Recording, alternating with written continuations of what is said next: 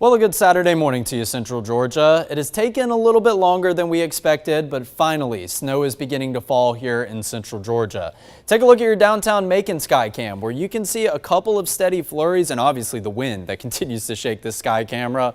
But a couple of light flurries continue to fall here in downtown, and I can attest we just saw some just up the road here in Gray Highway up at the 13 WMAZ station. But they're very, very light flurries as of right now. This is just the beginning of a widespread cluster of snow that is beginning to move in. I want to go ahead and flash it around to a couple different sky cams, but while I'm pulling that map up, production, I'm wondering if we could go ahead and get a view of our backyard garden camera up here on the screen. I'm not quite sure if we'll be able to see anything because it is very, very light in nature. You can see a couple little white dots that are continuing to fall there. Pay close attention to the fence, some of the darker colors, so that contrast between the white and the darker colors is going to be our best view that we can see of anything. Like I said, this is very, very light as of right now, but it is obviously a sign of good things to come, hopefully, if you are a cold weather lover, something in the way of a snow lover. But we're beginning to see some here in the Macon area as of right now, and we are looking at those chances to continue to be more and more widespread. So we can flash it back up to here where I have all the graphics right now. I'm playing around with a bunch of our sky cams right now where actually the metro Atlanta area has been getting a good dusting of some snow. It does look like it's beginning to fall apart as of right now. I'm going to flash it over to this camera and you can continue to see the flurries, but it was a much more of a whiteout image as of about 15 minutes ago. And we're actually seeing some sunshine break through some of this cloud cover. So once again, relatively light snowfall that we are seeing in nature, but the band that I want to turn your attention to is actually going to be present directly to the north of us right now. So this is going to be up at Lake Lanier. This is a camera that we've been monitoring all morning long because early this morning, even when it was dark out and we started to get first glimpse of that first light in the sky, we could see these two islands, which you can still get a glimpse of, but it is a much more fuzzy image than it was just 2 hours ago. Steady and some heavy snowfall showers continue to fall up in Lake Lanier, and then we'll go up to areas a little bit farther to the north. How about Dahlonega on the University of North Georgia's campus? This is all the same band of snow that we're talking about right now, up in Gainesville on Lake Lanier, all the way up into the North Georgia mountains in Dahlonega. So obviously this is a sign of what's to come up in northern Georgia, and we'll actually go ahead and flash it over to a secondary band of snow. So this is going to be the one that's in downtown Atlanta, and it's over in areas like Newton, Georgia. A whole lot lighter than what you did just get a glimpse of. So we have two bands of snow that we're going to be talking about. That is going to be the heavier band a little bit directly to the north of us, and then a band that is a little bit lighter in nature, and that's going to be over to the west. So here's your satellite and radar with everything that's popping up right now. This is cloud cover, this is snow showers, and this is the radar imagery, which is beginning to pop up some shades of blue in Jasper County, Putnam County, but we can see that these kind of gray and white shaded areas are going to be more indicative and more accurate of where the snow is currently falling. We have gotten a lot of reports. Downtown Gray, Round Oak, Georgia, even one of our managers that does live up in Gray have reported that they're seeing some steady, even some heavy flurries in some moments. And I did have a school visit up in Jones County as of yesterday. So the students out there at Dames Ferry Elementary, going to give you a quick shout out. Remember, I told you to head out of the door and head out to the front yard around this time of the morning. You would very likely see some flurries at the very least. Glad that I could come true on my promise with that right there in downtown Jones County and downtown Gray. So the snow is creeping into our northernmost counties, Jasper, Putnam County, down to Jones County, and making its way all the way to downtown Macon, which we just showed you. But we also are focusing on this band over to the west of us. Looks like it's beginning to creep into areas like western Upson County, along with that Pike County, Spalding, and getting into Lamar counties. So right now we have a couple question marks about number one, is that band of snow over to the west going to get a bit heavier in nature? But also, you can see that there's a decent gap in between these two bands of snow right now, but it does look like they're trying to close in on one another. So we have that question mark as of right now, and Ansley Parker is going to touch a little bit more on that because we have been communicating with the National Weather Service all morning long.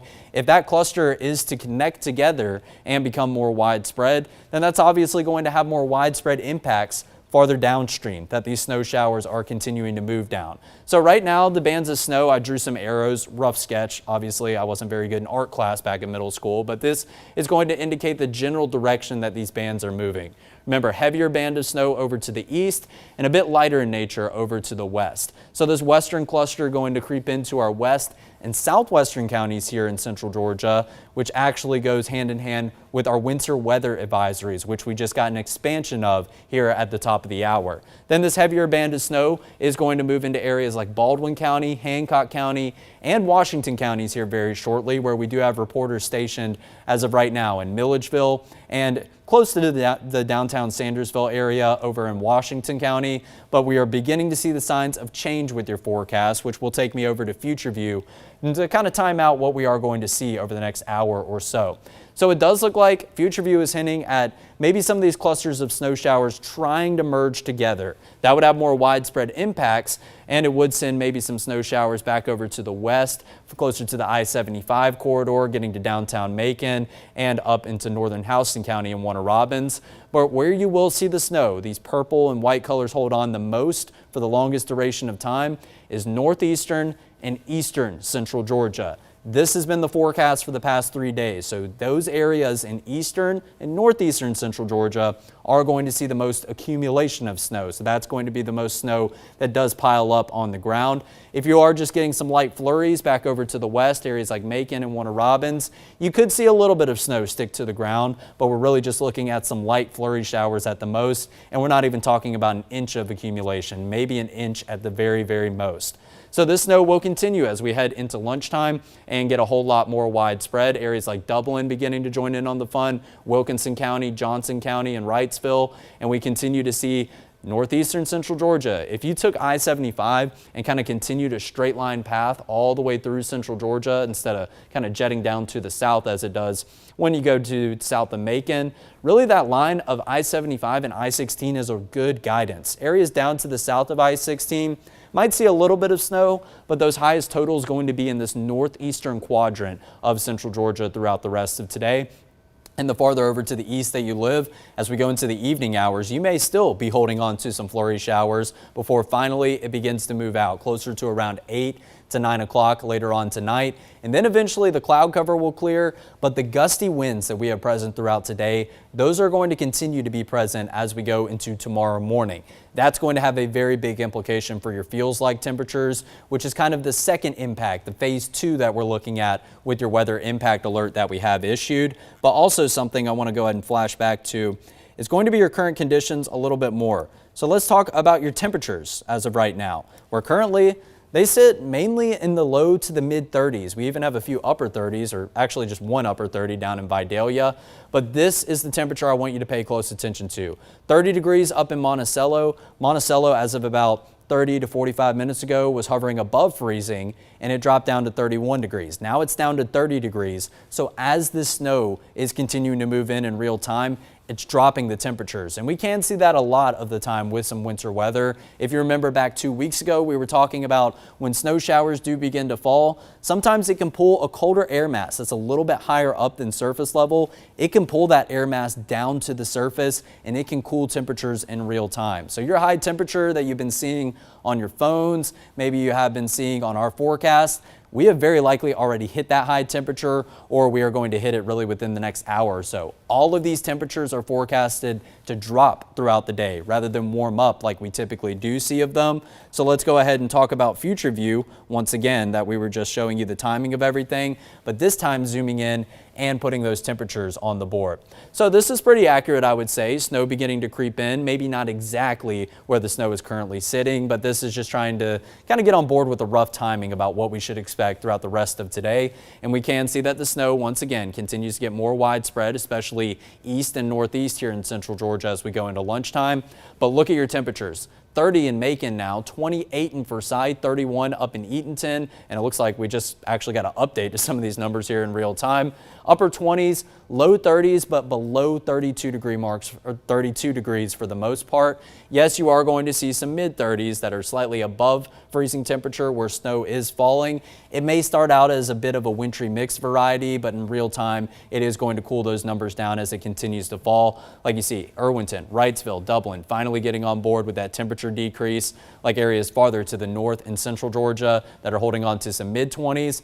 This is 5 o'clock in the afternoon. 5 o'clock is normally the end of the window where we do see our warmest temperatures each and every afternoon this time of year. We'll take a look at your numbers. A good 10 degrees colder than what they started out this morning with, somewhere in the mid-30s, going down into the mid-20s and the upper 20s. And by 5 p.m. this afternoon, everyone in central Georgia is looking to be sub-freezing, and we continue with the steady snow showers. We're not talking about the sleet category. We're not talking about the wintry mix, the freezing rain category, and we're not talking about rain. We've had high confidence that whatever does fall today is going to be in the form of snow because of this colder air mass that continues to be ushered in by some north and northwesterly winds. And speaking of your winds, we did touch on them a little bit. They will continue to be present into tomorrow morning for a good while. But let's go ahead and go to your current winds and wind gust graphic, where you can see the areas that are forecasting the most snow. They don't quite have as much in the way of gusty winds as of right now. Not a bad thing, because once those winds get up there to say 25, maybe even close to 30 miles per hour like they are over to the west, that's going to create a lot of left and right to left snow. It is going to be very, very gusty, and that could result in what we like to call some whiteout conditions, at least for central Georgia standards. We're not talking about a blizzard you would see up in Alaska by any means, but it can result in some limited visibility if you do have some heavy snowfall paired up with some of those gusty winds. So right now we are watching areas of not only red, but some pockets of pink over to the west. That is indicative of some wind gusts up to 35 to even 40 miles per hour. Now, very thankfully, winds of that magnitude are not going to be present tomorrow morning, but we are going to still hold on to a similar breeze all across central Georgia. Not that fine gradient that you see right now from red into yellow over into blue. We're looking at some gusts up to 20 to 25 miles per hour throughout tomorrow morning. That is going to influence your feels-like temperatures.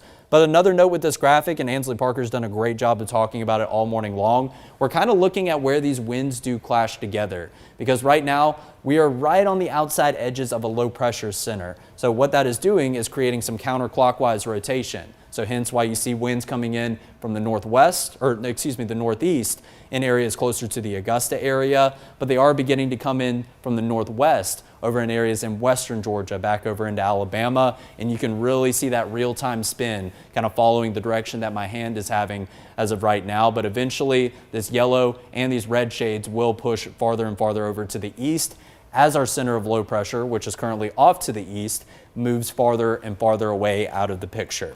So we talked about the timing and what to expect for the rest of today, but now let's go over the specific forecasted totals. So I'm going to show you this graphic first and foremost, which is a graphic that we drafted this week to kind of give you a rough estimate about what the exact amounts in certain locations in central Georgia are going to be. Once again, I really want to hone in the emphasis on this part of the forecast. If you live in Macon, you live in Warner Robins, maybe even down in Cochran, areas farther down to the south and over to the west, you are not expecting the same impacts that areas of northeast and east central Georgia are expecting. Areas that are outlined in a winter storm warning as of right now are forecasting 1 to 3 inches of snow that could be possible. We could even see some localized totals that are above that 3-inch mark. But most of central Georgia, especially more of our most populated areas like Macon, Warner Robins, Perry, up in Forsyth, maybe even down to Dublin, but it does look like Dublin kind of right on the line of this 1 to 3 inch range, or maybe just a trace up to about an inch of snow going to be possible. But for the most part, you're looking at some steady flurries for early parts of, or probably late portions of the morning, early parts of the afternoon. But as we go into the afternoon and evening hours, snow chances are going to taper off from west to east, and it's just these areas that will continue to hold on to those rounds and rounds of snow showers. So we're not looking at as much of an accumulation of snow in areas farther over to the west. Not a bad thing. That just means there's less on the roads, because anything that does fall is going to continue to stick to all surfaces on the ground. That's grass, that's concrete, and that is going to be asphalt, because the surface is going to continue to cool down in real time. But areas really down in our southwesternmost corner, you're barely looking at anything. However, this has changed a little bit as of, this does say Saturday it's a PM, that's into the future. We probably need to do a bit of editing with this graphic, because we have seen our winter weather alerts change just a little bit. So let me go over the latest with this really quick. where we do see a winter storm warning. So that's going to be areas that we have the most confidence in snow accumulation in. That is going to go for areas like Lawrence County, Treutlen County, and all the way up to the north. Kind of a fine line if you go from Treutlen County, Lawrence, over to Wilkinson, over to Jones, and all the way up into Jasper and Butts County, just to the north of Monroe County. That is going to be for snowfall totals expected between 1 and 3 inches. However, if you're not in a winter storm warning, you are very likely in a winter weather advisory, and that is going to be areas farther to the west and down to the southwest, which we did just see the extension of. We now see areas like Taylor County, Macon County, and counties over to the west of us, going back over to Columbus, Georgia, in light of that band of snow that continues to hold together kind of to the northwest of us right now. Expecting totals maybe up to about an inch, but overall just trying to highlight the possibility that you'll see some snow throughout today, but overall the accumulation is looking very low and shouldn't have too many impacts in the form of travel. Areas that do find themselves in less confidence of snow piling up, that is going to be the winter weather advisory, which exists for Monroe County, Bibb County, Twiggs County, all the way down into areas like Bleckley County, Dodge, even getting into Telfair, Wheeler, and Montgomery counties, and then areas farther over to the west of that and down to the southwest.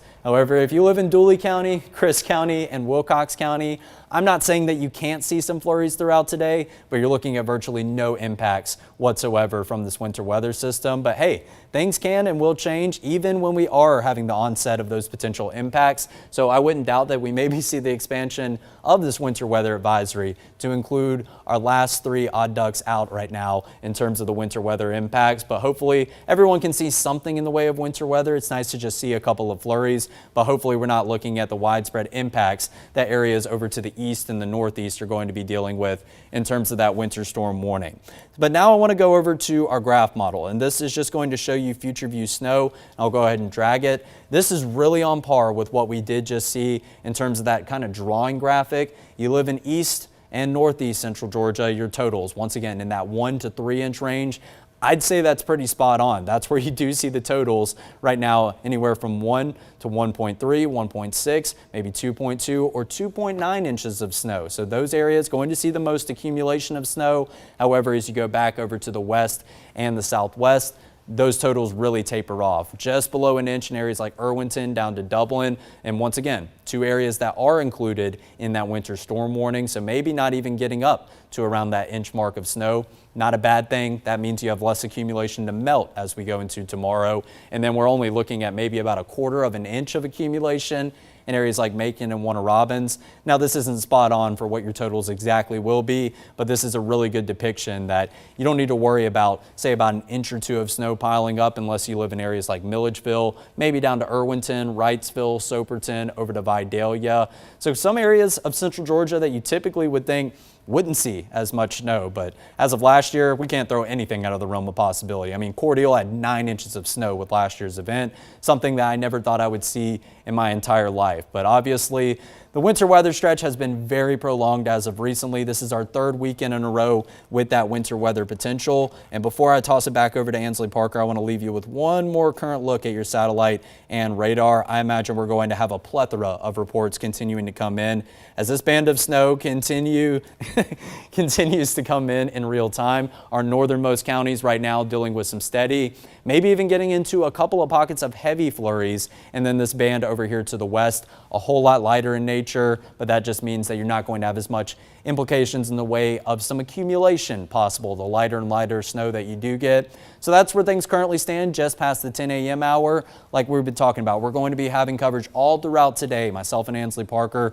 throughout the rest of this morning. And speaking of that, I'll go ahead and toss it over to you, Ansley. I've been talking for quite a while. Let's give you some some shine. Well, there's a lot to talk about right now, and what I want to kind of do is focus in on those areas that are receiving heavier snowfall at the moment and how that is going to impact our area as this band moves into our region. So I want to kind of give you a little bit of background as well as to what's going on here and why this is the case. So right now you're looking at the current satellite and radar. What I'm going to do is keep this at a large view, and then I'm going to switch over and kind of show you what the winds are doing to show you how these 2 things actually end up coordinating with one another. So that's the current satellite and radar, obviously, and then we flip it over to the winds. Now, it may not be super obvious just off the jump, but these two things actually have a lot of correlation with one another. So now that you've seen both it kind of separately, I'm going to show you them overlaid on top of one another, and I'm going to talk about what I mean. So here in our area, we've got a little bit of a difference in the winds. So when we look at kind of the pattern that our winds are taking right now, you heard Alex talking about it a little bit. We've got a few winds that are coming in from the northeast with that low pressure system, and then the overall kind of shape of the system also has some northwesterly flow pushing into our area as well. Now, you may be able to point it out just by the way that I've drawn that, or also just by the way the winds are converging with the snowfall. Notice where these winds meet up in northern Georgia. You can see that there is a heavy snowfall band in that area as opposed to the other snowfall in the area. This is obviously the most glaring and looks like it is the heaviest snowfall. Now, that's not a coincidence. That is actually the cause for the heavier snowfall in that area. So what happens when we have winds that are meeting at the surface? I'm going to draw you a little diagram here.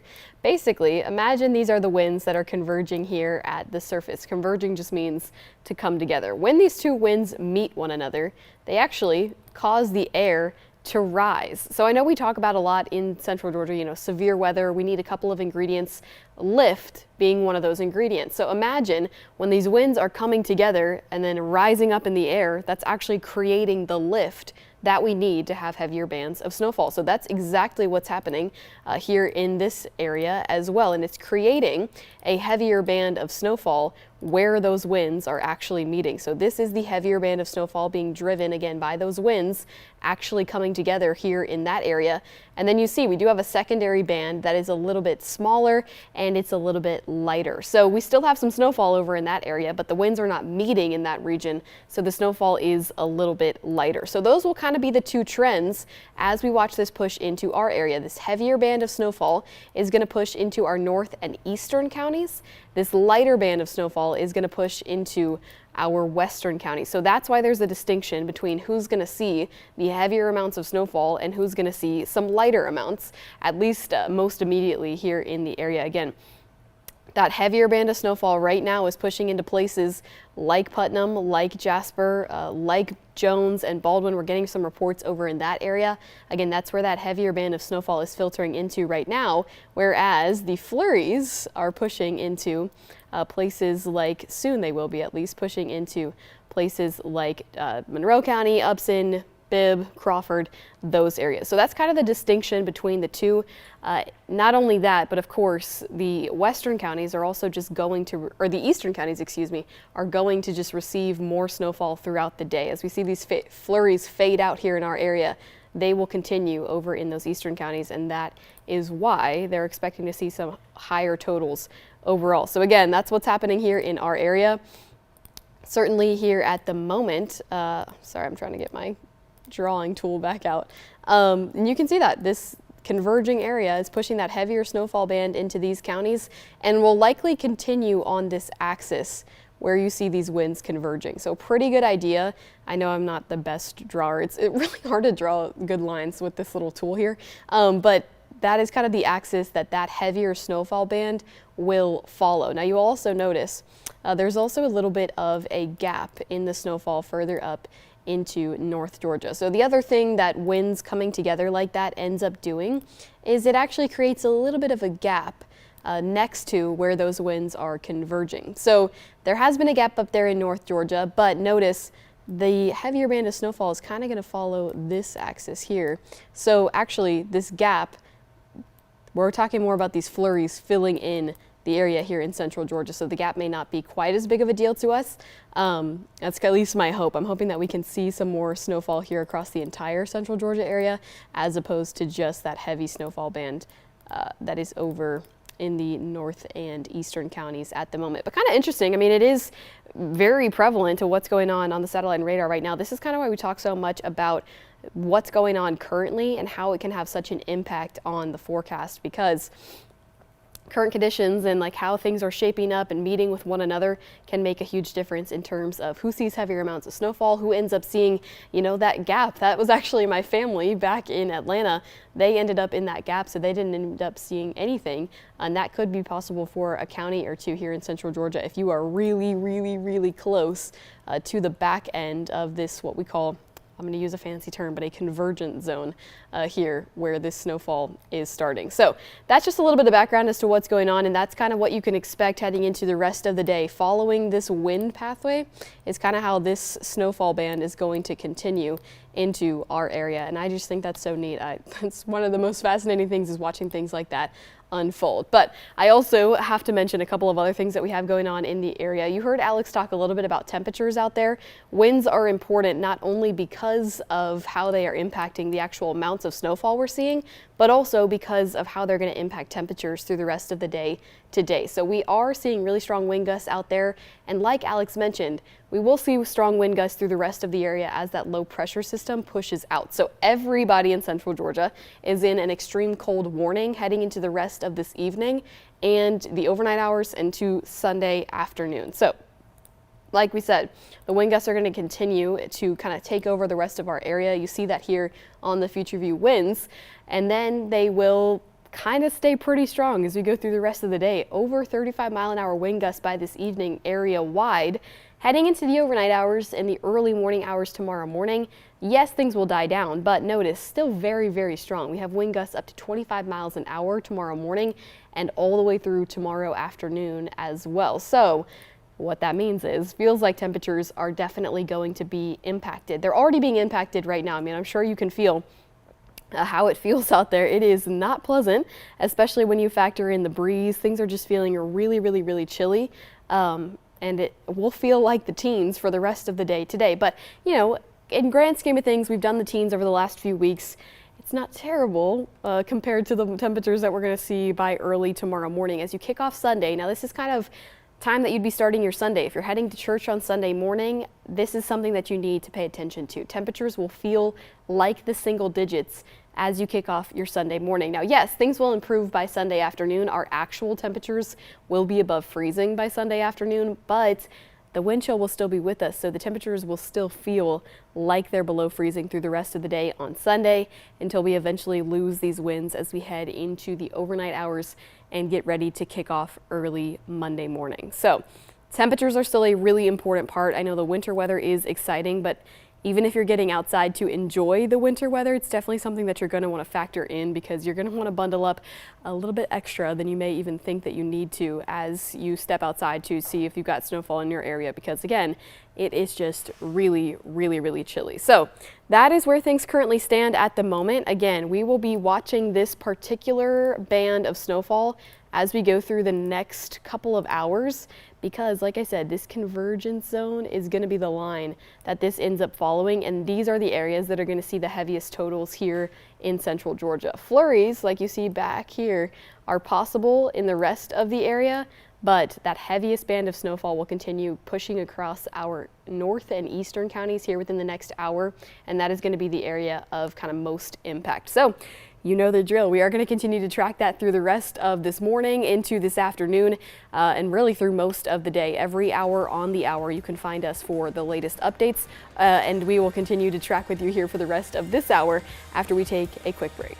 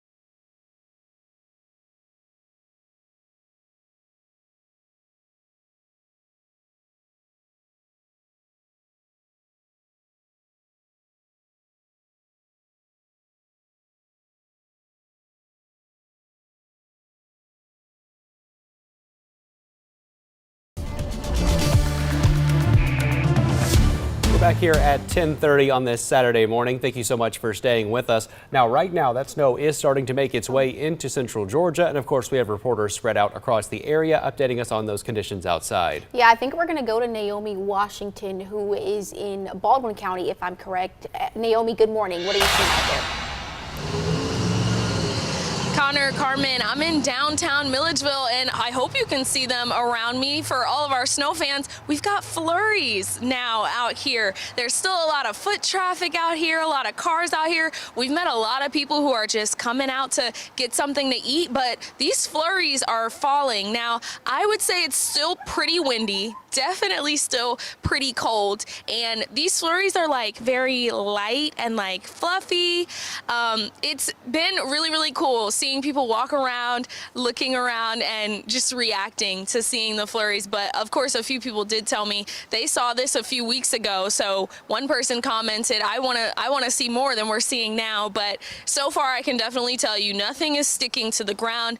Just some flurries blowing around in the wind. But maybe you can see behind me on the sidewalks and stuff like that. We've got a lot of salt out here on the ground so that people are safe walking. And also GDOT and the county told me that they've made sure to treat the roads with brine.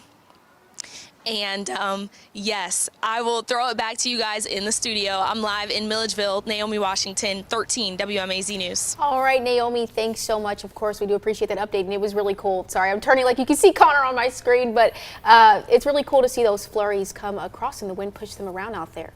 Now, this week, Governor Kemp issued a state of emergency ahead of another round of this weekend weather. In a news release, the governor says, quote, while Mother Nature may not be giving us a break with these back-to-back storms, the good news is we don't take any days off when it comes to keeping Georgia communities prepared and safe. So starting back at Friday yesterday, the governor also directed GEMA to activate the State Operations Center. And with the bitter cold air staying around for a while, warming shelters are open if you need a meal and a place to stay. Some are even expanding their services. When we know more is coming, we prepare for the more to make sure that we turn no one away. We want to make sure that they don't come over to Salvation Army if there's not a bed for Salvation Army, but that they're going to the right location where they can receive the services they need. So if you think you may need a place to stay this weekend, over in Warner Robins, Haven Hope House is open from 6 at night through 8 in the morning. The director says they'll let people stay until those temperatures get above freezing. Now in Macon, Brookdale Resource Center's Hello House takes 50 people each night, and the Salvation Army on Broadway takes around 30 people. Also wanted to add this morning that the Butts County Rec Department also has a warming shelter that opened at 7 this morning, and the Crisp County Rec Department's warming shelter will stay open until Monday. Now, as this weather is starting to make its way into central Georgia, of course, we have reporters spread out. We just talked to Naomi out there in Baldwin County. Now let's go talk to Ellie. Yeah, Ellie, good morning. How are you doing? Good morning, Carmen. Good morning, Connor. I am doing great. I am kind of freezing, but I've got my hand warmers on, so thank the good Lord for that. And I'm here in downtown Sandersville, and it is really cold, but there's no snow and ice. But hey, I'm here with their mayor. He happened to be driving around, and he said, I'm the mayor. And I was like, oh my gosh, would you like to come talk to us? So what brought you out here today? I'm just out patrolling. I know our public works folks and public safety people have been out, since early this morning. We started putting down salt in some areas yesterday afternoon. So I was just kind of riding around getting an assessment of, what they doing and what they prepared for. I think we expecting the snow and all to come in here anywhere from 12 to 1 o'clock, possibly going into the nighttime. So we got everything topped off and ready to go, and I was just out seeing for they needed any help with anything. But they've been working ever since late yesterday afternoon. We've been in contact with Katie out at our Emergency Center Operations Department and EMA Director. The county has been putting salt down on bridges, and I think we're in good shape. If we get snow, we should be okay. The ice is what gives us a problem.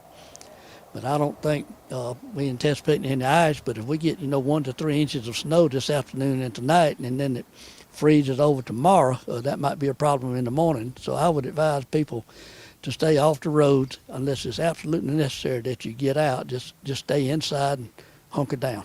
Well, thank you so much. We really appreciate that. Hey, guys, we also just went into this boutique, and we're going to go talk to someone in there real quick. So follow along. Yes. Hey, how's it going? Good. Hey, I wanted to introduce you guys. This woman has been working here since this morning, and it's cold out. What made you guys decide to stay open today? We were just going to come in and monitor the weather and see what happens. And a question for you is your family at home? Are you guys getting prepared for the possible snowstorm? Yes, ma'am. We just ran to the grocery store and just trying to stay warm. And how long are you guys open here today? We're open until 2. That's awesome. Well, guys, we wanted to show you what's it looking like outside, how some places are still open here.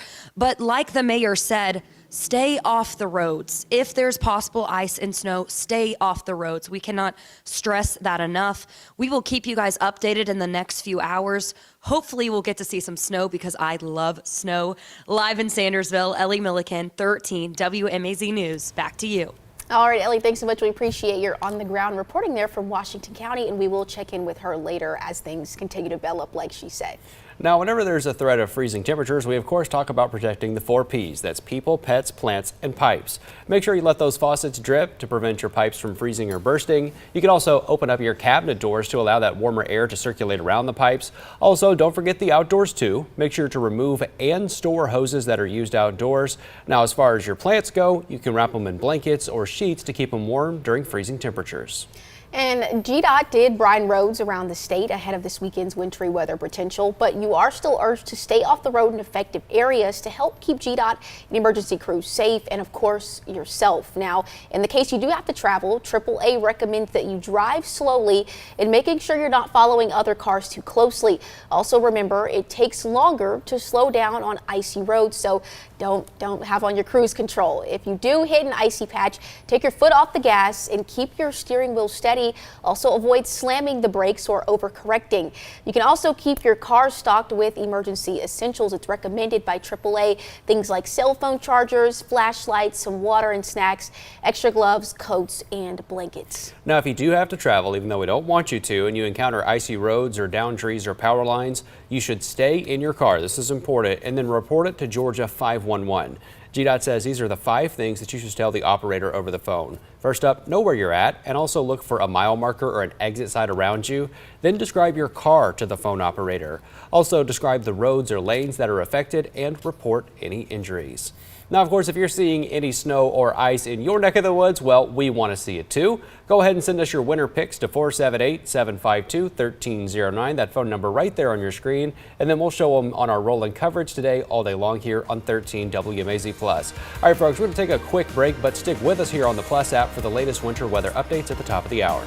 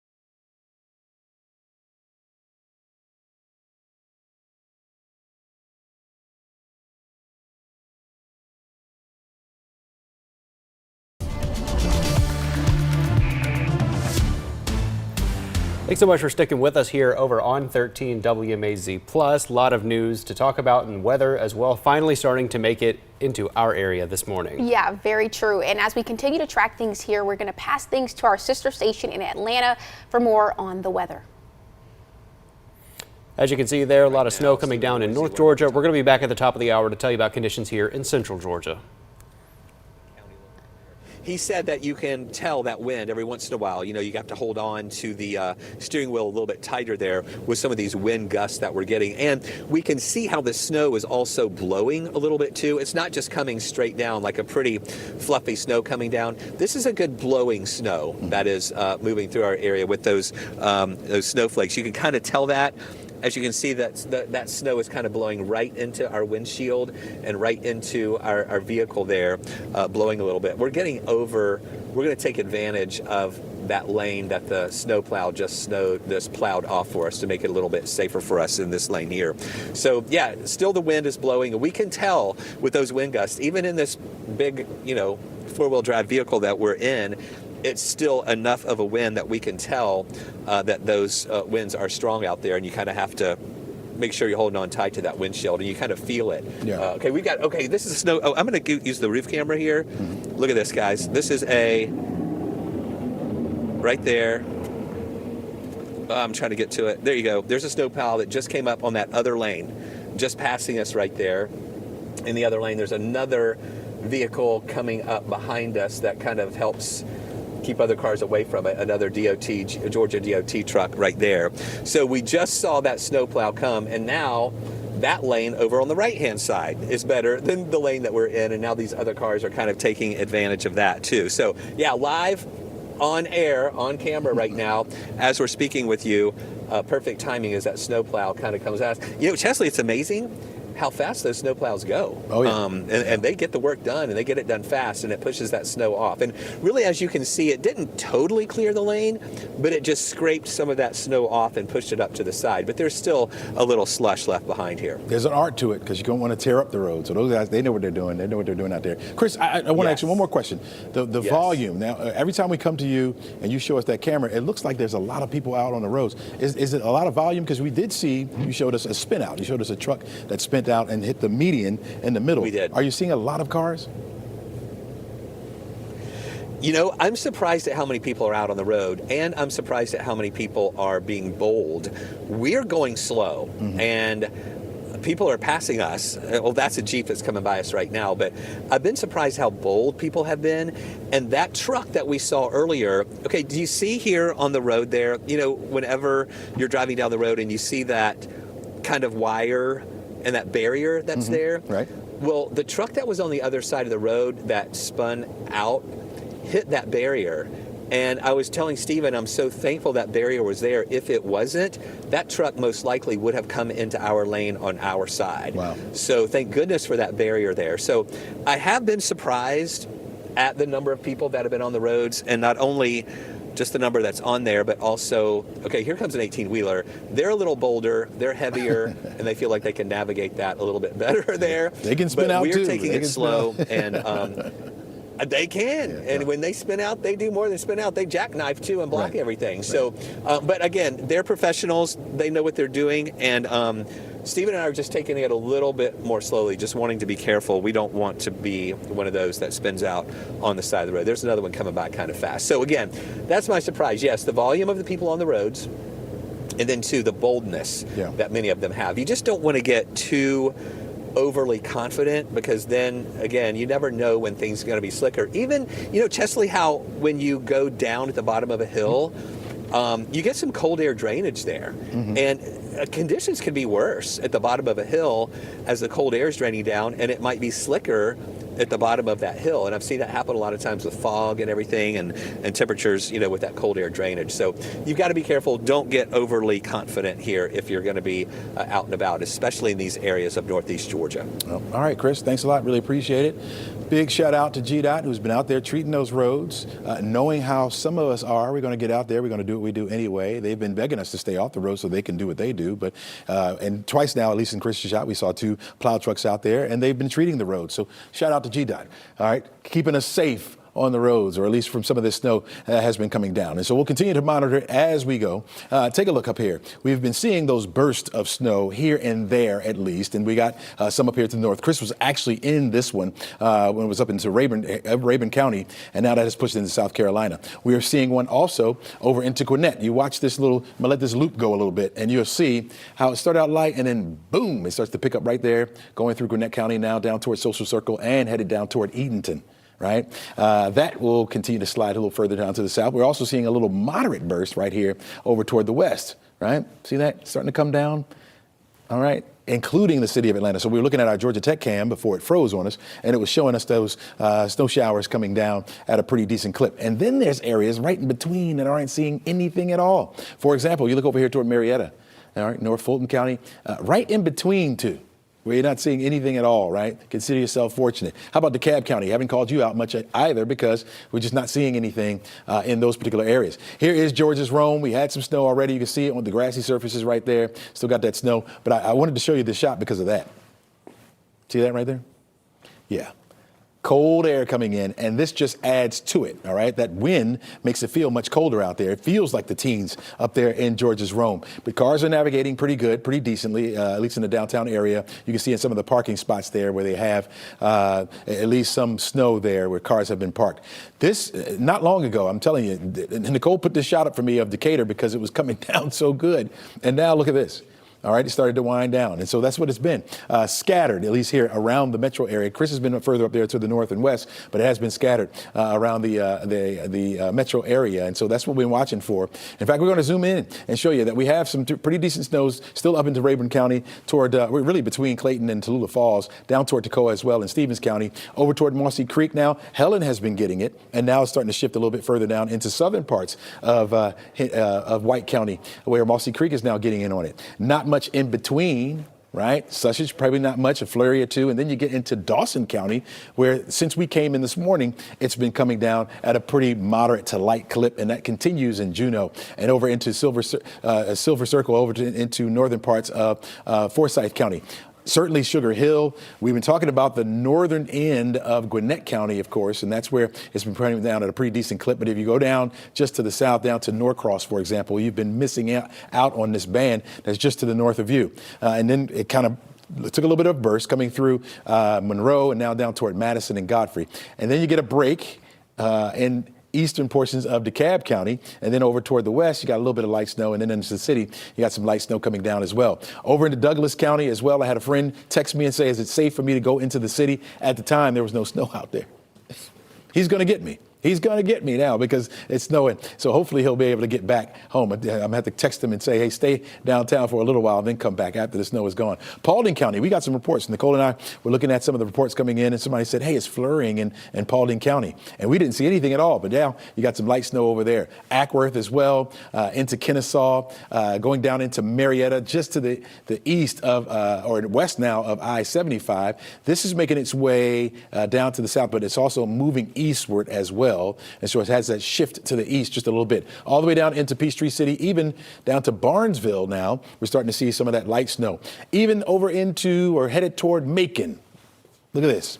Round Oak, Milledgeville, down toward Gordon, down into Danville as well. Eatonton, we talked about that. You getting in on some of that snow. Looks like it's coming down at a pretty decent clip as well. I already mentioned Madison. This is a part of a large system. We talked about this area of low pressure that would come, and as it moved off the coast, would start to intensify a bit. We knew that the snow would be very, very heavy up into parts of South Carolina and into parts of North Carolina, and that is coming to fruition, right? Some of that moisture starting to come back up here where the cold air has begun to push in. So even eastern portions of South Carolina, Nags Head, for example, getting in on some of that snow, and that extends all the way back into Tennessee, even into parts of Alabama as well, down toward Montgomery. I was looking at the reports there. They were getting some of the snow as well. And so it hasn't been very widespread, of course, but it has been on the scattered side, and that's what we've been dealing with, and we're going to continue to see that as we head through the morning and into early afternoon. Here we are closer to the 11 o'clock hour, still watching those snow showers come down. It will be coming down longer over toward the east, which is why we think the totals there will be a little bit higher, especially for Edenton, over toward Augusta, and then further down to the south. You notice the white here back off to the west. That's where we've been seeing those light snow showers, Paulding County, western portion of Cobb County, up into Cherokee and Bartow County as well.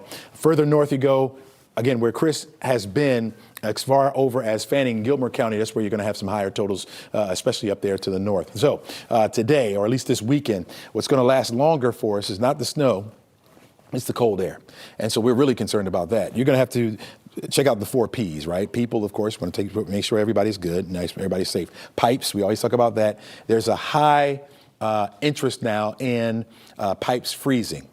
Because of our temperature staying below the freezing mark for a long period of time. If you have exterior pipes, definitely want to cover those up. Some of those that are, if you have a crawl space under your home, hopefully those are insulated, right? If you have pipes that are closer to your exterior walls, you want to wrap those up. If you go down to your basement where your water comes in, you might want to check that line to make sure, usually a plastic line coming in from the outside, make sure that that is also covered up. Your outside faucets, wrap those up as well. They sell those little cones that you can put on top of that, or if not, just go ahead and wrap them up with a towel or a blanket. All right, snow risk should be over by the time we get to this afternoon and early evening, and it's going to stay cold right on through Monday morning. We're going to talk more about that in our next report coming up. Let's go back to our anchors. All right, Chesley, we appreciate you. Thanks so much.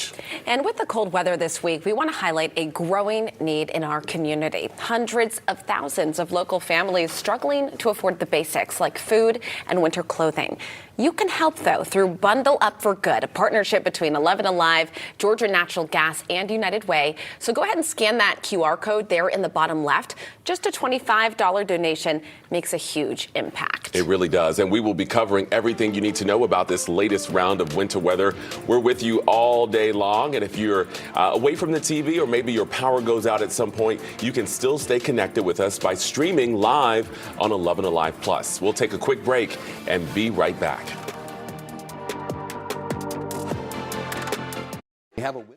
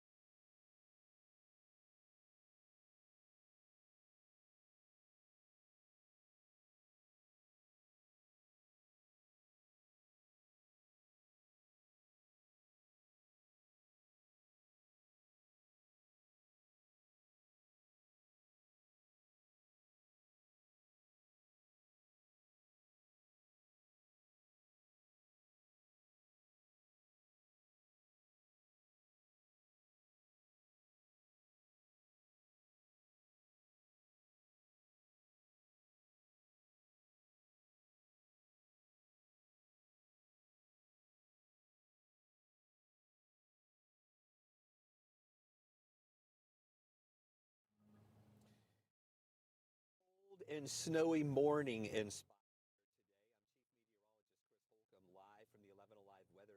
Tracker, where I wanted to be in the truck today to experience what we're seeing out there firsthand. You know, our 11 Alive Weather Impact team has been preparing you for this weekend, for the entire week. Number one, for the cold weather, and then number two, analyzing who would see snow and who would not. I got on the road this morning with Stephen Boise, our driver here, and we have drove up to Rabun and Habersham County, where we were trying to time out intercepting a snow squall that came through there, and man, did we intercept it. We saw the heavy snow coming down. They picked up 1 to 3 inches really quickly, and now most areas up there are probably up to around 4 inches.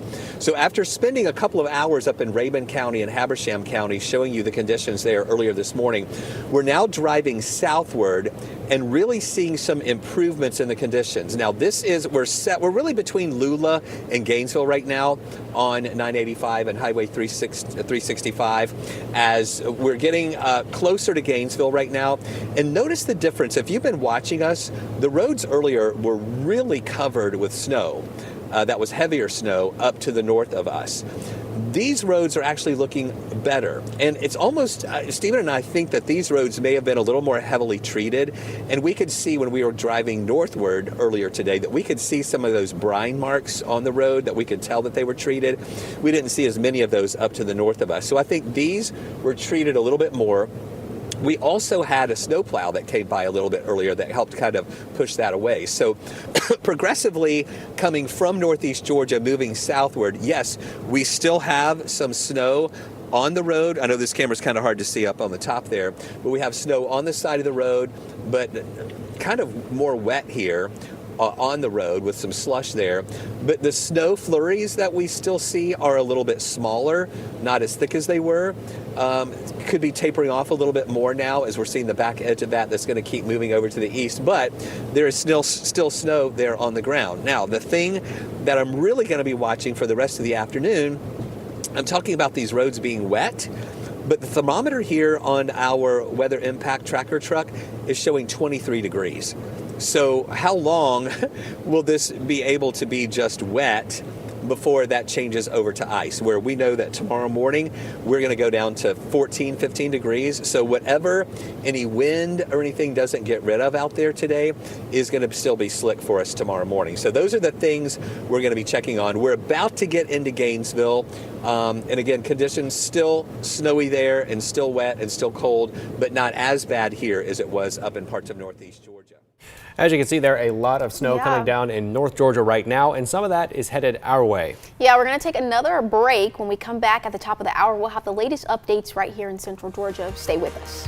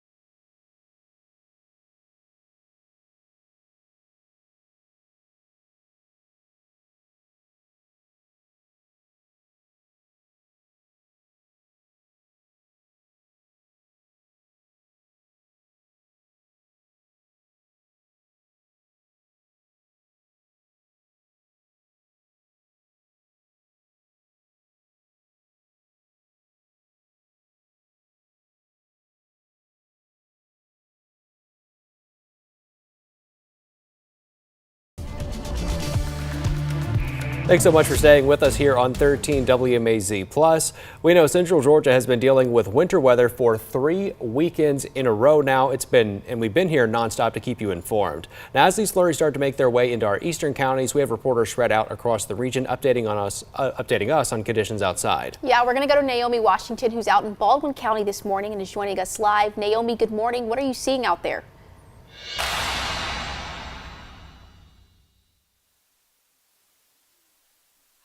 And about an hour ago, it was fluffy.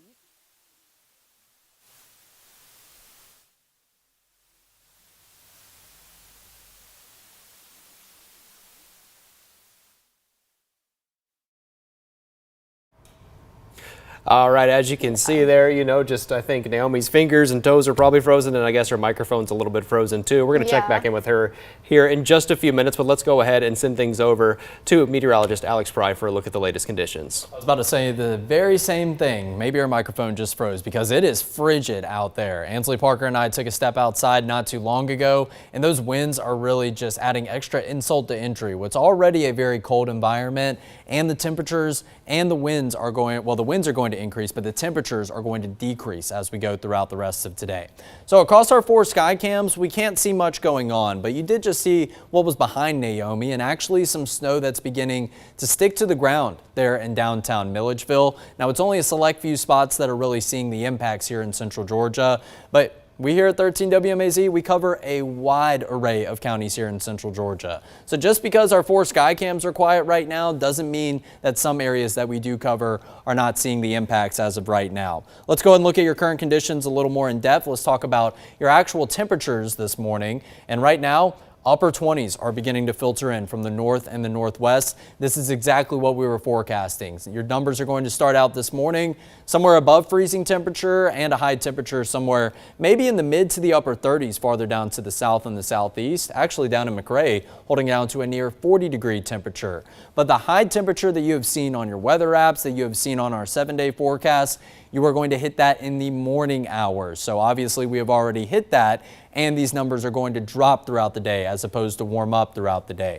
Looks like we're having a bit of a sensor issue down in Warner Robins, so a couple of pieces of technology not working as of right now. That's okay, we'll work around the kinks, but the main thing that I do want to emphasize, upper 20s, some well below freezing temperatures that are moving in from northwest down to the southeast. And these areas up here in Milledgeville, Sparta, and Eatonton, that's where the bulk of the snow is continuing to come down as of this morning. And all those numbers are exactly at freezing temperature or even a few degrees below it. So let's go over to your satellite and radar now and take a look at what has happened over the last couple of hours. This wide patch of blue has continued to be a whole lot more widespread. And once again, we're not talking about anything in the wintry mix variety. We're not talking about sleet. This is just straight up snow showers. And it's a bit more widespread than the blue colors are indicating. We'll take away the clouds and zoom in on northern central Georgia, where once again, we are monitoring both these 2 different clusters of some snow. It is a bit steadier and a bit lighter in nature up to the northwest of us, kind of to the west of I-75. We do see some flurry showers creeping into areas like Spalding County, Pike County, over to Lamar County and northern Upson County. So areas like Thomaston, Zebulon, getting close to Barnesville and Griffin, Georgia. You guys are seeing some steady, maybe even some occasional pockets of some steady flurry showers. However, it doesn't really come into comparison with what you do see over here to the east of it, which I'll take away the sweeping radar. I'm going to go ahead and pause the image right there in real time, where you can start to see some flashes of white and some very bright white. That's going to be some very heavy snow showers that we were talking about present up in Lake Lanier, up in areas like Dahlonega, and that band of snow is continuing to move down to the south and the southeast. But we are also seeing the winds on the backside of this low pressure center that are continuing to push this cluster of snow over towards the east here in central Georgia. So Jasper, Putnam, Hancock counties, and going down into Baldwin County, where we just got an image of Naomi Washington. I think we got our mic troubles figured out, so let's go ahead and toss it back out to Baldwin County to get a real picture view of what's going on right now in central Georgia.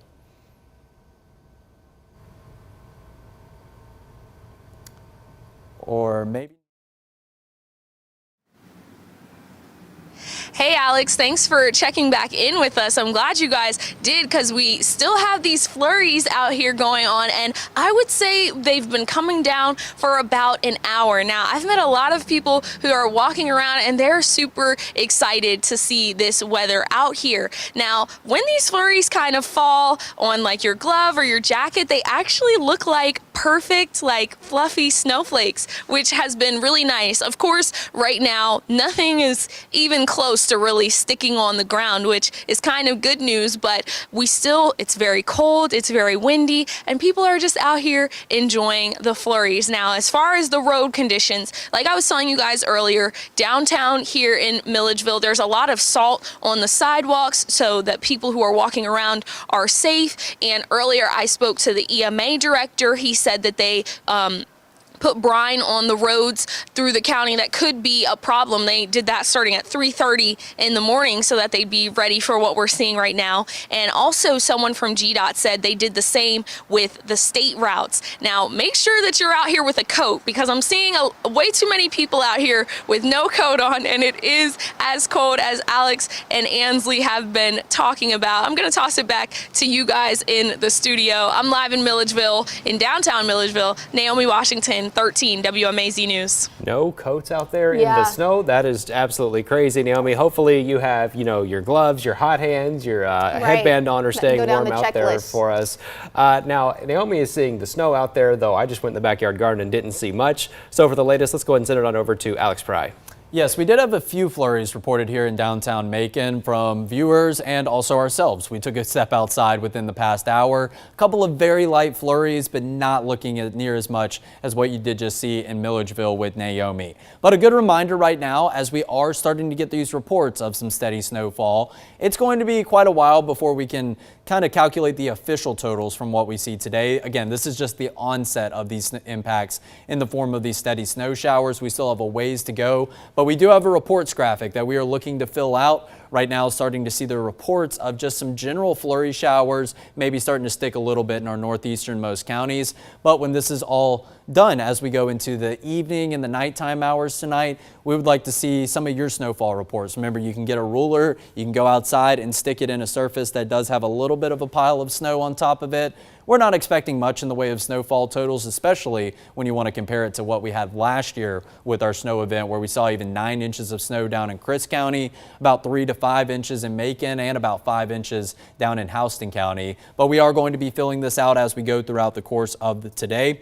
But now let's send it back over to our satellite and radar picture, where we're getting a real-time view of what's continuing to filter in from north down to south here in central Georgia. So I'm going to go ahead and pause it once again here in real time, because this gives us the best depiction of where that precipitation is currently located. And now that we are seeing the snow showers creep farther and farther into central Georgia, the radar imagery is getting on board with what we have been seeing. We have 2 separate radars on here. So we have one that's going to depict your snow in some gray and some white colors, and then we actually have our radar in Jeffersonville, which is depicting the snow in that blue color. The darker blue color that you have, the heavier snowfall that you are going to continue to see. So right now, according to the blue, right in between Jasper and Putnam counties, getting up into the I-20 corridor, getting into Morgan County and Madison, Georgia, that's where the heaviest band of snow is going to be present, but that's going to continue to filter in to our northeasternmost counties here in central Georgia. And if we take away that sweeping radar down in Jeffersonville, you can see this is correlating with the brightest white colors that we do see.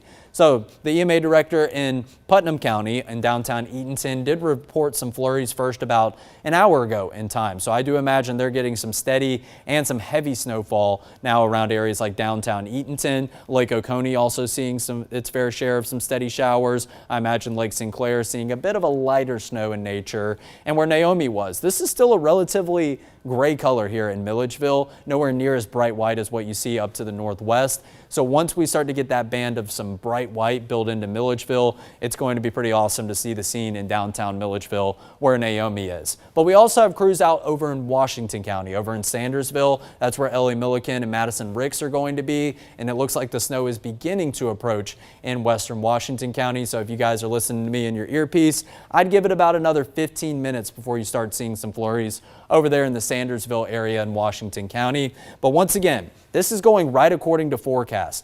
North and northeast central Georgia going to start to see the snow showers in nature, but eastern and northeastern Georgia or central Georgia, excuse me, and along with that, as a matter of fact, the whole entire state of Georgia, you guys are going to see the most accumulation of snow.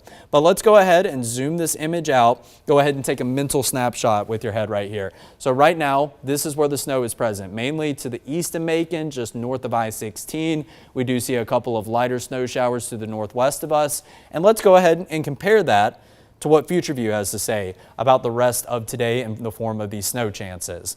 Well, this is pretty accurate. It's just we're seeing more of a gap here around the Macon area down into Warner Robins. And once again, we were not forecasting an inch, 2 or 3 of snow for the Macon area. We were simply forecasting a couple of flurries that could, at the very most, lead to about an inch of accumulation, but that was still on the very upper end of the range. I would say that this is pretty accurate, seeing that band of snow creep into areas mainly northeast of Macon right now. And we can also see those spotty lighter snow showers over to the west and the northwest of us. So not entirely accurate, but the main thing that I want to continue to emphasize is that cluster of snow that we see the most widespread, and that's the heaviest in northern central Georgia. That's going to continue to expand over to the east and down to the southeast here in central Georgia. So these winds that are very, very gusty, which we'll actually circle back to in a minute and talk about on your wind gust map, they're actually in real time pushing this cluster of some frozen precipitation over towards the east, and that's where we continue to see some white and some dark purple colors, and that's going to indicate steady snowfall and maybe even some heavier snowfall showers in some pockets.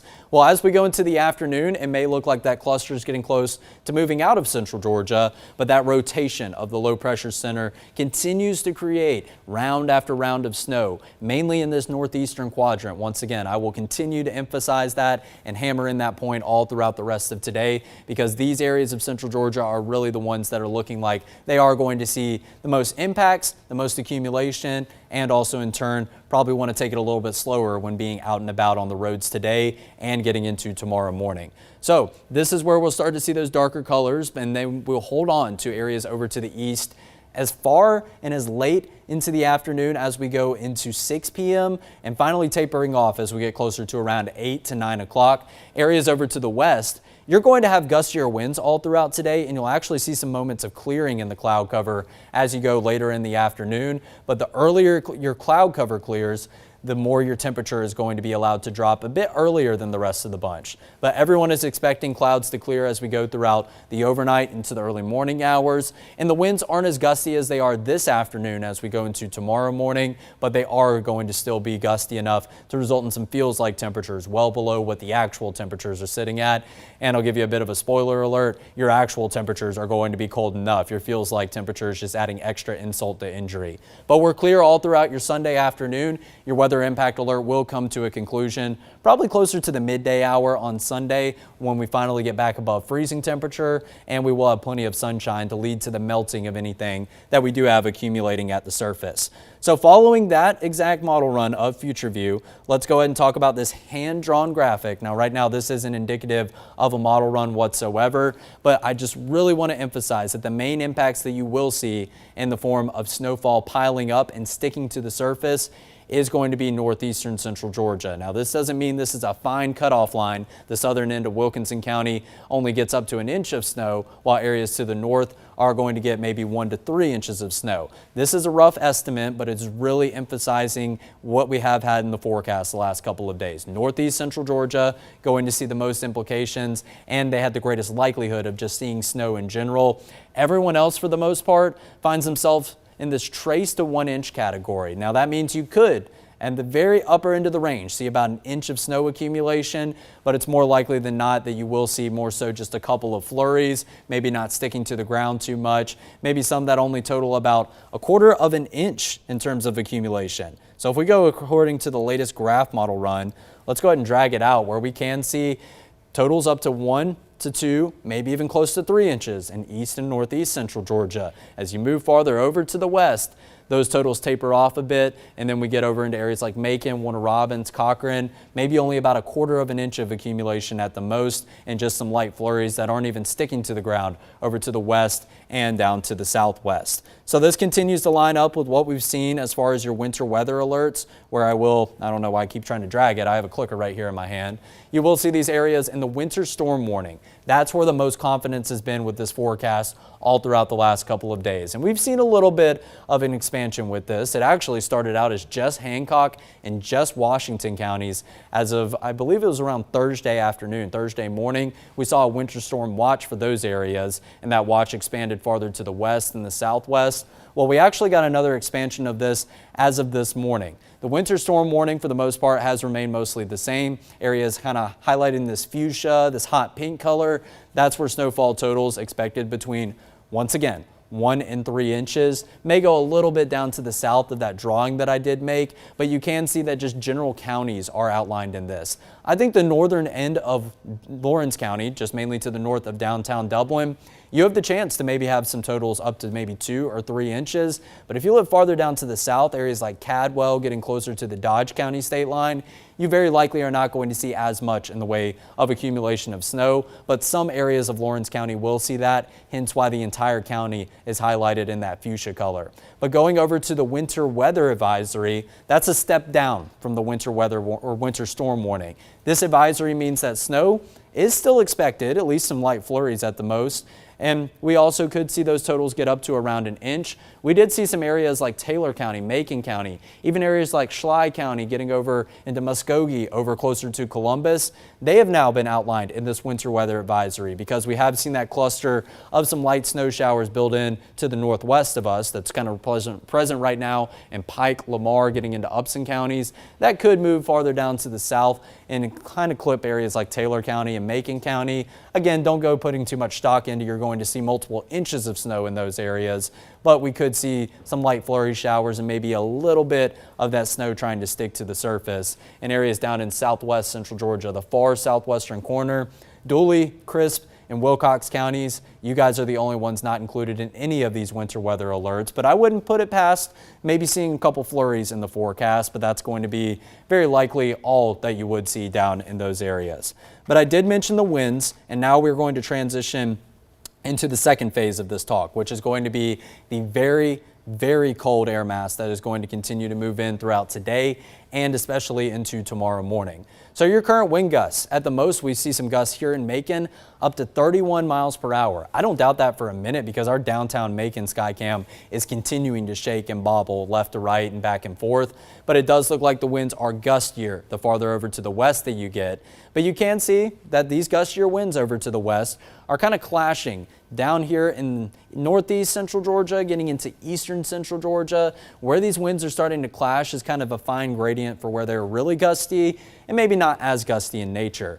But the gustier winds, the ones that are blowing faster in nature, are continuing to push over towards the east. So that's what's guiding that big cluster of some winter precipitation up in Putnam, Baldwin, Hancock, Jasper, Jones counties. That's what's continuing to guide that cluster over to the east. So eventually some of these yellows and some of these oranges and reds will make their way over to east central Georgia. And as we go into the morning hours tomorrow, those winds are going to have some very drastic impacts. So we talked about future view in the form of snow and everything.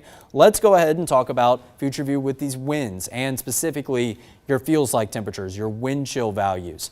Here's a look at the wind gusts throughout the rest of today, I guess really right now in real time. And I think this is pretty spot on. We just saw a gust up to 31 in Macon. Well, take a look at that. 31 miles per hour right here at the 11 a.m. hour. Going into the future at around noon, we continue to see that pink and red shade over to the west push over towards the east. And now eventually areas like Dublin and Vidalia over to the east and southeast, they're starting to report some gusts up to 30, maybe 35 miles per hour. Even some isolated gusts that could get up to around 40 miles per hour this afternoon. That is going to create a big difference between some already cold temperatures and what it does feel like outside. But we go into the nighttime hours, so anything that does blow in the way of some pretty heavy snow showers, it's going to blow from left to right, right to left in light of these very gusty winds. So obviously it's going to create maybe a bit of limited visibility. That's the first part of what these winds could do with your forecast throughout the rest of this afternoon into the evening. But let's fast forward all the way into Sunday morning. Obviously, very thankful that we are not seeing anything in the way of some really gusty winds like 35 or 40 miles per hour tomorrow morning. But gusts up to 20 to 25 miles per hour, that is still going to be very gusty and enough to make the feels like temperature feel a good deal colder. And the winds will still be a factor, but finally trying to subside as we go into your Sunday afternoon and evening. That's very likely going to result in a very frigid, chilly afternoon where we don't likely feel above freezing for most of the day. And a bit of a light breeze still holds on as we go into the midday hour on Monday. So here's a look at your feels like temperatures, which are actually in real time already dropping down into the upper teens. You just heard the 11 Alive crew up there talking about how it already feels like the teens in many areas up in north and northwest Georgia. Rome feels like 10 degrees as we go into the midday hour, 12 degrees. That's the wind chill value in Atlanta. And then starting to see that much colder air mass creep down to the north and the northwest, but still holding on to a slightly warmer air mass. But when I say warmer, that's going to be a very relative term. We're just talking about numbers that are higher than the others because everyone is feeling roughly like the 20s in the state of Georgia. And as we go into this afternoon, those feels like numbers drop down even farther. How about feels like 11 degrees and 13 degrees in Macon and Dublin going into the afternoon and the early evening hours on Saturday. And then we fast forward all the way into your Sunday morning. Feels like temperatures that are not only a couple spots that are in the single digits, but most areas in central Georgia are going to dip well down into the single digits. This is just Macon and this is just Dublin. You see the feels like temperature in Atlanta right there at 0 degrees. That air mass to the north could very well creep into some of our northernmost counties, so I wouldn't doubt that we will see a couple feels like temperatures that are flirting with the 0 degree mark as you walk out the door tomorrow. I would highly advise not walking out the door if you can't avoid it, but obviously many of you wanting to get out early, get out to the church service for your Sunday morning, especially if you don't have the impacts of some slick surfaces on the roads. Make sure that you grab every form of layering that you can. I think Ansley Parker said it best. No amount of layers is going to be shameful tomorrow because I personally, if I'm taking a step outside, let my dog out to go use the bathroom in the morning, I'm going to be wearing every single jacket that I do have readily available, including a beanie, maybe even a bit of a scarf to wrap around and some mittens for my hands because this is just going to feel absolutely insulting, honestly, when you get into the morning hours tomorrow. And I did mention tomorrow afternoon, it's very likely that we're not feeling above freezing temperature into your Sunday afternoon. However, your actual numbers, they are going to be above 32 degrees. So anything that we have that stays frozen and stuck at the surface, mainly in northeast central Georgia into tomorrow morning, it will be allowed to melt as we will have some above freezing temperatures and we will have plenty of sunshine to pair up with in our forecast. So let's take a look at what this has prompted, and this is basically a graphic to show you that all of central Georgia dealing with the same impact, and that is going to be the bitterly cold air. So this part of the forecast is not for a select few spots. This is not for just northeast central Georgia. This is for everyone. Monticello all the way down to Abbeville, Butler all the way over to Wrightsville and Sandersville. Everyone here in central Georgia from 7 p.m. tonight until 1 p.m. tomorrow afternoon. This is still going even past the morning hours for these wind chill values that are going to hover in the single digits, maybe even near 0 degrees the farther north that you live.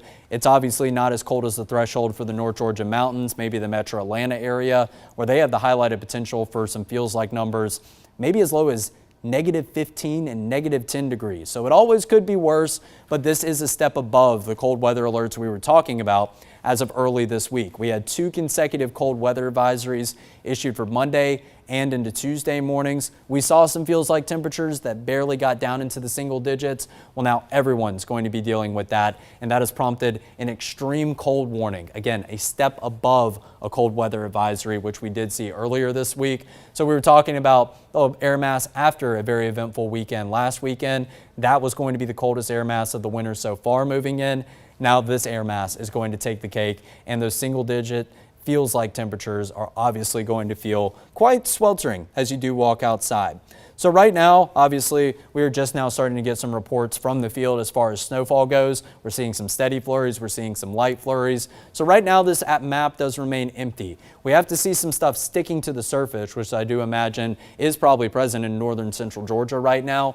But continue to send us your reports from the field, whether you're sending them in to my Facebook page, Ansley Parker's Facebook page, our number at 13WMAZ, that's going to be 478-752-1309. We will be taking all of your photos throughout the rest of today, throughout our coverage, and putting them on our show so we can give people a realistic image of what is actually going on in places here in central Georgia. I can show you all those graphics with the fun colors and the winter weather colors, but obviously the pictures and the videos are going to do the most with getting home to people and telling people about what we are experiencing as of right now.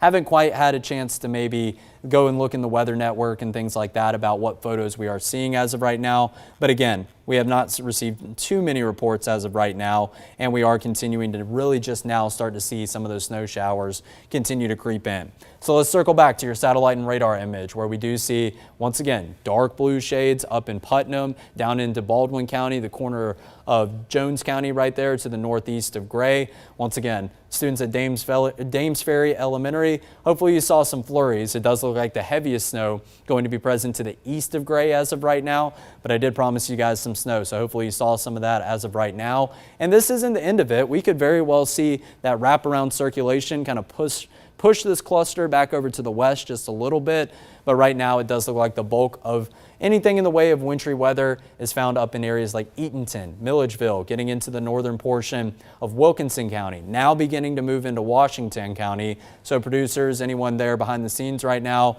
if we have some good scenes to take from Washington County out with Ellie and Madison, definitely let me know in my ear so we can do so.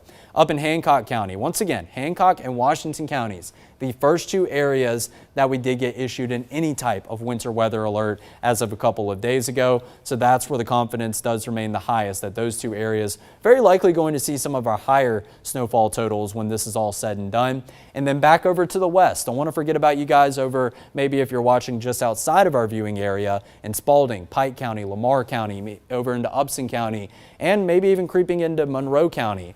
This is going to be much lighter snow in nature. And right now this cluster maybe not forecasted to hold together for too much longer, but it's this main cluster right here in northeast central Georgia, northeast of Macon. I really wish we had a sky cam or something up in the Milledgeville area, but we don't have any cameras up here in between Macon and really getting up into the Athens area. If this is to start to move closer to Augusta, we'll have to take a look and see if we have any sky cams over there. But right now, northeast central Georgia continues to see the heaviest snowfall. Okay, perfect. So as I was just talking about, if we have any reports from Washington County, that's what we're going to do right now. We're going to send it out to Washington County to Madison Ricks, who has some reports of some snow flurries.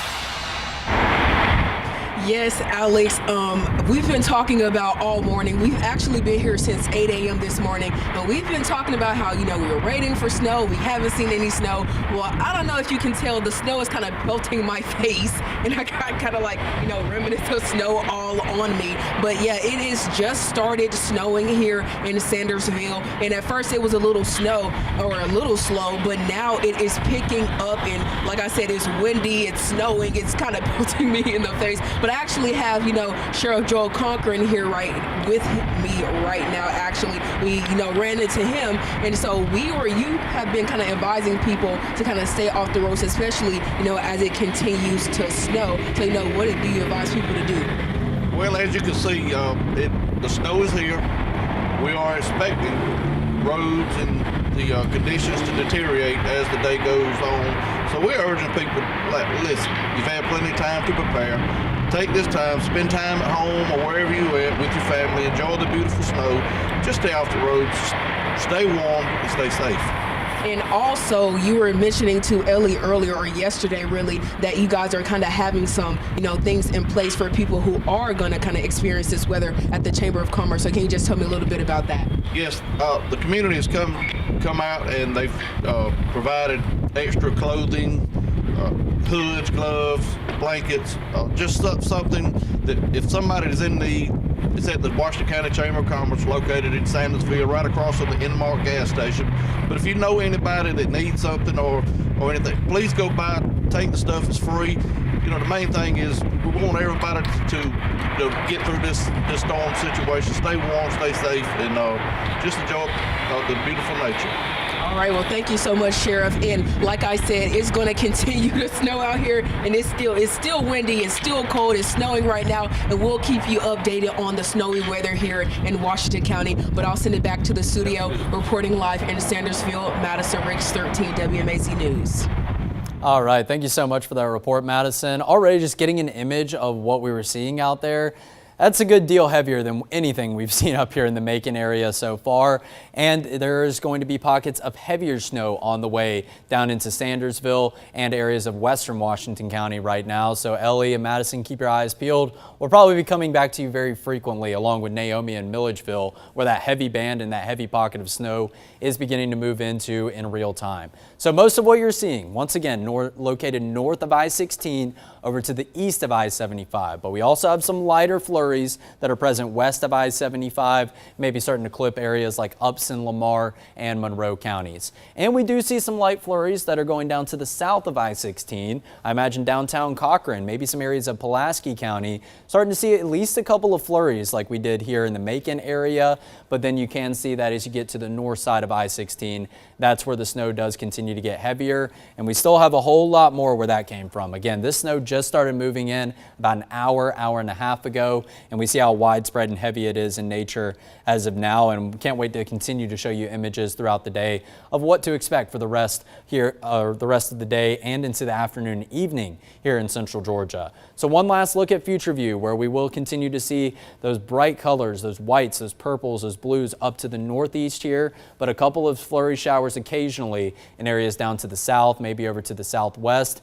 And like I mentioned, as that low pressure center continues to creep away from us, we could very well start to see another band of snow build in to some areas over to the west of where the heaviest snow is right now. Jasper County, maybe back into Jones County, maybe even as far as the downtown Macon area here.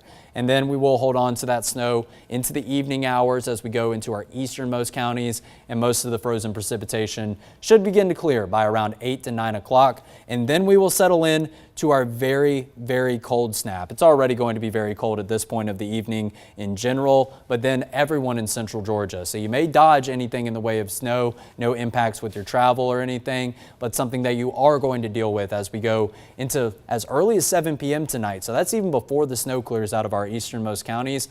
Wind chills that will begin to drop down into the single digits and eventually near zero as we go into tomorrow morning. That's only for a select few spots, but you should expect the coldest air mass of the winter so far to start to move in light of this extreme cold warning that we do have. Once again, a step above the cold weather advisory, emphasizing that you need to take the proper precautions. So those 4 P's we always talk to you about: pets, plants, pipes, and people. Make sure that you are bundling up at any point that you walk outside throughout later today and into the afternoon tomorrow, really going all the way into the beginning of the new work week. It's still going to be chilly, just not dangerously chilly conditions that we're talking about with this extreme cold warning. If it's too cold for you to be outside, it is too cold for your furry friends to be outside. So if you do have to take them out, make sure it's for a very brief stint.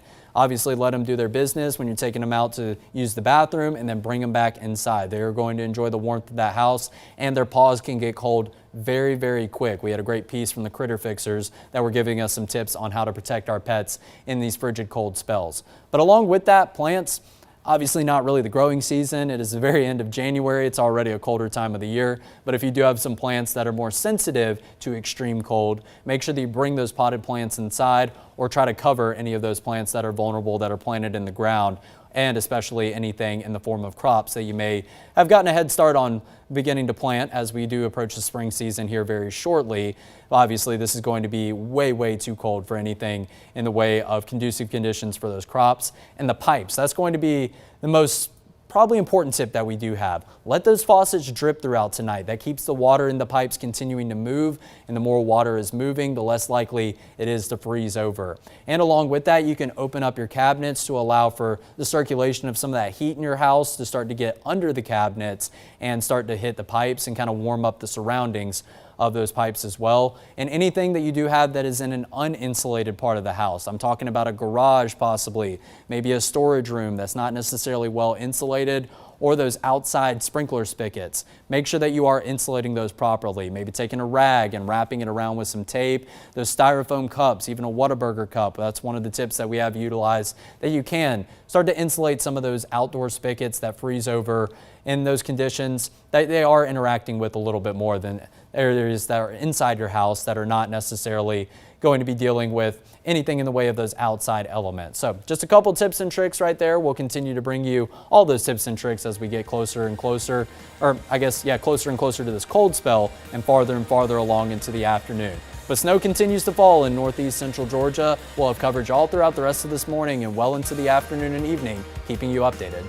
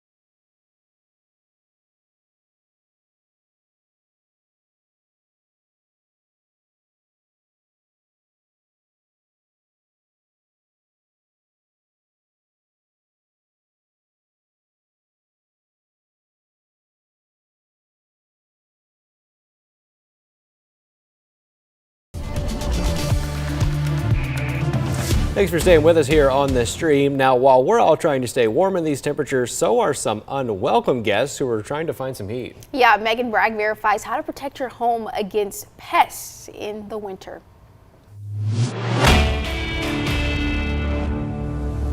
If your home has an opening that's as big as this dime, pest control companies say mice can actually easily get inside your home. So can these cold temperatures trigger more pests to try to get inside your home?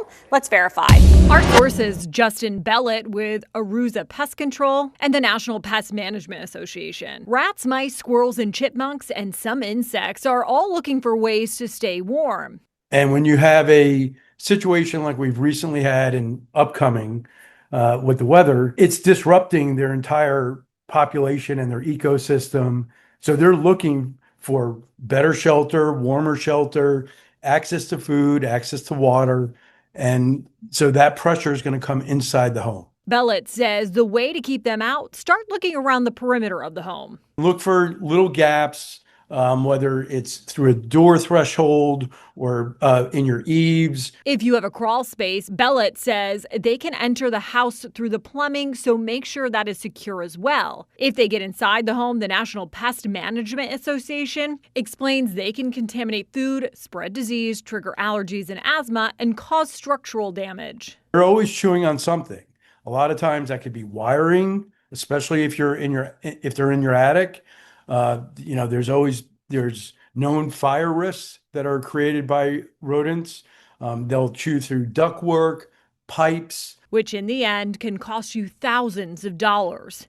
That's why Bellett says it's important to get ahead of the problem before it becomes one. So we can verify that yes, these cold temperatures can trigger more pests to try to get inside your home.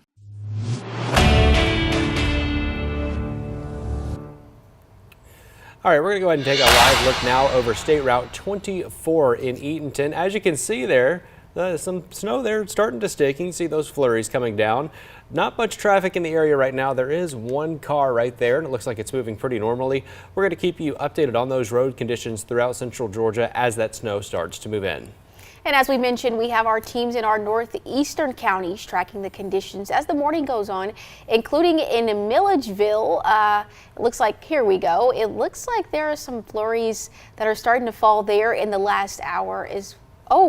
This is from a severe weather story we ran earlier this morning. Sorry about that, folks. We are trying to get you a video of the flurries there in Milledgeville, but we'll move on from this. Sorry about that. Alrighty, and of course we would love to see any snow that you're seeing. If you do see any snow or ice in your area, please send us a winter weather pic to this number. I'm going to say it twice for you. Here it is on your screen actually, 478-752-1309. That number again, 478-752-1309, and we'll be sure to share them during our coverage here on 13 WMAZ+. Now, some areas across the nation are still trying to recover from last weekend. Yeah, and right now there are still over 150,000 power outages, mainly between Louisiana, Mississippi, and Tennessee. So far, at least 64 people have died from last week's storm conditions and related accidents. In areas up north, folks are still digging their way out of snow mounds as snow totals exceeded 2 feet in Pennsylvania, Maine, and Massachusetts. In Ohio, water main breaks are causing some frustration for people. And there's a video that might pop up here, but in the video, cars are literally frozen in place. That's kind of what's going on there. We saw it up to their wheels. Yeah, we saw it earlier place, this morning, and that's all from a water leak that overflowed on the roads. Certainly glad we're dealing much better conditions here. That lingering ice, though, also causing some structural damage. In Arkansas, that video you saw just a minute ago of that roof falling in, that was at a rodeo arena that it fell through because of the ice's weight. It was a similar scene at a Texas church as well, where the sanctuary is now filled with metal scraps and crushed equipment. A really stunning video. For sure. Yeah. Alrighty, sorry. I thank God that there's, a local pastor that's reached out for at least this Sunday to say, hey, I'm opening my doors for you to be able to have a place to gather this coming Sunday. And then we're still in the midst of making the plans of what the future looks like. Now, parts of North Carolina could receive several inches of snow from this storm, and with frigid temperatures, a lot of that snow and ice that's going to remain until the crews can plow it up. All right, switching gears here, a family's dog in Cherokee County found itself in frigid waters Thursday morning, unable to get out. Authorities said the dog got into a frozen pond, but the ice was too shallow. The dog fell into the water about 25 feet from the shore. The pet's owners tried busting up the ice, but that didn't work. Rescuers then found a canoe from a neighbor and used it to pull the dog out of the pond, as you can see here on your screen. And fortunately, the dog was safely reunited with its family. And as we promised, here's a look at that snow out in Milledgeville. There you go. Wow, you can really see it's very clear there. Very good image. You can see that it's been falling in the last hour, like Naomi said. So things are really starting to stick, and we will keep you updated with the latest conditions. But we are going to go ahead and take a quick break. But of course, stay with us, hang out with us here on 13 WMAZ Plus for the latest winter weather updates.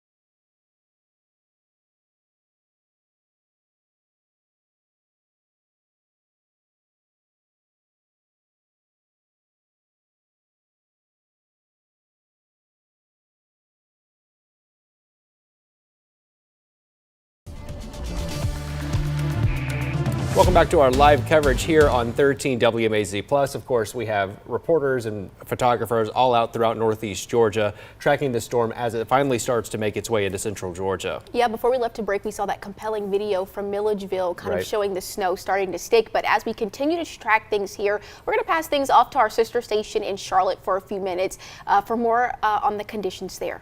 She's going to. We're going to make her.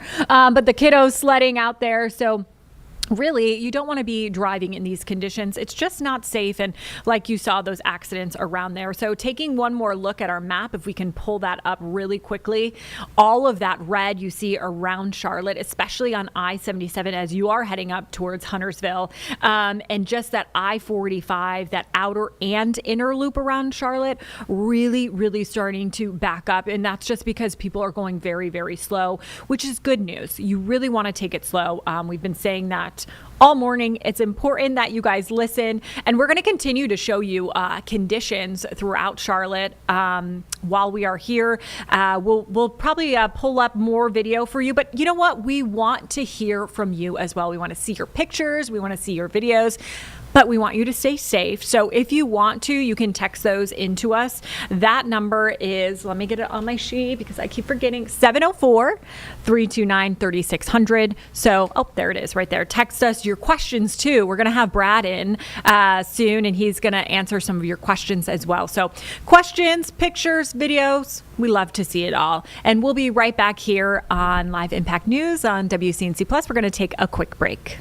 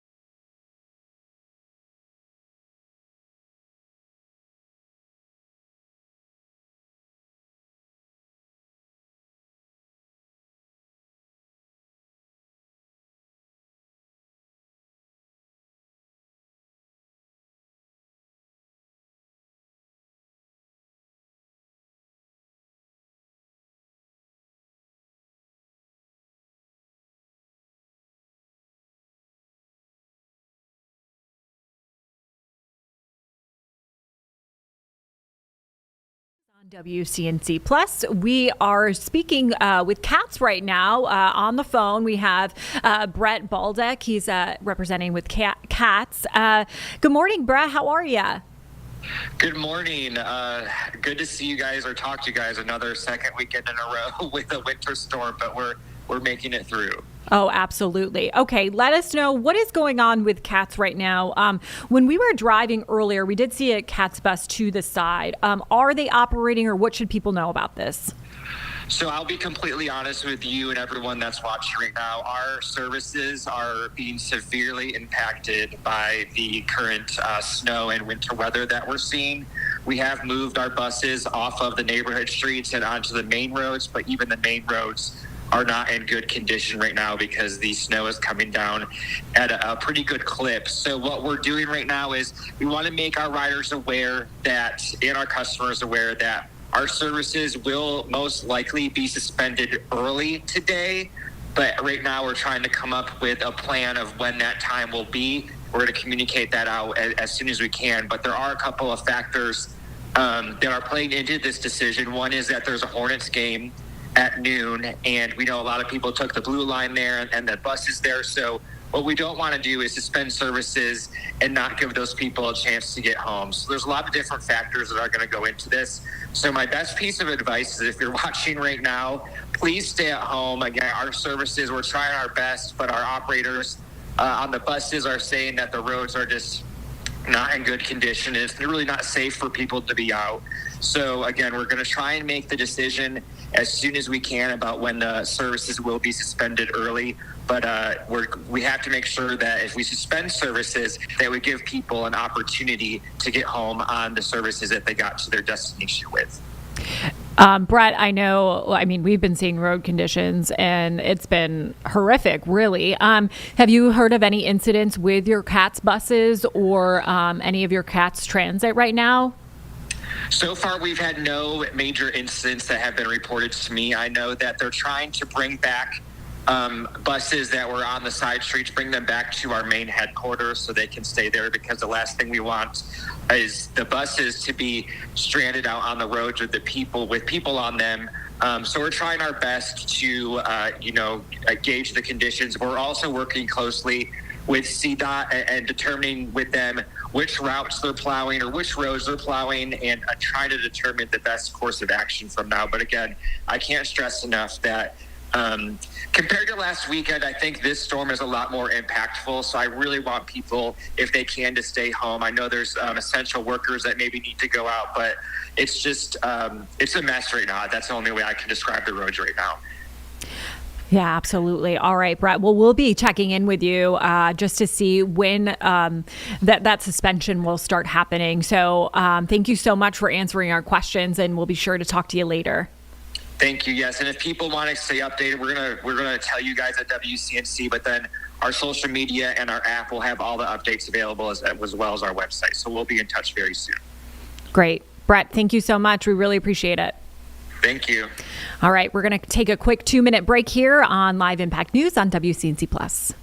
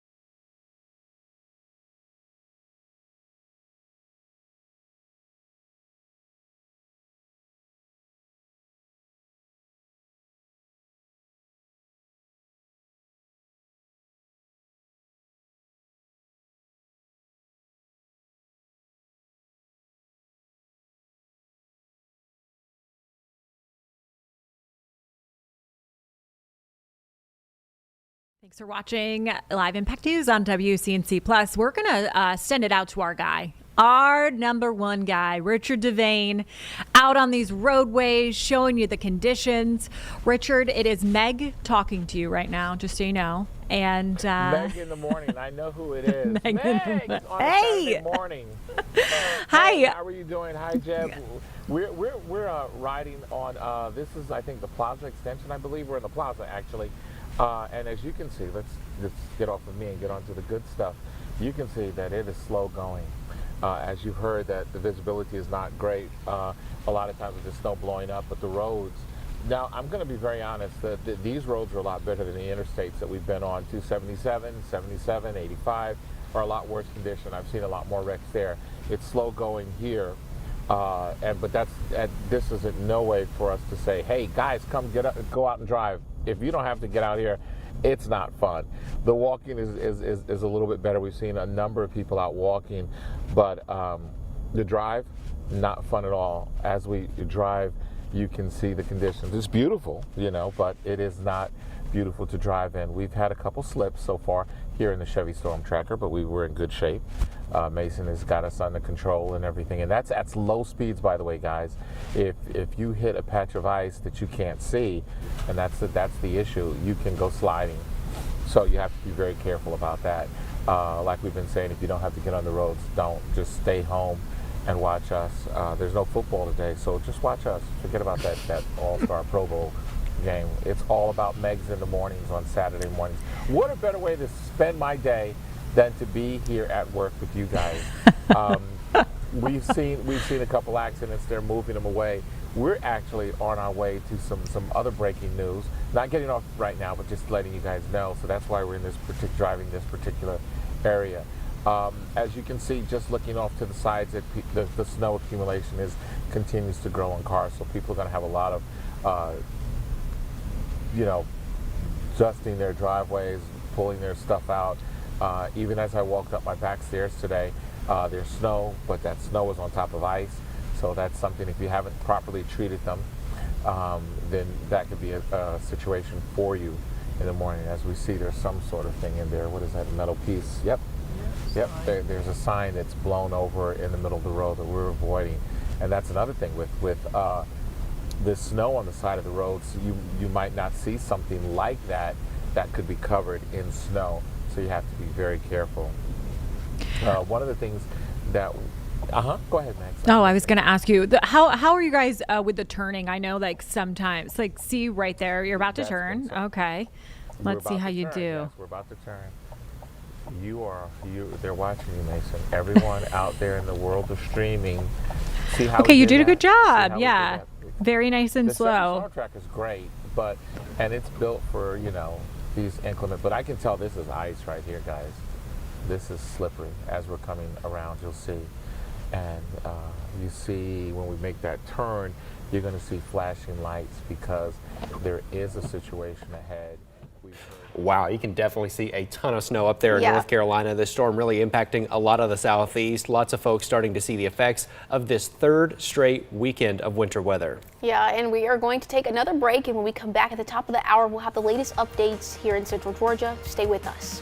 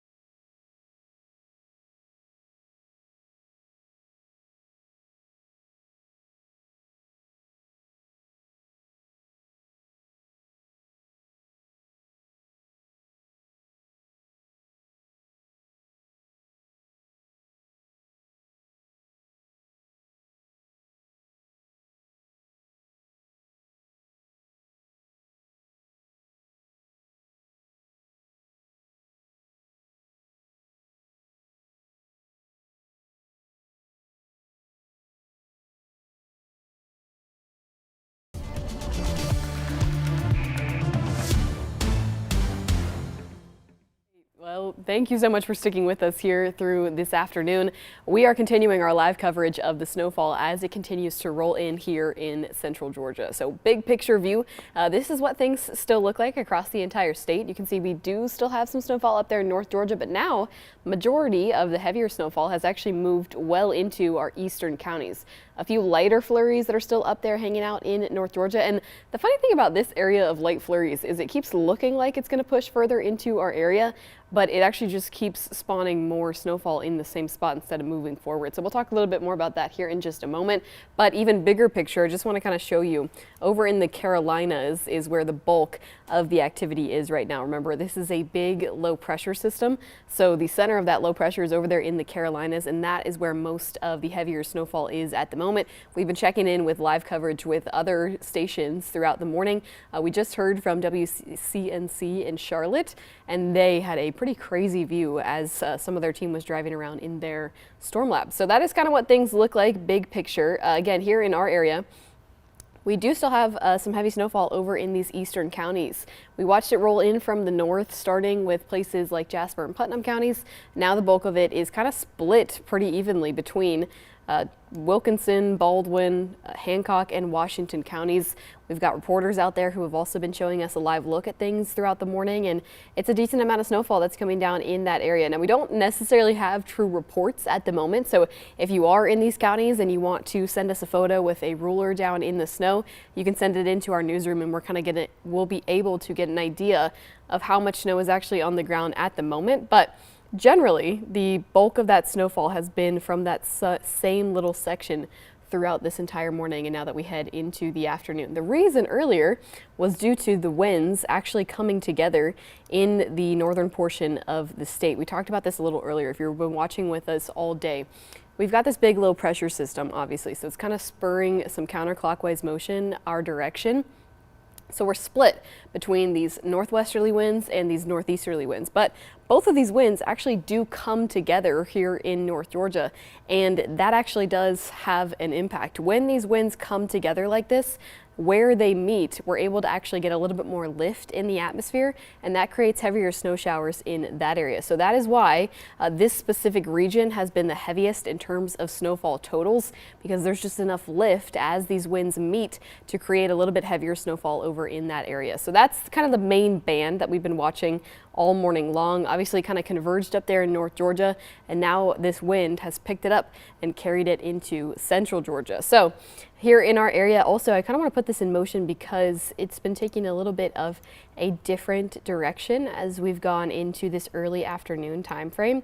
So if you kind of see in the early morning hours, things were moving more directly down to the south and the southeast, but now with this wind picking up a little bit more across our entire area, you start to see a bit more of an easterly direction as it makes its way into central Georgia. So steering away from some of those other counties and really focusing in on the counties that are in the winter storm warning. Remember, those were the counties that were forecasted to have the highest amounts in the first place. This is what the alerts looked like from the National Weather Service. And those areas that are receiving that kind of bulk of heavy snowfall at the moment are the areas, again, that were forecasted to see some higher totals. These areas we're expecting to see between 1 to 3 inches. I'd say they're on track for a forecast like that. If not, some spots maybe even getting locally heavier. And then over in other counties that are in this winter weather advisory, these are the counties here in purple. These areas can still get some light flurries, trace amounts of snowfall, but the heaviest totals that we'd be talking about over in these counties would be up to an inch. So this has kind of been the case today. We had a couple of flurries here in downtown Macon. I got reports of flurries also in the Warner Robins area, but they were very, very light in both of these spots. And again, we just don't really have quite the same snowfall situation that we have over in our eastern counties. So what I want to do is kind of talk about both of the future views here. We'll look at the HRRR model, and then we'll also look at the graph to kind of see what the rest of the day is going to look like. This is the HRRR, the high resolution model. And some of these models may be running a little bit behind because the snowfall today has been running a little bit behind. So I'd say maybe we're a little bit more kind of further along than what this model thinks, but again, bulk of the impacts through the rest of today, kind of into this evening, are going to stay over here in the eastern counties. We still have a chance to get a couple more flurries through the rest of this evening over in other counties, but again, bulk of the impacts going to be further over to the east until, which one thing really hasn't changed, we hit the late night hours tonight, and all of that will begin to move out of our area, and we won't really have to deal with it heading into Sunday. Sunday's still going to be a clear but cold start on either model run. So that's luckily hasn't really changed. It's just that early this morning, the overall impacts were running a little bit later. So same idea here on the graph model, if not the graph doing a slightly better job. The coverage is going to be better out towards the eastern counties through the rest of the day today, and they will just continue to deal with snowfall through the afternoon. You can kind of see it's pretty slow moving out there right now, and they've got that heavy band out with them that doesn't really look like it's moving on anytime soon. So that continues into the late night hours tonight. Again, the winds picking up big time already this afternoon, and they will continue to do that into the rest of the day today. So what I want to do really quickly is just look at the big picture satellite and radar one more time to talk about what might be coming behind this band. But for the most part, it's kind of just originating from the same region where this snowfall that's already in our area has kind of started. There may still be some lighter amounts of snowfall coming in behind that band, but again, the bulk of this is going to stay confined to the eastern counties. Now, we do have this one little area over here, again, of light flurries. Like I said, you can see it's tried to get into our area, but a lot of maybe the energy has died down before it's really made its way into our northern counties. I'd still say it's possible for this particular little area of light flurries to light snow showers to keep making a push into some of our northern counties through the rest of this evening. It just may be a bit of a waiting game. So it's not necessarily totally all said and done for the rest of the day today. Some of this could still make its way into our area. And then of course, we are still watching a little bit more snowfall from behind that main area move into our eastern county. So it's not necessarily done for everybody, but what's behind this should overall be a little bit lighter than what we're seeing right now. So you may also notice this kind of gap that we have here. We have two bands. We have this heavy band, obviously, because that's where the winds are meeting.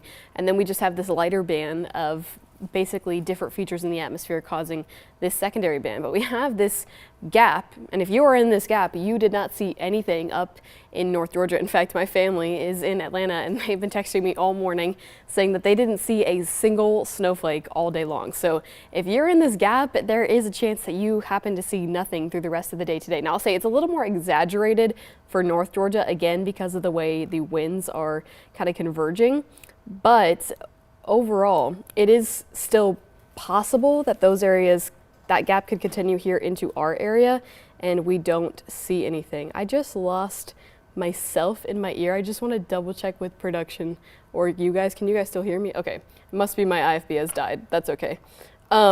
So continuing on, this gap, if it does kind of continue into our area, there are some spots that happen to see nothing at all today. So the reason that that gap actually exists is because when the winds are kind of meeting and converging here in that area, there's actually a little dip in energy right before that kind of convergence zone. So that's what that is right there, and that is the reason that that ends up happening.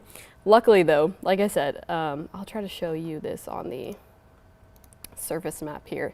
It's a bit more exaggerated up in North Georgia, because that is where this convergence zone is a lot stronger. Down here in central Georgia, the winds are kind of evening out here, so that gap may not be quite as big of a deal. There's still an opportunity for some of these flakes to move into our area, but there's a possibility that that does prohibit a little bit of snowfall here in our area. So that may be the case through the rest of the day today, but again, we'll just have to kind of keep our eye on how, especially this little portion right here, progresses. Do we have a new, thank you very much, Barbara. Let me just switch this little IFB quickly. And then we will get right back on track. There we go, I hear myself. Okay, so you know what? I'm just gonna step off so that I can slide this on my leg, and then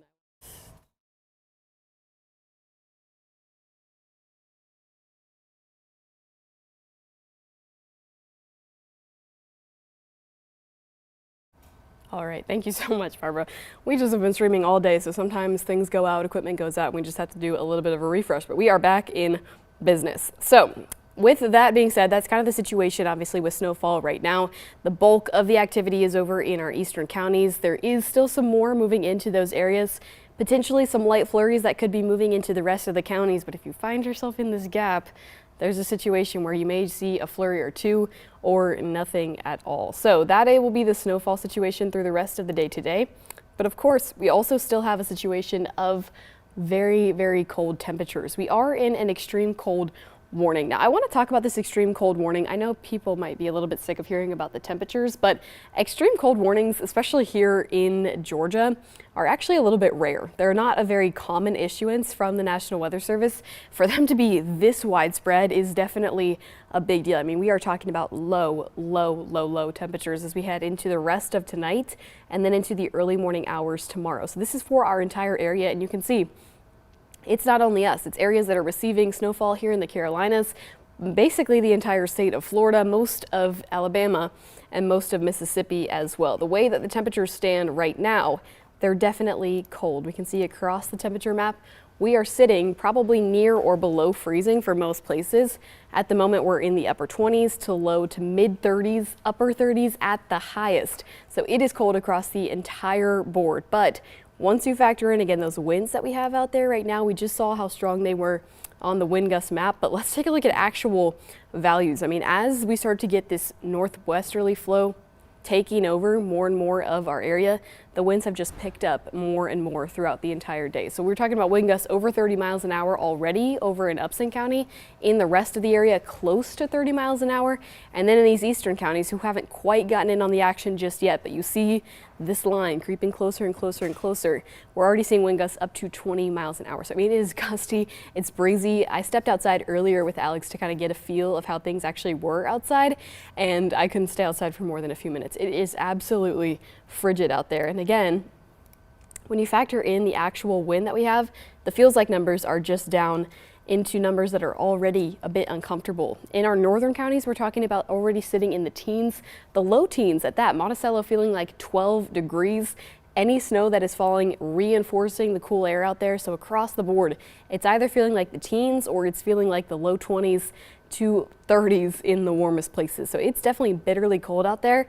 And you have to take what you feel out there right now and multiply it by a few degrees, because it is going to be even colder heading into the late night hours tonight and the overnight hours into early tomorrow morning. So these wind gusts, like I said, right now we're seeing them take over more and more of our area. They'll stretch across the entire region through the rest of the day today, and these will be very gusty. So today's going to be continuing to be really breezy with these wind gusts up to maybe 40 miles an hour in a couple of spots. A very breezy day today. Of course, these winds will die down heading into the overnight hours, but they're still going to be a little bit impactful. Heading into early Sunday morning, wind gusts are still going to be over 20 miles an hour. And then even heading into Sunday afternoon, we still see the same kind of situation, over 20 miles an hour in a couple of spots, which means Sunday morning's low temperature and Sunday afternoon's high temperature will both be impacted by the winds that we have outside. So let's play the future view feels like numbers forward to kind of emphasize that point. Now, through the rest of today, we're already sitting at a couple of numbers like this. So it will just continue to feel like the teens, like the low 20s through the rest of this afternoon. All things considered, we definitely have felt like that in the past. I mean, we have dealt with feels like numbers that are down in the teens. We've actually dealt with that in the last week or so as we had some polar air move into our area. But when we start talking about feels like numbers that are down in the single digits, that's when the story starts to change just a little bit. We really haven't had air like this throughout this entire season. I know Alex talked about this earlier, but this is taking the spot for the coldest air that we've seen so far this season and so far this year. By tomorrow morning, as you start your day, the feels like numbers for everybody will be in the single digits. Atlanta maybe even feeling like 1 degree. I wouldn't be surprised if areas here got near that 0 degree mark. So it is going to be just downright frigid as you kick off early tomorrow morning. So I know a lot of folks aren't really going to have impacted roadways from this snowfall event, and you're probably continuing on your normal Sunday morning routine. If you're heading out to church, if you're just stepping out to, do some grocery shopping or anything like that, and that involves you being out in Sunday morning time frame, you definitely want to make sure that you're bundled up, because these feels like numbers are just going to be a shock to you. And it's not something that we deal with very often, hence the extreme cold warning from the National Weather Service. They really want to put this on people's radars that this is going to feel really, really cold. Then we do have some silver lining heading into Sunday afternoon in terms of the snowfall, because Sunday afternoon, we're actually going to warm up a good bit. We'll be above freezing heading into the afternoon, but the feels like numbers, not going to feel like it's above freezing. We will feel like we're somewhere in the upper 20s to low 30s with the continuation of that breeze throughout the day on Sunday. So it is really still going to be nice and cold through the rest of the day. Good news is, as we head into Monday morning, yes, it will still be nice and cold. The low temperatures will be somewhere in the teens or 20s, but we will lose the breeze by Monday morning, so the feels like numbers really won't be impacted too much. So overall, that's kind of the weekend here. Definitely frigid. Again, not everybody's necessarily receiving snowfall, but everybody is going to get in on those cold temperatures through the rest of the day today. So while we just have a few more minutes here to keep on talking about the forecast, I will run back through where things stand right now with the snowfall situation. But right now it looks like the bulk of the impacts is definitely going to be in the eastern counties. I keep trying to see if maybe there'll be another secondary band that comes in behind that we might be able to get a few more flurries for the western counties, but overall it's not looking super promising. If we could get this one section to actually cause some flurries here in our western counties, that would be our best bet. But big picture, you can see there's not necessarily a next snowmaker that's going to be moving in behind this. It's kind of these bands that are behind what we see north of I-20, and that's kind of it as we go into the rest of this evening and this low pressure system continues off into the coast. So we will potentially see some of what's up there right now in the western counties if it can actually make its way towards us, but the bulk of it will be in the eastern counties and continues to stream in from those eastern counties, again, where those winds are meeting. I keep trying to see if my family up there in North Atlanta might be able to get a flurry or two, but they have just been some of the unfortunate folks who have not had a lot of snowfall today. So I see on the map here that it looks like there could be some flurrying happening in Dublin, and I know we've gotten a few reports of that being the case.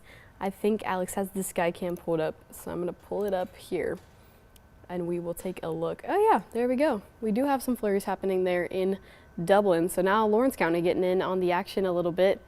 I don't necessarily see any accumulation at the moment, but I imagine it's fairly recent that it started flurrying here.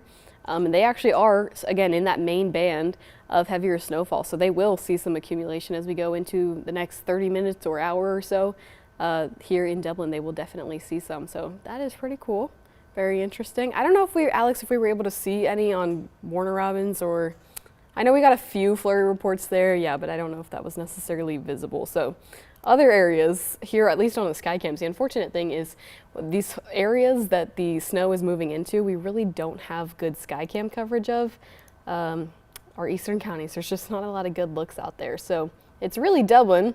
Dublin's kind of our champion, and then we have some that are further out towards the east, towards the Augusta area, but they really don't have a ton on them, at least at the moment. The most that we've seen today has been up from the North Georgia area.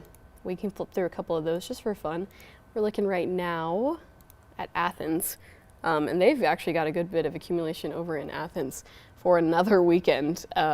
And I know Alex and I were talking earlier that they were trying to have a basketball game and it hadn't necessarily been canceled yet, so I hope that folks are able to get home if they traveled into Athens for the game. It looks though like their roadways could potentially be okay. You definitely see accumulation elsewhere though, and I mean it's still coming down a good bit. And notice it's flying around, and even when you look out in the distance, the visibility is impacted a little bit. It's difficult to see beyond a certain point. So that was one of the other concerns with the strong winds, was it's going to make travel conditions more and more difficult. So that will be a concern for our eastern counties who have actual accumulating snowfall falling.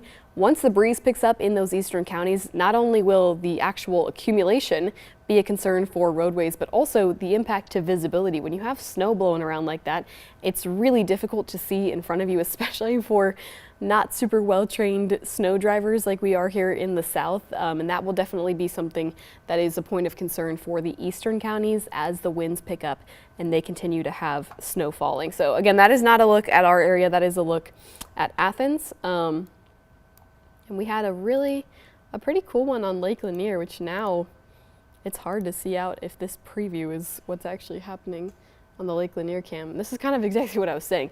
Visibility can really be impacted just by strong winds combined with the actual snowfall. So that's pretty crazy. Again, this is Lake Lanier up in North Georgia, so not here in our area, but does give you an idea for our eastern counties, and it'd be kind of interesting to see how this progresses through the rest of the day with our live teams that are in our eastern counties. So over in Washington County, Madison-Ricks and Ellie Milliken, and then over in Baldwin, when we had Naomi out there, who I believe is switching right now, we'll have some actual eyes on the ground, boots on the ground, to kind of see what the visibility ends up looking like as the snow continues to fall here in those areas. But that's just a couple of live looks. Again, Dublin is the only Skycam here that actually has some snow falling, and eventually we'll have some snow accumulating as this main band makes its way through our eastern counties, and we continue with this as we head into the afternoon. So this will continue to be the case. A lot of our area not necessarily getting in on the fun or seeing very light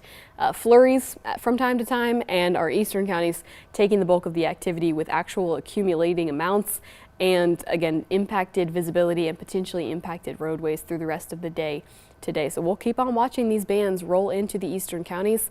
And again, we are here all day long. There will not be an hour missed where you do not have live updates at the top of the hour. So we are going to continue to head to break here in just a moment, and then we will continue with this pattern as we head into the rest of the day. Stay with us.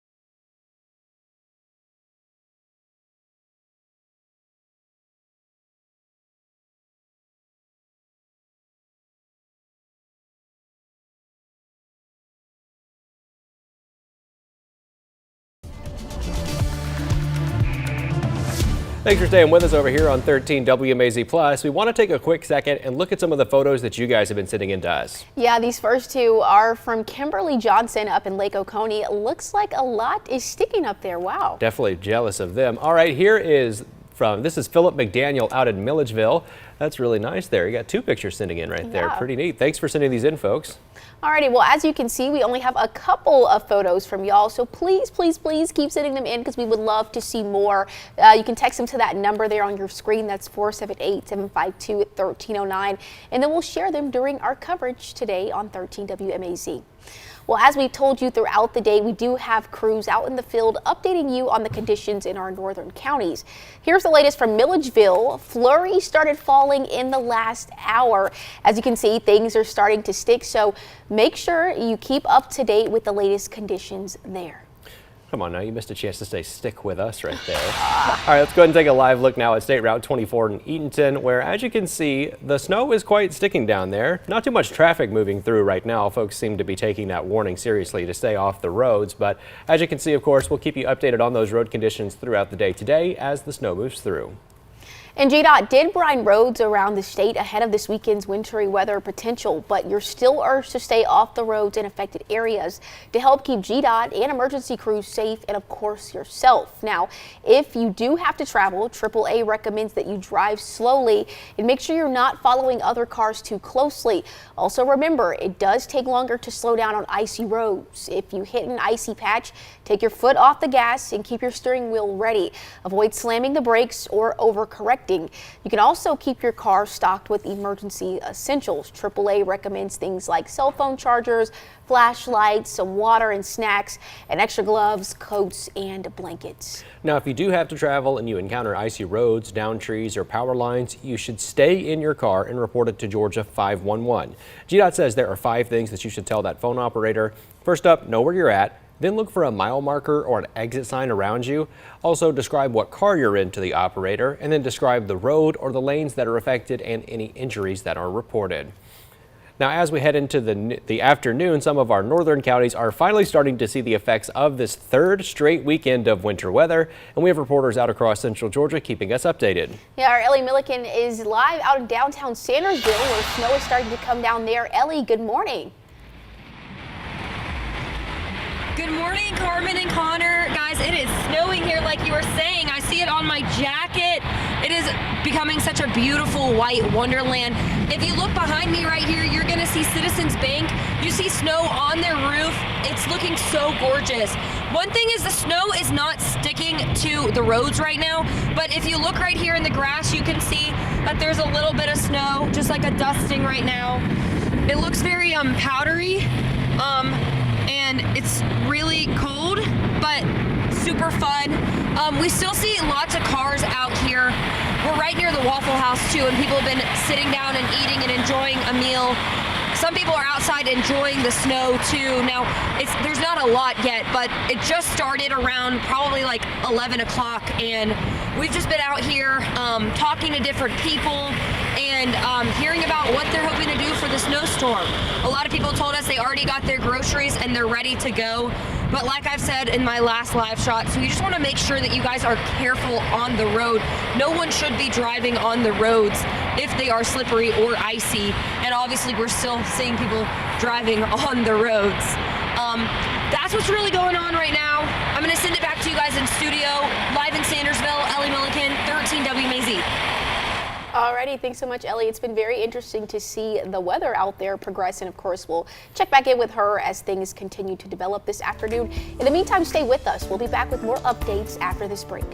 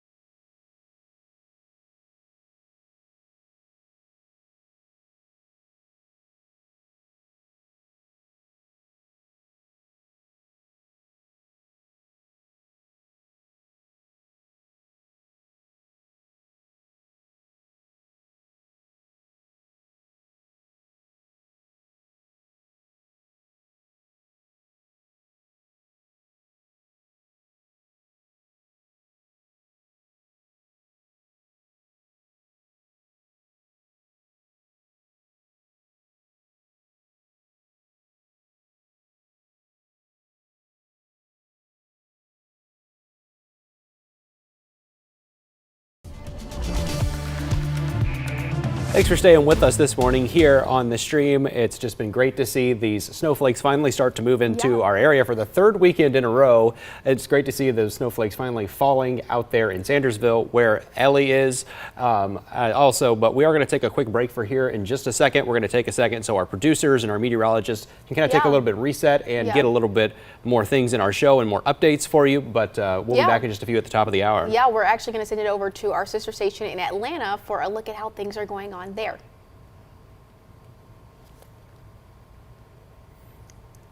Okay, well, look, I don't know about you, but you're from Texas, so did you see snow like this growing up? I did, and you know what? My mom, my family's still there, and they just had weekend weather. I mean, a huge snowstorm the past weekend, so saw lots of snow. But I think we finally got 11 Alive back. That's our sister station in Atlanta, so we're going to go ahead and send it over their way.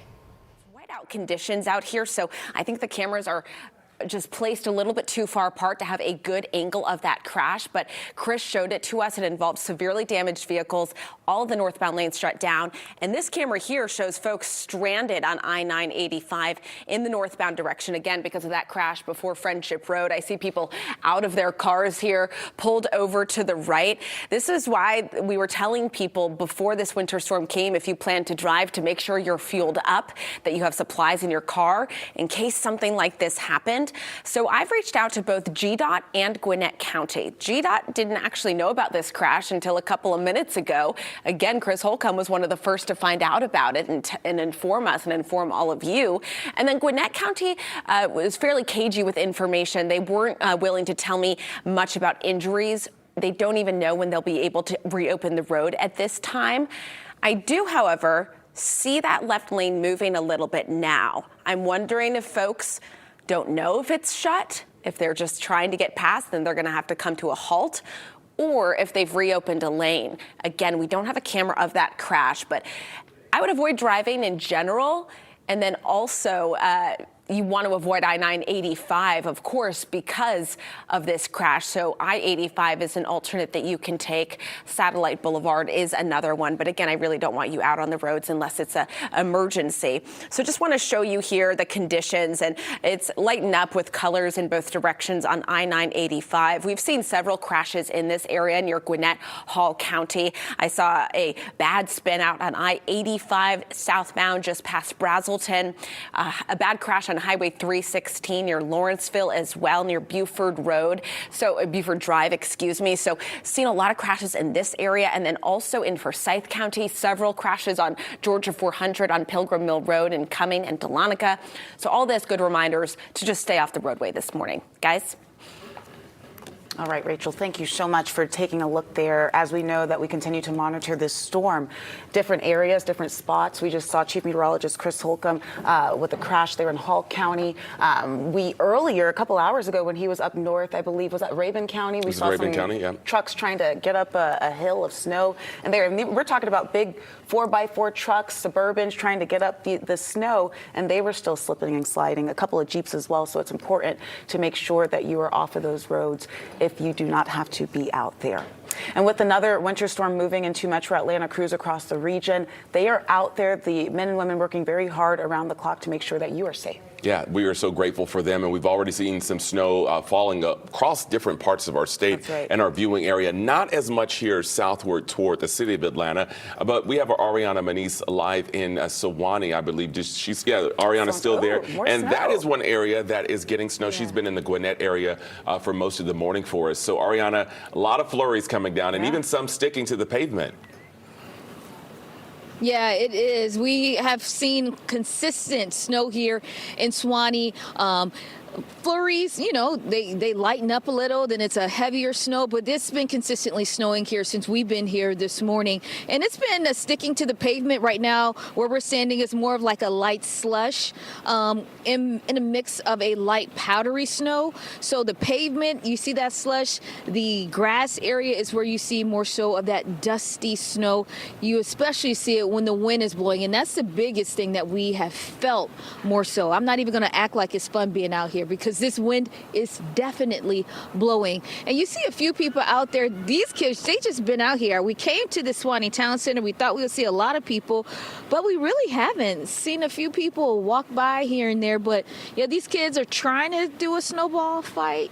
Oh, yep. See, it turns into a powdery type snow. Yeah, not too successful, but hey, it's fun, right? You just got to make sure you're bundling up when you do come out here because on top of these low temperatures, you feel that wind and it makes it feel even colder. Now, most of the shops here at the Suwannee Town Center are closed. There's one place that is open. It's a Mexican restaurant. So if you do live nearby, you don't want to get out on the roads, you want to walk over here, you can get some queso, a little margaritas in the snow, guys. But yeah, this is what we've been seeing. It's pretty, I would say.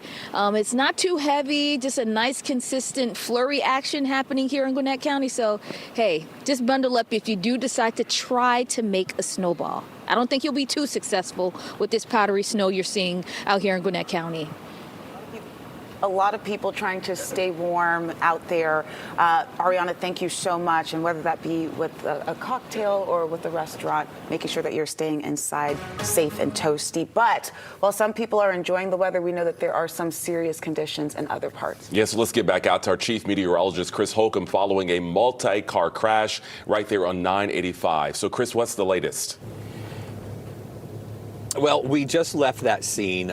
We saw the ambulances pulling away. Not sure if there were actual patients on board or if they were just checking on any potential injuries, but the road was still shut down. We needed to kind of move along here just for our safety as well, because a lot of people on our side of the road were looking over on the other side of the road. So we felt like we needed to kind of leave that area for our safety too. They're clearing that out. It's going to take a little while. The whole northbound lane was shut down. They're trying to let some cars pass as they clear some of the cars off of the median and off of the side of the road. But we are now on the southbound side, and folks are going slow. I think a lot of these people who passed that crash on the northbound side are realizing, whoa, we need to slow down a little bit. And that's really a good thing that all these cars are slowing down. I don't know if we have another situation going on to the north of us, and that's why everybody's slowing down. But these roads are wet, they are slushy, and they are slick. And the problem is, I think a lot of times people might get a little confident thinking that it's fine and they start going fast, but the visibility is really low. And so if somebody spins out in front of you, you may not see it until it's too late and you wouldn't have time to slow down. We're coming up on exit number 4. This is the Buford exit there on 985, the last exit before you get down to the 85 merge. And we're still seeing snow coming down here along 985. We're going to keep going down. We're in Gwinnett County right now. We're going to keep going down into Gwinnett to see how things are looking as we merge into 85. But we still have some good snow coming down right now with wet, slick, slushy roads here in areas of North Gwinnett County, up at the Buford exit right along 985. So that kind of shook us up a little bit when we saw that accident on the side of the road on the other side. That just goes to show you how fast things can change and how fast things can get serious when you're driving in conditions like this. So I would go with don't get out if you don't have to. There are a lot of cars out here, and as the Department of Transportation has been telling us, GDOT has been saying, if there are too many cars on the roads, they're going to have a hard time treating them and plowing them. We've seen a couple of plows come by, and if there are cars on the road, that makes it harder for them as well. So hopefully we'll see. I don't know if you could see ahead of us here. Let me go back to our camera. Even just the wind. You see this wind blowing those snowflakes not only from the sky, but also the accumulated snow is blowing here with this, and that's adding more of that slick stuff here to the road. So we're going to keep watching this as we get a little farther south. We're hoping to see improvements a little bit more, but this really times out with the area. I got a message from somebody saying that they're still waiting for the snow in Sandy Springs. And this is just an example of what we were really trying to stress with folks, that there's going to be a big difference and a big gradient of people who get a lot of snow and we were focusing on that being north and east of Atlanta. That is what we have been experiencing so far today as we have traveled from Gwinnett up to Rabun County and Habersham County, now back through Hall County and now into Gwinnett County, where we're seeing that northeast quadrant dealing with most of the impacts. However, around Atlanta and west of the city, there aren't as many of those impacts out there. But as you can see, what we've been reporting to you already, those impacts can be serious, and they are serious for some of those folks that just had that multi-car accident here on 985. Chris, I noticed that when you were up a little bit further to the north, you had really one lane that was kind of cleared. Now you're in a position where two lanes are almost cleared out, at least where, cars are going down the road. Is that because of volume, you think? You got more people out where you are now than you had further up to the north? I think it is a little bit of both, that we do have some volume here, and when you do have cars that are traveling on the road, it kind of works away at some of that moisture on the road and inhibits any of that ice development before that ice is able to solidify. If a car drives over it, it kind of breaks it apart a little bit. So I think it's kind of that, and we did see a couple of snow plows come by earlier. So I think that's helped to kind of clear out both of these lanes to give people an opportunity to drive on both of the lanes rather than just on one. And as we get a little bit more to the south, we're going to be nearing the merge where 985 comes in with 85, which is right there at the Swanee exit, where we might see, I was looking ahead, hoping I was seeing some better visibility there. I know this is kind of hard to see because our camera has a lot of the snow on it. This is the one on the roof, but visibility is still pretty low, and we're still seeing some of these snowflakes coming down here, Chesley, too. So I'm going to be interested to see what happens once we get to 85 and come down a little bit more south into Gwinnett County to see if any of these conditions are improving any more there. All right. Thanks a lot, Chris. Continue to stay safe, you and Boise out there. Thanks for bringing us that report. Really appreciate it. He's been tracking it, following it all the way down from the north, folks, further down to the south. And very interestingly enough, if you look at Gwinnett County, where we were talking about that sharp cutoff with southern Gwinnett, now that snow is starting to fade a little bit further down to the south. And so some of you, he mentioned Sandy Springs, some of you who have not received any of that light snow even, right? Especially places like DeKalb County. Now it's starting to fill in a little bit. So you're starting to get in on some of these areas, starting to see some snow. It's taken a while to even get some up toward Roswell. And now you're starting to see some of that begin to fill in, even over toward the Roswell area. So you may get a little bit before it begins to taper off later on this afternoon. I know you've been holding out. You've been waiting for it. Places that already had the snow starting to pile up. You can see where it stopped snowing, at least from our aspect, from the camera here. Maybe some flurries. Actually, I do see some flurries flying around. This is up into Dahlonega, up toward the University of North Georgia, where at least 2, maybe even 3 inches of snowfall. Easy in some of these spots, maybe even higher, some localized areas around here. And again, it's still coming down. Blue Ridge, easily 4 or more, right? Where we've been seeing this. We've been watching this road here. Nicole and I had this zoomed in on the road because we wanted to see if anybody would venture up the road. They were. And so we had, not long ago, tracks in both directions. And now this side upward has been covered. And all right, so the snow's still coming down where we had some decent traction going down this hill as well. Again, starting to get covered up because of the snow that continues to come down. So certainly that snow will be adding up, piling up. You look up here to the north right now, in places like Fannin County, Gilmer County, very light precipitation coming down. So not very heavy until you get up to the Blue Ridge area, and then over into Rabun County as well, starting to lighten up a little bit from where they had the heavy snow as well. That band that went through northern parts of Gwinnett County down towards Social Circle and Edenton, starting to lighten up just a little bit. And then what we had over toward the west as well, just west of the city of Atlanta, where it was darker, now starting to lighten up and starting to spread out just a little bit as well. And so let's take that tour again. You can see over into South Carolina. Here's the border between Georgia and South Carolina.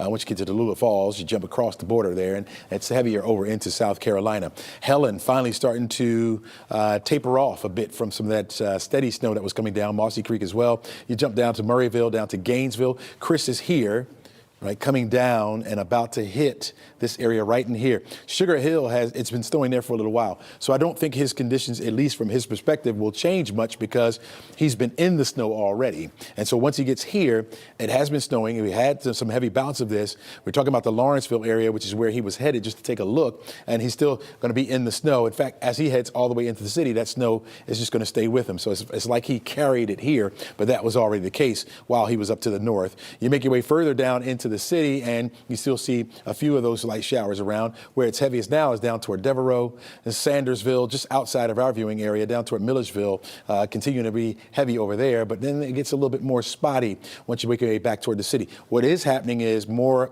where we had almost like bands of this is starting to fill in a little bit. So as it begins to wind down, filling in. But it's a good sign here when I say wind down. We had this over into Paulding County, over toward Dallas, and now not seeing much there. So coming to an end at least there, but still up in northern parts of Cobb County. So Ackworth, Kennesaw, Marietta, you're still dealing with some of that light snow continuing to come down there. And this was extended all the way down to the south. You see down toward Thomaston, further down to the south as well. That continues to be the case. Part of this big system, an area of low pressure, continuing to spin and move eastward, along with the one that is off the coast that will slide further off to the east and northeast. And the wraparound from this should be coming to an end. Already seeing it come to an end over in parts of Alabama, where we had a couple snow showers there. That should be our fate as we head further into the afternoon. We were saying that probably by no more than 1 o'clock, 2 o'clock for the metro area, and then by 5 o'clock, 6 o'clock for our easternmost counties. I think that still holds, but we'll be watching it. And of course, we'll stay with you and until there's no longer anything to report. You can even see the models backing off a little bit on the totals now that the system is starting to slide toward the east, keeping the heaviest totals further off to the east over toward Columbia, which really hasn't seen a whole lot so far. But that wraparound that we have over us will be headed toward them. And so then they'll start to see that pick up for them. Road temperatures have been consistent so far, but starting to fall off, especially up here to the north. You're looking at road temperatures in the 20s, which is why we're seeing a little bit more sticking up there to the north. You got 35 right here in the city at 75 and 10th Street. And so that no doubt will start to come down as well as more of that snowfall. So far, again, it has been flurries. Speaking of temperatures, you got to be aware, because those temperatures will continue to fall off for today. We've only seen temperatures in the 20s. They'll be going down to the teens tonight. Here to talk more about that and the potential hazards with the too cold temperatures is meteorologist Nicole Harvey. Thanks, Chesley. Yes, it's already cold outside. It's windy and cold, which is kind of a dangerous combination. And even colder air is going to be sinking southward through tonight and into tomorrow morning. So this is just the start of what is going to be a prolonged cold period across North Georgia. You can see temperatures right now through the continental U.S., where we've seen that dip in the jet stream, allowing some of that Arctic air to sink southward, and that will actually continue to sink southward tonight and into tomorrow morning, leading to some of our coldest temperatures of this season so far. Because of that, we have a number of cold advisories as well as extreme cold warnings that are in place across pretty much all of the southeast, including down into Florida. Here in North Georgia, the entire state actually is encompassed by this extreme cold warning. That just means that temperatures are expected to get down to what is considered kind of dangerous levels. So that goes into effect at 7 o'clock this evening, continues overnight through 1 o'clock tomorrow afternoon. In that time period, wind chill values will range from -5 to -10, and then up to as warm as maybe 5 degrees above zero. So that is going to be a dangerous cold. And because it is a prolonged period of time, it also raises the likelihood that we will see some pipes that freeze or burst across North Georgia. Now, temperatures have remained pretty steady through the last few hours. It's been cold. We've cooled even a few degrees in many locations, but through the Atlanta metro, we've been hanging on to kind of the mid to low 20s. When you factor in the gusty winds, feels like temperatures are actually down into the teens and the single digits. We'll stay pretty steady for the next few hours, but as we get closer to the sunset, especially as some of those clouds start to clear out, we lose the daytime heating, even our winds begin to settle, temperatures will fall quickly overnight tonight. So by the time you wake up tomorrow morning, we're talking actual air temperatures in the teens and the single digits. That is bitter cold. Now, winds are not going to be quite as strong tomorrow morning compared to where they are right now, but when temperatures are that cold, even a light breeze is still going to make it feel even colder and have a big impact on that wind chill value. So here's our forecast feels like temperatures into tomorrow morning, kind of a range from 5 below zero up to about 5 degrees. And this is by 9 a.m. So this is once the sun rises, it'll feel even colder while the sun is down, especially pre-sunrise, with temperatures pretty widely anywhere from about 5 below 0 to 5 above 0. Now, our wind gusts will stay also pretty steady throughout the day today. We're talking sustained winds about 10 to 20 miles per hour. We've already seen wind gusts up to about 40, even 45 miles per hour in some locations, and we'll continue to see some of those stronger gusts throughout the remainder of the day today before they slowly start to kind of settle into this evening as well as overnight tonight. Now, the coldest night is going to be tonight, so temperatures will fall down into the teens. Tomorrow afternoon across metro Atlanta, we'll manage to warm up to just barely above freezing. So we'll get a couple hours above the freezing point for a good portion of the metro, but not everyone is going to reach up above that 32-degree mark. The sunshine returning tomorrow will help to melt away any of the accumulating snow into northeast Georgia, but some of those spots are not going to get above freezing, which means in shaded areas, snow will linger even into the start of the week. Temperatures will start to gradually get a little bit milder as we go into this upcoming week. We're talking afternoon highs back into the 40s by Monday, and then high temperatures climbing back up into the low to mid 50s by Tuesday and Wednesday. So our prolonged cold period is really just getting started. Again, the most intense low temperatures, the coldest of this cold snap, will be tonight and into early tomorrow morning. So make sure to check in on friends, family, neighbors, anyone who could be a little bit more susceptible, more vulnerable to the cold air tonight to make sure that they're okay. Bring those pets indoors and make sure to drip your pipes. Guys? All right. Thank you so much, Nicole, for bringing that to us. As you all can see, it's very cold. It's going to continue to be cold.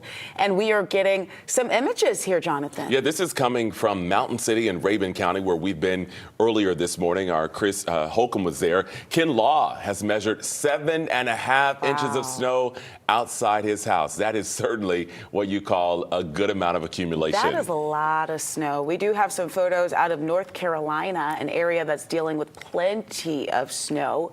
Bonnie sent us this picture from her home in Hayesville, where it looks like she has no plans of getting out on the road. You can see there because her car is covered. Yeah, we have some viewers, by the way, in North Carolina, right on that North Carolina line. So we appreciate all you North Carolinians watching us this morning here in Georgia as well. And staying inside, because like Miss Bonnie, she ain't going nowhere right now until those clouds come.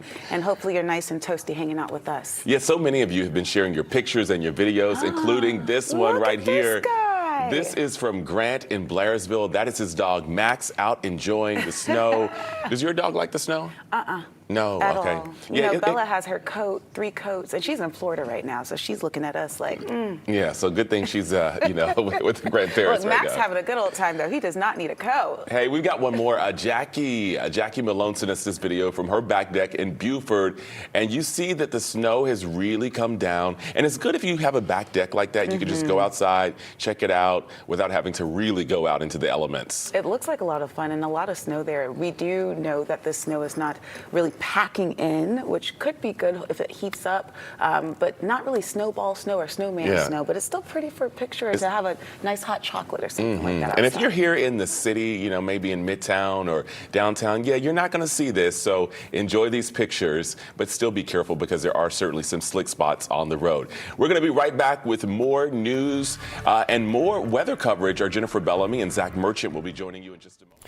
As you can see, a lot of snow coming down in North Georgia. In fact, over there in Buford, that's just right by my parents' house, and they've been sending me pictures all morning long of the snow headed that way as well. We're going to take one more quick break, and when we come back at the top of the hour, we'll have the latest updates here in Central Georgia. Stay with us.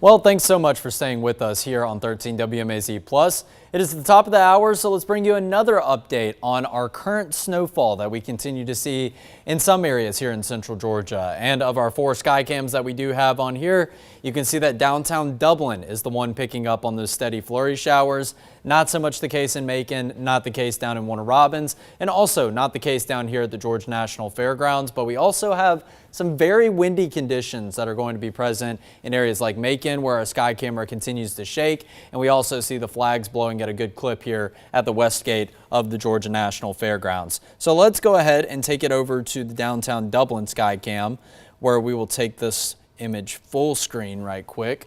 And this is going to give us a really good image of kind of the intensity and the rate of the snowfall rate that we are continuing to see right now. This isn't just some light flurry showers. This is going to be more so some steady, maybe even getting into some borderline heavy flurry showers across downtown Dublin. But the main thing that we're continuing to see right now, not necessarily sticking to the ground just yet. It's going to take a little bit. Once your snow showers do get started, you have to get the temperatures to cool down below freezing. And many of these numbers are going to start out above freezing, but as the snow continues to fall, that is going to bring down a colder layer of the atmosphere that's a little bit higher up, and that is going to eventually cool down the surface, and the snow will eventually stick. So far, we have gotten some good reports of the snowfall continuing to stick, specifically up in Eatonton, in the Milledgeville area, there's a little bit on the ground, and up in Washington County. So we have our reporters all across central Georgia. Right now, we're kind of in the middle of between trading off shifts, so our evening crew will make their way up into areas like Sparta, up into Eatonton, Milledgeville, and down into Washington County, areas that we are forecasting the most accumulation of snow over the course of this event. But a pretty scene to see here in downtown Dublin. Not necessarily the scene as we can get a glimpse of farther up to the north. So I want to go ahead and flash it over to some of these other sky cams. This one is going to be in Thompson, Georgia. So if you know this exit along I-20, this is going to be closer to the Augusta area.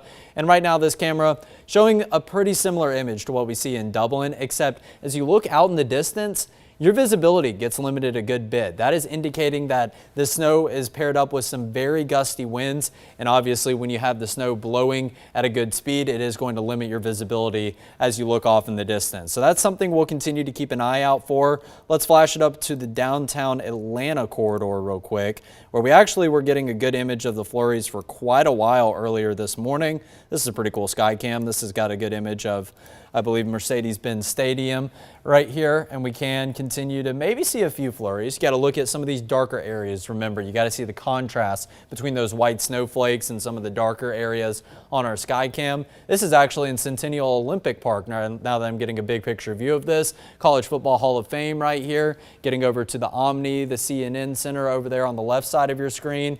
So we continue to see a couple of flurries here and there in the metro Atlanta area, but overall they've dodged most of this wintry precipitation. Areas over to the east of Atlanta have gotten a good bulk of this band of snow that has some pretty heavy precipitation rates, and that's the image that we currently see in Athens, Georgia. Let's see. Excuse me, so sorry for that. Had that sneeze coming, I had to let it out right now, or it's going to be a miserable next couple, about 15 to 20 minutes of talking. But here's a look at downtown Athens. So right here is going to be Broad Street. This is going to be the northern end of campus. Right here is going to be where the arch is. And for the third consecutive weekend, Athens is looking like a winter wonderland. Well, I guess second consecutive weekend. Not quite sure if they got anything in the way of that wintry precipitation 2 weeks ago. But nonetheless, they still had ice on the ground as of early this morning, and now all of the snow is continuing to stick to the ground. But these are areas to the north of us, and I continue to show you this because these are the impacts that we are continuing to anticipate in some areas of northeast central Georgia throughout the rest of today. Maybe not quite the whiteout image as what you saw in Athens up here in the Lake Lanier Islands. This has been an image we've been looking at for quite a while this morning, and we don't have control over these sky cams outside of our central Georgia area. We can only control the ones in Dublin, Macon, Warner Robins, and at the Georgia National Fairgrounds.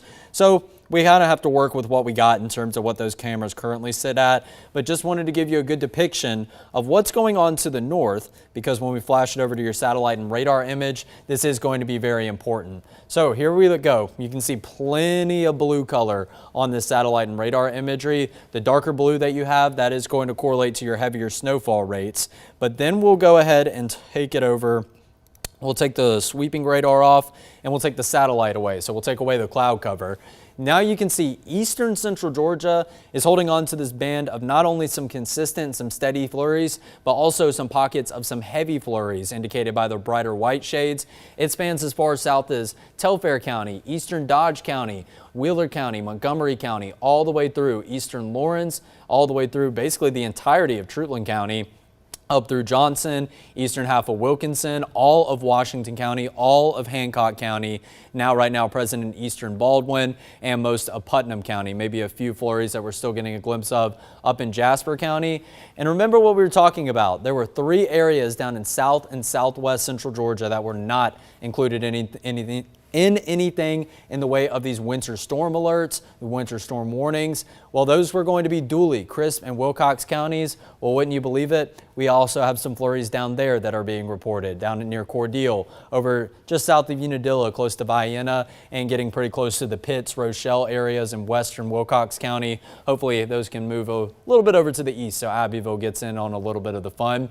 But this is the main difference that you're seeing. There is a big gap right now. There is heavy precipitation rates associated with this band of snow to the east, but it's a whole lot lighter over to the west and the northwest, and this cluster has not really gone anywhere for the past couple of hours. It continues to try to move down into western central Georgia, but it's not really holding together too much, and that's just because this isn't going to have the forcing that this band over here over to the east has. So we've been talking about this low pressure center for quite a while because that is what's impacting our forecast.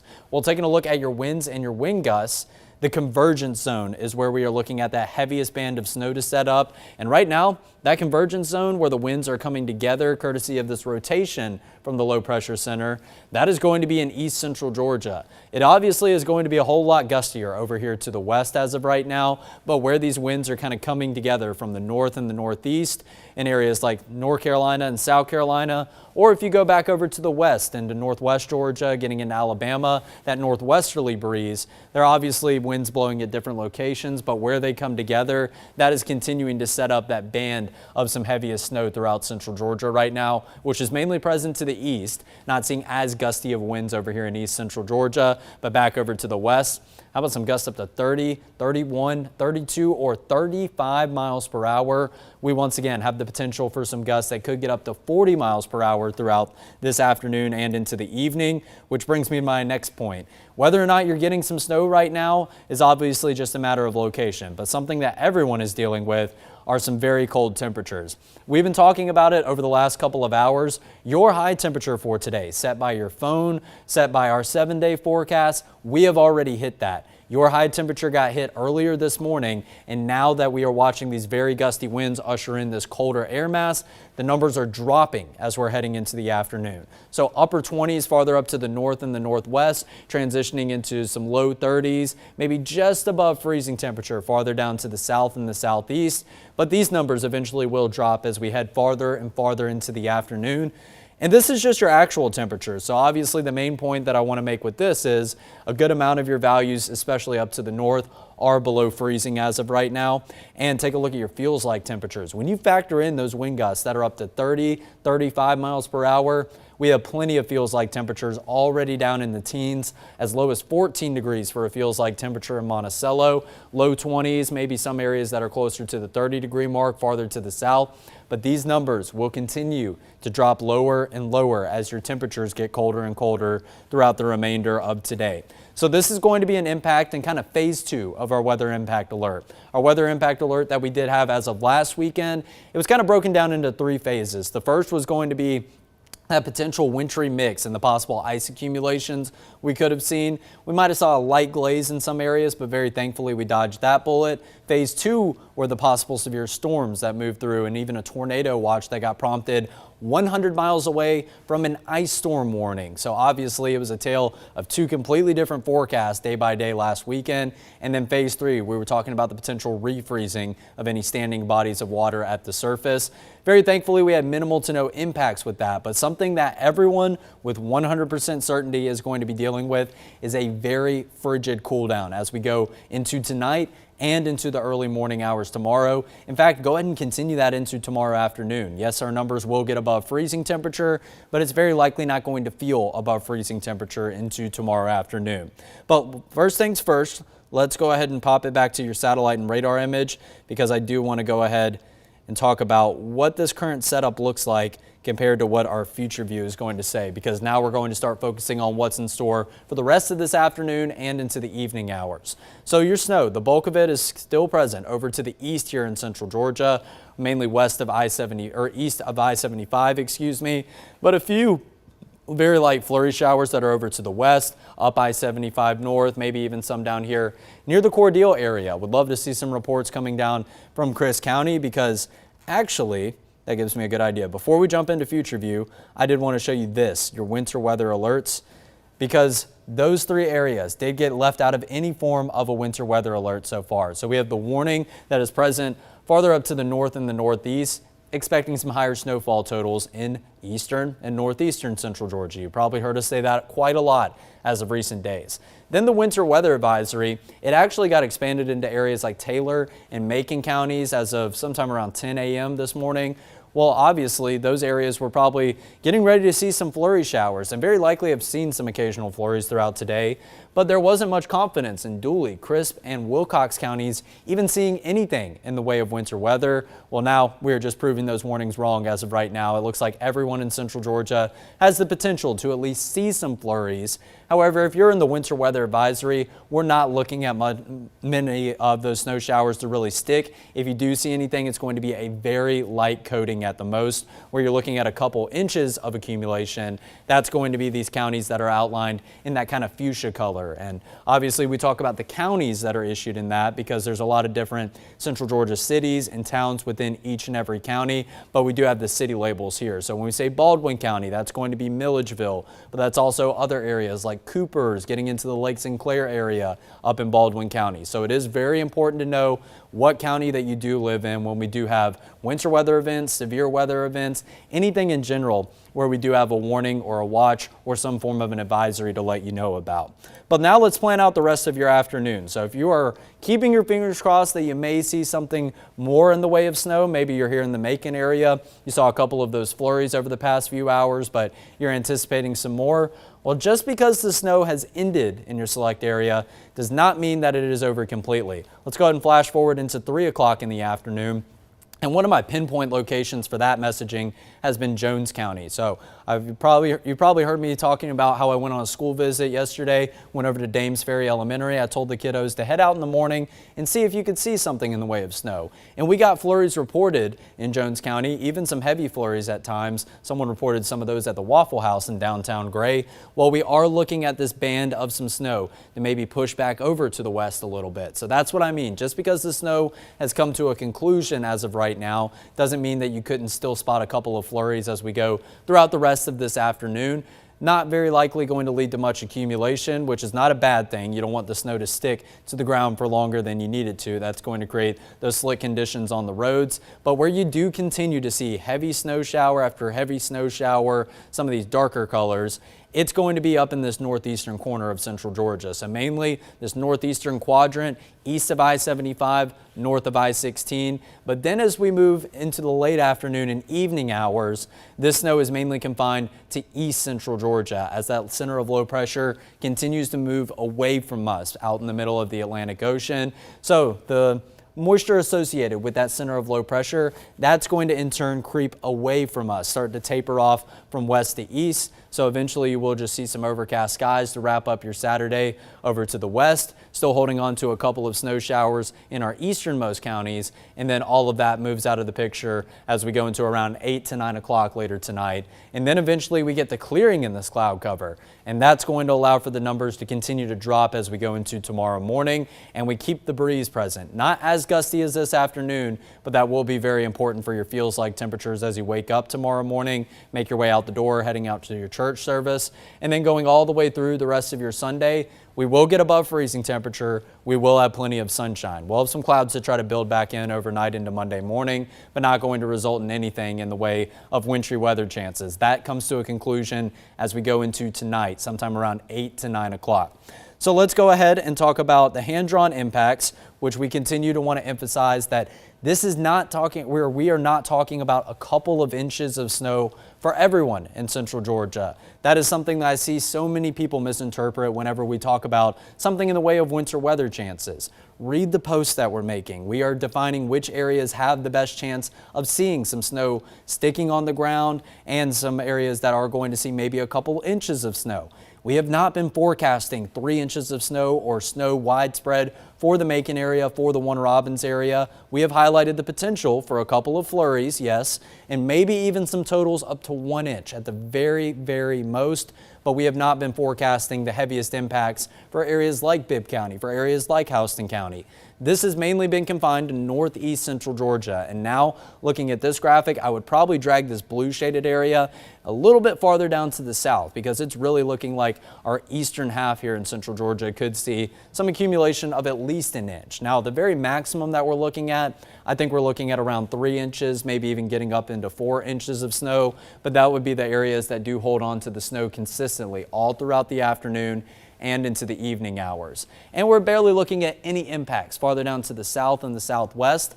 I'm not saying that you won't get anything in the way of a flurry shower like what we currently see down in Crisp County, creeping into Wilcox, southern and southeastern Dooley County, but it's not going to amount to anything. You're not going to have any impacts from that. You're just going to have some passing flurry showers, say, oh, that was cool, and continue about your day. That's all you're really looking at. So the chances for any implications or impacts from anything in the way of frozen precipitation, those drastically fall off as you go farther to the south and the southwest. So if you have to go up I-75, down I-75 throughout the rest of today, I still think you're looking good to go. We might have some flurries that try to stick to the ground, try to make for some slick conditions, so it's always a wise choice to be pretty careful on the roads, but the roads are really going to actually have some very slick spots and you're actually going to have some travel impacts. I wouldn't doubt we'll have a couple of traffic alerts to inform you about in northeast central Georgia throughout the remainder of today, especially if we have some spots that get up to maybe, say, around 2 inches of snow, maybe even close to 3 inches.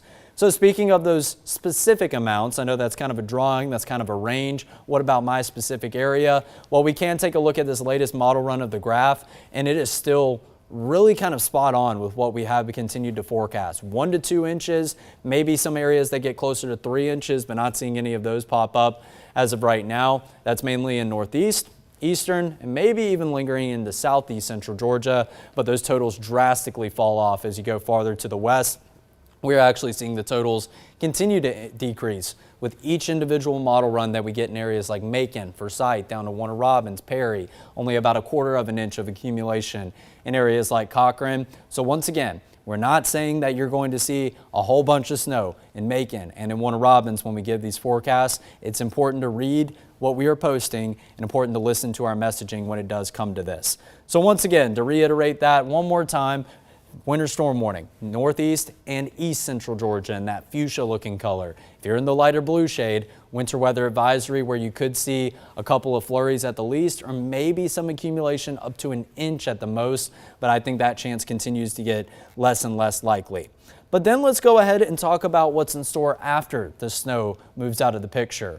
Over the course of this weekend, I imagine there's a little bit of fluctuation with this, but most areas in central Georgia are roughly looking at 20 to 40 hours below freezing temperature as we head throughout the rest of this weekend and as we get into next week. Areas in north and northeastern Georgia are definitely looking at well more hours below freezing temperature than us here, but still, that is a good window of time. This is about a day and a half in terms of actual hours that we should be below freezing temperature as we head all the way into Monday. So the more and more we are below freezing temperature, that is going to result in anything that is frozen on the ground continuing to stick and is going to be very reluctant to melt until we do get back above that freezing temperature mark. But I did want to highlight this because this is emphasizing that we won't have too many windows where we are below or are above freezing temperature as we go into the future.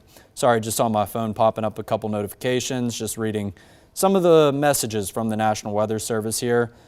Someone posting their dog up in Dawson County, Georgia. In fact, we just saw that 11 Alive coverage. If you were tuning in before the top of the hour, we had some reports of 7.5 inches of snow up in Mountain City. That's going to be up in Rabun County, the northeasternmost corner of Georgia. Many of you might have heard of Rabun County. That's where our wonderful Gunnar Stockton is from, the UGA quarterback. So that's in the northeast corner of the state. That's where they've seen the most snow, but obviously we're continuing to look out for those accumulations down here in central Georgia. But something that I did mention a little bit earlier that you 100% are going to be dealing with, whether you see snow or not, is going to be an extreme cold warning. You may remember our cold weather advisory. We had one on Monday morning, we had one on Tuesday morning, and we even saw some single-digit wind chill values. So what the temperature does feel like, not what the actual temperature is. That's when you factor in some breezy conditions, and those winds have an extra bite to them, making it feel even colder than what the actual temperature sits at.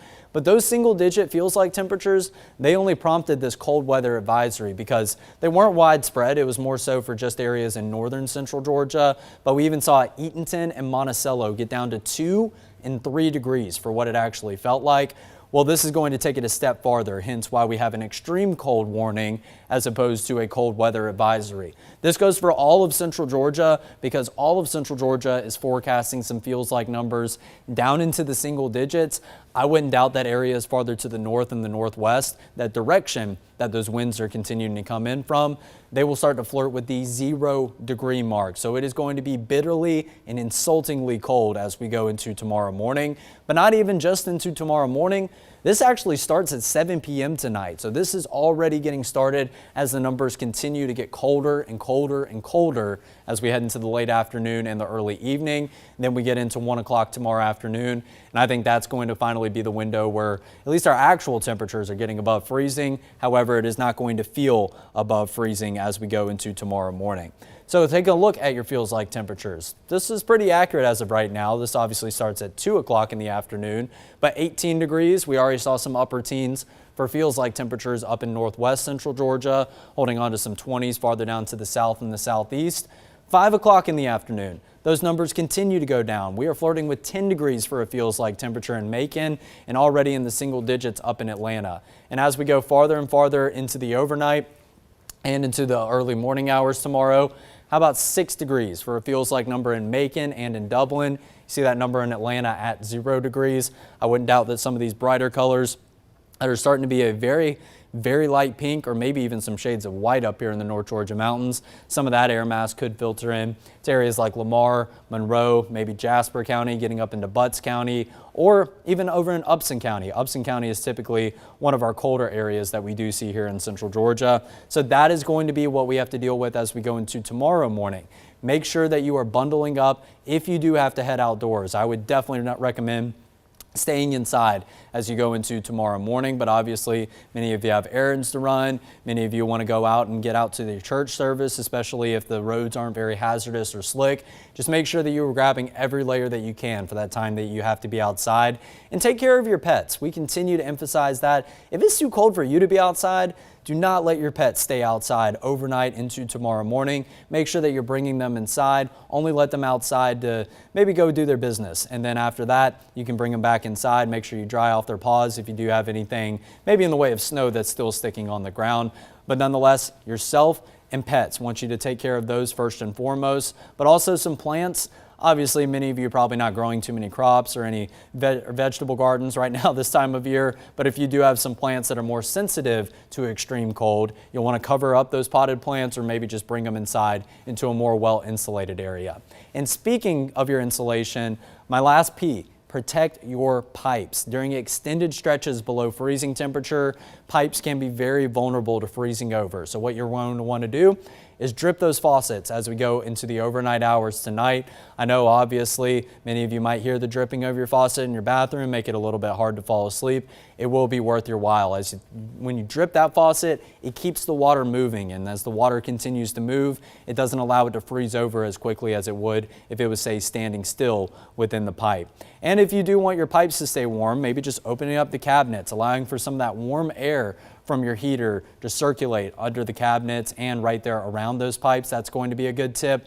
And anything that you have in the way of those outdoor sprinkler spigots, maybe some pipes or those sprinkler spigots in uninsulated rooms, wrap them up in some kind of a cloth, some styrofoam. Make sure that you're insulating those well so they don't freeze over, as they're going to have more of a natural environment right there around those very frigid elements. Those are just some safety tips and tricks that you can continue to take, and we'll continue to keep you updated as we go across the course of the next couple of days. So that's why your weather impact alert will go into the first half of tomorrow. I'll pop up your 7-day forecast really quick and then circle back to our satellite and radar one more time to give you a current update on where those snow showers still exist. 30% chance of some snow. I think we probably should have given that a bit of an uptick, but overall, this did highlight the uncertainty and the slight fluctuation and wobble that we could have seen that resulted in maybe not too much snow for most people. But weather impact alert goes into the first half of tomorrow morning. Then as we pop back above freezing temperature tomorrow afternoon, that is going to lead to the melting of anything that is still frozen down at the surface, especially paired up with plenty of sunshine. You might have just saw 11 Alive's coverage, and they have their weather impact alert going all the way into Groundhog Day morning, but that's because their high temperatures tomorrow are not forecasted above 32 degrees. So it's going to be much colder up there, and if they are below freezing temperature all throughout the afternoon, especially those areas that saw multiple inches of snow, that is going to stay frozen at the surface as you go into Monday morning. So more travel implications are going to be a bit messier farther up to the north of us. You may want to take that into account if you do have to say head up to the north for work and travel purposes as you go into Groundhog Day on Monday.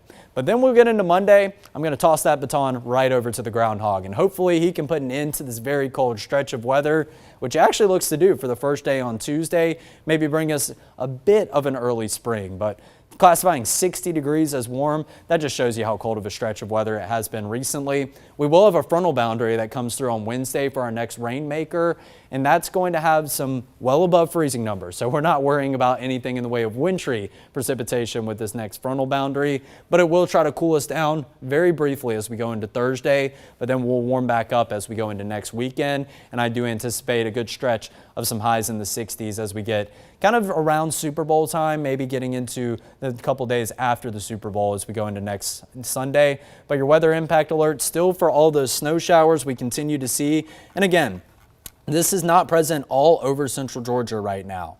And I think that's something that gets misinterpreted quite often when we do a weather forecast. So obviously we try to emphasize where the impacts are going to be when only a select few spots are going to see those impacts. And what we have highlighted is eastern, northeastern. If you live anywhere in this eastern half of central Georgia, that's where you're still looking at the most accumulation in the way of some steady snowfall. And right now that's what we continue to see come to fruition.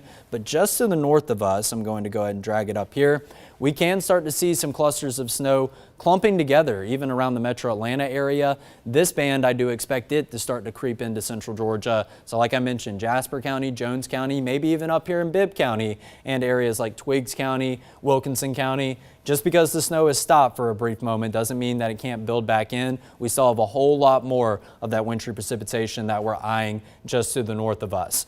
And I'm wondering if we can get an image of anything in the way of our sky cams. I guess I'm going to flash it back over to the downtown Dublin one, because this is the only one that we were seeing anything in the way of some flurries. Give you a real-time image of what exactly is going on.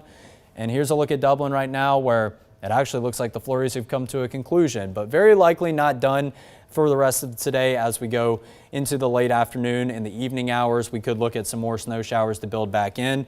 And I imagine that we'll start to see a lot more of this afternoon and evening snow begin to stick to the ground as those numbers are continuing to cool down in real time.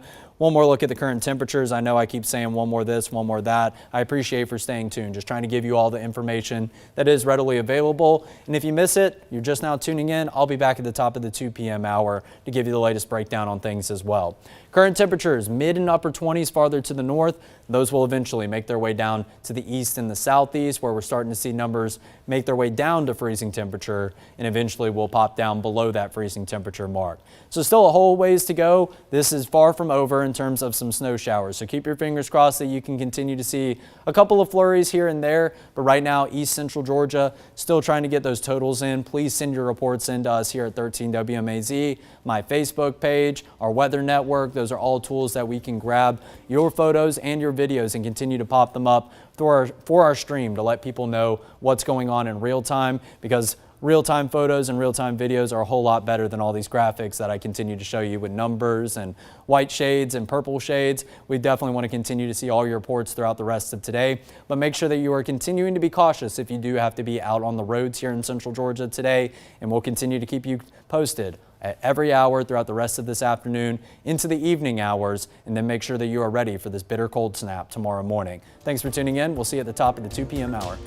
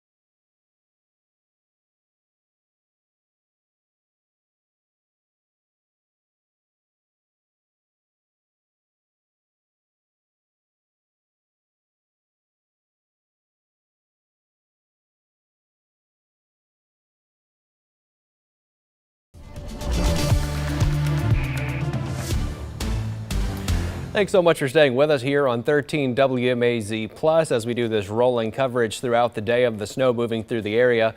We want to take a minute and look at some of the photos that folks have been sending in to us. First up, though, I have to do my own dog. Here's a photo of my little puppy, Cooper. He's up there enjoying the snow with my family in Metro Atlanta. My family says he keeps sticking his face completely in the snow. So look, I love to see him enjoying that. Also, here's another pup. This was sent in from Dawson Smith out in Milledgeville. So adorable, and his fur matches the snow out there. Also, here's a photo sent in from a viewer in Calhoun around noon today. Things are looking like they're starting to stick there. Also, here is finally how things are looking in Deep Step. That's over in Washington County. We, of course, want to thank everybody for sending those in. Now, as the snow keeps falling here in the area, please keep sending us your photos. You can send them to us over text by 478-752-1309. Then we'll share them during our coverage today. Again, 478-752-1309. Now, as we head into the afternoon today, some of our northern counties are starting to see the effects of this third straight weekend of winter weather. We have reporters all across central Georgia keeping us updated. Our Madison Ricks is live for us in Sandersville, where the snow is finally coming down. So, Madison, how's it looking out there? Yes, Connor, it is snowing, and it's been snowing for the past couple of hours now. And honestly, when I tell you it's cold, it is cold. My back is cold. The wind, it's the wind, to be honest. But yes, it's been snowing, like I said, for the past couple of hours. And when we first got here around 8 in the morning, it wasn't snowing. And, you know, crews were out here preparing the roads. And, you know, you can see people passing by me. And, you know, the roads, the snow isn't really sticking to the roads, but off in the grass over here, it is sticking. And, I think it's going to honestly continue snowing for a while right now. But like I said, it is very cold. So if you are traveling today here in Sandersville in Washington County, you should definitely bundle up. So you're not like me and you're not cold. But yes, like I said, they are continuing to be out here and be vigilant and, just continuing to tell drivers to stay safe and vigilant on the roads. But I'll send it back to the studio, reporting live in Sandersville, Madison Ricks, State 13 WMAZ News. All right, thank you, Madison. Hoping you and Ellie both have feelings in your fingers and toes still. They've been out chasing the snow all morning and now all afternoon long. Nice work to both of you. Also, Madison isn't the only one on our team who was out there today. Naomi Washington was out in Milledgeville a little while ago as the flurry started to come down there. Snow lovers in Milledgeville, you guys are getting your wish. We're seeing flurries now. I'm downtown. There's a lot of people down here still going out to eat, still doing business as usual. Of course, nothing has stuck on the ground yet, but just after 10 a.m. we started seeing these flurries, and it's just cold and windy.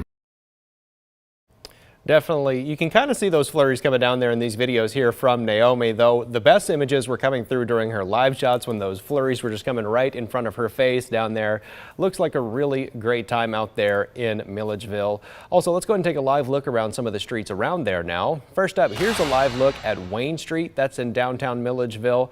You can see those flurries kind of there. You can see the sidewalks are a little wet. Also, not too much traffic moving. That's good. Some folks have really been paying attention to the warnings just to stay at home and stay off the roads if you can. Of course, we'll continue to keep you updated on those road conditions throughout central Georgia as the snow moves in through the area today. Also, right now, we need to tell you that there's a power outage affecting about 100 people in Lamar County right now. We're working to learn what caused that outage and when power is expected to be back on. We'll, of course, be sure to keep you updated here on 13 WMAZ Plus about any power outages that we hear about throughout central Georgia today. We're going to take a quick break, but stick with us.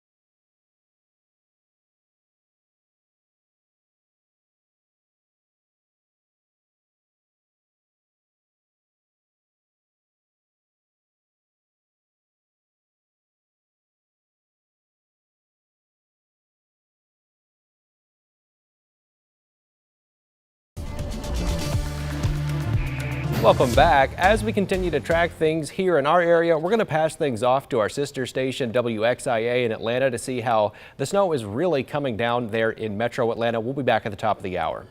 Crash, but these conditions making it hard for crews to clean up.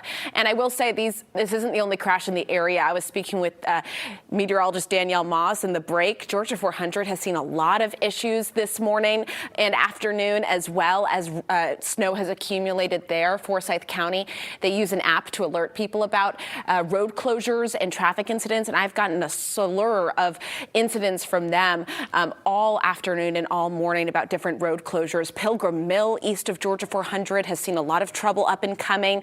Also, I-85 has seen a lot of trouble. I really just want to emphasize that if you don't have to be driving, stay off the roadways. Back to you guys. Yeah, Rachel, that is a perfect illustration of why we know it's the weekend. We know you may be off work, you may be at home, but that right there is just all the more reason to make sure that you're staying home and paying attention to the conditions in your community, because we also don't want our first responders who could be responding to other very serious matters now having to deal with additional issues. And it does go to show, too, when because, look, there are always going to be people who say, oh, I've heard the message before. I've heard the message, stay off the roads. You see images like that, and it is a reminder of that. Even if when you wake up in the morning and you look out your window, it does not look particularly treacherous. We live in a big chunk of our state, and there are millions of people who live here staying off the roads, following these instructions from the folks who do have to go out.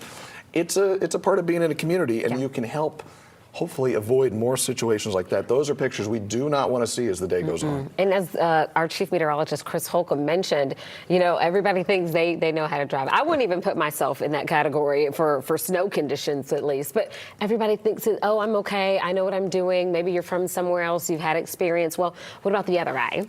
So you don't want to deal with that at all. No, you do not. And I'm guilty of that sometimes. I grew up in New England. I can get in my ego a little bit. It's different down here. But no, you don't want to do it. And hopefully those folks who are stuck there on 985 will be able to get off soon. Of course, we're going to keep hopefully they've got some full tanks and some snacks and things. We do want to keep you informed as we continue to track this winter weather. We want to bring in meteorologist Chesley McNeil, because that's why we're doing this, to make sure that you at home know what you need to know. So Chesley, what's the latest on the conditions? They're going to improve as we head through the afternoon for the metro area, but the metro area hasn't seen what we've seen up to the north and where Chris has been driving through. He's all the way up into Rayburn County. In fact, you look up here toward Blue Ridge where the snow is still coming down.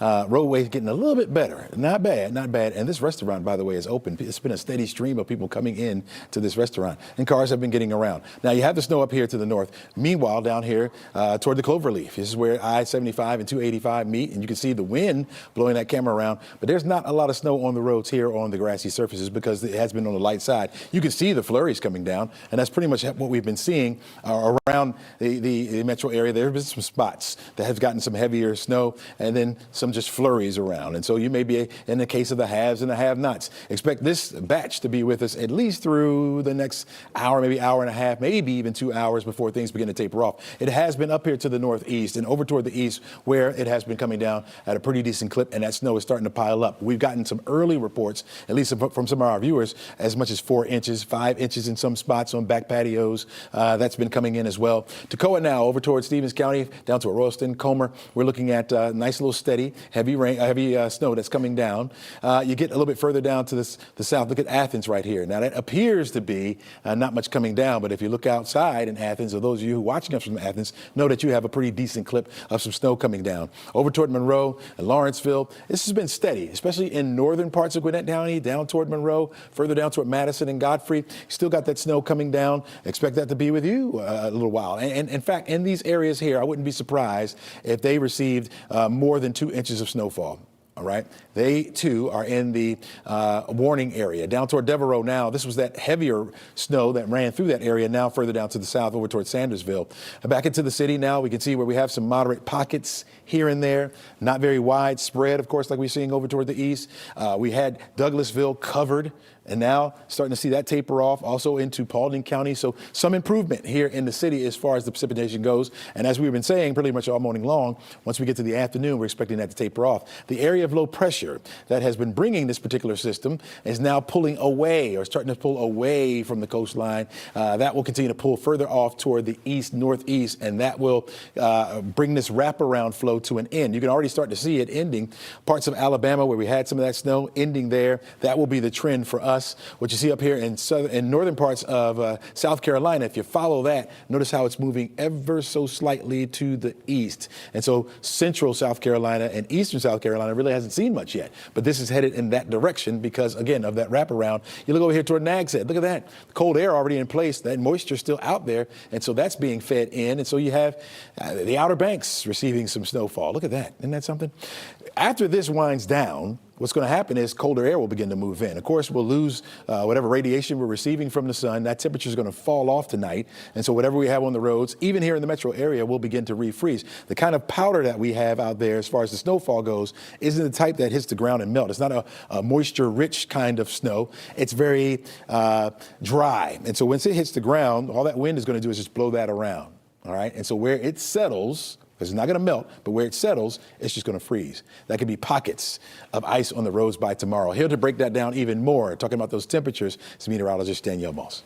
We are definitely keeping our eye on those temperatures because that is definitely going to be very, very cold. It's already cold outside right now, but when you talk about the next few hours and seeing those temperatures really fall, that's going to be the shock to the system. 24 degrees currently here in Metro Atlanta, 14 in St. Louis. I never thought I'd see the day where Denver is warmer than us here in Atlanta. 51 degrees.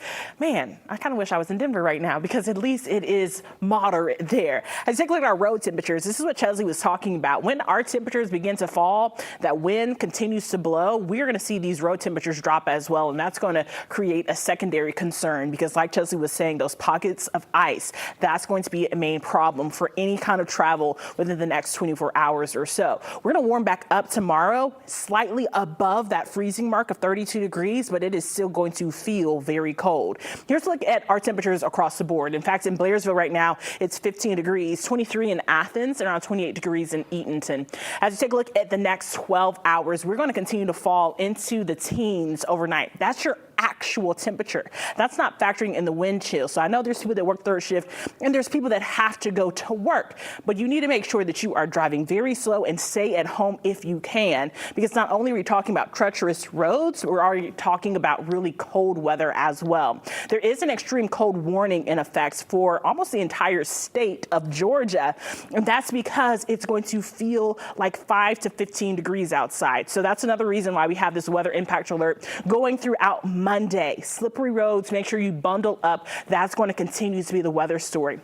Even as we take a look at your planner for tomorrow, we're going to get up to around 35 degrees, but it's going to feel like 26 during what we would consider the warmest part of your day. So make sure that you are prepared. We talk about the feels like temperatures here in Atlanta, and we start talking about single digit numbers. That's like, okay, but look at North Georgia overnight tonight, and even at 5:30 a.m. Sunday, it could feel like minus 10, Chesley. So we're looking at some really brutally cold temperatures, and then you factor in that wind chill. That's going to be a really big shock to our system here. Even with sunshine, Even right? with sunshine. Isn't that something? I know. Cold air, folks. We've been dealing with it, right? And really won't see that temperature modify a bit until we get into next week. So here's what you can expect for the rest of the afternoon and into tonight. You're looking at that snow, mainly over toward the east, still coming down, probably is going to linger at least through about 5 or 6 o'clock before it begins to wind down. Here we are by 6:30. Model showing that'll be mainly over toward our east, just leaving the Eatonton area at that particular time. Those winds starting to pick up a little bit out of the northwest. You were talking gust in the 25 to 35 mile per hour range for this evening. So again, that's going to help to dry up some of the snow that's out there, but not a lot of it. All right, not a whole lot of it right there at the surface. So we'll be watching that as we head through the overnight. As Danielle mentioned, those temperatures going down into the teens for overnight lows. We're going to get the sunshine in here for tomorrow, but it's not going to help to heat us up all that much. I do think by the afternoon on Sunday, our temperatures will rise just above the freezing mark, may get up to 34, 35, and then start to see it go right back down again. So it'll only be brief for a moment of time, if you will, before more of that cold air just kind of takes over our area. In fact, we're going to have that last at least through Monday morning, which is where we have our 11 Live weather impact alert, mainly because of the cold for tomorrow and into Monday morning. Look at those temperatures, again, briefly above the freezing mark at 35 on Sunday, and then we'll watch it fall back down into the 20s for overnight lows. 47 degrees will be the high temperature on Monday, back to the 50s by the time we get to Tuesday and Wednesday. Got a front coming through on Wednesday that may bring us a few showers, but then behind that front, we'll cool off just a little bit at 45 and then right back into the 50s. 50s is where we should be for this time of year, and I know once we get there, you'll like it. Guys, back to you. We are waiting on that, Chesley. Thank you, Chesley. We're going to turn now to some breaking news that is just coming into the 11 Alive newsroom. Yeah, according to Fulton County Commissioner Mo Ivory, a pipe has burst inside the Fulton County Jail. Now, Commissioner Ivory says the burst is causing flooding, impacting inmates as well as jail staff members. We are told this is an active situation. We have a crew on the way to the scene. Of course, going to be monitoring how that develops. Details limited, but you and I both saw that come in and had a moment of concern. Yeah, it's very concerning because anybody who's been following along about the Rice Street facility knows that there have been constant alerting of various issues there and an ongoing back and forth between the Sheriff Patrick Labatt and Fulton County government officials about whether or not to get a new facility, whether to make repairs. And so this is an ongoing issue that we're seeing continue because of this winter weather. We're going to keep a close eye on that. We are going to turn now to our Galat Malamed, who is in Athens. Galat, what are you seeing out there? I know it was snowy earlier in the day. How are things now? Zach, it's still snowy. I would say it's a light snow, but it is very consistent. We're along East Washington Street near College Ave in downtown Athens. You could see the main part of the road, really the lanes where cars would be driving. It's pretty clear right now, which is good. And the other good thing is that we're not seeing many cars out on the road at all. Where we're really seeing a little bit more of the snow accumulation is on top of some cars and then in the dirt right up against the trees. But the middle part of the road does seem to be pretty okay. Looks like a lot of the businesses around here are closed. Some are open, though. I did pop into a restaurant where there were maybe about a dozen people or so. We've seen, a couple of people wandering about, taking a look at the snow, walking down the street. As for classes and what UGA is doing, they are monitoring this situation, of course. They say that by tomorrow is when they're going to make a decision about classes. Monday, obviously, there's still some time to see what happens with the snow, but it is something they're monitoring, and we are expecting a decision from them Sunday. As we were driving up here from Atlanta, I would say that the roads were pretty decent until we hit around the Lawrenceville area. I noticed brine marks along I-85, so this is something that, GDOT has been, of course, preparing for. And then once we got to around Lawrenceville, that's when I would say, at least during our drive, is when it was snowing consistently. The roads, they weren't clear, but definitely it was better in the lanes than on the side of the road where we see that accumulation in the grass. But we'll be out here all afternoon and evening monitoring the conditions here in Athens. Thank you a lot. We know that is the home of the University of Georgia. Are you seeing too many students out there? I know you're not exactly on campus, but we see some folks walking behind you. What's the kind of the scene or the feel? Are people out trying to still enjoy their Saturday? Well, there's not many places that seem to be open right where we are, to be honest. I did see a couple of groups of students walking around, not a lot of students, but a few groups just out on a stroll. And then the restaurant I went into, people seemed, happy and cheerful. One of the only places, at least in our immediate vicinity, that seems to be open. But I wouldn't say there's a large amount of people, at least where we are right now. Galat, let me ask you this question. We saw some news about half an hour ago from Athens, Clark County. They said there is a water main break at the corner of Rutherford and Stanton Way. They said it's not a major break. They said the repairs underway right now are not expected to impact water service. But I'm wondering if you have seen any other flash points of pipes bursting, water mains impacted, anything like that today.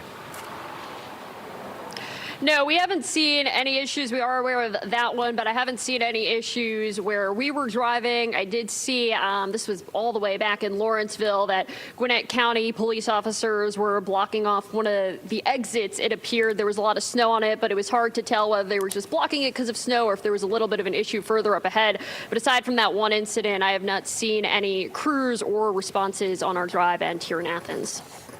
The big question, what's going to happen with school tomorrow, or I guess on Monday? The decision, Galat, as you mentioned, going to be made tomorrow. We will be watching closely. I know many of the students, the parents, the faculty watching closely as well. Galat, thank you very much. A lot of folks are also wondering about the airport. Very much so. The conditions are different based on where you are. And so a lot of folks, I know someone who has to fly out tomorrow, is it going to happen? Is it not? So, and it's not just here either. Exactly. It's where you're going. What is the weather going to look like there? Are the planes getting back? So there are a lot of moving factors here. Our Molly Oak has been at Atlanta's airport, so we're going to take a moment to hear from her. We have flurries outside the airport. Inside the airport, though, we have cancellations we want you to take a look at. Across the U.S., according to FlightAware, we are nearing 2,000 cancellations for the day. Here at Hartsfield-Jackson, we are sitting at number 2 for cancellations coming out of our airport. Charlotte Douglas International is taking that top spot. Here in Atlanta, though, we have more than 300 cancellations. That's about a third of our flight. All of those stats coming from Flight Aware. I've been talking with travelers today. So far, they are keeping their fingers crossed that their flights will stay on time. I was at a conference. And what was happening? And as the day was winding down yesterday, you hear somebody say, "Oh, my flight is canceled." Then on the other side, "Oh, my flight is canceled." Now, we've been at the airport since about 5:30 this morning. Cancellations haven't increased too much since we've been here. Maybe 5 to 10 more cancellations since we started this morning. So just go ahead and take a look at your flights before you head to the airport. Remember to give yourself extra time. But the good news is security lines have been looking good all day. Guys. Well, a clear security line is always some good news. But again, best to check if you're planning on going anywhere. Clear security lines and at this point reasonably clear roads, at least from this specific vantage point in Gwinnett County right now. You're looking at a live picture from the 11 Alive Weather Impact Tracker truck in Gwinnett County, where we have seen a lot of trouble on the roads. Gwinnett County Police saying they have seen multiple wrecks. We will continue to track the conditions there and all across Metro Atlanta. We're going to go to a quick break. We'll be right back after this. I was born and raised right here in Atlanta, so this city has always been a big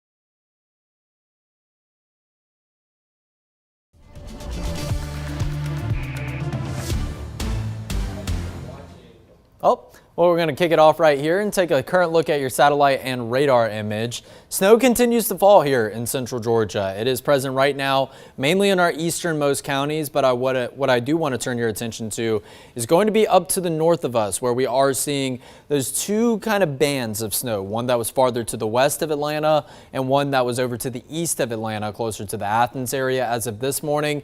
It does appear that we are kind of seeing some clumping together of the two farther to the north, but before we talk about about what's up to the north of us, let's go ahead and talk about here in central Georgia. So where you are seeing some blue color overlap with these grays and these whites is going to indicate really good confidence in some steady and some heavy flurry showers. Right now, really present all across Washington County and getting down into portions of Johnson, northeastern Lawrence County, and now making its way over into Emmanuel County, the Swainsboro area, which also does ring a bell in my head, where we do have a Swainsboro sky camera. So that is actually going to be a good image.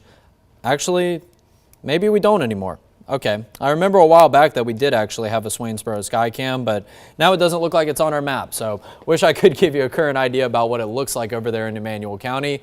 But nonetheless, we can take a glimpse at downtown Dublin. And the snow showers have currently come to a conclusion in downtown Dublin right now, but that does not mean that they are done for good for the rest of today. So let's take it over to the sky cam graphic. We will pop that up. And this is a look at downtown Dublin, where we did have some heavy and some steady flurry showers.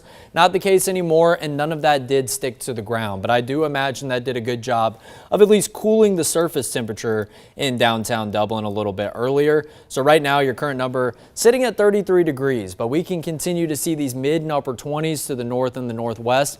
That is going to propel a colder air mass from that direction farther down to the south and the southeast. And right now, what we're continuing to look out for is going to be where the winds from the northwest and where the winds from the northeast come together. This is going to mark our convergence zone. So this is going to be very important because this is going to really indicate where the snow to the north of us is going to head direction-wise across eastern central Georgia and northeastern central Georgia. But right now, we do hold on to some upper and some mid-20s right now in areas like Monticello, Eatonton, up in Forsyth. In fact, I can go ahead and give you our first total that we have reported from the field right now. Not a lot of the snow has accumulated into at least some totals that we can read, but we do have our first one up here in Putnam County. I did just take a look at a message from the EMA director up there in Putnam County in our National Weather Service chat. I'll go ahead and read you what he said word for word. We've seen around an inch of snow in Putnam County and downtown Eatonton. However, we've seen some melting on the grassy surfaces and vehicles since the first snowfall has happened. Roads are still damp, and we have no reported road issues so far. So that's obviously a whole bunch of good news, but accumulations up to an inch have been found up in Putnam County. If you continue to have some accumulation in which you can measure, please send those reports in to us so we can go ahead and try to fill out this map, give everyone a good depiction of what the snowfall totals are looking over in eastern and northeastern central Georgia. And right now, this is following along the basis of what we were talking about, 1 to 3 inches in these areas to the east and the northeast. Everyone else going to receive an inch at the most, but more than likely just a little bit of a trace, maybe about 1/4 of an inch of accumulation, maybe even just a couple of flurries that don't result in anything in the way of possible accumulation on the ground. So let's go ahead and take it up to the north, where I'm actually going to pause this in real time, and you can take a look at some of these areas where we are continuing to look out for the lighter shades. So these lighter grays, maybe getting into the bright white colors like we do see down in portions of Washington County and Johnson County right now. So we see a good cluster of it all around the metro Atlanta area, which is very important because we're now seeing these colors kind of in northeastern metro Atlanta, getting closer to that northeastern corner of the I-285 corridor and up in northern Fulton County, because Ansley Parker was talking with her family all morning long up in Johns Creek, and they were saying, we're not seeing anything. When are we going to see something? Well, now I imagine they're at least getting some flurries up there. So this snow is building in a whole lot more widespread. And remember that convergence zone I was talking about, those winds going down to the south and the southeast, all of that is expected to move down into central Georgia here over the next couple of hours. So I wouldn't put it out of the realm of possibility that we are not done as far as areas like Macon, down into Warner Robins, and other areas that have seen the snow come to a conclusion so far. But once again, we're still not forecasting anything besides a very light coating for most of central Georgia. It's really east and northeastern areas that are holding on to these lighter shades that are going to see more accumulation. But also, remember, we've been talking about your winter weather alerts all throughout today, because that is giving us a good deal of confidence about which areas can see what in the way of impacts. There are some flurry showers over to the west or I guess directly to the west here of Macon over near the Upson County area. I think Pike, Lamar, and Upson County have been holding on to a consistent set of some flurries for quite a while so far now. And now we get down into Macon County where we see some light gray shades, and then down here in Crisp and Wilcox County. So you guys are actually getting some flurries. And in fact, that is not even lining up with our winter weather alerts, because Crisp, Wilcox, and Dooley counties are the only 3 that have been excluded from these winter weather alerts. Take a look at that, where you do see the winter storm warning and the winter weather advisory in place for all of central Georgia. If you do have the winter storm warning, that's just highlighting more confidence in the accumulation of those snowfall totals. Winter weather advisory, less confidence in the accumulation, but pretty good confidence that you will see something in the way of some snow showers, whether it's a light flurry or maybe a steady flurry that does try to give you a bit of a light coating. But areas like Unadilla, down to Vienna, Cordele, getting over to Abbeville, Rochelle, Pitts, down in Wilcox County. You guys got left out of any form of a winter weather alert, but we are seeing some flurries. So we would love to hear if those are actually coming down to the ground, and that's not just a bit of a radar issue, but it does look like almost all of central Georgia at least going to catch a glimpse of some flurries throughout today. But once again, the main impacts in the form of accumulating totals are going to be to the east and the northeast, outlined in those areas that you did see kind of in that fuchsia color. So once again, this is hand drawn, but I finally did update this and drag this down a little bit. As of this afternoon, we are forecasting the accumulation totals of 1 to 3 inches, really mainly in this northeastern quadrant, but dipping just now a little bit below I-16. I wouldn't doubt that Dublin could see maybe closer to around 1 inch of accumulation when this is all said and done. And then getting into Soperton, areas like Vidalia, maybe even Wheeler County or Montgomery County. That's a pretty good cutoff line, I would say. So areas like Macon, Warner Robins, Cochran, down to Hawkinsville, you guys are more so just looking at about 1 inch of accumulation at the very most. And this goes hand in hand with our graphic according to Future View. So this is the model that we use for Future View, indicating some totals that are maybe up to about 1 inch or 2 more on top of what we've already seen. Now remember, Eatonton already reporting some totals of around 1 inch. So maybe going to add roughly another 1 inch to those totals. So that would put the totals maybe around 2 inches up there in Putnam County. Most areas over to the west and the southwest, only about 1/10 of an inch of accumulation. Those totals just continue to go farther and farther down. Once again, northeast, eastern, and maybe even a little bit of southeastern central Georgia going to see those totals that are up to about 1 inch or 2. And that's where you're going to really have some hazardous travel, some slick spots on the roads as we go throughout the rest of today. And speaking of going throughout the rest of today, let's pop it over to Future View. I'd say this is pretty accurate right now of what we are actually seeing, and maybe some of these spotty flurry showers are more so present a little bit farther up to the northwest of where they do sit at the 2 p.m. hour here on Future View. But the snow continues to be a bit more widespread back over to the west, like that cluster right now. Actually, if we drag this all the way back to the beginning, kind of put this in reference so that we do actually have more widespread showers a little bit to the west around the metro Atlanta area than what this graphic does sit at here at this time. So I would allow for a little bit of leeway room. As we go into the future, maybe allow for this cluster to move a little bit closer to I-75, maybe closer to the Macon area, maybe even down into northern Houston County for a few more flurries down in Warner Robins. But the main accumulations will be these areas that have already seen the heaviest snow so far, and they will continue to have some heavy bands of snow showers move through. Milledgeville, up into Hancock County, Washington County, down into Johnson County, even up into Putnam County, where once again, we have the accumulation of snow on some of those non-road surfaces, those non-asphalt, non-concrete areas. It's still rather slick and rather wet on those surfaces, but as of right now, that's a very good thing to see. So travel is probably going according to plan in areas like Eatonton up in Putnam County. As we go farther into the afternoon and into the evening hours, it's really just our easternmost counties, this easternmost column of counties that we continue to see, and then those chances taper off from west to east as we go just past dinner time around 8 into 9 o'clock. So those areas once again could be the last ones to see some steady flurry showers throughout the rest of today. And then we go into the overnight hours. We see clearing in the cloud cover. The gusty winds continue to persist as we go into tomorrow morning, but definitely not as gusty as what we do see as of right now. So those gusty winds are going to have a big implication in terms of what everyone has to deal with as you walk out the door tomorrow. and that is going to be an extreme cold warning. I can't even remember the last time that we did see one of these issued. We might have seen one that day after we got plenty of snowfall as of last year, but I'm not too confident that we did. Otherwise, all of central Georgia from 7 p.m. tonight. So this is starting in about 5 hours, this extreme cold warning, and it's going all the way into 1 p.m. on Sunday. So not ending in the early morning hours of Sunday. It's going into the afternoon just past lunchtime. The highlighted potential for wind chills in the single digits and near 0 degrees. Now, that's not going to be your actual temperatures. So before you say my weather app says 16 degrees is the low temperature tomorrow morning, my weather app says 19 degrees is the low tomorrow morning.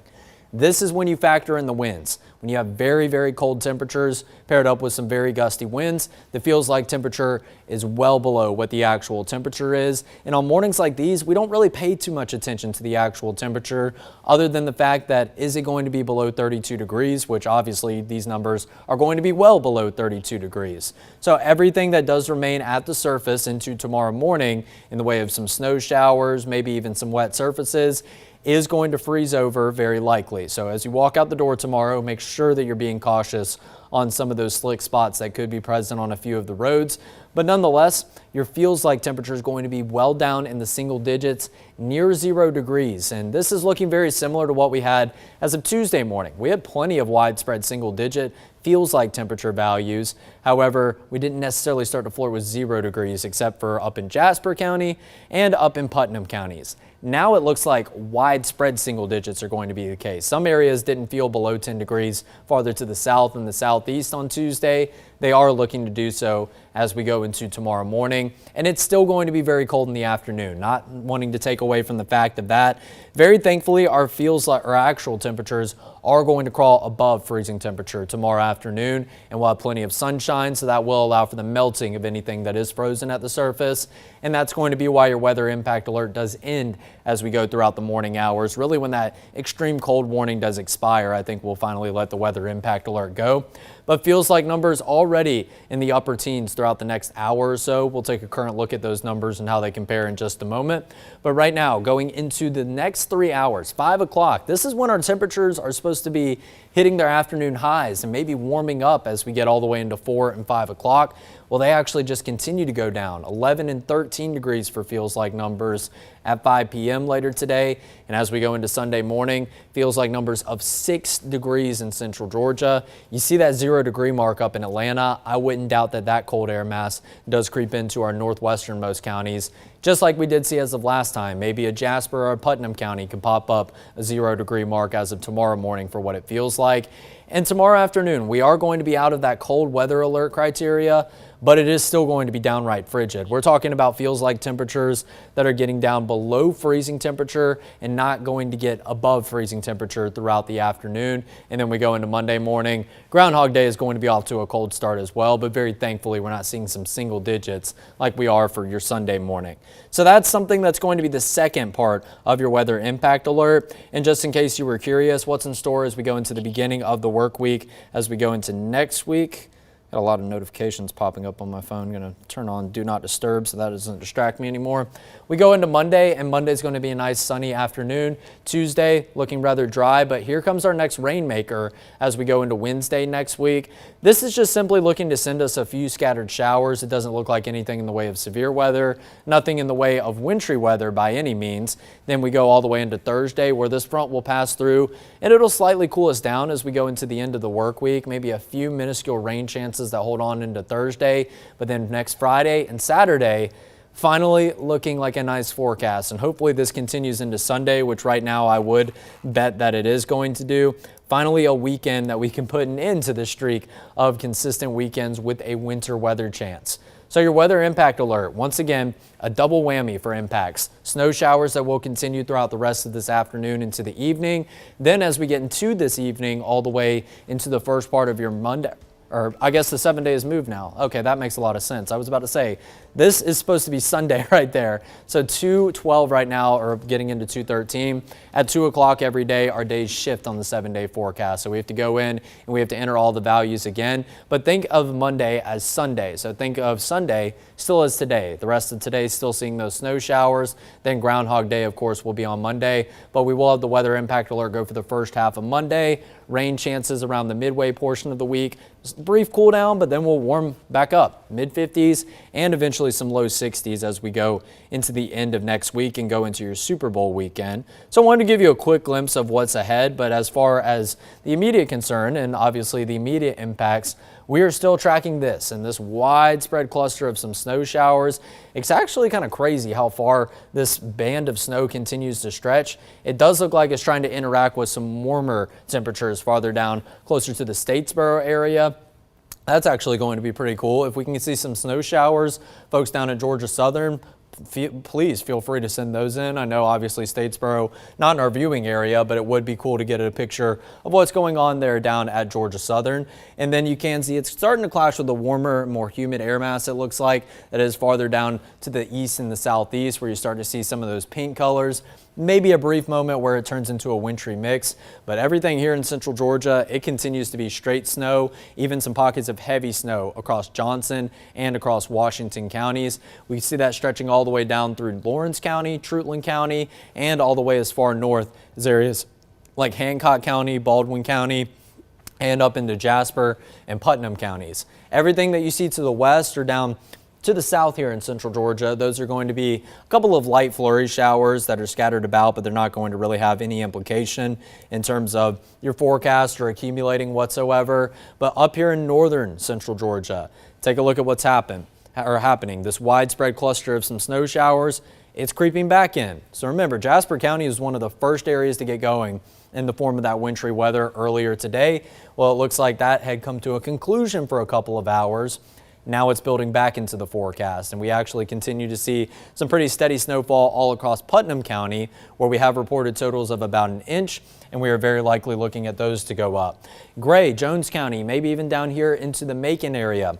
You guys are looking to receive some of this moisture and some of this snow once again as this sags farther down to the south. We could even see some over along the I-75 corridor over into Forsyth, maybe just east of Forsyth in the Juliet area. So we still have a ways to go. This is by far not over just yet. We're going to continue to see some totals added on top of whatever we've seen fall so far.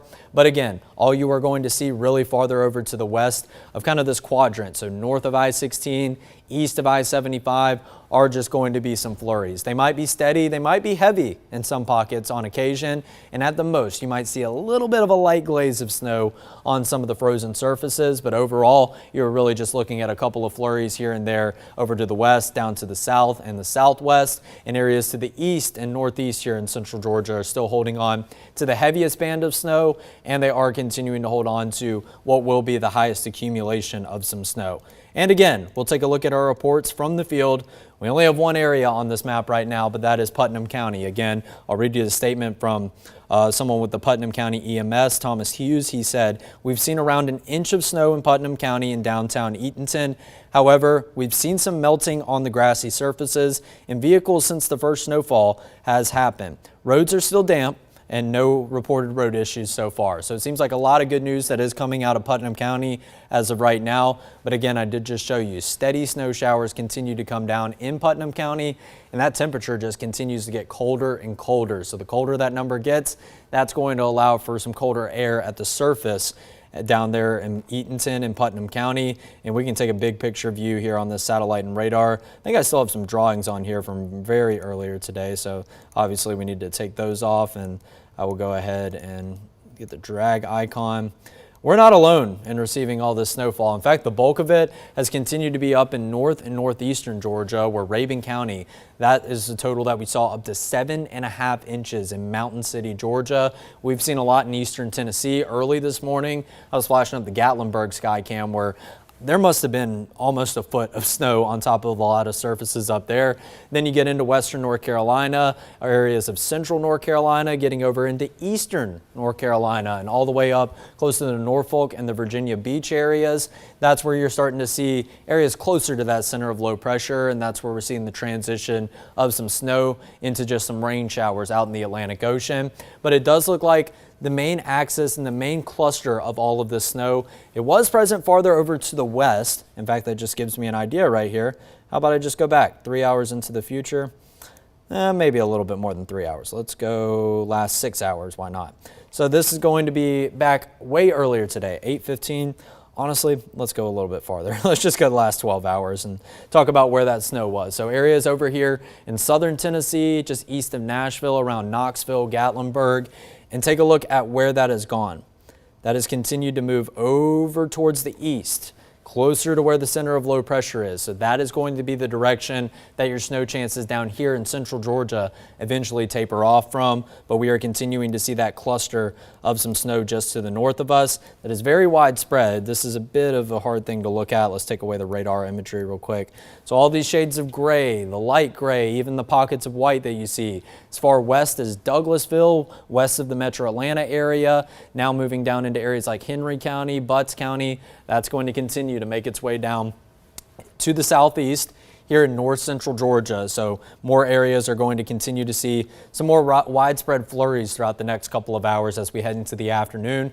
Like I mentioned, just because it looked like the main band has moved off to the east, this is far from over. We are still going to see our fair share of flurries, even some accumulation well into the afternoon and into the evening hours. In fact, I do think we'll see even more accumulation as we go into the evening hours because the temperatures are only get colder and colder, and that is going to result in the surface only getting colder and colder. So that's going to make for a more conducive environment to continue to stay put and stay frozen at the surface. That goes for asphalt, that goes for concrete, that goes for grassy areas, everything down on the surface. But then after this snow moves out, as we go overnight into, or I guess really more so this evening into tonight, that's when we're looking at our major cold spell and our big cold snap to settle in. Feels like temperatures in the single digits if you have to be outside tomorrow. Make sure that you're using all those tips that I've been giving you throughout today. Protect your pets, protect your plants, protect your pipes, and make sure to protect your people. That goes for yourself and any friends that you do have venturing outside. Wear all those layers. I promise you,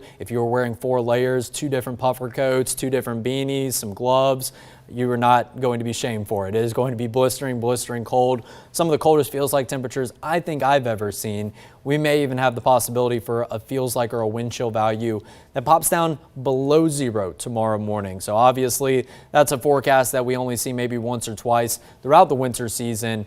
Every couple of years. Make sure that you bundle up for any plans that you have tomorrow morning.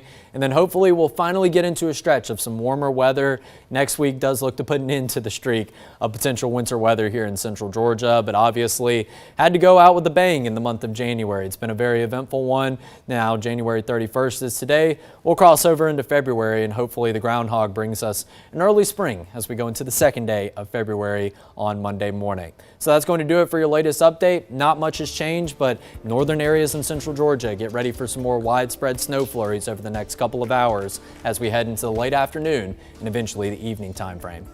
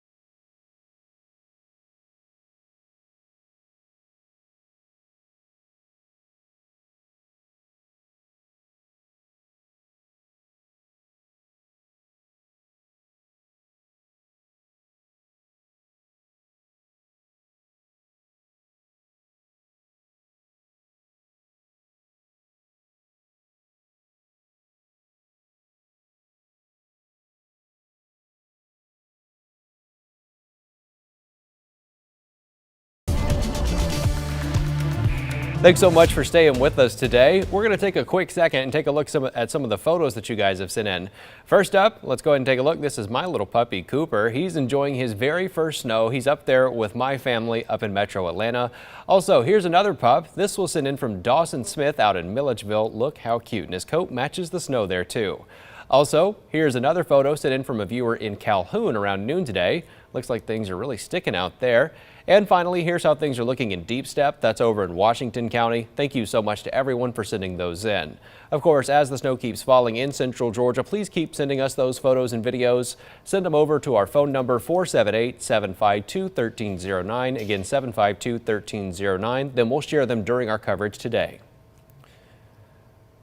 Also, Naomi Washington was out there in Milledgeville a little bit earlier as those flurries started to come down. Take a look. Snow lovers in Milledgeville, you guys are getting your wish. We're seeing flurries now. I'm downtown. There's a lot of people down here still going out to eat, still doing business as usual. Of course, nothing has stuck on the ground yet, but just after 10 a.m., we started seeing these flurries, and it's just cold and windy. Now, as you can kind of start to see here in the video, the flurries that is, were finally starting to come down and stick. You could really see them wonderfully on her live shot there on the big screen a little while ago.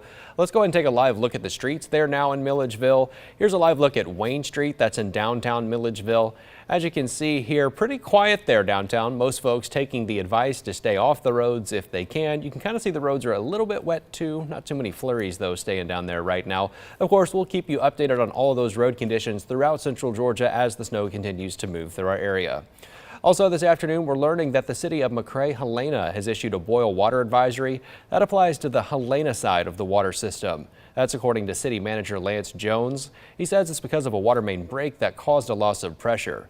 Right now, the city's planning to test the water, and that can take up to 24 hours for the results to come back in. Until then, don't drink the water without boiling it first, and drink boiled water, or drink boiled or bottled water if you have it, that is. He also said that when you're showering, make sure not to get that water in your eyes or your mouth. Also in Byron, a water main problems impacting traffic this afternoon. Byron police says this is over on Main Street. That's near Highway 49 next to the Dollar General. Police say use caution or take an alternative route if possible. Also, we're now aware of a power outage affecting about 100 people in Lamar County right now. We're still working to learn what caused that outage and when power is expected to be back on. Of course, we'll be sure to keep you updated here on 13 WMAZ Plus about any more outages that we hear about throughout the day in central Georgia. We're going to take a quick break, but keep it locked right here on 13 WMAZ Plus.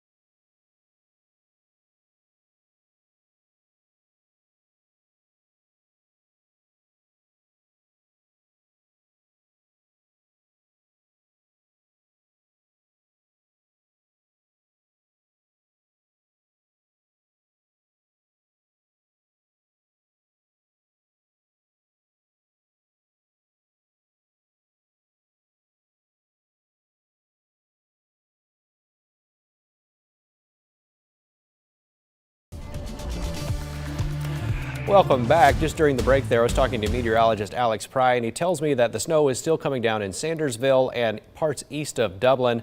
And here in Macon, we can potentially expect a little bit more in the next hour or so. But here at the station, our meteorologists and producers need to take a quick break so we can do a little bit of a reset and get you some more information on current conditions and how this storm is impacting us. So for now, we're going to pass things off to our sister station, WCNC in Charlotte, for more on conditions there. Look on that map. Looks like we do have potentially some looky-loo action happening the north and southbound direction of 85 out towards Gaston County. You can see a lot of orange indicating some bigger slowdowns than what we usually see. We've got for you now a quick update coming from our coast, because we know that this is going to be a coastal event as well, and impacts are not just limited to the winter weather variety as well. Some issues that we're hearing potentially with, flooding concerns. We've got meteorologist Julie Martin joining us right now from Virginia Beach. How are things looking where you are? Well, Vanessa, we are definitely not feeling like your typical beach day out here along the water, the Chesapeake Bay. I just checked in with the wind chill. We're looking at 5. That's the feels like temperature right now here. Those winds are whipping, gusting up into the 30s. And so while the snow hasn't arrived just yet, we are dealing with the wind and with the cold. Take a look here, turning up the waters here along the Chesapeake as well. We're under a winter storm warning here, and this goes all the way through tomorrow evening. Multiple threats, though, in play. We have not only the winter storm warning, we have a high wind warning, a cold advisory, and then a cold warning as we head into early tomorrow morning. And then there are coastal threats. We could see some coastal flooding, especially at high tide tomorrow morning around 8:30. That's only made a little bit worse by the fact that we have a new moon, the snow moon, and so that is going to pull that tide even higher. So looking at some of the typical areas that would flood along the Chesapeake here and inland would possibly be getting some of that flooding. I can show you here just how cold it is, though, on the beach. This is where you would usually wash your feet off from the sand, and yeah, we are looking like pretty icy conditions. Not seeing a whole lot of people out and about right now for good reason. The DOT officials, they have some equipment ready here. They say they're ready to go, but they are asking people to just kind of stay put and stay out of the cold. We're talking about a bitter cold. Feels like temperatures around 0 by tomorrow morning. Vanessa? Oh, absolutely brutal. And we do hope folks stay safe, because that's some dangerous cold. Thank you so much. We'll be checking in with you in just a bit. We appreciate all your updates, though, from the coast. Julie Martin for us. And folks, here on Live Impact, taking a quick break here, back in 2 minutes with updates from Chief Meteorologist Brad Panovich, joining us right now in the Live Impact News studio. So he's standing by to let us know how things are faring in our region. We'll be right back.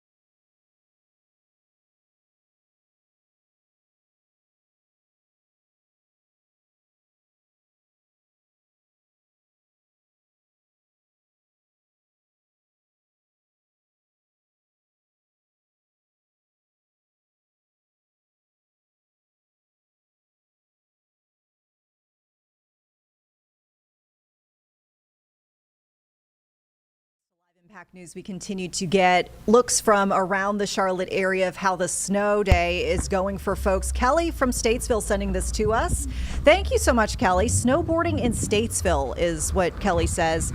And yeah, you would have thought pretty good run. That was nice. I was going to say, you would have thought, maybe this is Beach Mountain or something. Nope, this is Statesville.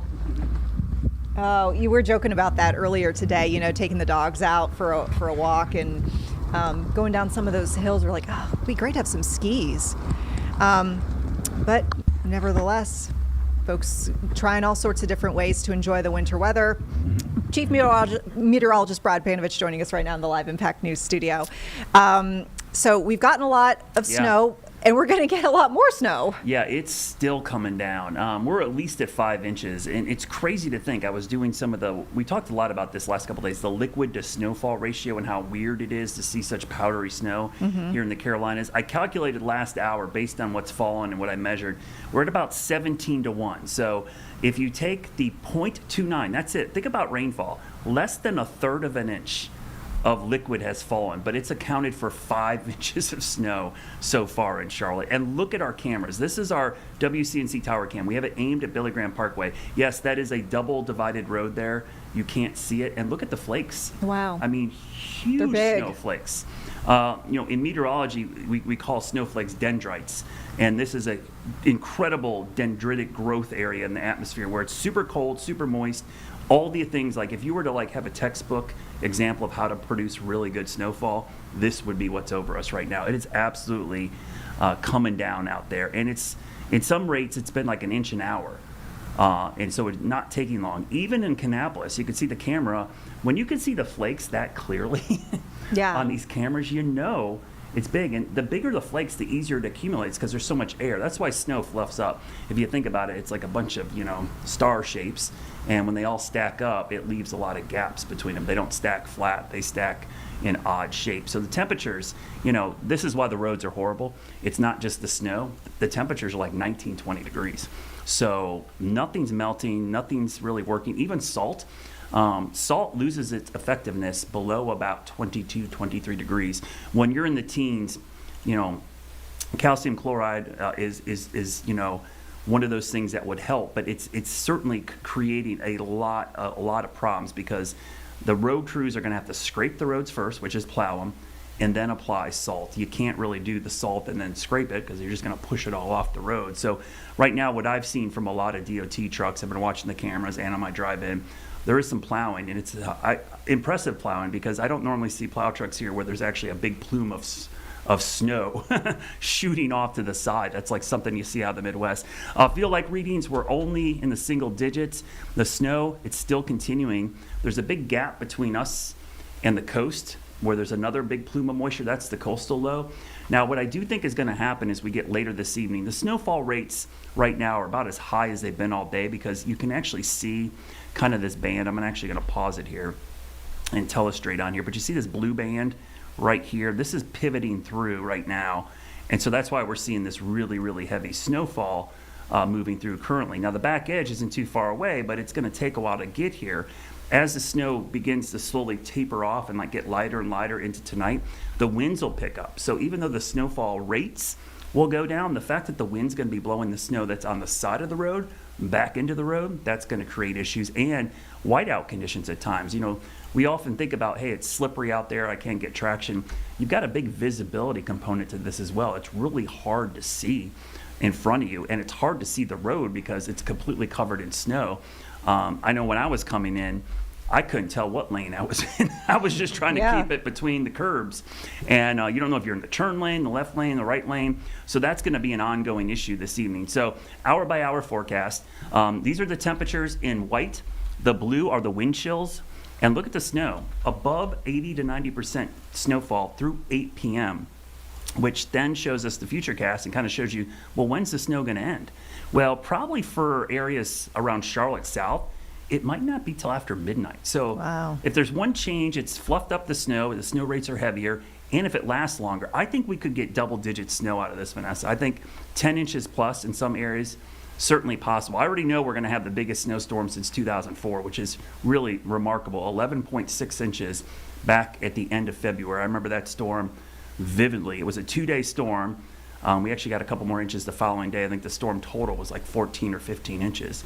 But from a single calendar day total, this is going to be one of our bigger all-time storms because of the fluffiness. And, we talked a lot about the temperatures. Tonight we dropped to 10.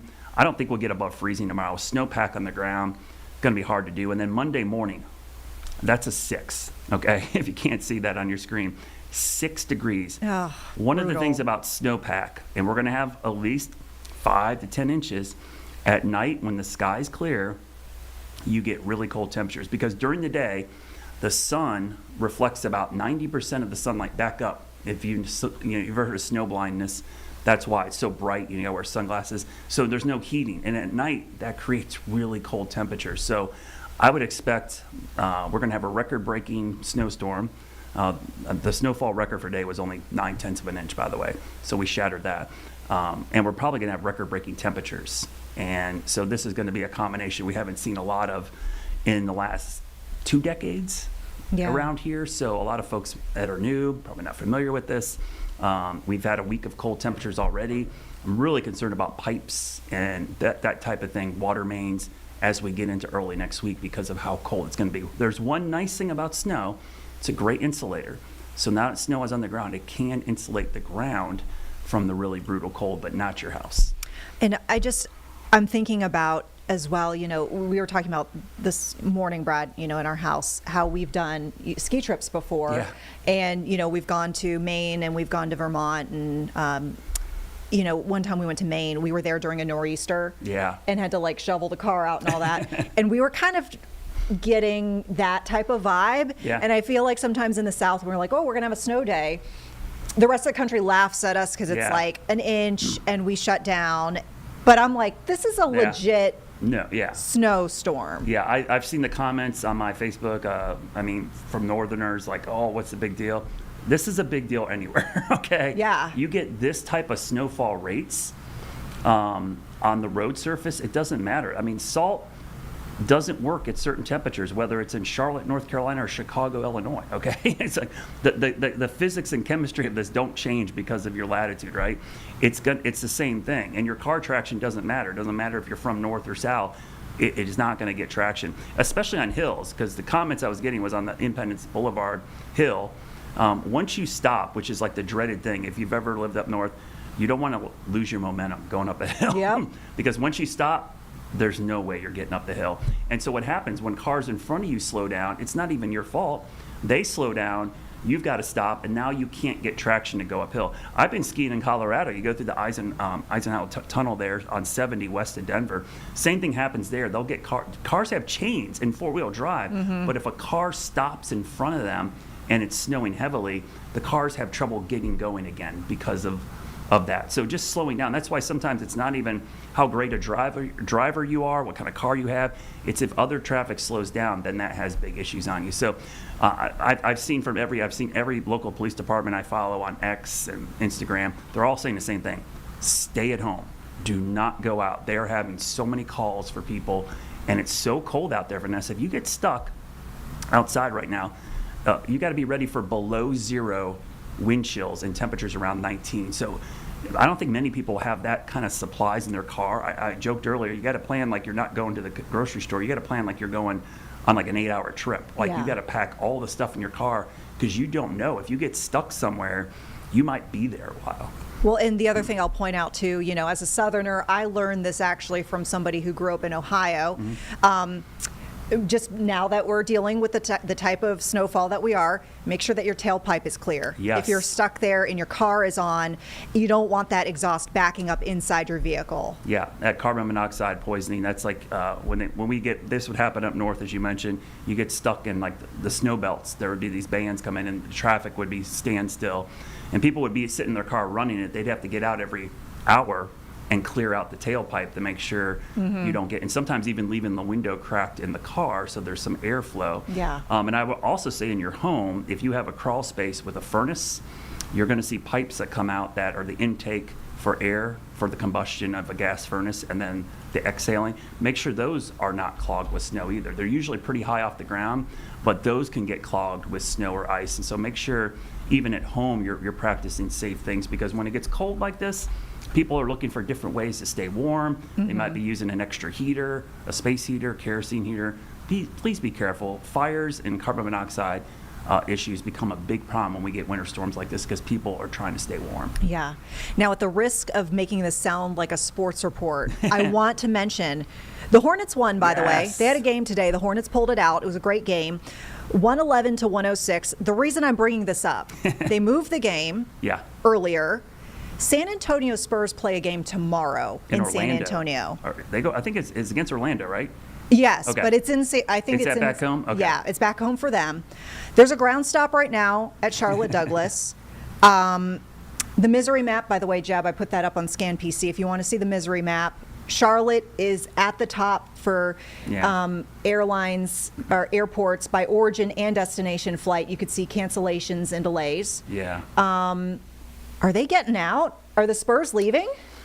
It's going to be tough. You know, I posted a great infographic because I got so many questions about flights, right? And I get those all the time. And sometimes as a meteorologist, it's a little frustrating because, like, the weather does impact flights, but it's not all the other things that happen at the airport that often cause issues. So if you think about the airport function, right, we just think, okay, the snow is slowing down. But think about this. The people that work at the airport, can they get to the airport? How are they getting there? Like the ground crews, the stewardesses, the stewards, the pilots, the luggage hand. Are they able to get to the airport? If they can't, okay, there's going to be delays. Then think of Charlotte Douglas. They have great snow removal. I've seen it. It's pretty impressive, but it takes a while to clean off runways and clean off planes and de-ice it. This is just like, everything, you add these things up, Vanessa, and it ends up slowing planes down to the point where once a plane is delayed over so many hours, it's like, well, then it's not making a connection, and then that connection trickles down. So it's this like feedback loop of all these little things you don't think about that end up impacting the airport. So getting out, I'm sure they have a charter, which might help them because they have their own crews and stuff that are probably already here. They don't have to wait for a crew to come in, but I'd be nervous. I think that's why they moved the game up. It wasn't so much for people going to the game, it was give them time to get out so that they could get home.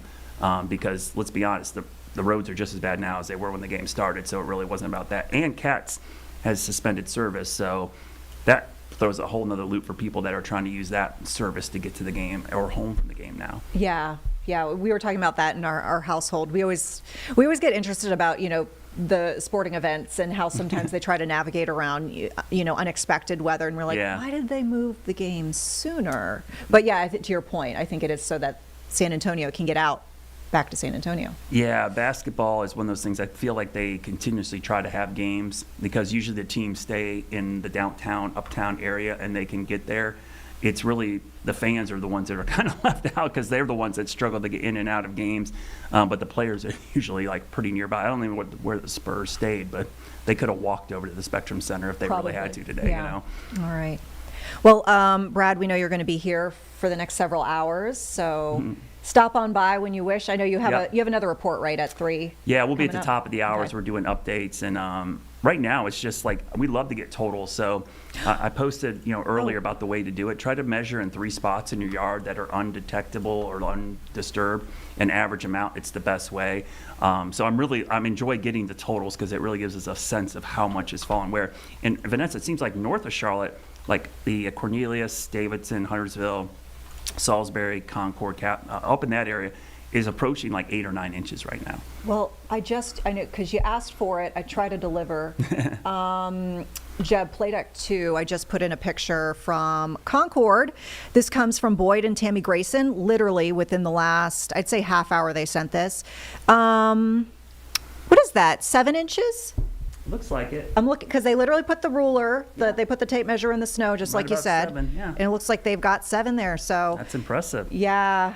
I was sweating out. I was like, man, we just got to get to 4 inches for me to verify. Now I'm like, man, we might bust the top end of this. But we did update the forecast to 5 to 8 this morning, and like I said, someone's going to get double digits. This is definitely going to be a foot somewhere because of the fluffiness of the snow. It's just that's going to happen. So I'm really curious where that band sets up. Like summer thunderstorms, some folks are going to get a whole bunch and some will get less. But the good news in this, I think everybody who likes snow, everybody's getting something. Yeah. It doesn't seem like anyone's getting missed. There'll be complaints like I only got 3 inches, but you're not going to complain because you didn't see anything. Because I'm even looking like you would love this, being from down in Florida and working down there. It's snowing in the Panhandle, and they might get a half an inch to an inch in Tampa. Well, that's so wild to me because, and I've said this before, so some people might know this. I lived in Tampa for many years. Yeah. I was there for 6 years. I'm originally from, Tallahassee. Yeah, and it's snowing there right now. When I was a little kid, I remember flurries, but that was an undetermined number of decades ago. Yeah. It light snow. Not to be mentioned. At Tallahassee Airport. It was a while ago. Yeah, there's light snow falling at Tallahassee, and just up the road they got Mariana Airport, and then Albany, Georgia. It's snowing, so it's snowing down there. Yeah. And tonight, when the cold air spills over the northeastern Gulf, they're going to get ocean effect snow in Tampa Bay. So there's going to be some snow that forms from the water because it's warm, and this is Arctic air. Yeah. So, and that band sets up on, it looks like the north side of Tampa. So kind of right near downtown Tampa, the north side, not the St. Petersburg side, but more like north towards Tampa. Yeah. And I think a half an inch or inch is possible. That is bonkers to me. That is so wild. Yeah. I'm surprised they don't have some kind of winter weather advisory already down there. They're probably just stunned. They don't even know what to do. Yeah. And just to give you some updates, I just got some new totals in. This is not too far from the airport, so this gives me some ideas. Mount Holly, Huntersville area, Gaston County. 7 inches, 8 inches in Concord, 9 inches in China Grove. Wow. And now 7 inches up in Statesville. So that should give you a good idea. And it's still snowing. That's just so wild. Yeah. What a crazy day. It's going to be one of those things, like for a lot of folks, this will be the biggest snow they've ever seen. And memorable for a lot of kids out there right now. So I love seeing the pictures of parents out there with their kids. These are memories. If you're from this area, you'll probably have forever because you just don't get this very often. I was taking lots of photos. I've shared this on social media, but we recently had to put our nearly 17-year-old dog Mojo down. He's a huge snow lover. It didn't matter if it was like a sheet of ice on the grass or the big fluffy stuff. He'd be rolling in it. And unfortunately, this past Thursday of right before the ice storm, we had to put him down, and we were like, oh, he's missing it. And then a lot of folks were commenting like, you know what, he probably sent this to bother your other dog. But we've got a new puppy, Foster, who's been hanging out at our house with our previous dog, Rocky, who's still with us, obviously. But we were taking lots of photos because, like to your point, this is like memory stuff. Like I'm going to remember this. This is my dog's first snow. My dog Drum, he's a rescue, and we've had him for 4 years now. So this has been the first snow. And when he went out this morning, he was scared to walk on it. So he hugged the house and went all the way behind the porch and went to the bathroom. And he finally went out there, but he still was like kind of puzzled by what was falling. And he didn't like it a lot. Yeah. So I think if his buddy, his next door neighbor, we got a Labradoodle down the street. So I think they get out there and start running around. I think he'll enjoy it more. Yeah. That's what we noticed because last weekend Rocky was not a fan. That was his first, winter weather without his brother. He was not having it. He had a puppy playmate though, and Rocky is, we think, we did a wisdom panel where they guessed the age. Yeah. He's probably around 11, 12. Wow. He's acting like a young pup. So that's awesome. Yeah, get Drum with some buddies. Maybe they'll like spur each other on. No, for sure. I think that'll help. So so stay tuned. We'll have another update at the top of the hour in WCNC, and I'll be back over here probably in about 30 minutes or so. Okay, fantastic. All right. Thank you, Brad. All right, great time to take a break, folks. Back in 2 minutes with another update here on Live Impact.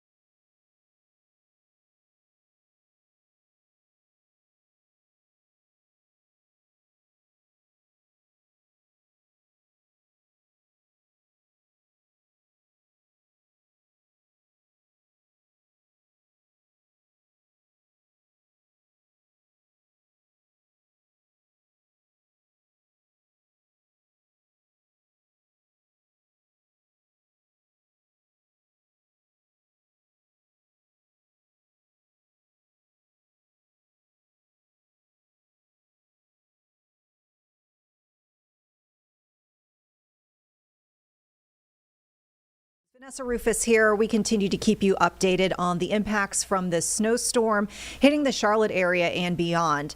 Just got an update on a couple of, I guess you'd say, transportation related incidents as we take a live look at Storm Tracker, just pulling off the roadway for a bit, but you can see how much that snow is falling, how quickly it's falling, how fluffy it is.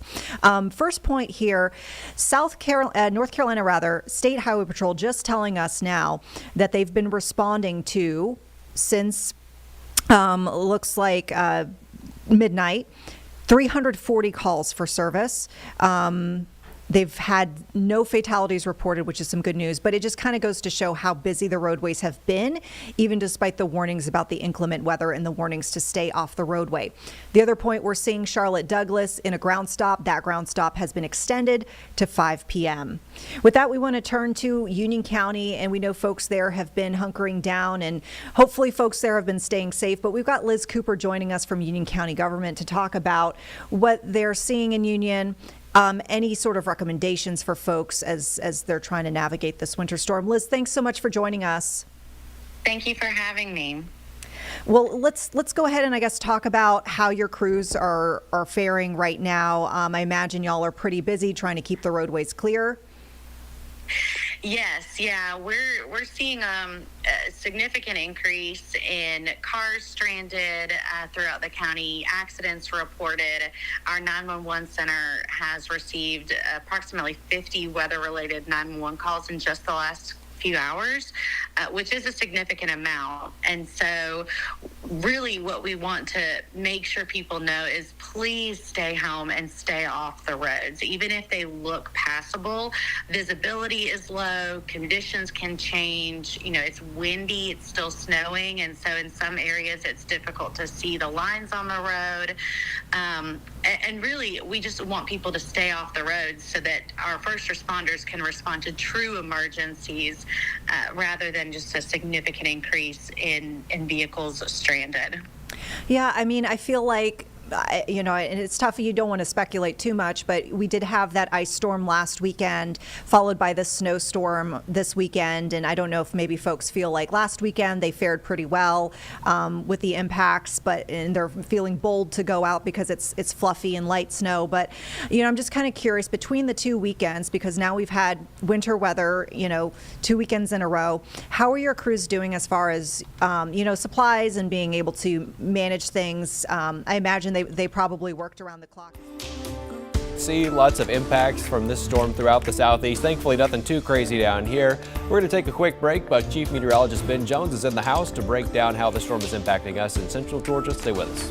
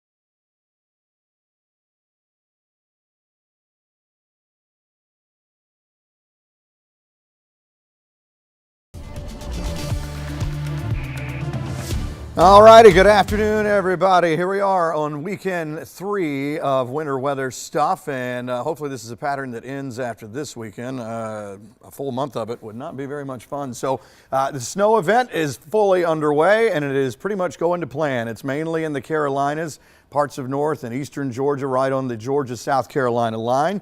And I've taken the clouds off so that you can see what is snow. Anything that's in that white shaded area, of course, is snow. And so this is setting up to be pretty much, right on some of the models here, even down to the point where we were talking about yesterday and the day before about these snow squalls or the outer banding, some of these snow bands here. And you can start to see that trying to set up a little bit here again with some of the lighter shaded areas. There was one that came through earlier, and we'll see how this goes. From Putnam County, Jasper now getting involved on down into Baldwin and Jones. So some places that have had either a break from snow for a little bit or haven't seen much in the way of snow are starting to see that now. So this is good news if you're wanting snow. Say you're in the gray area, literally the gray area here, or the Macon area, maybe some of this will hold together as it comes down. But see, this is the kind of back edge here. You can see it kind of getting a sharp edge. So it may just sort of graze down like that. But hopefully we can get some flurries to come on down if that's what you're wanting to see. I know some of the kids, of course, 2 weeks ago, we were able to see that. Last weekend was not so much the case with the whole, is it ice, is it rain, is it storms? This is all snow, of course. Now, one thing to note, and we've been saying for days, that regardless of whether or not you get any snow today, the wind and the cold would be for everybody. And of course, all you have to do is step outside to notice that. And the wind is ever present and the low numbers are for sure there. A lot of 20s on the board. Let us do a little bit of I'm going to show you what it looks like on the actual radar. It actually is, to me, easier to see here on this sort of an XRAD loop, but if you look at it on an actual radar, it shows up more in sort of that bluish purple color. But sometimes it's easier for us to see where the heavier stuff is. So this is going to be kind of where your more concentrated snow is if it's showing up on this. Because remember earlier you could see all the kind of white to gray shaded areas for flurries. This is more of a concentrated snow, and you can see some of these blue shaded areas. So yeah, Washington County, Johnson County, obviously Hancock earlier, eastern half of Baldwin here recently, and Wilkinson County, and then riding on down toward the south and east. But again, it's a little bit easier to see overall, including flurries and everything when you look at it on this map. So let's go look at some of the numbers, because again, and we'll check back in on this in a second here, but whether you're seeing snow or not, the cold weather is for sure at your place. Check this out. Again, the whole eastern half of the country is below freezing for the most part until you get down toward the Gulf, but that will change tonight as well. 28 in the Macon area, looking at 22 Athens, 24 in Atlanta. And as we look across our area, everything other than McRae and actually Dublin showing 33 is below freezing. So we're seeing a lot of 20s on the board, and it's not going up or anything like that. It is continually going down as we go on through this afternoon and evening, heading into some really cold stuff as we go into tonight. So again, there's that radar shot. As far as the potential for snow farther toward the south and west, had that question for the past couple of days, and there was a time earlier, I remember a question in our chat last night at 9 o'clock about Upson County, and I kept saying, not so much, not really seeing that. But there are been a few flurries, actually. It's kind of in the zone in between solid snow and then some outside flurries coming through. That has been sort of the deal. So left out in the middle has been a lot of Monroe, Bibb, Houston, places like that. But again, if you follow this, it's been sort of clumping together from Atlanta down. We'll see if it stays just to the east of 75 or does it do a little bit more like this. We'll have to wait and see as we go forward. As far as see if I can get the wind and the wind chill map up, because this is obviously a huge part of what's going on now and what will be the case as we go on through tonight into tomorrow morning. There's a look at those winds. Again, this is right on cue. We knew the snow would mainly be here and that the wind would be the farther west you go. 37 mile per hour gust in the Macon area right now. So we're looking anywhere from 30, 35 to at times nearly 40 mile per hour gust. And when you factor that in, it feels like 16 degrees in Macon. Thomaston has a feels like right now of 11 degrees. And so everybody totally way underneath freezing as far as the wind chill is concerned. Again, a couple of numbers down here still a little bit above freezing for the actual temperature. Let's go in and take a look at a couple of models here. Let's see what the graph model is showing as we go on through the rest of the afternoon. And notice it wants to keep the majority of everything still off toward the east here. But again, we saw some of the flurries that may come down. So this is definitely where the bulk of things will be, but we could still see some flurries, and that's probably about all it is. For Forsyth, Macon, Warner Robins, maybe, if it'll make its way over that far westward. Get into 6, 7 o'clock. Most everything is pushing away. By 8 o'clock, I think it's probably almost clear of our area. And then that's that. As we go forward to the high-res model, this shows that situation I was talking about a minute ago where it tries to swing some of this over. So maybe you'd at least get a few flurries in parts of Monroe and Bibb. You can see it barely wanting to scrape by here. So yes, the same places that have been seeing snow, you'll continue to see it. But I'm trying to look out for some of the folks that we've been hearing from that are like, oh man, can't we just get a few flurries over this way? You might, but it's going to be very close. It could even be close enough in the sense that East Bibb, East Macon may get it, West Macon may not. Stuff like that. And then the eastern part of Houston County. Again, same timing as what we saw in the graph a little bit earlier, kind of a 7, 8 o'clock. Eastern counties extreme here and then leaving as we go on through tonight. Let me see if I can get an actual exit time, probably around 8 to 9, somewhere in there. Okay. The NAM model, North American model, shows it already thought that at this point, and it's been doing this throughout the week, that there would be more snow thrown over toward the west, and it may still be the case. Again, it's mainly here, eastern counties, eastern half, but it does try to show a few flurries as far over as maybe Forsyth, Macon, and Warner Robins, if we can pull that trick out of the hat there. So we'll see. This is going to be 7, 8 o'clock tonight, 8 to 9, same thing. So all of them are pretty much showing kind of an 8 to 9 o'clock finish off toward the east there. Let's see, what do we have here next? The GFS has been pretty spot on with the majority of everything being in northeastern counties and toward the east. It shows a little bit of a later kind of departure here, sometime 10, 11 to even midnight, trying to clear our eastern counties. So let's look at the Euro model, and it shows similar kind of scenario. Oops, I went by too fast here. Again, just trying to get a little bit over here toward parts of Monroe, Bibb, Houston, if we can get a few flurries over that way. Again, no guarantee there, but I know there have been some folks that have been getting in touch with us saying, can't we just a few flurries? But you got to remember, a couple weeks ago we had snow, so that's a good thing, right? We did see some, and then last weekend we had that cold rain, which was so much fun. Leaving later on tonight. Let's go to see, that's the old snowfall total map. I don't want to use that one. Let's go to a look at some of the numbers here as we go through tonight. And notice the drop as we go on down to 24, somewhere in there, as we get into 9 o'clock tonight. Still dropping 23, 21, 20. This shows right here 19. And I believe we were calling for somewhere kind of in the mid-teens tonight into tomorrow morning for the overnight low. So anything that is on the ground is going to stay put for sure, because we are not above freezing and won't get there until maybe around lunchtime or so tomorrow. In a lot of spots, as you can see here, 33, 34. We'll go up into the upper 30s for a little bit, and then by around 7 o'clock or so tomorrow night, we're back below freezing again. So we'll see how much melts off as we go through the day tomorrow. And then after that, if there's anything still left, it'll definitely refreeze as we go into tomorrow night. Let's take a look at that tomorrow night number. Oh, there it goes. It shows like a 28 there, 29. Last I checked, we could see numbers as low as maybe upper teens to low 20s. And then as we head on in toward Monday, we're starting to kind of hit our stride and starting to warm back up. And again, with the wind situation, we do have the wind out there now, and that will continue as we go through tonight. Still looking at 35 to 40 mile per hour gusts. That won't really let up much. I mean, it may go more to kind of 30 to 35 maybe as we head on in toward midnight tonight.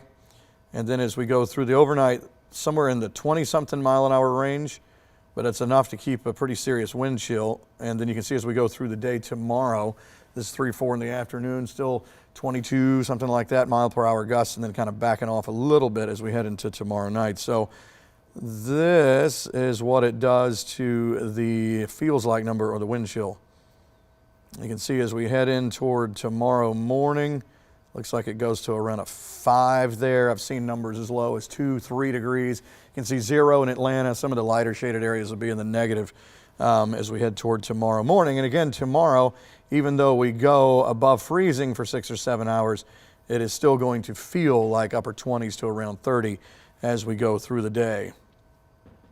All right, so let's do that check again. Again, when you look at it as far as the radar is concerned, it doesn't show as much, but what it's doing is it's showing you where the more concentrated snow is that has the potential for showing up more on this radar anyway. So Jasper, Putnam, you can see it right there. This is about to go back into Baldwin, seeing some more snow in a little bit. Washington County, obviously, eastern half of Baldwin, Wilkinson, Hancock, all seeing it earlier. And then most of this has been kind of scooting out of the way here, but there's more still to come down. We'll just have to see what kind of shape it takes as we get there. And now again, if you look at it on this picture, and this is with no clouds, this is not cloud cover, this is snow, it's showing where even the potential for some flurries are. Maybe not even a super organized thing as far as like, snow squalls out there, but it is showing that places like Gray and Forsyth is kind of a iffy thing, but at least Gray, maybe East Macon if it gets down that far. But you can see the line kind of setting up right here to the east of 75. So if you're wanting snow in Forsyth, Macon, Warner Robins, places like that, we're going to have to see things swing out a little bit more. But notice this is kind of a band taking shape here and filling in anywhere from Jasper, Putnam, heading down toward Jones and Baldwin, but it's not exactly swinging like this. It's sort of going more toward the southeast. But we'll see how it goes. You can see another one kind of setting up here, and that's where we're going to see some of those bigger totals once you start seeing things glow a little bit brighter white like here in Putnam County, starting to come down a little bit more. So still going to plan that it would be going throughout the day today in these northeastern counties and eventually eastern counties as we've been seeing. So kind of a wild thing that you can be in Forsyth and not seeing anything other than occasional flurry, but yet Soperton getting a pretty good bit of snow down here. It's just where the setup is because the whole bowling ball is over in the Carolinas and we're just on the outside edge of that. Now, if we lived in South Carolina, it's a no doubter. Everybody's seeing snow all day today. So again, the question remains, is any of these little, flurry batches, little offshoots, are they going to come on down? Lake Juliet, maybe a flurry or two, just even on like the east side of the lake, not so much on the west side or in the center there. But again, we're not expecting anything as far as some huge accumulation here, but if you're looking for like a novelty thing with a few flurries coming down, then we'll see if that makes its way swinging on over toward the west. Once again, the big story outside of this, regardless of whether or not you see any snow, is going to be the cold, and man, we have no shortage of that. And we've been below freezing all day today, and it's not going up. It's only going to continue to drop as we go on through this afternoon. So you can see 20s everywhere. 22 Athens, 24 in Atlanta. And again, some of these spots, we've been seeing some of the sky cams there, showing snow on the ground on the campus there at UGA as we're looking at numbers here.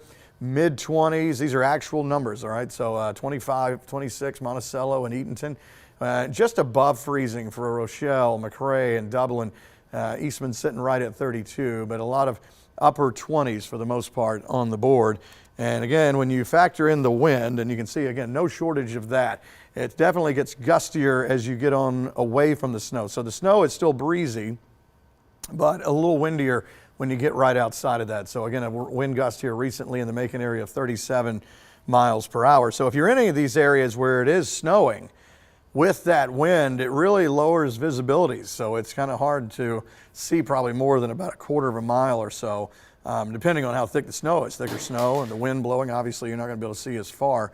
But clearly that's not a problem once you get outside of here because we're not seeing snow in these areas. But the wind and the wind chill will continue to drop more and more. So if you had plans to go out and do stuff tonight, Macon area, places like that shouldn't be a problem.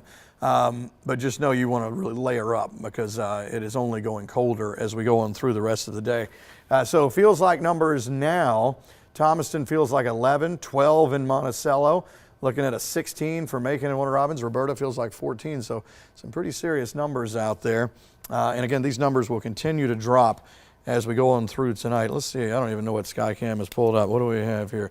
Dublin Skycam is there for your viewing enjoyment. As we see nothing going on there now. Now, we did have some flurries earlier, and you can see nothing really that I can tell accumulating out there. So again, kind of a novelty snow, not a whole lot of it on the ground. Let's see if I can find, kind of go around and look at some of the other cameras here. How about this one, since we talked about it? This is going to be Athens, so there's the arch right there, so the campus of Georgia. Seeing it obviously on the ground, and you can see the roads still look okay. I'm not so sure how that's going to be as we continue going through tonight. Not that you're probably planning a drive through Athens tonight, but just to show you where some of these places are seeing more of it, because they're right on the inside edge of that circle, that big ball of snow that's over in the Carolinas there. So seeing snow there. Let's see, what is this one right here? Just to show you where it is on the ground in a few spots. This looks like Thompson, Georgia here. So this is going to be just to the west of Augusta there. Places like, if you know where these places are, Waynesboro. So getting more toward the Georgia, South Carolina line. You can see the snow coming down steadily in some spots. And again, some places accumulating more than others. It depends on where those bands set up. Let's see here. Which one is this? That should be Hampton. So Echo Park Speedway, formerly Atlanta Motor Speedway, coming at you here. Don't see much of anything going on there. And then, of course, as we've been looking around, and we were doing this a lot last week, especially at the Atlanta airport here, Hartsfield-Jackson showing, it looks like just, you can see the wind jostling the camera around, but there goes a plane taking off in the distance. So everything is running okay there, but definitely cold and windy, that's for sure. Probably a little bit of a turbulent flight there. As we, again, go back into our area with Dublin, the closest thing in. Hopefully someday we get a Milledgeville camera back. We would be able to see some stuff there. But as far as Dublin is concerned right now, not seeing anything flying around. So let's check it again with the numbers. We'll just go around the horn here. Cold air, no shortage of that. So if cold air is not your thing, and I get it, it is only getting worse as we go on through tonight with some amazingly low wind chill numbers, because it's not enough that it's really cold, but the wind is just really exacerbating things and really dropping the feels like numbers down. But these are real numbers here, so this is actual temperature. Again, anything that has fallen or continues to fall is not going to melt. It's not going anywhere. Now, some of the road temps are a little bit up, and that's the reason when we do see pictures in some of these spots, you're not seeing it accumulating on some of these roads. But as we head on through, and if it continues to snow, then you may start to see a little bit of effect on some of the roads in these northeastern counties, especially those less traveled, where you're not getting a lot of wind there to try to kind of dry them up there. But we'll see how it goes. Again, the snow is not over yet. The wind, again, a big problem, 35 to 40 mile per hour gusts, and you can see it just streaming in out of the northwest, and this is what it is doing to what it feels like outside. So if you stepped outside in Macon and said, you know, it feels like about 16 degrees, you would be oddly accurate and spot on. As we look at it on the radar, again, it looks a little different than the one I'm going to show you in a minute. It really kind of picks up more on that really concentrated snow. You're not seeing flurries and all that stuff out there. So this is where it's congregated more, that this radar can really pick it up. What it shows is that main swath that we saw earlier has been making its way to the east and out, but another kind of band has been coming down. So that's the reason why we're seeing things pick back up in Eatonton. So Jasper, Putnam, parts of Hancock, and again, this continues Baldwin, eastern half of Jones County here, and then eventually maybe Wilkinson as well. So just kind of the same places again. But as you look at it on this shows the complete picture with even where we can see, you know, some flurries on the outside edge. Again, don't expect, you know, like building a snowman in any of these spots, but if you're wanting to at least see flurries for Forsyth on down into Macon, some of this is going to have to bend a little bit more toward the west here. And until that does, it's just going to be out of reach for most areas. But again, you can see this band here, the other one's setting up here, so we'll see what that does. If that does anything to force some of this, instead of more east, does it at least force it south? We'll have to wait and see. All right, so that's the latest on things as of now, and we're going to continue with our coverage. We're going to take a little break right here, and then we're going to come back in a couple of minutes.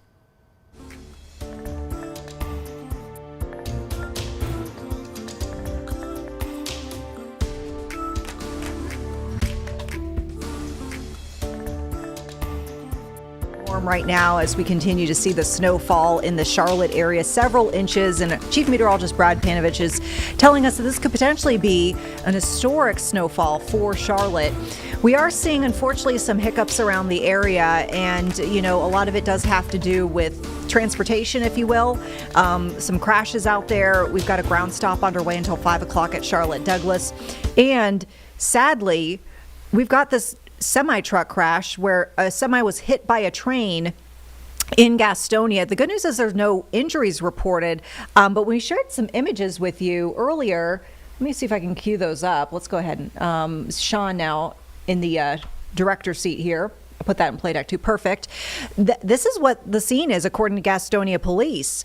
And you can see the cab of that semi and the train. Basically, that's where they had the impact. And like we mentioned, nobody was hurt, which is incredible to think. The driver was able to get out on their own. But this will be a situation tying up the train tracks in that area for a bit. And as we mentioned, this is Poplar and Airline in Gastonia, so this could be an issue for folks who are maybe navigating those roadways around the crossing.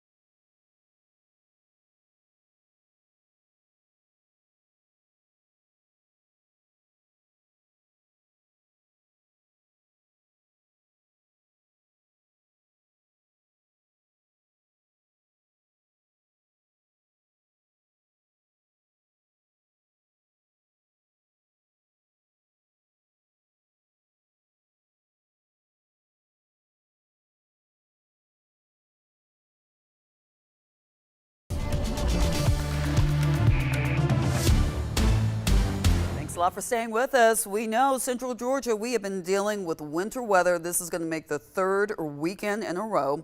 Our team has been here nonstop to keep you informed. And when snow made its way into Milledgeville, Naomi Washington was there to talk to people downtown.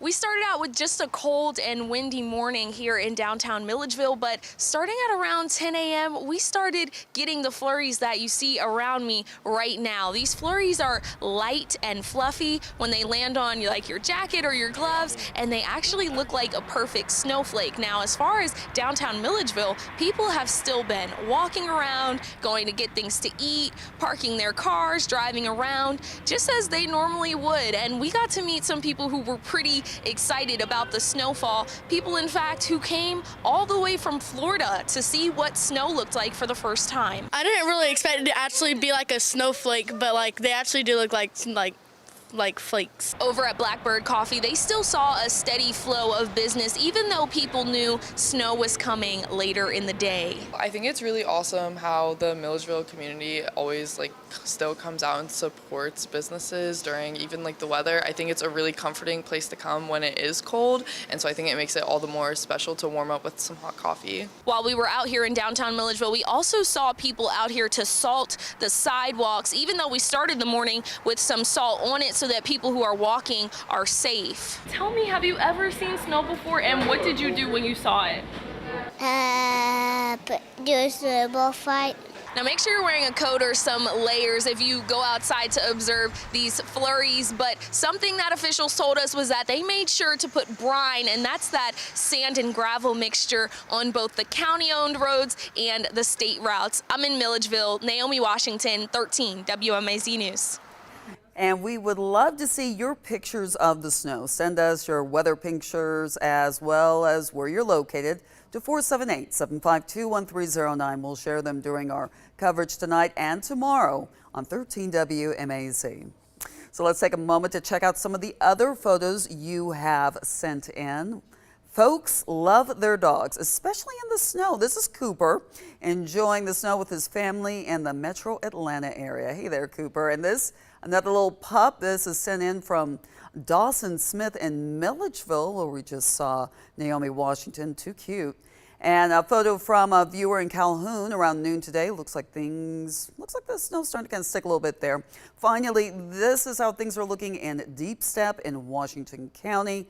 See the snow-covered ground. Looks like maybe we even have a tire over there and a vehicle. So thanks so much for sending in those pics. And like we said, go ahead and keep on sending them in. And we're going to try to highlight your pictures throughout our broadcast.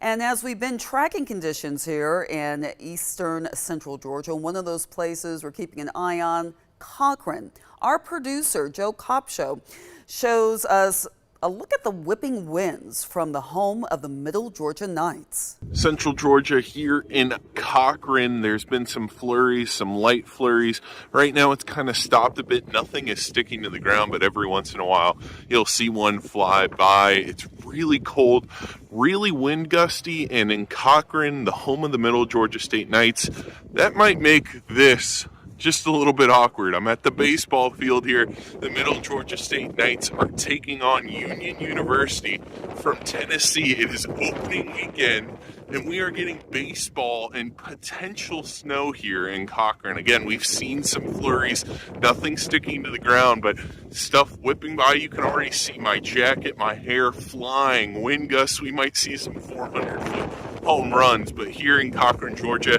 on the campus of Middle Georgia State University, we're here to have some fun, something unique, baseball in the snow. Baseball in the snow. Thanks a lot, Joe. Good to see you get in front of the camera. Okay, so we have crews headed to northeastern central Georgia, where we've already seen reports of snowfall. Maggie Fitzgerald reporting live from Eatonton with the latest on the conditions there. Hey, Maggie. Yep. Hey, Lori, it is flurrying. You can see it all. And you know me, I'm from New Jersey. It's nothing too crazy for me, but for folks here in Central Georgia, I'm sure it's a little something. But I am here with Leanna and Abush. Abash here owns the Dairy Queen behind us, and we have been seeing people rolling through the drive-thru for the past 20 minutes. So clearly, it's not stopping anybody from getting a snack to eat, some lunch, maybe an early dinner. Tell me, Abash, you don't feel too great about this kind of weather, is that right? No, I'm not good for this kind of weather because it's really cold, and I don't like it this weather. I don't like too cold. That's okay. I mean, I got my gloves on, you got your hat on too. Yeah. Leanna, you said you're from the area. How often have you seen, the winter weather like this, here in Eatonton? Honestly, not a lot. Like, before these past 2 years, I think last time it snowed was like 2015, 2016. I was in like elementary school. It's been a long time since I've seen it, so it's actually really shocking. And how has business been today? I know we were talking about, people showing up for work, but, has it slowed down a bit because of the flurries? Yes, ma'am, a little bit slowed down. Okay. Yeah, and we almost like closed at 6 o'clock, and a lot of kids need to work, and I said, don't come today, and we just like 3-4 people run the store. I gotcha. Yeah. I gotcha.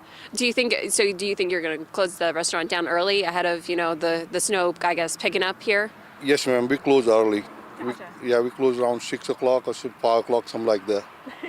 How's the morale been, in your conversations with customers rolling through, Are they freaking out about the flurries or anything like that? I'm sure, there's a lot of storm prep that comes into play here. Some people like it. Some people don't like it. Some people say, I don't like the snow. And some people say, yeah, we love the snow.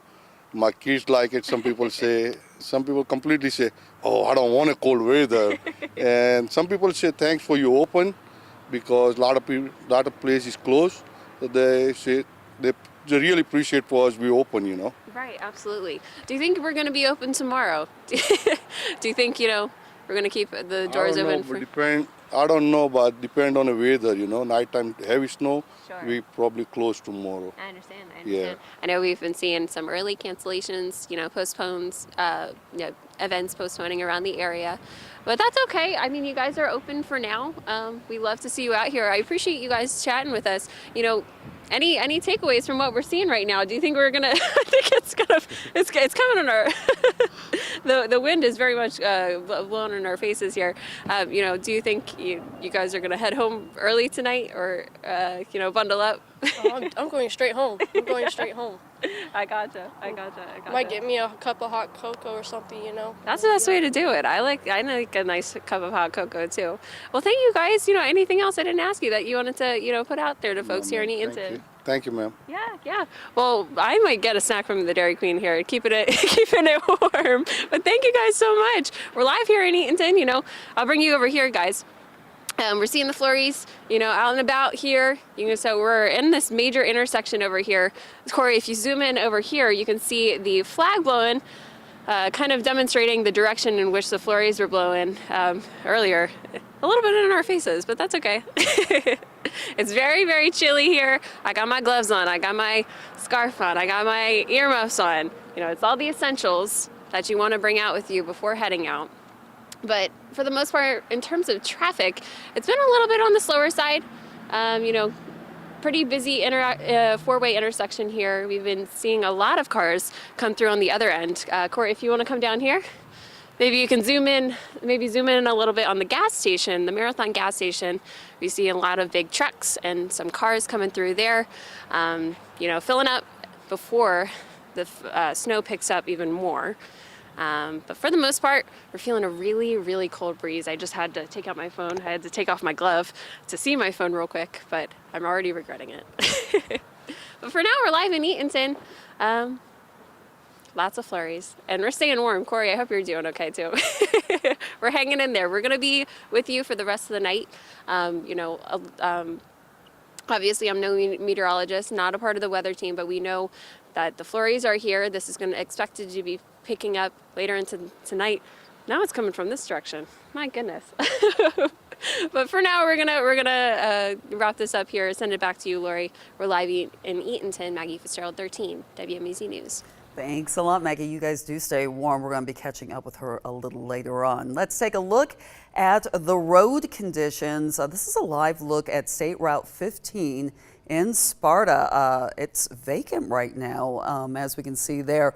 Looks like the roadway is clear, and you can still see a few little flurries. But as Chief Meteorologist Ben Jones was saying, we're going to have really cold conditions, windy conditions, and so, there's one car going through right now, but that could lead to some slick spots because we're not going to have the sunshine and the warmth to melt the snow and potential ice and things like that. So just govern yourselves accordingly. Be careful when you are out there on the road. We do know that crews are on standby with snow plows in case of heavy snowfall, and we're just going to keep you updated on the road conditions throughout Central Georgia. This afternoon, we're learning that the city of McRae-Helena has issued a boil water advisory that applies to the Helena side of the water system. That's according to City Manager Lance Jones. He says it's because of a water main break that caused a loss of water pressure. Right now, the city is planning to test the water, and it can take up to 24 hours for results to come back. Until then, they encourage you not to drink the water without boiling it first and to drink bottled water if you have it. He also said when you are showering, make sure you don't get any of the water in your eyes or in your mouth. And in Byron, a water main problem is impacting traffic this afternoon. The Byron Police Department says it's on Main Street. That's near Highway 49 and next to the Dollar General. Police say to use caution or to take an alternate route if possible. And we are aware of a power outage affecting about 100 people in Lamar County right now. We're working to learn what caused that power outage and when the power is expected to be restored. We'll be sure to keep you updated on 13W MAZ Plus about any other outages we hear about throughout the day in Central Georgia. Okay, so we're going to take a quick break right here on 13W MAZ Plus. Stay with us.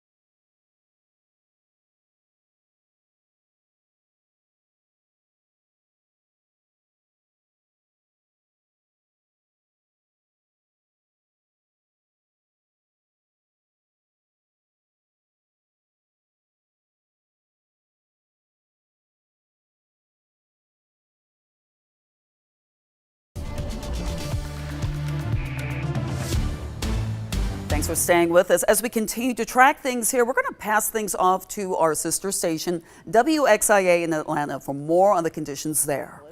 And there's been a lot of photos coming in, Danielle. I've been watching the photos coming down. That's great ground truth, as Danielle's been talking about, to know actually what the accumulations are. That's a live picture at Athens. The snow accumulations are winding down north of I-20. But as we still track some snow coming down, we can see additional light accumulations. But look at these snowfall reports we've got from a lot of areas. Again, it's mostly east of Atlanta. If you've been west of Atlanta, we've had some very light accumulations, but it's largely been blowing around on the roadways and the surfaces, so it's hard to actually measure it. Okay, so big total in Beaufort, 6 inches of snow. You saw earlier as Chris Holcomb was out there in the 11 Live Weather Impact Tracker near that 985-85 split with that several car accident on 985. But Cleveland, Georgia, up in White County, 4 inches. Jefferson, we also have 4 inches of snow. Dawsonville, about 3.5. And then we go down the list. We have a lot of 3-inch totals here. East Forsyth County had about 3.5 inches. Western Forsyth County saw less than an inch. On the Union and Fannin County lines, we have about 3.25 inches, as well as Rest Haven and then Brazelton, razzled out of Brazelton, about 2 inches of snow up there. And a lot of great photos in our 11 Alive Weather Impact Facebook group coming in. You know, if you want to know how much snow you have outside your house, find a flat surface. So the flat concrete's a great place to start there. and put a ruler in it, or a measuring stick, or a yardstick, whatever you have at your house. That's the best way to measure it. So this is a photo from Gainesville. You can see about 1.5 inches from there. That was from Jade. Grayson, Georgia. Sierra sent in this photo of about 1.5 inches there as well. Auburn, Georgia. About 3 inches and some change in Auburn, Georgia. Decula out in northern Gwinnett County, northeastern Gwinnett County. Sandy Packard Stone sent this in. You can see about 4.75 inches there in Decula. So that's a lot of snow. Now, we also got a ton of photos in of people out enjoying the snowfall. This is a great example of that in Beaufort. Sarah and her son are out there along with the dog, enjoying the snow early this morning before the snow really started adding up in Beaufort. Up in White County, Sauté, you can see Sandra sent in 2 photos. Look at this. You gotta love kids that actually have snowsuits to enjoy it for a little bit because it's so brutally cold and windy outside today. We've got a snow angel on the left side of the screen and a nice hill for some sledding as well. I know my kids have been waiting. They've said, can we take the sled out, please? We're on the west side. We didn't get enough sleddable snow. All right, Cleveland, Georgia. Also, a lot of animals enjoying this snow outside. This photo from Ellie saying that her dogs enjoyed the snow all morning and early afternoon. Now they're sleeping warm inside as the snow is wound down. Up in Clayton, Rabun Gap in Rabun County, Karen Stewart sent in this one. I love this one. This is like the epitome of snow zoomies. You know, if you have a dog, you know what the snow zoomies are. They just love it. This is a great photo of her pup out there. And also the birds, a lot of photos of cardinals and other birds enjoying the snow. This one coming in from Therese there. And another beautiful photo from the North Georgia mountains in Towns County. Nita didn't get an official measurement, but you can see there, they had some nice snowfall totals, Danielle. And that snow is definitely coating a lot of East Georgia, but where it's not stuck and accumulated, it's a live look at our camera overlooking the junction of kind of Cumberland interchange there. Snow is blowing around a bit, but it hasn't quite coated the grass. Exactly. And you know, that is very important because you're talking about the flyover there for that Peach Pass lane, and that can definitely get really tricky. Anything that's on that bridge there can definitely refreeze overnight, but seeing those photos definitely puts a smile on your face because people have been enjoying the snow. It's not all serious. Here's a look at our forecast track over the next few hours. You have maybe 1.5 hours to 2 hours to enjoy the rest of the actively falling snow. And then we're going to see a hard freeze overnight. So it's not going to be that fun, playful snow anymore. It's going to get very hard. So make sure that you remember that, especially if you want to go outside and have another fun day tomorrow. At 7, 8 o'clock, we're all going to be completely done. Most of the lingering snowfall at 7 o'clock is going to be in East Georgia and really along that I-20 corridor headed back towards Augusta and into the Carolinas. Then overnight tonight, we're going to see some clearing with that cloud cover and really start to see that sun peak throughout the day for your Sunday. However, the temperatures are just going to be so cold and you have to make sure that the roads, be very careful. Stay at home if you can tomorrow because these roads are unfortunately going to refreeze, maybe be slushy. You definitely don't want to be driving out in that. All right, Danielle and Melissa, thank you so much. We are going to take a quick break and regroup and come right back with more continuing coverage. We'll leave you with this shot from our 11 Alive Weather Impact Tracker heading south on 85.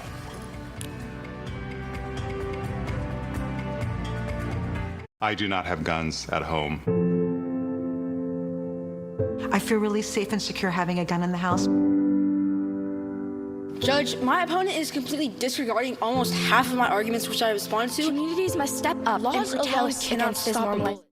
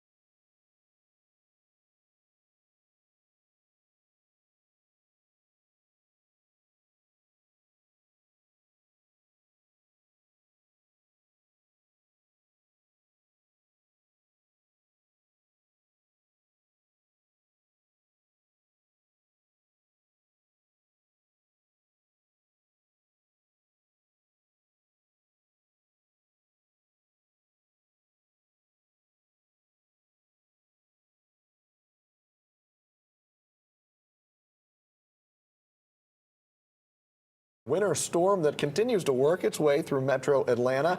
And we have Angelina Salcido right now joining us live with a look at the roads in Gwinnett County. Angelina, what do things look like right now? Honestly, we're starting to see a little bit more of that slush form on the roads. And as you can see here, this is what the current picture looks like right now. As we talked about a little bit earlier, we typically have the shoulders of the highway that are not cleared off because they want to focus on the middle lanes, which are more frequently traveled. And that's what we're continuing to see as we continue to head north. We are seeing a little bit more traffic than what we were seeing beforehand. Still seeing some trucks on the sides of the roads as well. And we were wondering, I guess, the last truck that we saw, if that person had like an issue, probably broken down and needed another truck to come and get them because of the issues that they may have confronted. While you're driving during winter weather, it can be extremely hard, especially if your car isn't prepared for you to drive during winter weather, which a lot of people tend to find that here in the South. In Gwinnett County specifically, yesterday while we were going through this press conference, they did ask for people to make sure that they had their cars prepared just in case. More because obviously when they treat these roads, the roads are treated in the main areas because they want to have all their main arteries basically freed up, so then that way people will be able to commute on them. But those more local roads where this slush is really going to start to build up throughout the night, that tends to be the issue. And that's where the Gwinnett County Police have seen a lot of issues in terms of crashes, multiple cars finding themselves getting into these crashes because those roads haven't been cleared off. It's also hard for them to try and treat those roads. The pre-treatment that they were doing with the brining started 2 days ago, but not all of the roads, the local roads, could be pre-treated in time. And they focus on those main roads again. The same situation in most of our metropolitan cities. We had the city of Atlanta basically tell us the same thing. They continue to do those operations of the brining before they start to get the precipitation, but then once the precipitation starts to fall, their operation switches and it immediately turns into making sure that their plows are out on the roads and that they are taking whatever might be on the roads, whether that be snow or whether it be this slush that we're currently seeing right now, off of the roads, treat it with the salt and also treat it with the sand as well to try and make sure that it doesn't freeze overnight. I can tell you that in Gwinnett County, we did run into some slick spots when we pulled over to a gas station when we first got into Gwinnett County. So we know that that is going to be an issue as we continue onto the night and the temperatures continue to drop here. But as you can see here, there is a decent amount of traffic on the roads.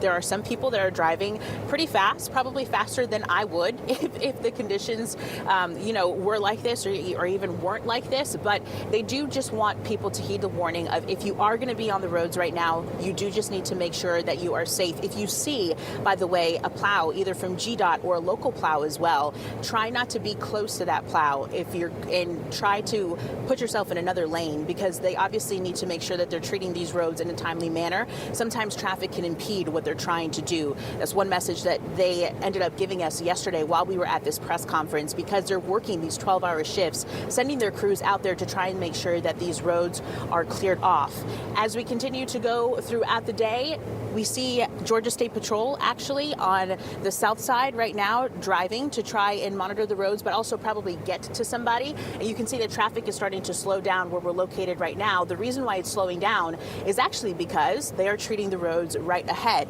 Let's see if we can actually probably turn our camera to show you guys. It is a little bit dirty because, we continue to get this snow falling here, but take a look at the traffic slowing down here. And then also as we pass them, you'll see, so this is what we typically see when we do see crews out treating these roads. It's basically like a convoy. So you're going to have your plow, you'll have plow towards the front, another plow that's going to follow it in the back.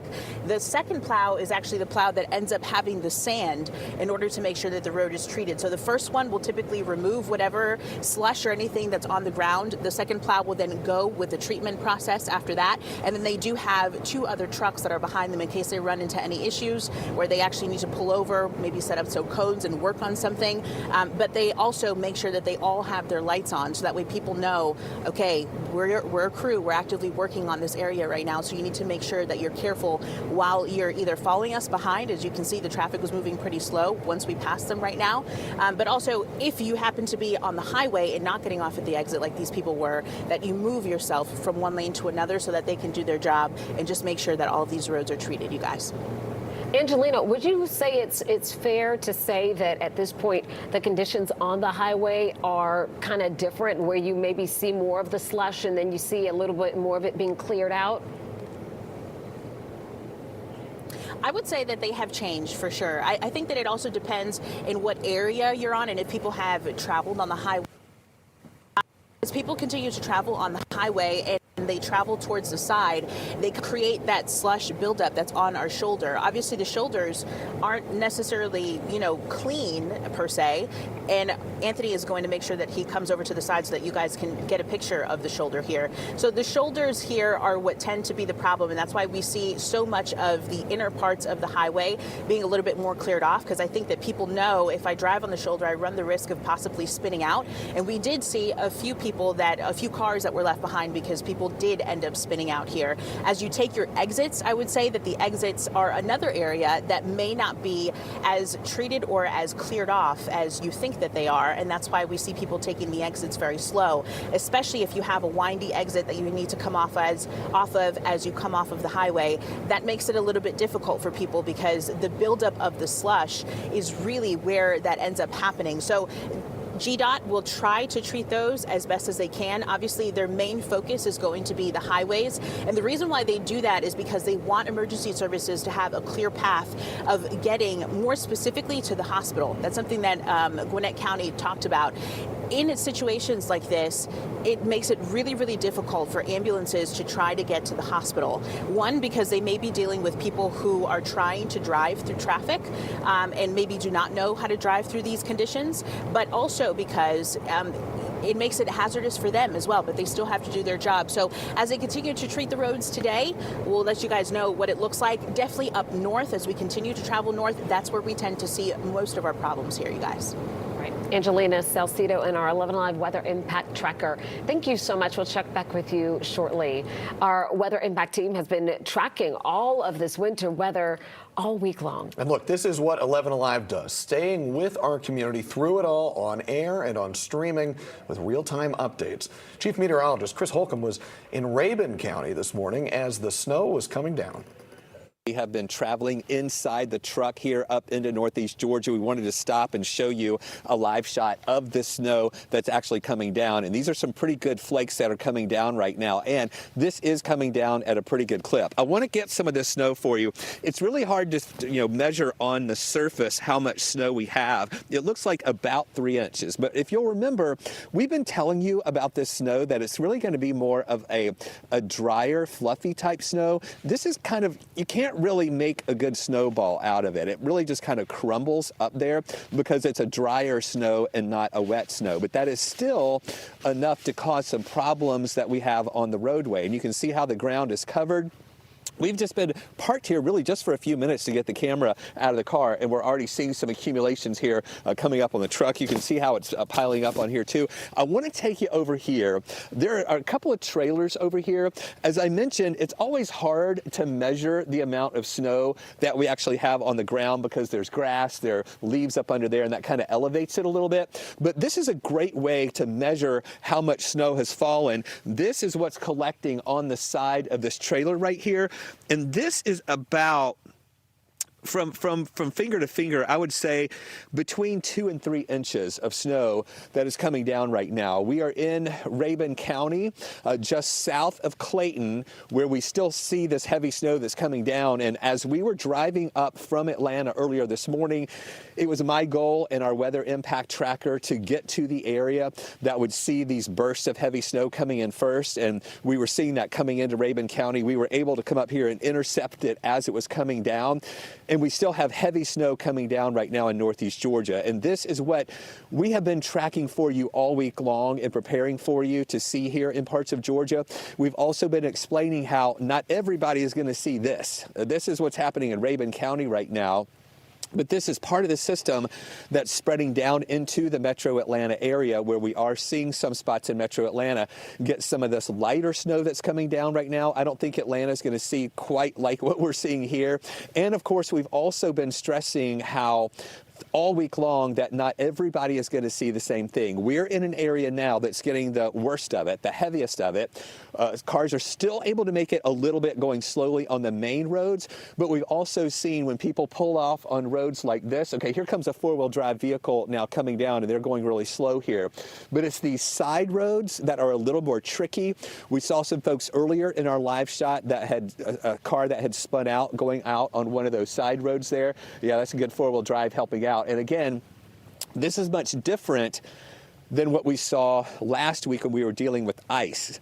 And the ice, of course, even a four-wheel drive vehicle can't navigate that well at all. And here comes another car coming out right here. But it's also a little easier to navigate in the snow, but our temperature right now is 25 degrees here in northeast Georgia. So this snow coming down, anything that kind of tries to melt on the warmer pavement, but these pavement temperatures are starting to fall now too, that could still turn into ice and turn slick. And we've seen evidence of that already happening here.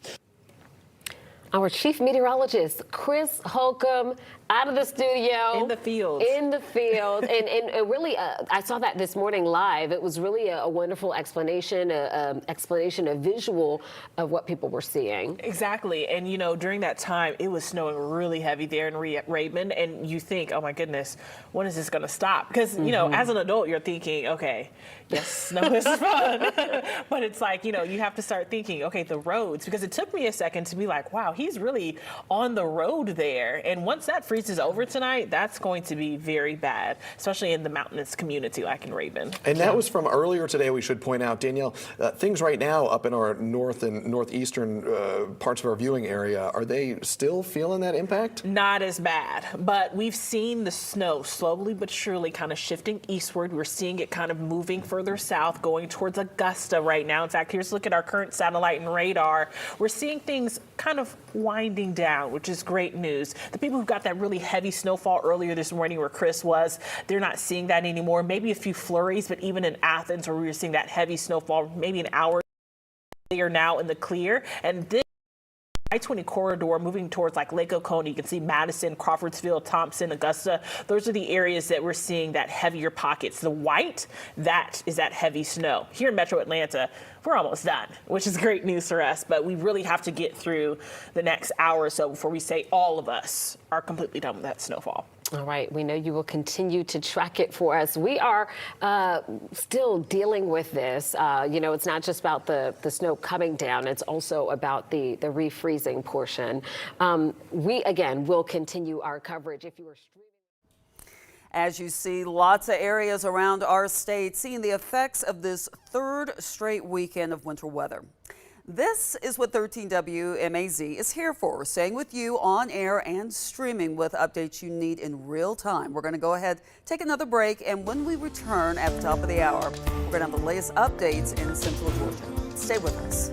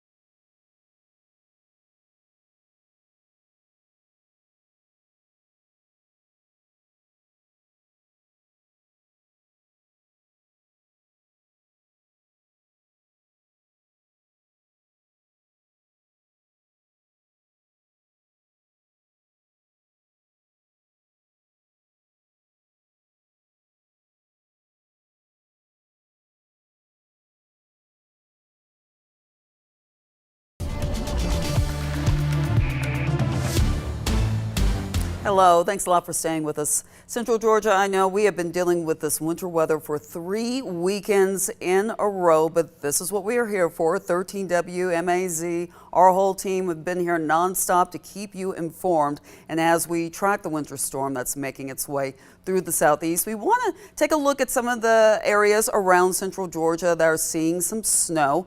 Elizabeth Hunter joins us now in Sparta. Elizabeth, what are you seeing where you are? Yep, Lori, we're here in downtown Sparta, and I mean, it is thick, big flakes right now. As you can see, I mean, it's in my eyelashes, it's on my hat. I mean, it has been coming down. We got here probably about 30 minutes ago, and it has been coming down steadily since then. As we were driving here, the visibility was slowly more getting worse. As you want to take a look down this way, you can kind of see as we look more down that road, it starts to get a little bit cloudier, a little bit hazier. And I also want to talk about the roads.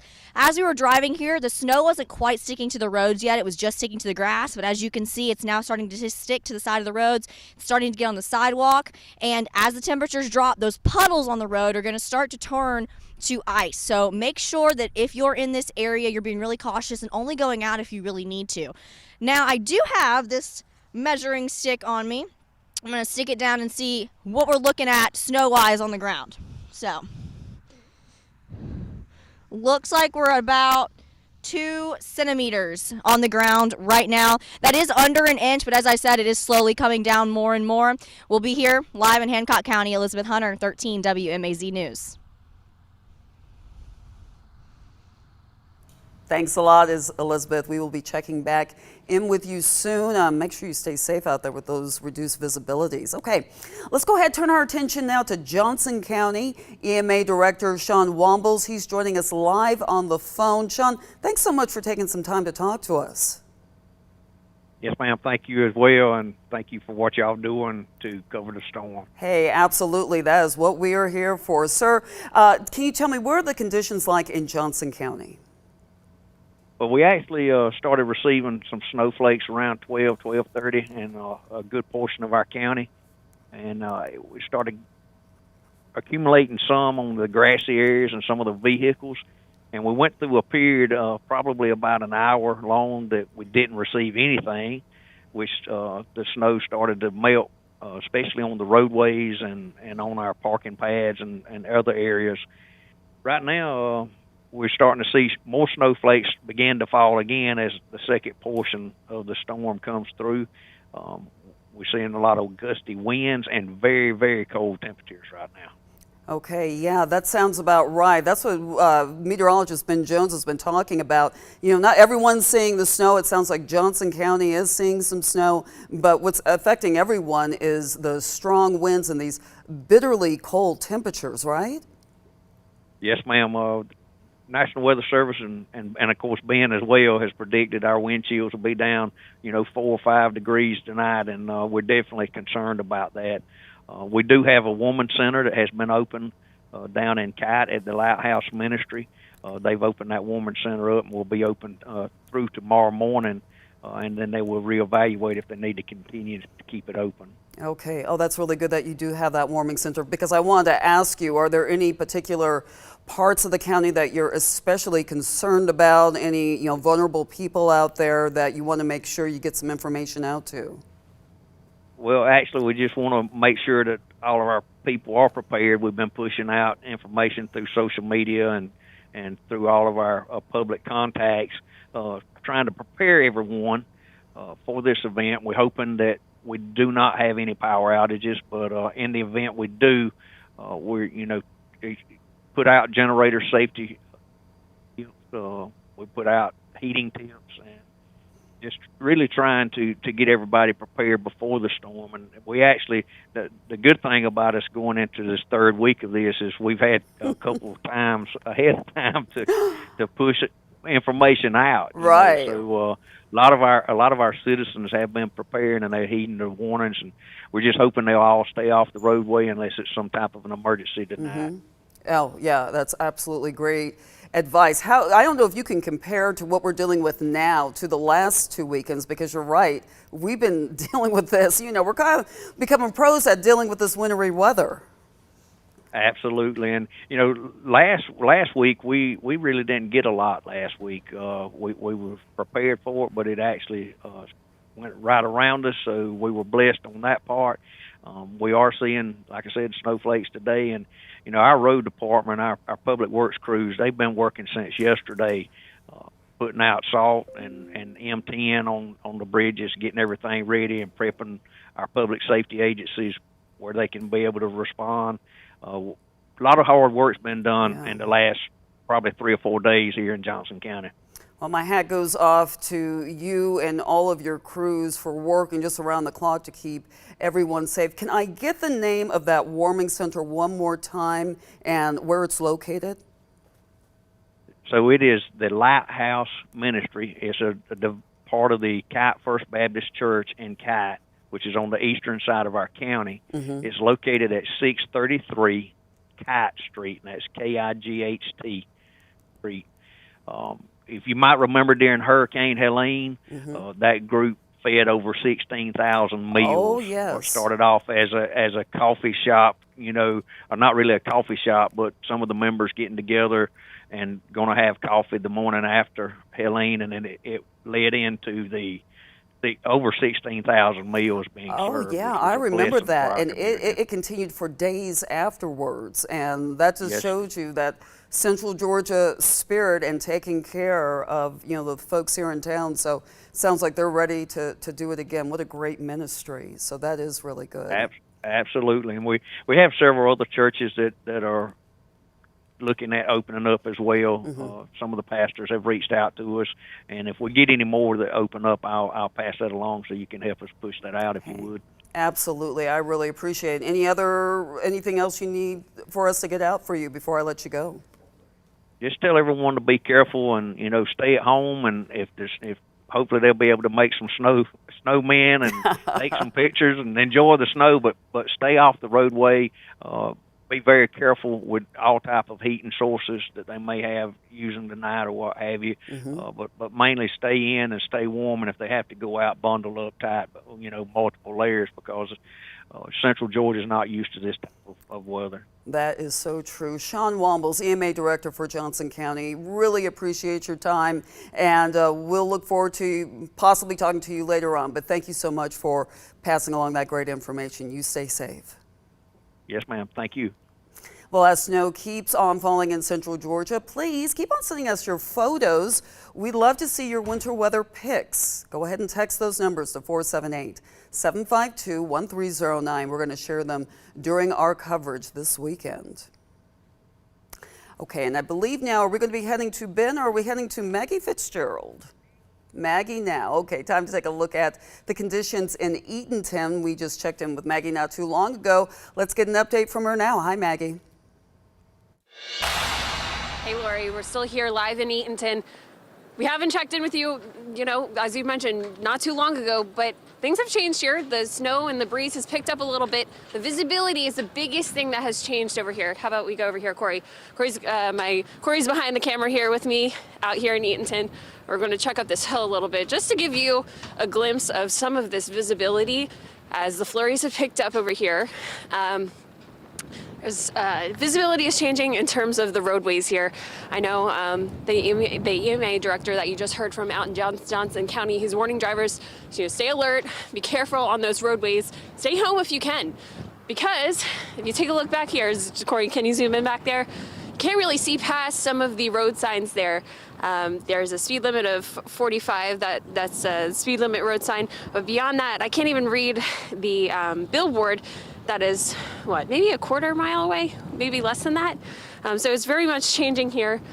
Chilly, very chilly out here. We're feeling the brink of it. Obviously, the flurries are coming in right behind me, maybe a little bit towards Corey. Let's change direction over here. Corey, if you take a look at the flag up again, showing you where that wind direction is going, blowing all of the flurries with it.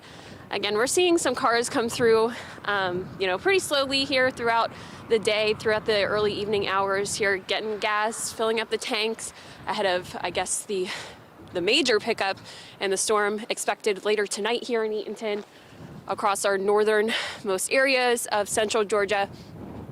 It's really, really chilly since I last checked in with you, Lori. I had my earmuffs on. I've changed that to my hat and my hood since then, and we're feeling it. We're feeling it out here. I can't, I'm out here telling you that it's cold. It's pretty obvious. But that's okay, though. But let's take a look at the ground here. Corey, if you take a look at my feet, it's sticking. It's staying here. You can see my a little bit there. I wouldn't say this is even an inch yet, but it's a nice dusting here. Very dry, very soft snow.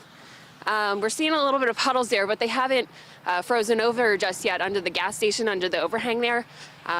It's very much sticking on the asphalt, just as it is here on the grass here.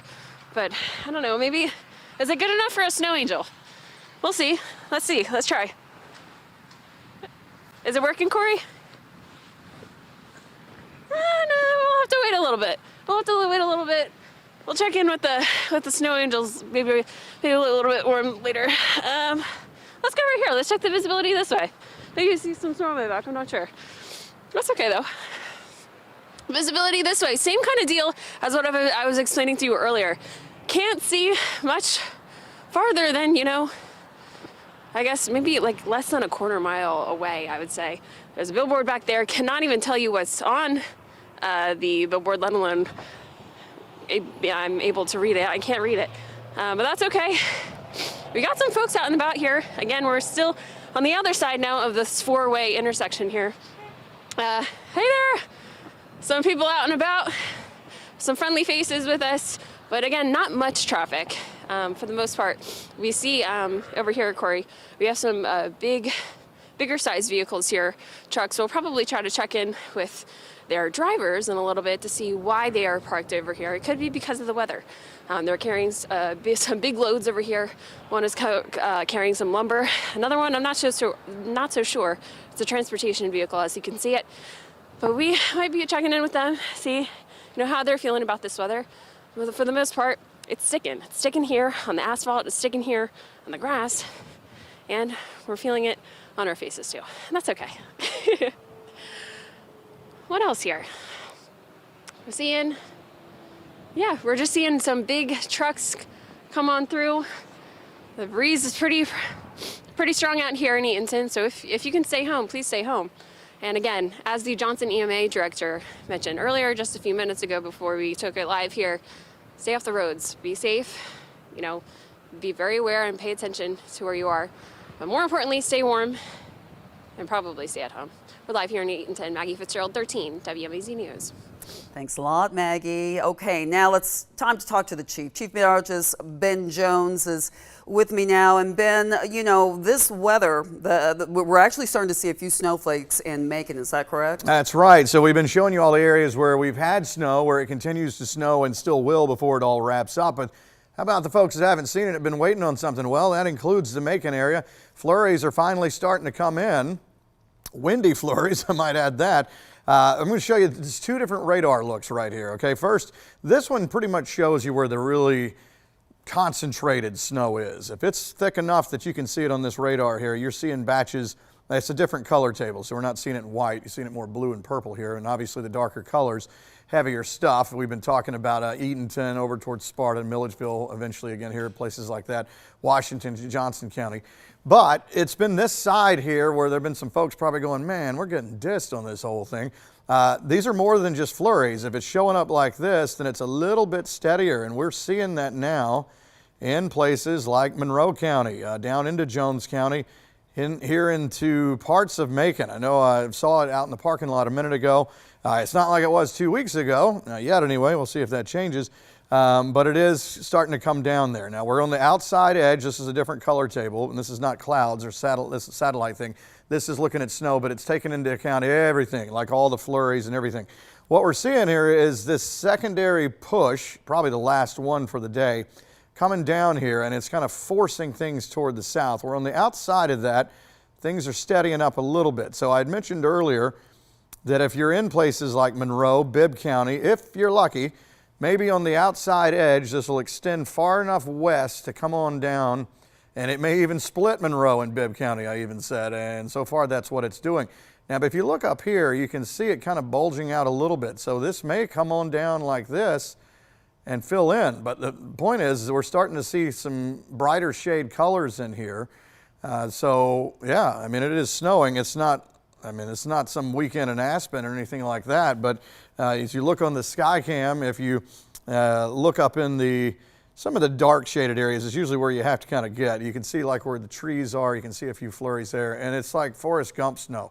It's going sideways. So the wind has everything to do with that. It is definitely howling out there. As far as the current number, it is 27 degrees with a wind chill of 13. That wind out of the northwest at 21. We've been seeing gusts as high as 35 to nearly 40 miles per hour. We're going to say as low as 15 tonight, as it's going to be tomorrow morning's low. Sunshine does come back tomorrow, and it goes above freezing. I'm going to say around lunchtime, and it'll last till about 6, 7 o'clock tomorrow night, maybe 7. So it's about a 7-hour window for any of the places that have snow now to do some melting. What doesn't melt will definitely go back solid again tomorrow night because we're going in around 19 by Monday morning. Cold stuff everywhere. Some very low numbers that are only dropping. So this is nothing compared to where we're heading. 27 Macon, 23 Athens, 24 Atlanta. And as you look here, we already have 22 in Monticello. These are actual numbers. This is not a wind chill or feels like numbers. Everybody below freezing now. That includes Rochelle, McRae, that were a little above 33, 34 earlier. They're now below freezing. So there will not be numbers above freezing again till around lunchtime tomorrow from here on out. There's a look at the wind gusts. You can see anywhere 33, 35 mile per hour gusts coming in out of the northwest.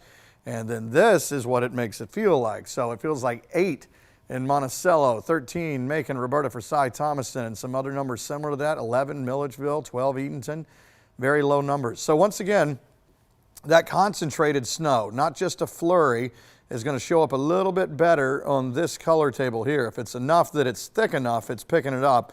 When you go over to this is kind of taking into account little flurries and all kinds of stuff like that.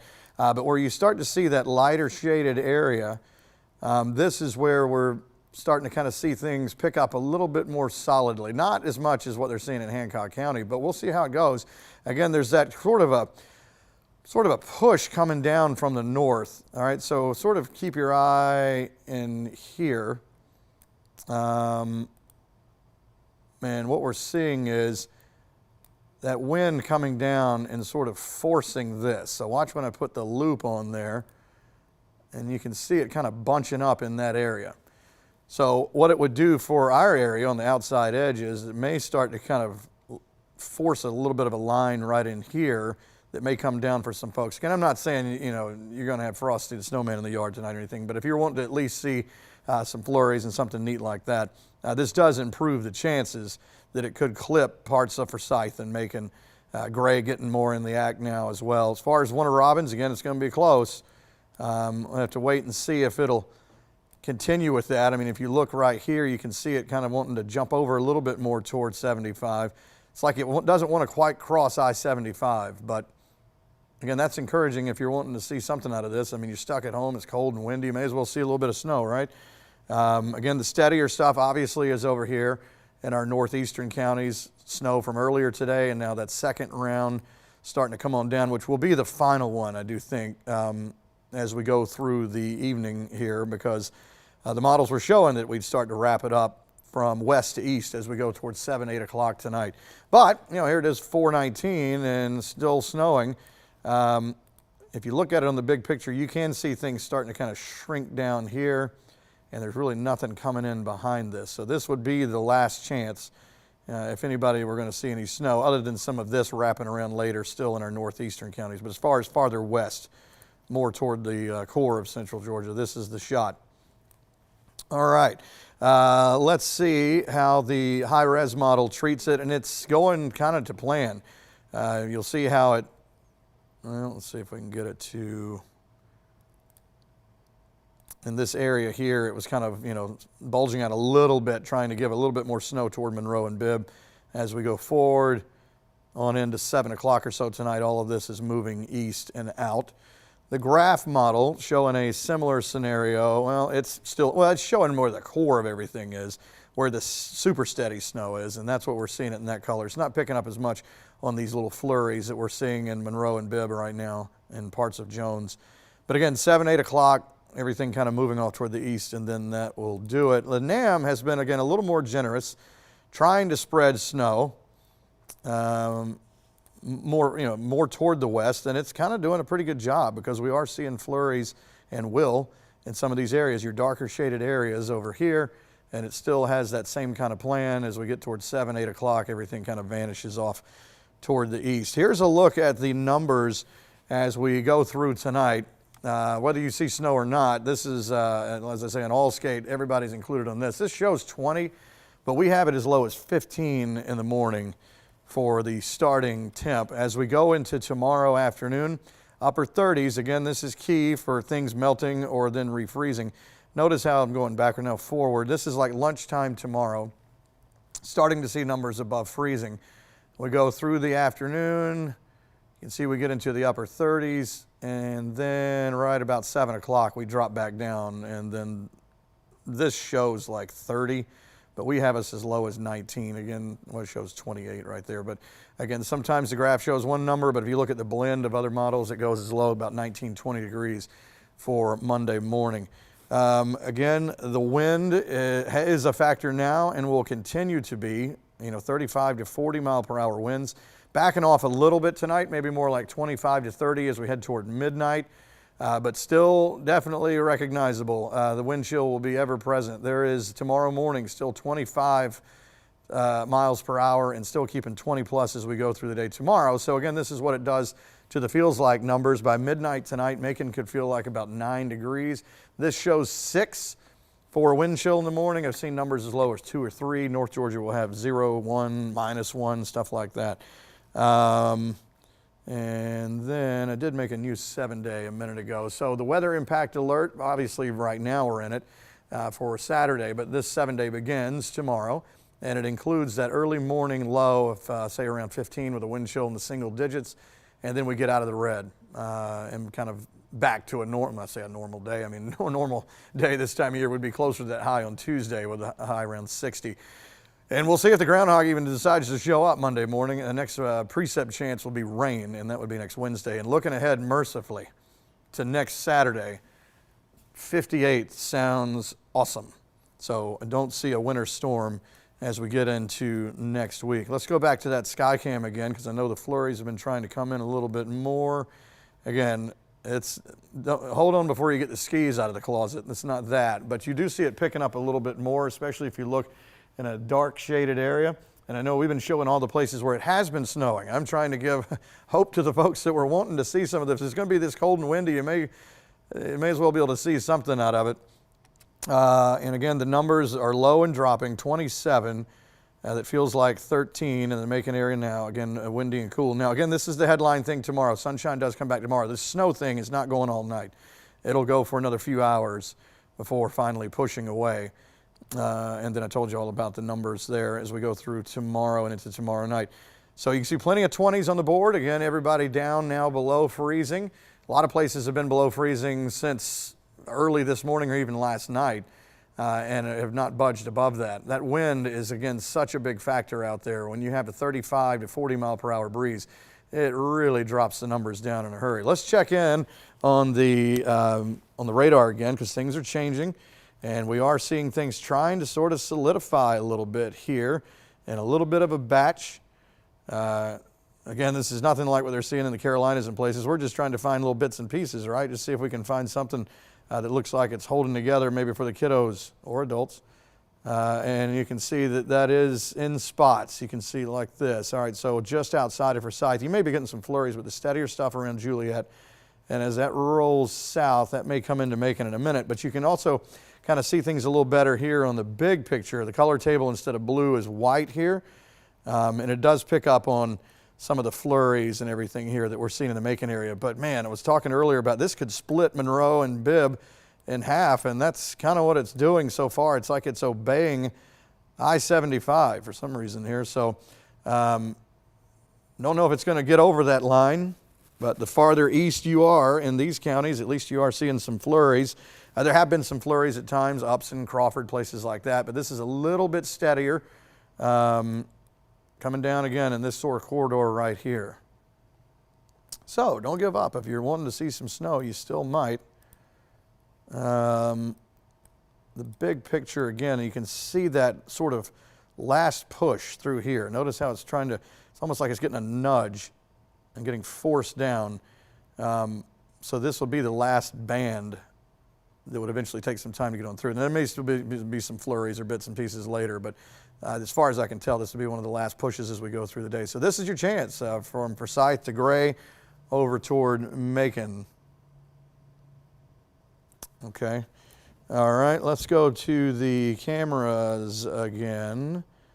And again, as we've been checking in with our reporters in the field, of course, we have them stationed in areas where the snow has been coming down steadily out there. Unfortunately, where most of our cameras are is not so much where that is. So what I try to do is look into, kind of a dark shaded area, and that way you can see the flakes kind of pop out against that. Very small, but you can see them kind of go in there, and there's obviously the flag telling the story down there at the bottom with that wind, and that's not going to let up anytime soon. All right.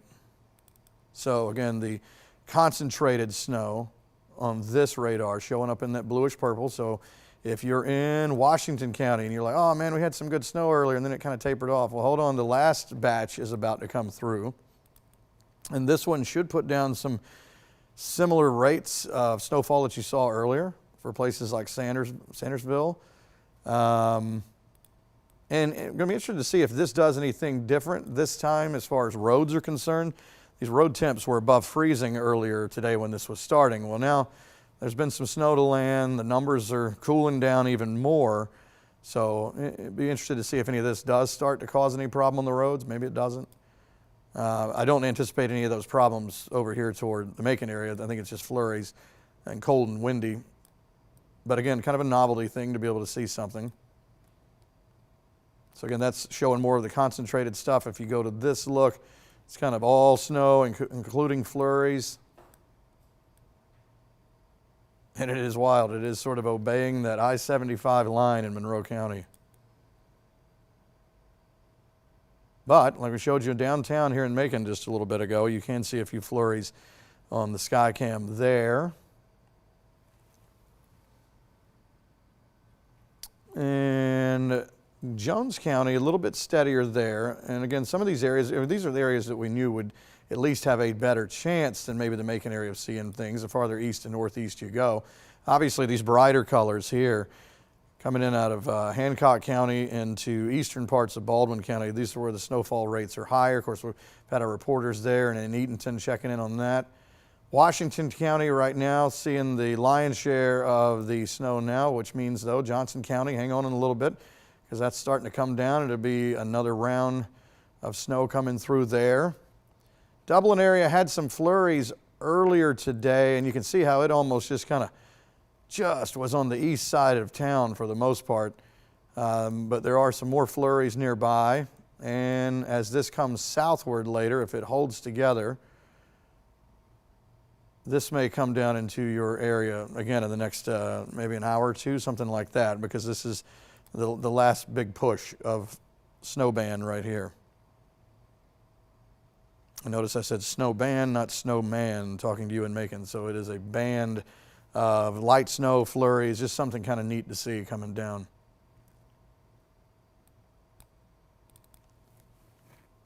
I was going to show you the backyard garden camera, but we actually took a power hit a little while ago and lost some of the things because you can see it in our parking lot. But if you look, into the tree line and some of these areas in here, you can see the flurries coming across. And again, notice how they're going from the right side of your screen to the left. So we're looking west here. So north is to the right, north-northwest, and the flag tells you exactly which direction everything's going. And if you've been out and about, I was on the road earlier, you look down there at the bottom, the traffic lights have been waving around out there. So just a raw day for sure as the numbers continue to drop as we look at those numbers. 20s on the board, 22 in our northern counties, seeing 27, 28, and many other spots. And again, the warmest would be McRae at 32, 30 over in Rochelle.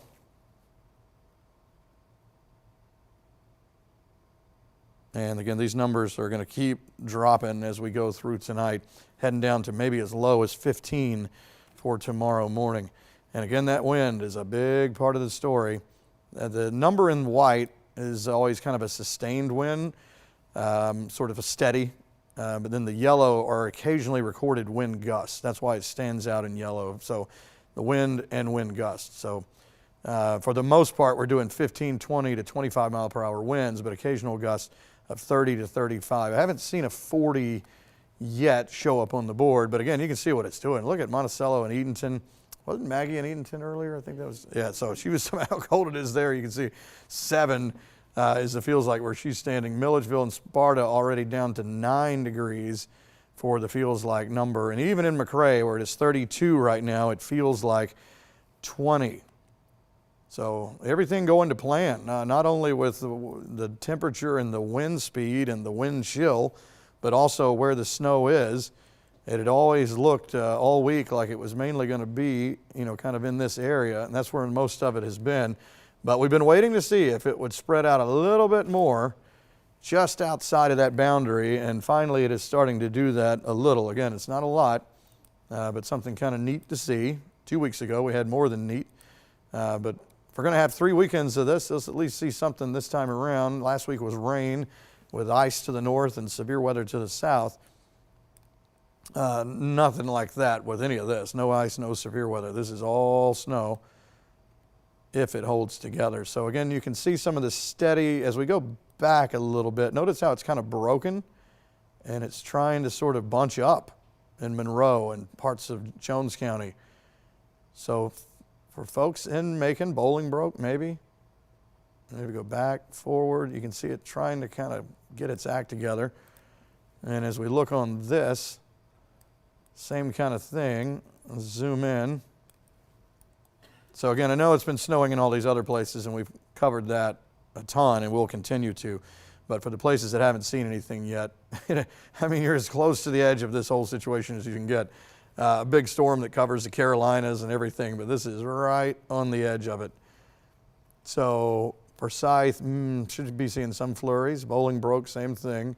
North Macon, East Macon. Not as much in West Bibb that I can see. Lake Tobosoffke doesn't seem to be showing much of anything there. But if you start getting these lighter shaded areas, again, that's where it's trying to kind of thicken up a little bit. And as I go back, you can see how it was sort of a dark gray and then starting to get lighter shaded. So that's good if you're wanting to see snow. Maybe it's starting to try to build in just on this outside edge. Okay, I think we're going to take a break. Guys, tell me. No, we're not going to take a break. I'm taking a break. I'm going to go over to Lori, and then we'll talk again in a minute. Okay. Hey, thanks so much, Ben. Do appreciate you. And we're going to take a minute to take a look at some of the photos you have sent in. This is Cooper. How cute is he? His family is up in Atlanta. This is actually our morning anchor, Connor's dog. Really cute.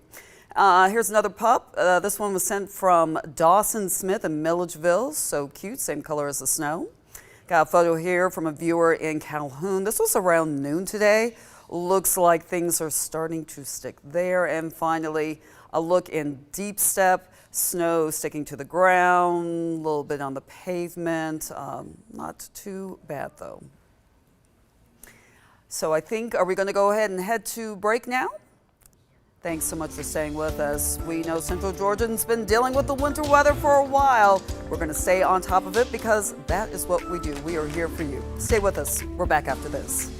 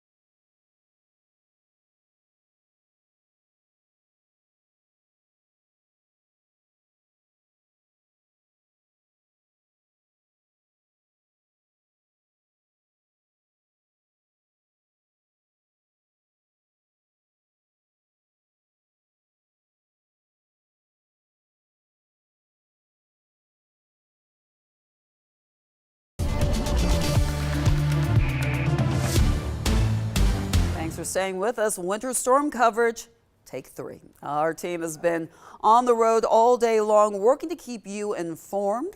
Our reporter Naomi Washington was in Milledgeville, and she talked to folks who were dealing with the snow downtown.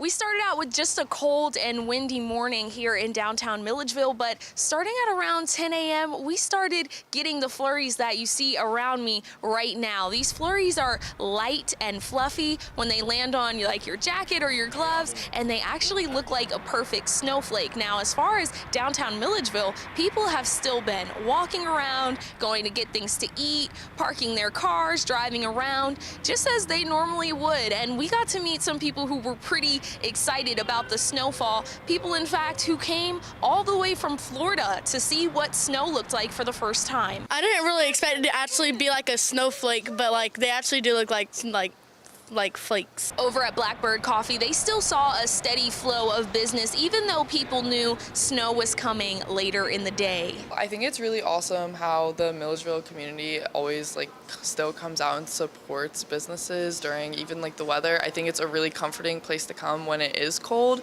and so I think it makes it all the more special to warm up with some hot coffee. While we were out here in downtown Milledgeville, we also saw people out here to salt the sidewalks, even though we started the morning with some salt on it so that people who are walking are safe. Tell me, have you ever seen snow before, and what did you do when you saw it? Do a snowball fight. Now make sure you're wearing a coat or some layers if you go outside to observe these flurries, but something that officials told us was that they made sure to put brine, and that's that sand and gravel mixture, on both the county-owned roads and the state routes. I'm in Milledgeville. Naomi Washington, 13 WMAZ News. Thanks so much, Naomi. We want to see your pictures of the snow. Go ahead and text them to us at 478-752-1309. Let us know where you are, anything that we need to know about that's in that specific photo. We're going to be sharing them during our coverage tonight and tomorrow on 13 WMAZ.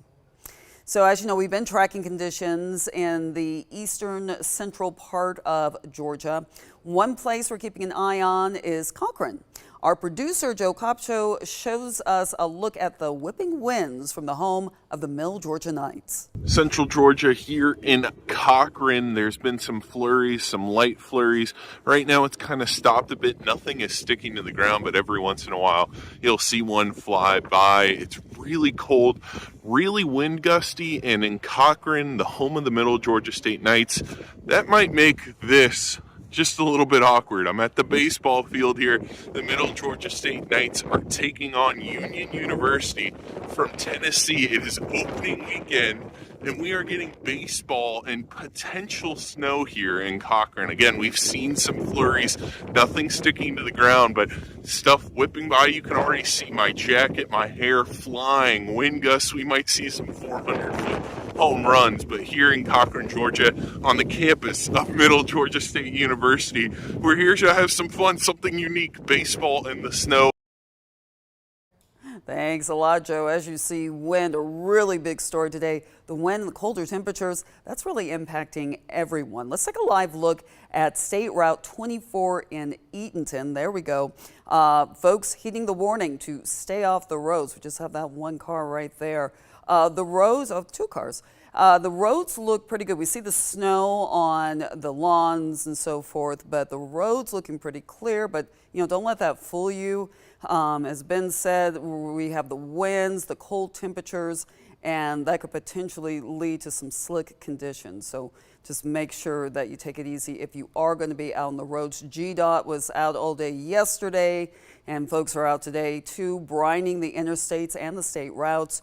Crews are on standby with snow plows in case of any heavy snowfall, but Ben says that seems to be kind of tapering down a little bit. We'll be sure to keep you updated on your road conditions throughout central Georgia. We are continuing to follow the snow in different areas of our county. Ellie Milliken and Madison Ricks were in Sandersville for most of the morning and into the afternoon. Madison breaks down what their snow day was like.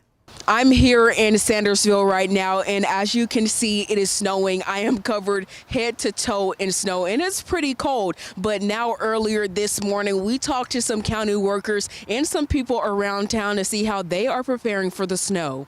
You know, we had to dump on bridges, spread little rocks. You know, we made some fun. Me and the guys made a little fun out of it, you know.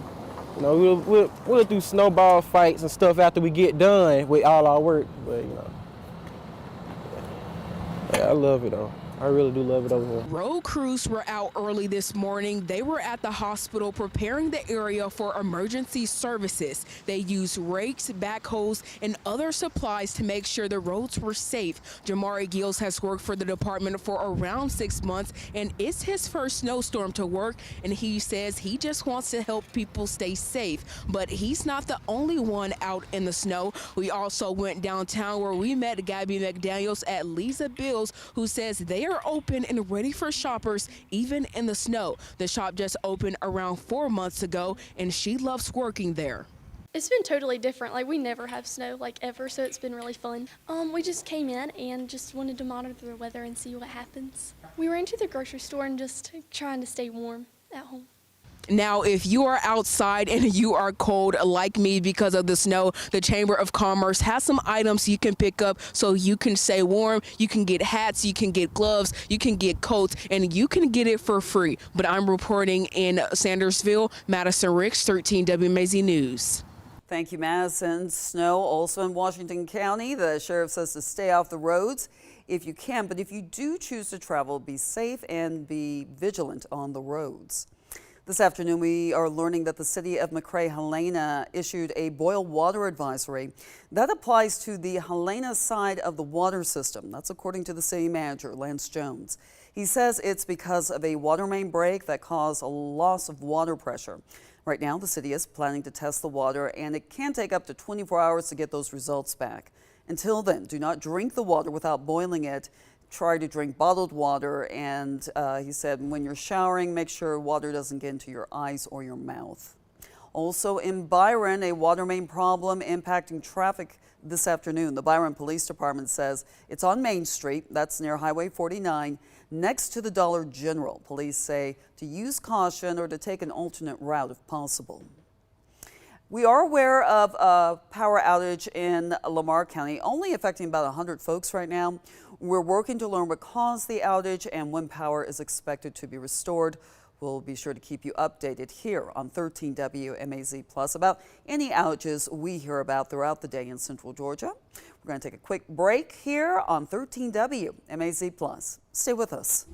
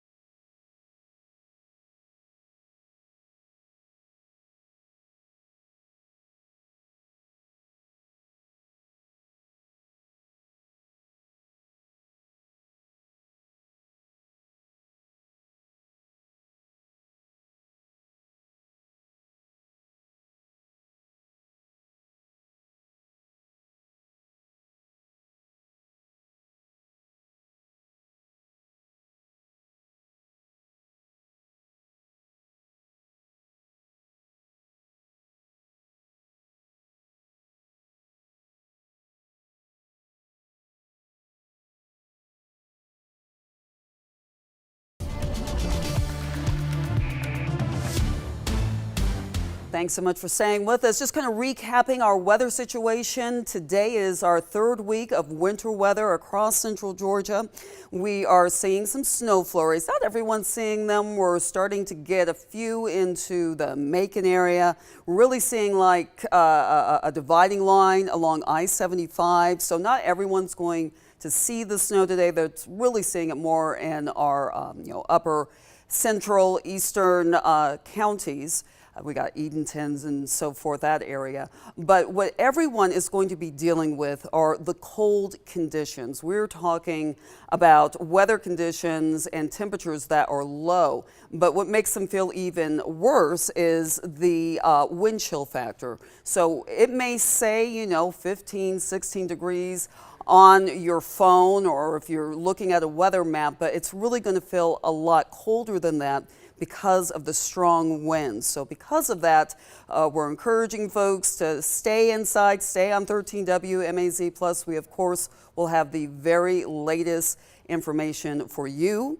We have been hitting different areas all around the area, Milledgeville, Edenton. Our reporters are out there in the field showing you the cold conditions. This snow has really not been like the snow that we experienced earlier this month. This is kind of a light, fluffy snow. It's not really great for making snowmen, but that's okay. It is pretty to look at. But again, the big weather headline now as we head into the evening and into Sunday is really going to be the cold conditions and the wind. Wind is going to really be picking up. So if you do have to venture outside, make sure that you are dressing in layers. Make sure that you're protecting your pets and your plants.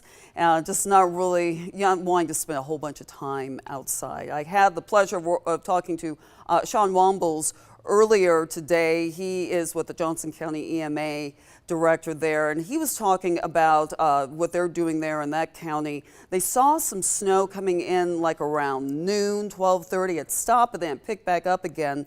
Their concern now is the wind conditions. He says it's very windy out there, and he's encouraging everyone to stay inside, not get on the roads, not unless you absolutely have to. They even have a warming center set up at the Lighthouse Ministry. That's on Kite Street. That's on the eastern side of the county. So if you're looking for some shelter there, and we have a lot of other shelters open around the central Georgia area as well. Haven Hope House in Warner Robins. We have the Hello House in Macon along with the Salvation Army. A lot of central Georgia churches too opening up their doors to anyone who may need to shelter overnight. You really don't want to be caught outside in these really cold conditions. So we are going to be continuing to watch the conditions. We're going to keep you updated because that is what we do here at 13 WMAZ. We are here for you. We're going to take a quick break, but in the meantime, watch our 24/7 radar. This is a great resource. You can get updated conditions where you are. So this is in real time. Watch this, and we will be back in just a few.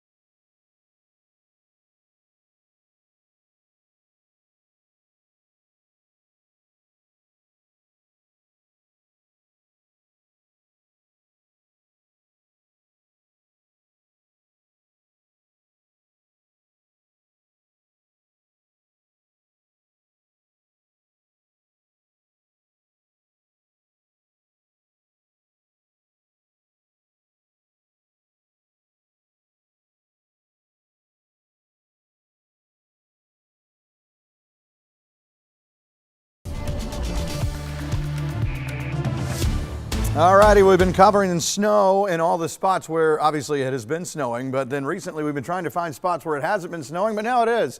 And that includes the Macon area. We've had some little flurries now picking up.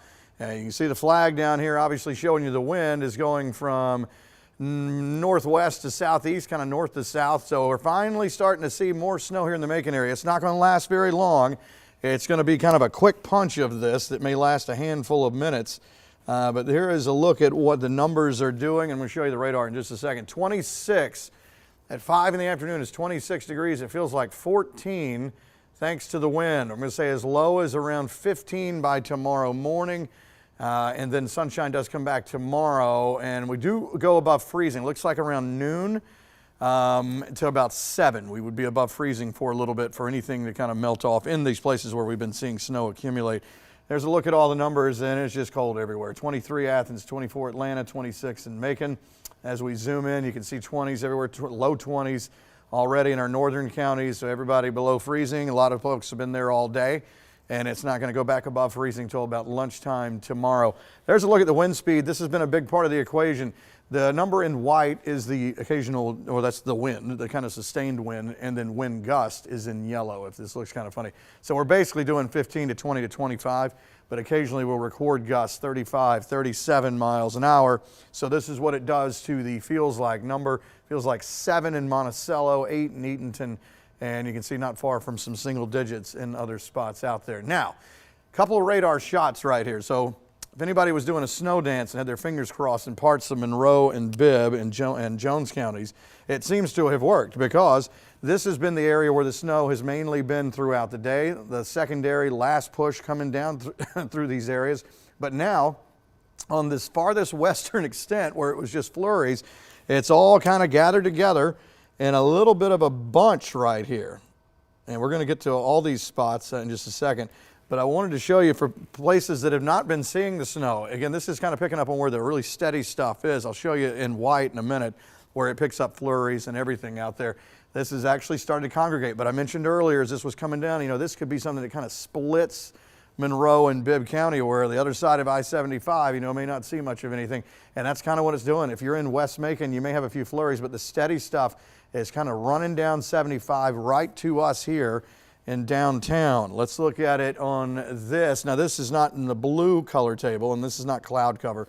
This is showing you on a white color scale here, and it does take into account even flurries over off toward the side. But to see these white shaded areas, that's a pretty good shot of snow right there. Again, I mean, put the skis back in the closet. That's not what this is, but at least if you're wanting to see something kind of a neat novelty thing before all this gets out of here, you can kind of see sort of a back edge up here starting to come down. So this swath right here coming down would be the chance before it makes its way on off toward the south and east. Now, as we look on across into our northeastern counties, the places where we knew that snow was a slam dunk pretty much, Putnam, Hancock, parts of Baldwin, Washington, Johnson counties. You know, we already had the first round earlier today, and then here's the second and kind of final round that'll be coming through as we go through the next couple of hours, and then it will fade away. So great news for those that have been saying, man, it's just a cold and windy day. We didn't get snow out of it. Again, it's not for everybody. In some of our western counties, not so much. But you can see how I just showed you that blob in blue and on the white color scale. That's where it's more concentrated, and we are seeing it here. This is looking from the medical center in downtown. And if we move it around, again, it's not like 2 weeks ago, you know, where it was all over the ground. It is cold enough for stuff to stick. I just don't know if we're going to have enough of it. But let's kind of do some panning around here. And it's going to start just moving on my end first. Looks like I swung it around too far. Dramamine. All right, so you can see it coming at the camera here as we look toward the north. Now we're looking toward the east. So yeah, for sure snow coming down. We'll see if any of this sticks. It's clearly cold enough for that to happen. We're just going to see how long does it keep going. And again, you may be watching in another part of Macon. You may be in West Macon and you're in 1 or 2 flurries and that's it. It kind of picks up right around I-75 and on the other side and the 1675 split, but it does include downtown. Of course, the stations out here in the fuzzier district, and where it's just starting to get a little more concentrated, so we have more of it coming down here. Guys, we still don't have access to the garden camera, right, to be able to see that. We had taken a power hit here earlier. No, we do. Okay, there it is right there. So that's in the backyard garden now. You can see the snow coming down. Again, it is cold enough. It almost looks like it is actually accumulating on the deck and the bench out here. So maybe a dusting, and it'll stay there because there's nothing to melt it, not even close. I mean, the numbers are so low. So parts of Macon, at least parts of Monroe County, Jones County, getting the snow, and indifferent from earlier today when some of the road temps and some of the surface temps were a little bit warmer. This is still, the roads are still going to be warmer than everything else, but most surfaces are much colder than it was earlier today. So we'll see how much of this kind of wants to stick around out here. But again, for the foreseeable future, and actually you can, oh, that's pretty cool looking right there. Let me move this down here. Because this is a pretty dry snow, it's more of kind of a powder. Look at this when we go in. I thought I saw this out of the corner of my eye. I'm trying to get the camera to move here, but in the corner of the parking garage right here, kind of tells the story of it starting to kind of accumulate a little bit out there, but then the wind will blow and it'll swirl like dust. You can see it right here just going around the parking lot. So again, it's a very dry snow, and you can see it's clearly already wanting to stick to things. So kind of wild, this last burst coming through parts of the Macon area, parts of Monroe, Bibb, into Jones, enough that something's going to sit on the ground, and it will be there as we go through tonight. So it is not going to be melting. Of course, that is the parking lot of the medical center there. All right, what we're going to do here is we're going to go to Maggie, who is in the storm lab right now, and she's going to come back to me in a minute. But now that we have some things going on, let's check in. I think last time we checked in whether she was in Eatonton. Maggie, can you hear me? Where are you now? Yeah, I can hear you, Ben. We're here live in the storm lab. We're still, I guess, exiting the Eatonton. I think we're still in the Eatonton area right now. However, we're still very much seeing these flurries come in as we I forget which direction I guess we're driving right now, but these flurries are coming right into our windshield, as you can see. Oh, there we go. It's picking up a little bit as we approach this turn here, but if you look off to the sides of the roads, you can see some of the snow is very much sticking to the grass. Not so much on this area of the road, but at the four-way intersection that we were previously on and the earlier stream hits, we are very much seeing it stick to the sides of the asphalt as well. So you see, a little bit of a mixture here. And we actually ran into salt crews earlier who were already out and about. They were pumping up their trucks at the gas station that we were stationed at. And they're already out and about there with Putnam County, but we're probably going to see crews like them all across our area. Again, here's a live look at where we are. The visibility is okay. It was pretty shaky earlier, again, at that four-way intersection that we were at. I think it was one of the crossroads was Milledgeville Road. And, you can see a truck approaching there. You see a lot of, bigger trucks, 16, 18-wheelers, I guess, not so much on the roads, carrying big lumber. We saw a few parked at the gas station that we were at as well. However, visibility is okay on our front. You can see, let's see, as we approach this turn, yeah, we can see pretty clearly on the road that we're driving to. I guess we're driving back to the Jones County Macon area. Yes. But we're still seeing a lot of these flurries. It's very, very cold. As you can see, I've mentioned this in a few of my live shots. Oh, let's go back. There's the plow truck heading our way. Like I said, plows. We're seeing salt crews with Putnam County that are out and about in this area.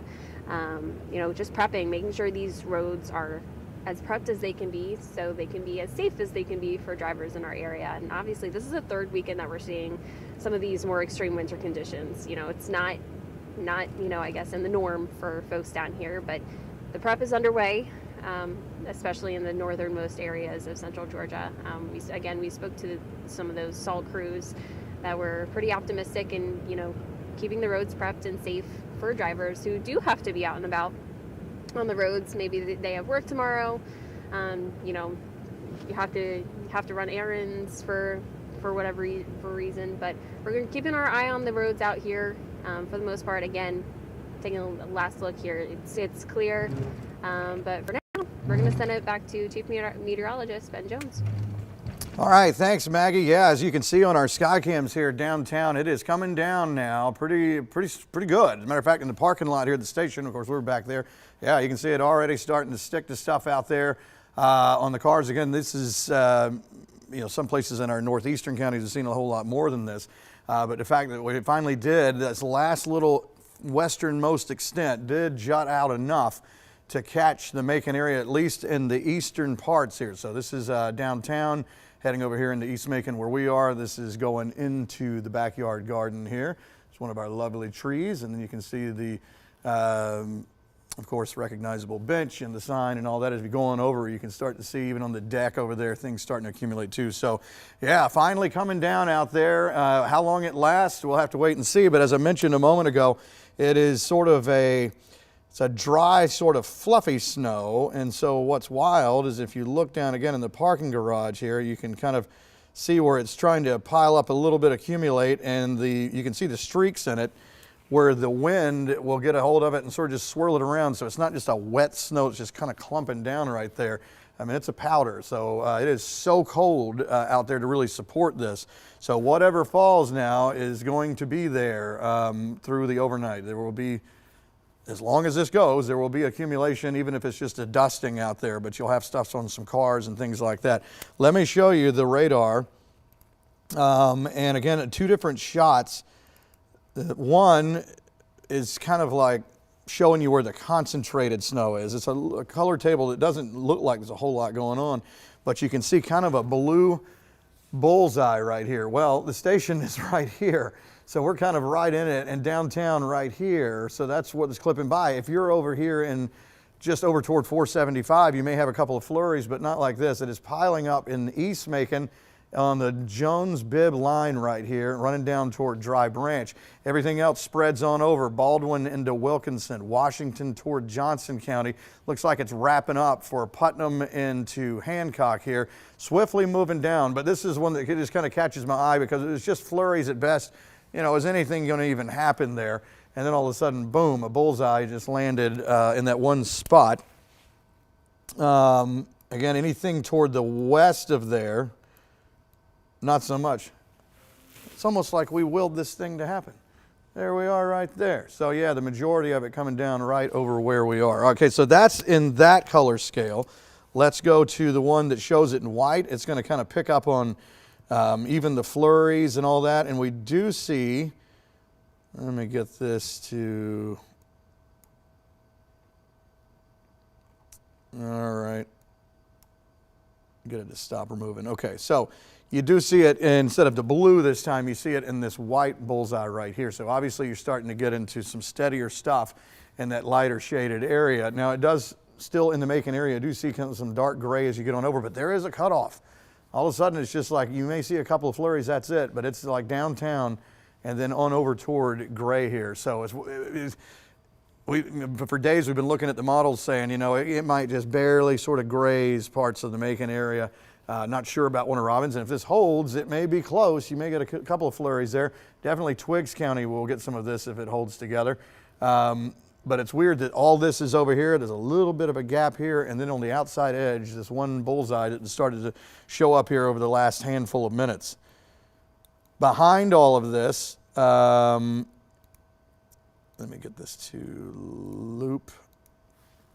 Probably not much, maybe flurries later tonight. We're still looking at like a 8 o'clock wrap up in our eastern counties, pushing on off toward the south and east. But you can see this kind of push. Notice a little bit of a band right through there that was coming down. And that's sort of what's happening here, is this become kind of a band through there, a little bit broken. But the last little bits, as far as anything above it, as we look up into northeast Georgia, there will still be some stuff trying to come down. But by and large, everything's trying to pull away toward the east. So a lot of this, if it holds, would be scraping our eastern counties later. All right, so let's take a look at this camera again. And Okay. All right, Connors, you said we have a different shot, the backyard parking lot. Yeah, that's pretty right there. Very nice. So again, this is what it looks like when you look on the radar inside one of those little blue pulse shots right there where you're seeing the steadier snow. Of course, most of this has been in our northeastern counties, but we just happened to get a surge of it here in East Macon, downtown on over into East Macon here. So up and down Gray Highway, heading into Jones County. These spots, and as again, you look even downtown, you can see it in the medical center parking garage, the lot here. And notice it's not melting right when it hits. Now, it might be a little different story on the roadways. I kind of did this split shot on purpose. I don't really see things necessarily piling up. There's a parking lot in the road, and you always see those signs where it says bridge may ice, most of the words, bridge may ice before roads or something like that in wintertime. That's because in this parking garage, there's air going underneath all this, so there's no ground underneath that top level. So that surface is much colder than the road down here, which of course has the earth underneath it. So that's the reason why we see it just sit right on that parking garage. All right, let's go down to the camera control. And again, I don't think it's going to last very long. You're going to see it zoom out here in a second. But at least it'll go for a little while longer. There it goes. And again, the station way back over down this way. So snowing in downtown Macon. All right, so everywhere else, if you're west of Macon, especially if you're in West Bibb, West Monroe County, you may still have a couple of flurries. But as far as anything like this, not seeing it and probably not going to. All right, so, you know, I was talking about, Danny and I were talking earlier about thinking about ahead. I mean, because the wind is a big part of everything, Danny. I mean, we have the wind, the temperature, we have all that, and some snow in some spots. But even once this is gone, I mean, we continue with wind chill. It's going to be an issue, you know? Definitely see that currently with the snowflakes blowing around everywhere. The wind is pretty strong right now. And as, wait one second. They were talking to me. That's okay. Hold on. Can y'all hear me now? Yeah, we can hear you. Hey guys. So we see the wind blowing those snowflakes around, and it's pretty heavy as we go into the night. Those wind chills are currently in the teens, and as we head into later tonight, it's looking to be about 10 degrees. And as we go into the morning, those wind chill values are going to be extremely cold. We're talking about single digits, some places near 0 degrees. So that's why we still have this cold weather alert in place. All of central Georgia is under this pink shade of extreme cold warning. We're talking 7 p.m. tonight going into 1 p.m. tomorrow. On Sunday, wind chills, like I said, in the single digits near zeros. As you're heading to church in the morning or going out, you'll want to bundle up, have that hat, gloves, scarf as we're going throughout even the rest of tonight into the morning, because those feels like temperatures, look at it, Macon's looking at 5 degrees, Dublin 6, and the surrounding areas, Atlanta is still 1 degree, and as we go into the rest of the day, we're looking at that slight warm up. And this is where the question's at, is if the snowfall that falls, will it refreeze? Is it going to melt? And we're looking at a very, very small window of it possibly melting into Monday. So as we go into Monday morning, we still see feels like temperatures in the lower 20s, 24 in Macon, 24 in Dublin, and other places a little bit warmer. So as we go throughout the next 3 days, this is why we still have that weather impact alert for the second half of this. So we still have, I think that was you, but no, fine. As we go into the rest of Sunday into Monday, those temperatures are really going to be the main factor. We're looking at 15, 19 degrees, and that's not even considering those feels like temperatures. But we have Groundhog Day coming on Tuesday with that warm up to look forward to as we start the work week. But I did want to remind everybody about our 3 Ps and an additional 4 P. People, your plants, your pets, and those pipes. That's going to be the main concern going into tonight and Monday. So you'll want to drip those faucets, make sure that your temperature gauge is at least 65 degrees if you're taking the pets out. Just be extra cautious and careful. And then the one other additional is any possible road conditions as we go into Monday. So any ice or any snow related, we're not really looking at any ice related concerns, but more of like any snow related concerns that may stick and may not have that chance to melt. So as you're out on the roads, you'll just want to leave a little extra space between you and the car in front of you as we head into the rest of this weekend, starting up the work week as is. Great. Good stuff there, Danny. That's right, because we're talking about all the stuff with the snow now and everything, and we have to remember that, you know, even once this gets out of here, I mean, we're talking about super cold stuff, windy stuff as we go through the overnight and into the day tomorrow. Now, again, anything that is out there, and we're seeing things obviously on the ground in our northeastern counties, but now that does include downtown and into parts of the Macon area. Jones County, obviously, with another shot here, western or eastern half of Monroe County there, Baldwin. This stuff is staying put. It's not melting at all. I mean, because it is so cold out there and the temperatures continue to drop. So probably what we're going to see is a sort of, this is kind of rapidly starting to kind of pull itself over toward the southeast here. So if you look and see where this white shaded area is and you're underneath it, so you're Wilkinson, Lawrence County, getting into southern Twiggs, parts of Bleckley. Again, if this holds, this may come on down. So some folks that didn't see some snow earlier, you might here in a little bit. It's already happening in Irwinton, Dublin, seeing a few flurries, should be now. But this, again, this just shows you on this western extent, you can still see something develop. And this is a pretty good stout snow that we've seen, at least for our standards, here in the eastern parts of Macon here. So that if you follow that down, I don't know, Warner Robbins, that's going to be close. It may just be just out of reach, Twiggs into Bleckley there. And then there's not much behind it other than, I mean, we still could have some flurries even after dark tonight, 1 or 2, but nothing that would be really contributing to the problem out there. Let me show you the Skycam shot here, because this is pretty wild. Now you can actually see it starting to really accumulate on the parking decks here downtown. And you can see the, well, that was the heat coming from one of those things, but occasionally you'll see this wind pick up and it'll swirl on top of there and you'll just see the white powder just spinning around on top of the parking garage. Let's kind of move this around a little bit. So at least on those kind of surfaces, everything except a roadway, we are seeing things stick. Let me do something though here. We're going to move camera over just a little bit. And this is going to be looking toward like 2nd Street into those grassy areas there. And you can start to see things trying to accumulate a little bit. But what I want to do is see if we can get an idea of the road. I mean, I'm no road expert on this, but I mean, we can all look together and see if it looks like it's piling up. This is going to be the new Ace Hardware down there on 1st Street. As we zoom in, there's Ace. So down here, I get in pretty close, probably closer than I wanted. You can almost see a wad of chewing gum down there. Don't quite see anything, but you know what? We can go even closer. Again, as we go through tonight, though, at least for the next few hours where it's still falling, roadways have been warmer than other surfaces out there. So far, I don't look to see anything crazy going on with that. But again, we're in the 20s and we're dropping toward the teens. So we'll see how it goes. So far, so good on that. We'll zoom the camera back out. It's just wild to me. 3 weekends in a row of seeing something. Now, last weekend was, you know, just kind of waiting to see if anything was going to be frozen or severe stuff to the south.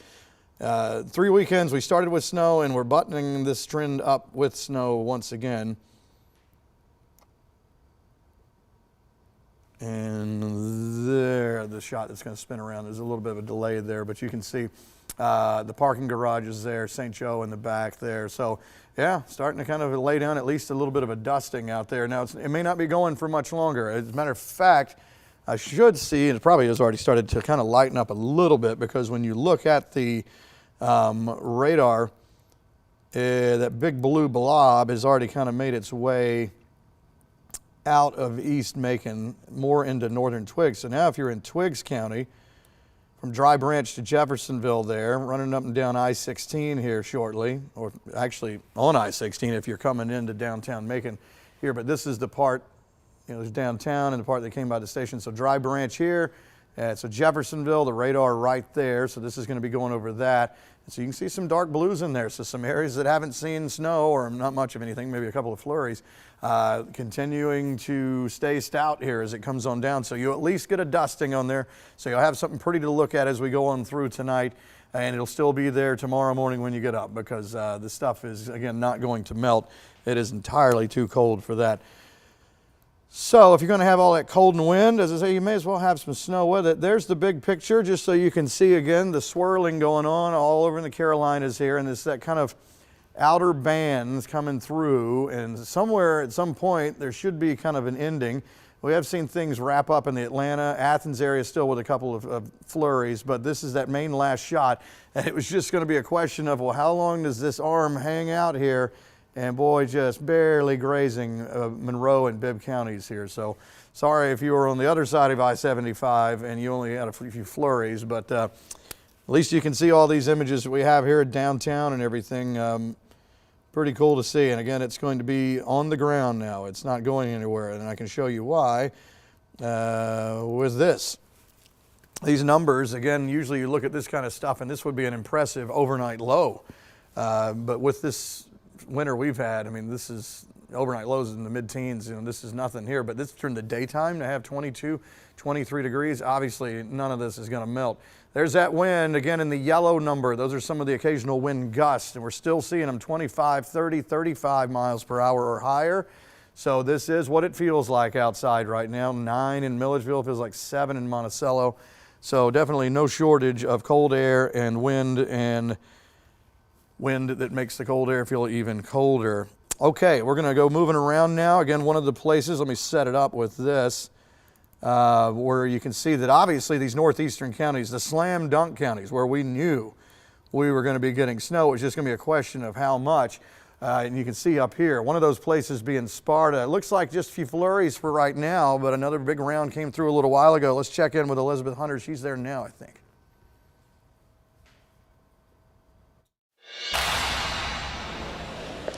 Well, Ben, I will say it's a little bit more than just a little flurries. It's some pretty big snowflakes that we've got out here. It's been coming down consistently since we got here at 3:30. Earlier today when I measured it at around 4 o'clock, it was only at about 2-3 centimeters. But I'm going to take a look now and see how many we're getting at. This is where I had a footprint earlier, so you can kind of see exactly where my foot landed. Looks like we're sitting at about 4 or 5 centimeters now of snow on the ground just within the last hour, hour and a half. If we take a look over here at the roads, they are still clear, but we are still starting to get some light frost on the roads. If you can see in this puddle that's on the side of the road, there's actually some ice in the puddle. So definitely want to be careful if you're going to start getting out on the roads. It's a very powdery snow. It's not very hard. Actually, we don't get snow very often in central Georgia, so I'm gonna have a little bit of fun. We're gonna get down here. Oh yeah. This is great. This is very nice. Let's see how good my snow angel is. Okay, well, it's missing an arm because I had the microphone in one hand, but I think that's pretty good. So it's coming down really it's just pelting me in the face right now. But cars are still on the road. We actually saw a police officer out kind of driving around the streets earlier, probably just making sure everyone is staying safe and staying warm. That's awesome that we're starting to see it in Macon. Live in Sparta, Elizabeth Hunter, 13 WMAZ News. Yeah, man, that's something to see out there. And again, northeastern counties, but also spreading as far over as Macon. And again, it is wild. If you're in Monroe County and in Bibb County on the western side, you may have a couple of flurries, but there is just a sharp cutoff. And prove me wrong, maybe the radar's just showing it weird. If you have pictures in those areas or anywhere, just send them in to us. 752-1309. You can text that stuff there, and hopefully we'll start to get some viewer photos coming a little bit. We're going to take a break, and then we're going to come right back. Stay with us.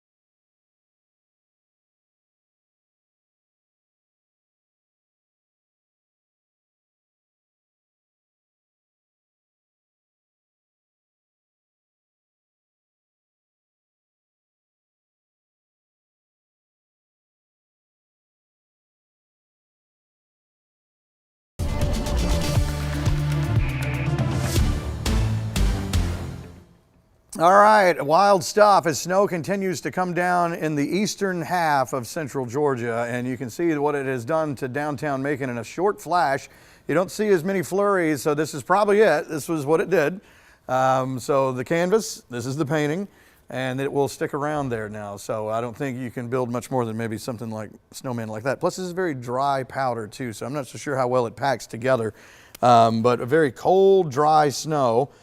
We can do some kind of looking around with this. I did want to check in just for a moment on, let's see if I can get this to pop up, the Dublin Skycam, because it looks like that last big batch is coming down farther. You can see it in the dark here, a couple of flurries. So hold on, Dublin. You look like you're going to get another one last shot of this. And even though it was kind of flurries, especially as you got in the western half of Dublin into Lawrence County, this Skycam may start to kind of fill up a little bit more here in a little bit as we look at the, let's see if I can, we're going to try to pull this back up. If you look at the radar with where Dublin is situated underneath this last big batch of snow, at some point it should start to kind of roll on in, and you can see it there. So we're looking at the Skycam here, and we can see a couple of flurries here, but this last batch of blue, you know, I don't know, you may be in this split zone here, you may get, it's going to be more than what you're seeing now, and for more people than saw it earlier. So Jeffersonville right now, seeing some great snow coming down through there. Again, great for us. I mean, this is not Colorado or anything. Am I right, Lori, who's from Colorado? But this, again, is something kind of neat, and it's not like it's instantly like, oh, you know, usually the words are, it's not going to stick. It's totally sticking because it's so cold out there. It's not going anywhere. Let's look at the Skycam in Macon, because I want to do a little bit of, first Dublin's already pulled up. We're going to check back in on that in a minute. But one thing I was interested in seeing is, again, if it had been doing anything on the roadways. And again, it's a different story. We're in the parking garage. Just as you see those signs, it says bridges may ice in winter, you know, before roads, because there's air going underneath here. There's no ground to insulate for warm, you know, warmth underneath it. So it's a lot, this is a lot colder than the roads are. So that's the reason why you're going to see it stick to bridges, and keep that in mind if you are driving around in the Macon area. Whereas the roads look okay from where we can see right here, those bridges are like these parking garages. And again, this stuff's not instantly melting or anything like that. So this is now the time to mention Macon in the whole thing. If you don't have to be somewhere, don't go anywhere now, because anything that is also hitting the road and not sticking is still water, and it's still probably going to freeze. So we could run into some issues with some of this. One of those being in Washington County here, well, a little broader than that. Sheriff Joel Cochran says they're getting more snow. We've been seeing that in Washington County, and they're starting to get reports of icing, not ice like freezing rain. Icing, the calls are coming into the 911 center. Locations include Fall Line Freeway between Sandersville and Baldwin County, Highway 15 north toward Worthen, and then on up from there, and Highway 24 east toward Davisboro. And so that makes sense to me when we've been looking at these reporter shots that have been coming in, and you'll see the snow on the ground behind them, but then you'll see the roads dark like this, where nothing's really sticking. Well, that's still liquid. So even if it's coming down and that's not sticking, it is still water that's there. And whereas that road temperature is warmer, it's dropping because the temperature is dropping out there. So I do think that anything that is on the road now at some point has the potential to freeze, and we may get into kind of a black ice situation as we go into tonight, where even we just had snowfall. Again,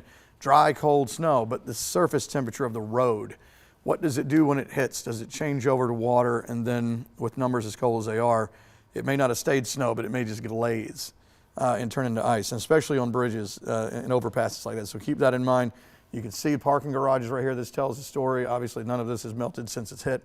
And as far as adding to this total, at least in the Macon area, we don't look to be doing that, other than some flurries that will occasionally go by here. But as far as that main shot that came through, that is already through. So again, talking about those numbers, you can see them right here. I mean, no shortage of cold air there as we're looking at 22, 23 up top, 27, 28 as you get into our southern counties, and running kind of mid-20s in the middle. And again, that wind is just relentless out there. We're seeing wind gusts still 25, 30 to 37 miles per hour in the yellow numbers there.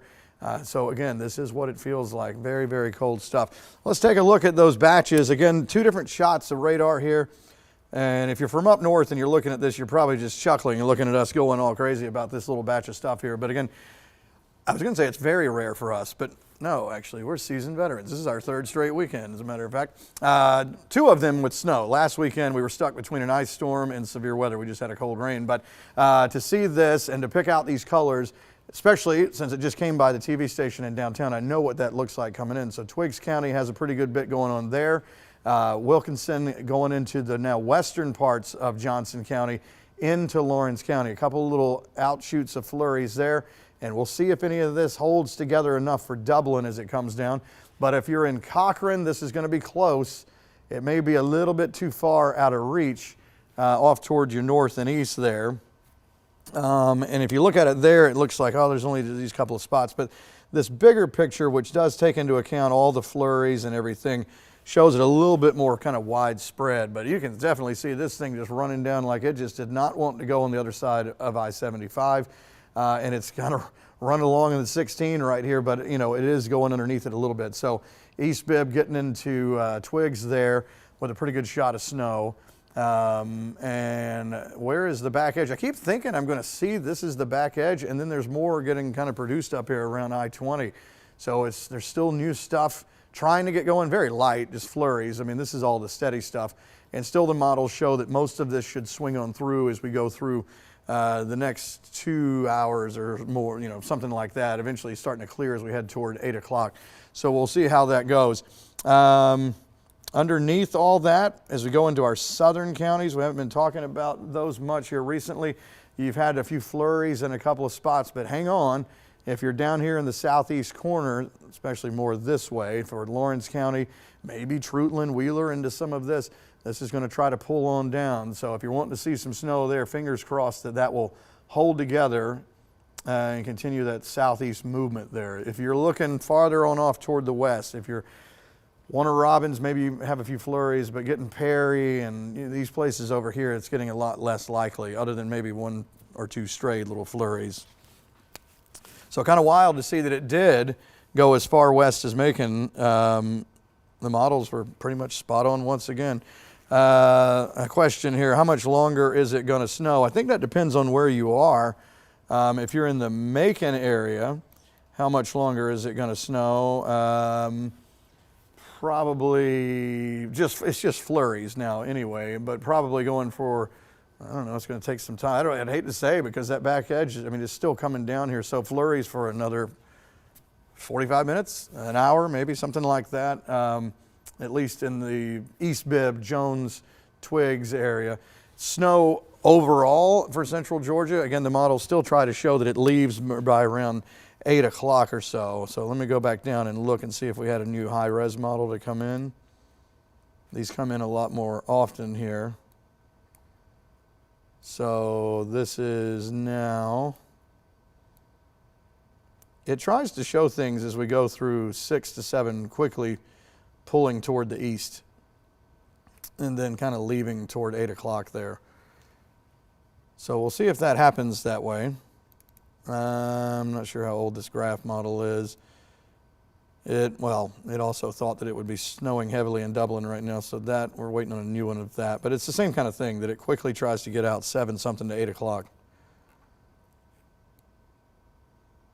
But I mean, here we are at 5:40. And there's still a fair amount of stuff out there. Again, you have to pick out where the brighter shaded areas are, where you see the lighter colors. That's where it's more significant snow. And the darker shade gray, that's just little flurries occasionally. Okay, I think we're going to change gears a little bit, quite literally, into the car. And we're going to go to Maggie in the Storm Lab. What's up?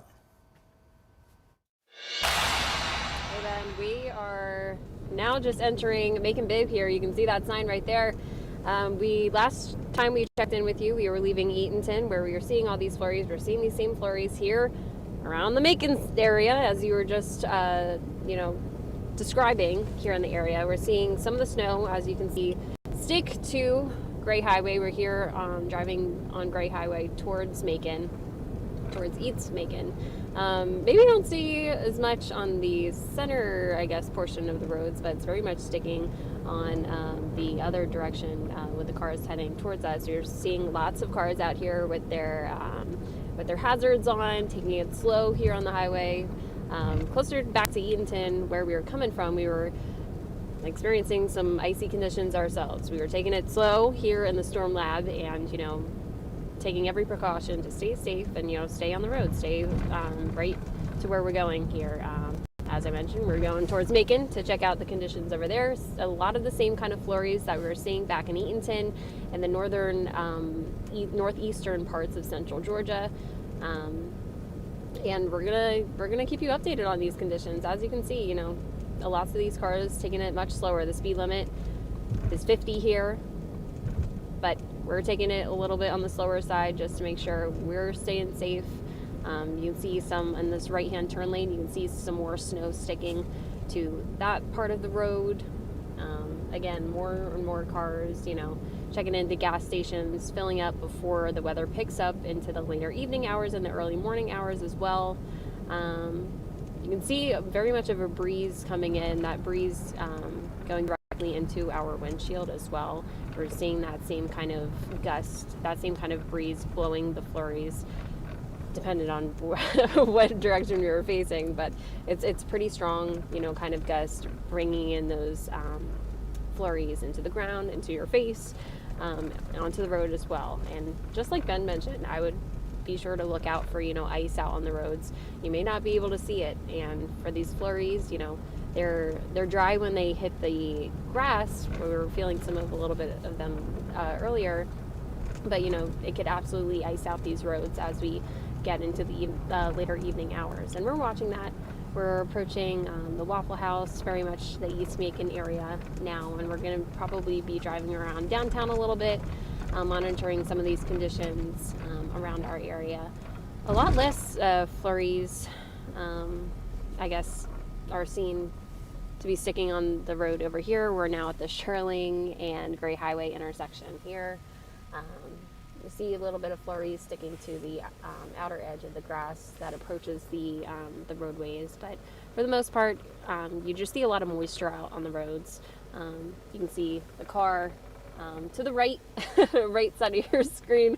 That one's pretty iced over. You can't even see the license plate there, but you can see icicles hanging down. So, different cars driving in from different areas, they're getting hit with different conditions. I'm not quite sure where those folks are driving in from, but they got pretty, the back of their car got hit pretty hard. But this car right in front of us, you can see some of their snow sticking to the back of the back portion of the car as well. But we're staying safe, staying warm. We're monitoring all these conditions. Again, a lot of the flurries that we were seeing back in Eatonton with the early check-ins during the stream. But we're moving here. Not much of a breeze. Would you say so, Corey? I think the breeze kind of slowed down a little bit. It was pretty major in the late afternoon, early evening hours. But Gray Highway, for the most part, you can take a look here. Hey, Maggie. It's pretty clear for the most part. We're rolling. Yeah, Ben? Hey, I was going to ask you because I was looking at the roads there. The road temperature is a little bit warmer, obviously, than everything else, so it's not really sticking. I did see it when you were coming into Bibb County earlier a little bit. But do you get the sense, it's still liquid on there. You don't feel any sort of slip on it at this point? We were slipping, Ben. I can tell you, we were slipping coming out of Eatonton on the roads that weren't clear. Maybe we're not salted. We weren't feeling any kind of roughness in our drive, so we can assume that it wasn't really salted. We couldn't see any salt either. We were absolutely slipping. So I would say, especially if you're in the northern, northeastern parts of our viewing area, central Georgia, be wary of those roads. We were slipping. We're not slipping here, but it makes sense. You're mentioning that the roads are at a warmer temperature. It makes sense that the flurries are not sticking as much here. Again, we are seeing some of that moisture, though. I'm not sure if you can provide your insight on this. If this moisture will freeze into frozen puddles, black ice. I know you were describing some of that earlier. Yeah, I was trying to decide but for the if most part here in East Macon. Yeah, if it's going to refreeze, yeah, because the roads, they are not freezing yet, but I mean, there's enough out there, you can tell, I mean, it almost looks like it's been raining enough that at some point, except for these roads that are traveled a lot that may kind of keep it stirred up or try to, create enough wind to dry it. Just interesting to see, because we're going down to about 15 degrees tonight, so when you look at that road, I mean, it's slick. So that kind of tells the story for folks who are thinking, oh, it's cold, it's just a powder out there, we can go drive around and look around. The longer we keep dropping and that temperature continues to go down, I mean, we're in the 20s now, eventually some of that stuff is going to freeze. Absolutely, absolutely. We're seeing chunks towards the outer parts of the grass here off, I guess, on the sides of the roads.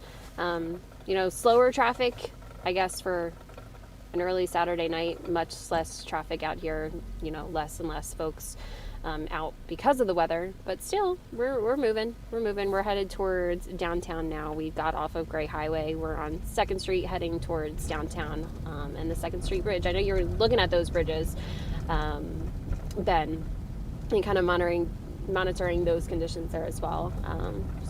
Yeah, because that's another thing, because you're about to come across the 2nd Street Bridge, the new one they've been building. So actually this will be a little bit of a telltale. You'll kind of slow it down through there, because like the parking garages that and that car, don't slam on brakes.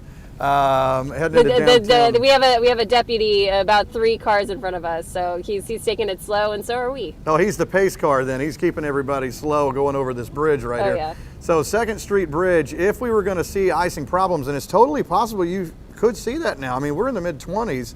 It would be on surfaces like this, and that might be why the deputy is riding over this, to just kind of get a feel. So far, so good there. Now, so you can see that there's snow on the bridge, and that tells you, again, that's a different surface than the road, because it doesn't have the earth underneath it to warm it up. So it has air going all around it underneath it, so it is much colder than the rest of the road. It looks like it's fairly dry, though. It was a dry snow. See, that's what's actually, it may be a different scenario, in that dry snow hits a cold bridge and doesn't melt and doesn't become liquid, so it's not ice. And it could be the other roads are the problem, because they melt, the snow melts when it hits. Like when you get off this bridge, you can see it's going to be wet again, where it melts, and then that could be what ends up freezing. So it could be the opposite of a bridge, because it was a dry snow on such a cold bridge. Interesting. Absolutely. I mean, we got past the bridge pretty smoothly. So no complaints there. But for now we're live in the storm. What was that? I feel like I represent the South here when I'm talking, because like aren't you from like Philly or somewhere? Or? Yeah. You're probably like, that bridge was nothing, bro. That was so easy. I completely props to everybody in our newsroom who did this time last week. I was in Philly with my family, and we got hit with about 7 or 8 inches up there. I was shoveling outside my home with my dad and my sister on Monday, and it's these conditions. They're not too crazy. They're not too crazy for me, but I know you got to be cautious out here, no matter where you're from. Northeast, north, south. If we're experiencing wintry icy conditions, you gotta look out and stay safe. And stay warm for the most part. Good stuff, Maggie. All right. Well, I guess for now we're live in the storm lab. Yeah, we'll check back in with you a little later, I guess. Let me know if you see somebody shoveling their driveway. I'm going to go ahead and venture to say you're probably not going to see that. Probably not. Okay. All right, good stuff. That's all virtual reality. It's like reality TV right there as we're going. We just took the ride together. We came into Macon and went into downtown with Maggie there. As we're looking at the radar shot, it is, again, you're looking for the lighter colors. The brighter white that you see in there, that's the steadier snow. It ain't Philly, but it is going to put something on the ground there. And again, it is interesting just watching them drive there. It could be the opposite situation. I mean, when you look at the Skycam shot here at the parking garage at the medical center, you can still see the snow sitting there. Well, again, if it's not melting and on the 2nd Street Bridge, it didn't look slick there. It may be that it's a cold, super cold bridge with a very powdery snow that landed on it and it didn't melt. So that's not the problem. It's the other roads, everything else that's not a bridge then that hit and then started to melt, and then that could freeze over. And I don't know how long that takes. I mean, you'd have to think, I mean, we're sitting in the 20s now. So it's like at what point does it start to freeze over? So in other words, definitely, I know you hear us say this all the time, but as I'm working through this in my mind here, trying to think about it, if you don't have to be anywhere tonight, I don't think that's going to be a very good idea, because this would be show enough black ice, as we would say, because this would be like where you can't tell that that's frozen. You see an asphalt road, you see a black surface, but you don't know that that's not just water there. It could be a very thin glaze, just enough snow that landed on it just to melt and then start to glaze over.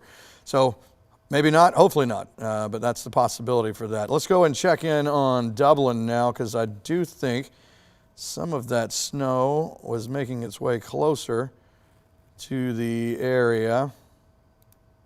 And this should be popping up now. Yeah, I see a little bit more than what we saw earlier. So this is the second round. Earlier today, there was some snow coming down in parts of the Dublin area. This is a little bit steadier. I don't see anything sticking at this point, but if it holds together and it's just, similar to what we saw here in East Macon and downtown, then you may get something to kind of stick a little bit. Let's go back to that radar shot, and you can see in the two different color scales. First, the one that is going to look like not as much stuff is going on out there because it's in the blue, really concentrated stuff.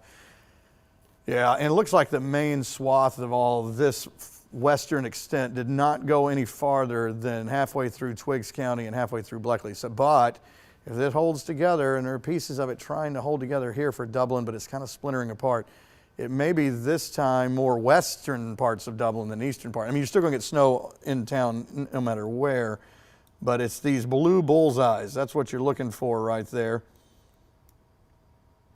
And it is sitting about to come over Dudley now. So up and down I-16, probably a pretty good little look right there. Just flurries back in Twiggs, Wilkinson here, into remnant flurries into Washington County, Johnson County. But again, let's see if I can find my piece of paper that I threw on the floor here, haphazardly.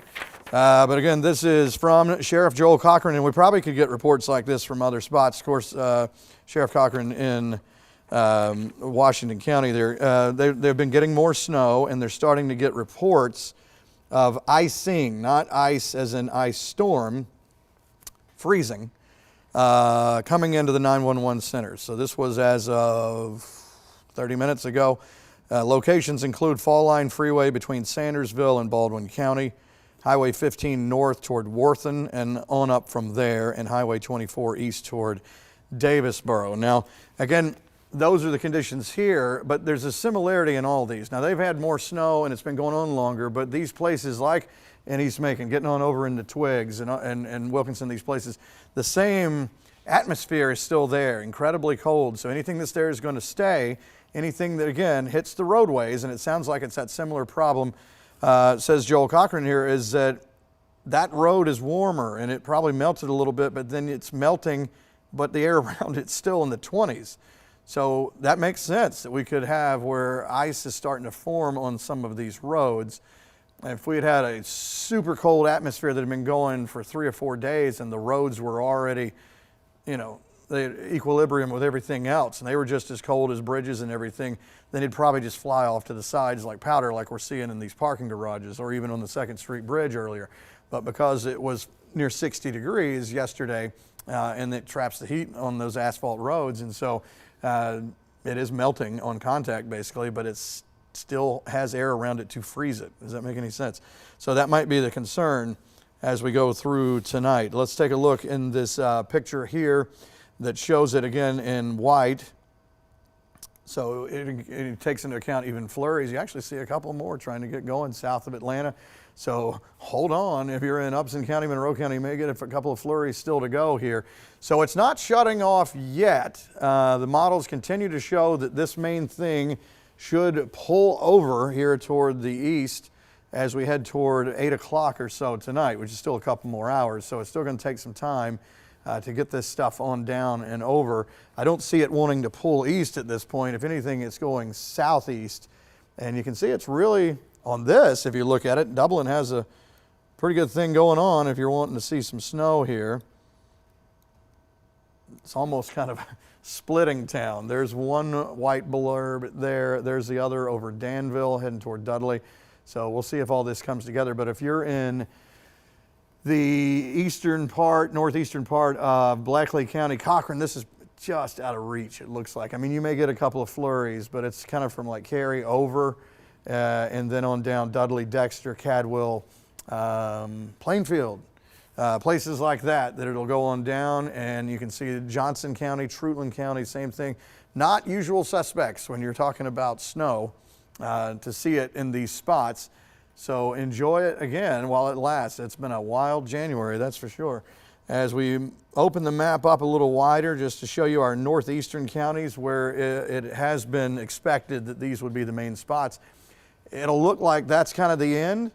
You know, like this is the back edge, and then all of a sudden something forms again. So we're still seeing snow coming down, another wave, not huge, but somewhat steady light stuff as you get into eastern parts of Hancock County and now coming down into Washington County. So again, just kind of adding on a little bit more. As we go over here, Jasper and Putnam starting to kind of lighten up. We'll see if that's the end of it. Jones County, Baldwin also getting a little bit lighter here. Most of the action in Twiggs and Wilkinson now and making its way on down toward Bleckley and Lawrence County. Let's see. Which one do I have pulled up here? Yes, still the Dublin Skycam. Yeah, you can see it starting to, again, you got to look toward the trees here to see it a little bit better. And again, the temperature is there for this to hang around once it hits. It's a little bit, let me see what the number is there. It seemed like it was, let's do this. This will help us out a little bit. I know down in our southeast corner, we were looking at more right around freezing. So we will put our number, I take that back. 24 in Dublin, it is plenty cold for that to stick once it hits. So I was thinking more about McRae, I guess, right on 32. So yeah, the numbers are definitely there to support accumulation, even if it's just a little dusting. I mean, something's going to stick there because it's not 34, it's 24. So that is going to get it done. As far as the current temps and the wind chill, the wind is still a big problem, whether you're seeing snow or whether you do see snow or not. The current numbers, these are actual temperatures, all right? So we're looking at 22, 23 up top, 27, 28. Although I just saw that one in McRae, it said 32, but probably somewhere upper 20s to low 30s. As we look at the wind, we're seeing wind gusts that are better looking, and we knew that as we get into tonight, this should calm down some. I mean, here it is, 6 o'clock, not far from sunset, not that we're going to see that. But instead of seeing 35 to 40 mile per hour winds, we knew at some point we would transition more to kind of 26 to 30, starting from the north going south. Still seeing a 33 mile an hour gust in Cordele. When you factor all that in, I mean, some single digits really popping up on the board, looking at 8, 9 degrees in some spots, Macon feeling like 13, Roberta at 12. So some really low wind chills. And again, these are only going to get lower. By the time we get into tomorrow morning, we could have a wind chill in some spots of like 3, 4 degrees. And again, that's not the actual temperature, but that is the sensible temperature to your skin. There's a math formula, and I don't remember it, but it's with the wind and the temperature, and you end up with this number is what it actually feels like to you. All right, so just to show you on the numbers as we go through tonight, this is going to show 20, but some models, the blend models, have it lower than that. We put it as low as 15 for tomorrow morning. Shows upper 30s tomorrow, but I think it's going to be where we kind of get there around noon.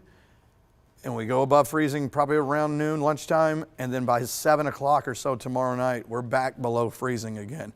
So that gives us about 7 hours tomorrow for things to melt off, which is probably enough. I mean, we're not going to the 70s, it'll be upper 30s, but it's enough that we should be able to melt some stuff off. And then if there is something just hanging around in the shade somewhere, then that will definitely refreeze again tomorrow night because we're going down to about 19 or so as we head into Monday morning. Okay, about the 7-day, I'm going to be standing in front of some of it here. but the parts you really want to see are over there anyway. But it's to show you the red box. We're standing in that first red box. It was for Saturday. Saturday is toast on the 7-day. Now we start with Sunday, looking ahead. So we do have a little bit of it for tomorrow morning because of that extreme cold and wind. And then that ends the weather impact alert. And then we go upper 30s and then trying to hit average 60 by the time we get into around Tuesday. Okay. All right, just getting the information in over here. Just let me know when you want me to do that, guys, if there is a toss over there. Okay, so stand by must mean now. Okay, Lori, I believe you have our buddy, Sheriff Joel Cochran, maybe on the phone with you. Yes, that's so true. Thanks a lot, Ben. And Sheriff, you're on the phone with us. Thank you so much. We appreciate you making some time for us. Can you tell us a little bit about what you're seeing in your area? We've been getting some since about 5:20 or so, some reports here in the county. Was like some of the snow might have melted a little bit, but it's starting to freeze up. We've got Highway 15 north towards Worthing, Highway 242, Highway 24 east, Tenelo Coney Road, and the Fall Line Freeway towards Baldwin County. We've gotten reports that there's some slick spots in those areas. So we're just urging everybody to, if you hadn't took care of everything by now, you need to be off the roads. Don't take a chance being out here. Stay home, stay warm, because, if you get into a situation out here, our response times are going to be really, really slow, and we just want everybody to be safe. Yeah, absolutely, absolutely. So yes, thanks so much for the heads up on those different areas that you were talking about. The Fall Line Freeway between Sandersville and Baldwin County, Highway 15 north. You've heard of some slick spots, hopefully no wrecks or anything. We have not had any reports of any wrecks. Now, we did get one of the deputies was flagged down in the Ritterville area moments ago. Some citizens said that there was some power outages back toward Harrison. We don't know how significant that is. That was just a flag down one of the deputies. So we're out checking to see if we can find any trees on power poles. But it's a critical time to be out, so we just want everybody to stay home. Yeah, that's such great advice. Let's talk a little bit more about this critical time, because even though it looks like we're kind of starting to wind down, maybe like the snow event, we're not done with the weather, the wintry weather yet. We still have the very low temperatures, the strong winds coming through. Are you experiencing those strong winds? Tell me about those types of conditions. Well, throughout the day, we definitely have had some winds. Over the past couple of hours, some of those winds have gotten a little bit more gusty, it appears. The snow has actually picked up over the past hour where I'm at, so it's definitely cold. Definitely cold. Now, and I believe also in Washington County, if folks are looking for some warm weather gear, don't you guys, I believe you have some resources there. Remind me of that. Yeah, throughout the week, EMA Director Katie Munkus and some volunteers organized at the Washington County Chamber of Commerce for people to bring used clothing, coats, blankets, socks, hoods, gloves, that kind of thing. And they've been out there for people to stop by that maybe needed something, or they knew somebody that needed something to help them keep them warm during this winter storm. So those things have been available, and if they hadn't already been gotten, they're there, first come, first serve. Yeah. Well, that's Washington County for you, though. You take care of folks there, so that's real great. And so, just a reminder for folks to stay off the road. And of course, we say that all the time. But coming from a law enforcement leader, you're not only looking out for the people who are out there on the road, but also for your own deputies, because they have to put themselves at risk if someone's gone out when they shouldn't have. Is that right? That's correct. Yes, ma'am. Well, we want everybody to be safe, including our law enforcement and first responders and emergency personnel here in the community. So the more people that will just stay home, the less likely we'll have to respond to any type of accidents or incidents that would put their lives in jeopardy trying to get to them. Right. Compare what we're doing with today with the last 2 weeks. I mean, we're kind of becoming veterans and dealing with winter weather here in central Georgia. How does this compare to the past 2 weeks? Last week we had, the wintry mix. The week before that, snow. Has it been a different kind of action plan for you and your deputies? Well, for 3 weeks we've been prepared for these events. The first event 2 weeks ago, the snow came, but it left just as quick as it came because the temperatures, allowed it to melt quicker, and it got up above freezing. We dodged a bullet last week. We didn't really have any impacts here in Washington County, but this week we wasn't as lucky because of the cold temperatures that we're experiencing has made things a little bit more stressful for us. Oh, absolutely, absolutely. Sheriff Joel Cochran with Washington County, sure do appreciate you making some time for us. Hopefully folks will heed your warning to stay off the roads, and if there's any other information you feel we need to get out to everyone, please don't hesitate to reach back out. Thanks so much for your time, sir. Thank you. Have a good evening. Okay, and of course, 13 WMAZ is here. We're staying with you on air, streaming with updates in real time. Chief Meteorologist Ben Jones joining us now. And Ben, the sheriff brings up a good, point. It has a lot to do with these cold temperatures and the strong winds. And that's something everyone is saying, even if you didn't get any snow. Is that right? Oh, yeah, that's a big part of the equation as we go through tonight. Props to Sheriff Cochran for the fastest hang-up I think I've ever heard when we finished an interview. Thank you. That was pretty good. Somebody needs to time that. All right, so yeah, this whole landing on the road and then not sticking, but yet still turning into liquid and then refreezing, it could be an issue. And you just heard the sheriff talk about it. As we look over Dublin right now, folks milling around down there, I don't really see anything piling up on the grass. There's some flurries coming through with a batch that has been a little bit steadier than what they've been seeing here recently, but it doesn't look like, I'm not so sure that main area is hitting town in that spot. Let me zoom in on the radar coming your way. And you can see that it pretty much went around town. How about that? Yeah, so there was all this blue coming down, and then it sort of split. A few flurries in the middle. The heavier snow, it's just a game of inches here. It's just like wherever you're set up, you can end up with almost nothing. And then if you're in Dexter right now, the kids in Dexter and Cadwell, not used to seeing this, are probably like, yeah, running around. It's not, we're not skiing in this stuff, but again, neat enough, and it's not going to instantly melt or anything like that. So accumulation, even though it's a dusting, something will hang around. It'll still look kind of pretty out there as we go through tonight, and it'll still be there tomorrow morning. Now, again, at some point by, say, lunchtime tomorrow, we start to get up above freezing. We may be there for like 7 hours is kind of an average of what I'm thinking tomorrow, from like noon to 7. A good chunk of the area should get on up into the mid to upper 30s.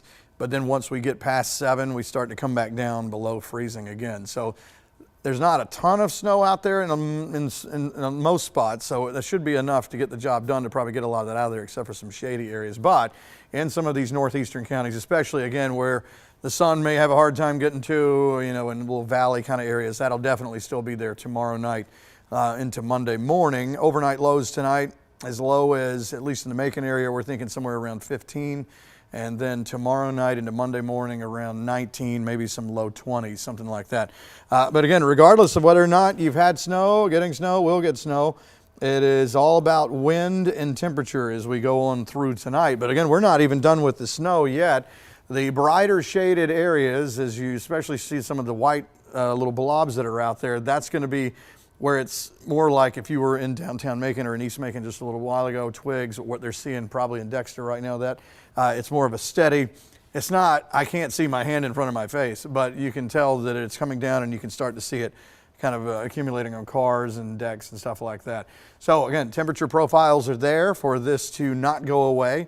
It will hang around as we go through tonight into tomorrow morning. Sharp cutoff again, it's just right there, the haves and the have-nots. So sorry about that if you got missed and dissed over off toward just on the other side of 75 here. And that includes even the Macon area. There were some flurries, but as far as accumulation and things actually, like, on the cars and stuff like that, it was mainly downtown over into Jones and Twiggs, that main batch that came down into Bleckley County now, just out of reach of Cochran. But as you go from Bleckley, Lawrence on down into northern Dodge County here now, let's zoom in. Kind of see some of these spots that are waiting to see if it'll hold together. If you're in Eastman, that's going to be close. It might be, just outside like it is with Cochrane. It's going to kind of want to come down like this. So the farther east you are in Eastman, the better chance there. Lawrence County, definitely here. Earlier it was in the eastern half. Now it's more the western half and coming down Dexter, Cadwell right now. And hold on, McRae, and remember the Alamo down here as we go on through the next couple hours. This may actually hold together for these spots, so you may even have some flurries. I know you've had some off and on in Telfair and Wheeler. You can see some of those from earlier, but the steadier stuff, if it'll hold, is coming down your way over the next hour or so. Let's look behind it and see if we see anything still developing. See some weird little squiggles up here, Elberton over toward Greenwood there. And this, if you look at it as the big pinwheel spinning there, every time I think I've found the outside edge of this, it's not. But everything should be peeling this way. So this could kind of mark the outside edge, and then all of this will move south and fade away. We see a few flurries still left over as you get up around Athens, over toward Atlanta in a couple of spots. I did see a couple of them trying to pop up south of Atlanta just a little while ago over here. That hasn't been really holding together, but a few flurries there. But the steady stuff, again, is making its way down our eastern half. And if you've been following the models as we've been showing you this week, it is pretty much right on target with what they were saying. The Dublin Skycam, again, most of that kind of split around town, but you do see some flurries out there and a flurry of activity on the grass down there coming in and out of buildings. As we look at the let's go to the, nope, that's not what I wanted to do. I want to go to the Macon Skycam here and show you again the parking garages. Fascinating, isn't it? But it tells the story that once this started coming down, it was so cold, and these elevated areas, parking garages, bridges, overpasses, all that stuff, it's going to just sit there. Because those are surrounded by freezing air, not like the road, which is sitting on the ground, and so it has heat on it, especially from a near 60-degree day yesterday. So it's been melting on contact in those spots. But again, that kind of gets into the problem later on tonight. In a weird twist, the bridges are so cold that just this dry powder just kind of sits there and is not much of a problem. Unless it did melt on there. Now you look at the roadways and you look and you can see in some spots, and Maggie showed you when she was driving through earlier, it's wet down here in some areas. Now, good news is though, it's windy out there. So if this wind will continue to blow over there and maybe kind of dry some of these roads up, then we won't have a problem. But in some spots, if it's still slick where the snow melted on there, then you could get a glaze or black ice as we talk about, where it looks like, hey, that's just the road, the normal road, I can see it, but there's a thin layer of ice that you don't know is there. So just take it easy tonight. Again, don't go out if you don't have to. Hopefully the wind will do its job like a hair dryer and come in here and try to dry some of this up, and especially roads where cars are going over, that'll help dry things up as well. Okay, so still following the snow in our eastern half as it rolls toward the south and east. And again, eventually this will get on out of here as we go through tonight, and then just the really cold stuff and the wind will continue as we go through the overnight into tomorrow morning. Guys, you gave me a time cue a minute ago, and I think I probably stepped over it. Am I supposed to be at a certain place at a certain time? Hey, it's Lori. Hey, Lori. Hey, Ben. Thanks Good so to much. see We ya. appreciate you, man. Okay, we're going to keep on tracking things here, but we are not going to head to Greensboro? Okay. We're just going to go ahead and recap of where we are sitting right now. And Ben, you feel free to jump on in here if I need a little help. I can take it if you want me to, because I know it's hard to. We thought we were going one place. We thought we were going one way. We're going another. I can show some stuff here for a second on Okay. a radar shot. And if you want to find out, we were thinking about trying to go to another source thing. Okay. All right, well, Lori's going to check on that, and what we'll do is try to look at the new high-res model that just came out. I was going to do that a minute ago anyway, just to see if it's kind of still going to plan with the timing that we're seeing here now. And here it is. Yeah, it's kind of going with it. This is pretty much here now. I'm going to just slowly walk it forward here. And it does a big jump toward the east as we go through this next 45 minutes. I don't know if it's going to push over to the east that fast and then quickly out of here by the time we're into like 8 o'clock. But right now, everything is still over here. I don't know. I don't see the motion pulling east like that. It seems to me that it's going more kind of rolling this way as opposed to wanting to pull this way, but it could be right. The graph model from earlier, this is still, I believe, the same old one, but it also wants to quickly wrap things up in just a little while. Okay. You know, the phone's supposed to recognize your face. Sometimes glasses and with lights in the studio, it just doesn't like it. Okay. Oh, there we go. That's it. Now I heard it in my ear. That's even better. We're going to take a break and we're going to come right back.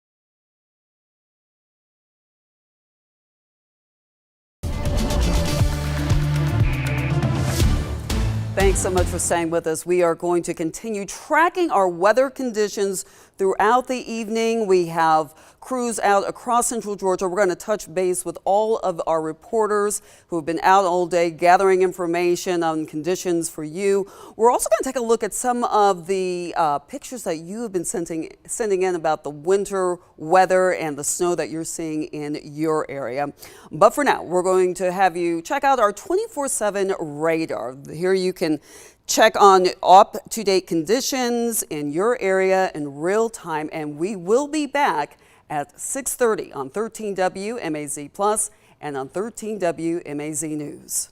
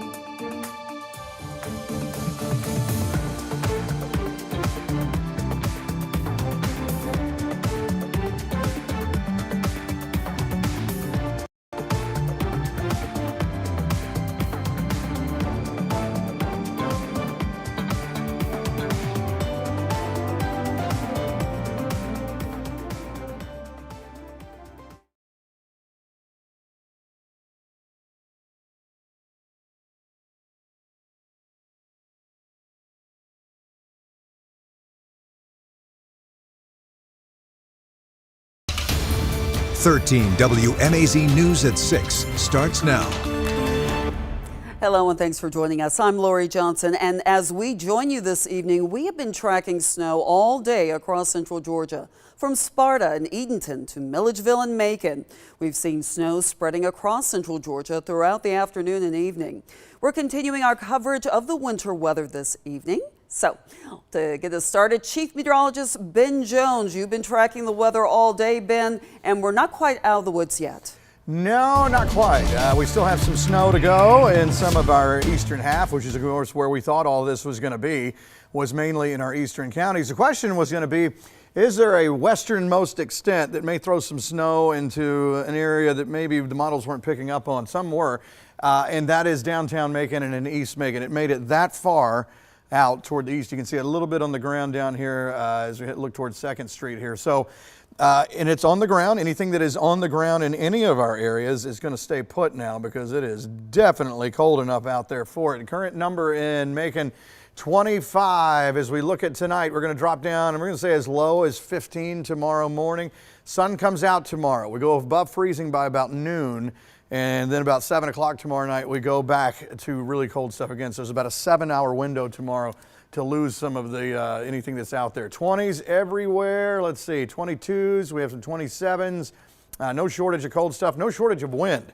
The yellow number, the occasional wind gusts, and we're seeing anywhere from 25 to 30 mile per hour gusts. So this is what it feels like out there. We talked about single digits being on the wind chill map, and it is, and will continue to be as we go on through tonight. A couple of little radar shots to show you. This shows in the blue shaded area where the more concentrated snow is, and notice we've lost a lot of that. Last little bits down into Lawrence County, trying to hold together for parts of Telfair Wheeler, eastern parts of Dodge County. This kind of takes into account all of the flurries as well, so it shows a little bit more, but you do start to see some of this kind of, it is rolling south, but shrinking down a little bit. So, but where you see some color, you still have a few flurries. It may not be super steady, but where we get into the white shaded area, it is at least somewhat steady. Again, you're not, put the skis back in the closet. It's not one of those things, but enough that it looks pretty out there, and we'll have it tomorrow morning. It'll still be out there because it is definitely cold enough. Problem with some of this, been hitting roadways that are warmer than everything else, and it's been melting. Will that stuff refreeze? Let's dig in more on all that and take a look at tomorrow and everything. And we'll do that coming up in a little bit. Lori, I think we're going back to you. Yes, we are. Thanks so much, Ben. And you can track temperatures and weather right now on the 24/7 radar. Scan the QR code on your screen now. This is what 13 WMAZ is here for. Staying with you on air and streaming with the updates you need in real time. Download 13 WMAZ Plus to watch on your TV, and you can watch for free. Well, we are seeing snow across Macon right now. Maggie Fitzgerald is in the 13 WMAZ Storm Lab. And hi there, Maggie. You've been driving around, kind of checking out the conditions. What are you noticing now? Absolutely, Lori. We've been driving around. Again, we're still in Macon here, where we were previously checked in with you here on Gray Highway. But we're still here on Gray Highway headed towards downtown Macon. We're keeping our eyes on these conditions right now. It's pretty clear here for the most part. A little bit of traffic picking up, a little bit more than we saw last time we checked in with you, but let's take a look at the roads here. We're at this intersection here, again, approaching downtown Macon off of Gray Highway. The flurries stopped since we last checked in with you and Ben, Lori. We were seeing some of the flurries that we were also seeing back in the city of Edenton, of course, in our northeastern areas of central Georgia, where they're expected to be hit with more of the heavier conditions later on this evening into the early hours. But like I said, we're pretty clear on our front moving into the downtown area. You can see some of the snow sticking to portions of the side roads. Other than that, we're going to keep our eyes on the road areas and see if any of those flurries show up later into this evening. But for now, we're live in the Storm Lab. Maggie Fitzgerald, 13, WMAZ News. Back to you, Lori. Thanks a lot, Maggie. Stay safe out there. And right now, as the winter weather is moving across central Georgia, the Georgia Department of Transportation, they have their crews out responding as conditions change. GDOT says snow and ice are creating slick spots on some roads with visibility dropping and road temperatures falling. Crews are actively plowing interstates and state routes across north and northeastern parts of the state. GDOT says stronger winds are reducing visibility and making road conditions across the state more dangerous. Right now, officials are urging you to stay off the roads as bridges and overpasses can ice over quickly. Here in central Georgia, we've been in contact with local officials who are keeping an eye on the roads. In Washington County, Sheriff Joel Cochran says they are getting more snow and reports of icing. So far, they've gotten reports of icing between Sandersville and Baldwin County on the Fall Line Freeway. And they've also heard the roads are getting kind of icy on Highway 15 North, Highway 24 East, Tinal Oconee Road, and Georgia Highway 242. Let's take a look at the snow in Sparta this evening. Our reporter Elizabeth Hunter has been there throughout the day. She says about 1 inch of powdery snow is on the ground now, with big fluffy flakes still coming down. People were seen out grabbing gas and snacks and even having a little bit of a snowball fight. There you go. It's kind of hard to get to stick. Police are patrolling now as roads are getting slippery with a light layer of snow and ice forming. Let's check in with 13 WMAZ anchor. You know him, you love him, Frank Malloy. He's in Macon right now, enjoying the snow on his day off. All right, we've ventured outside on this very balmy January day, and snow flurries. See, as you can see it kind of whipping around if you look. Yeah, Mr. Bulldog is having a few flakes fall on top of him, and it's much more impressive when the wind kicks around. Let me see if I can get a better look here. Maybe into the trees. I don't know, but you get the picture. Very cold, very windy, and flakes are falling here at around 4:30 or so in the afternoon. But it's a Saturday. Hopefully you don't have to be anywhere. Ben and the weather crew taking care of what's happening out there, along with all of our news reporters. And all you have to do, one job, stay inside and stay warm, everybody, and enjoy. This may be it for the year. Fingers crossed. Fingers crossed indeed. Thank you so much, Frank.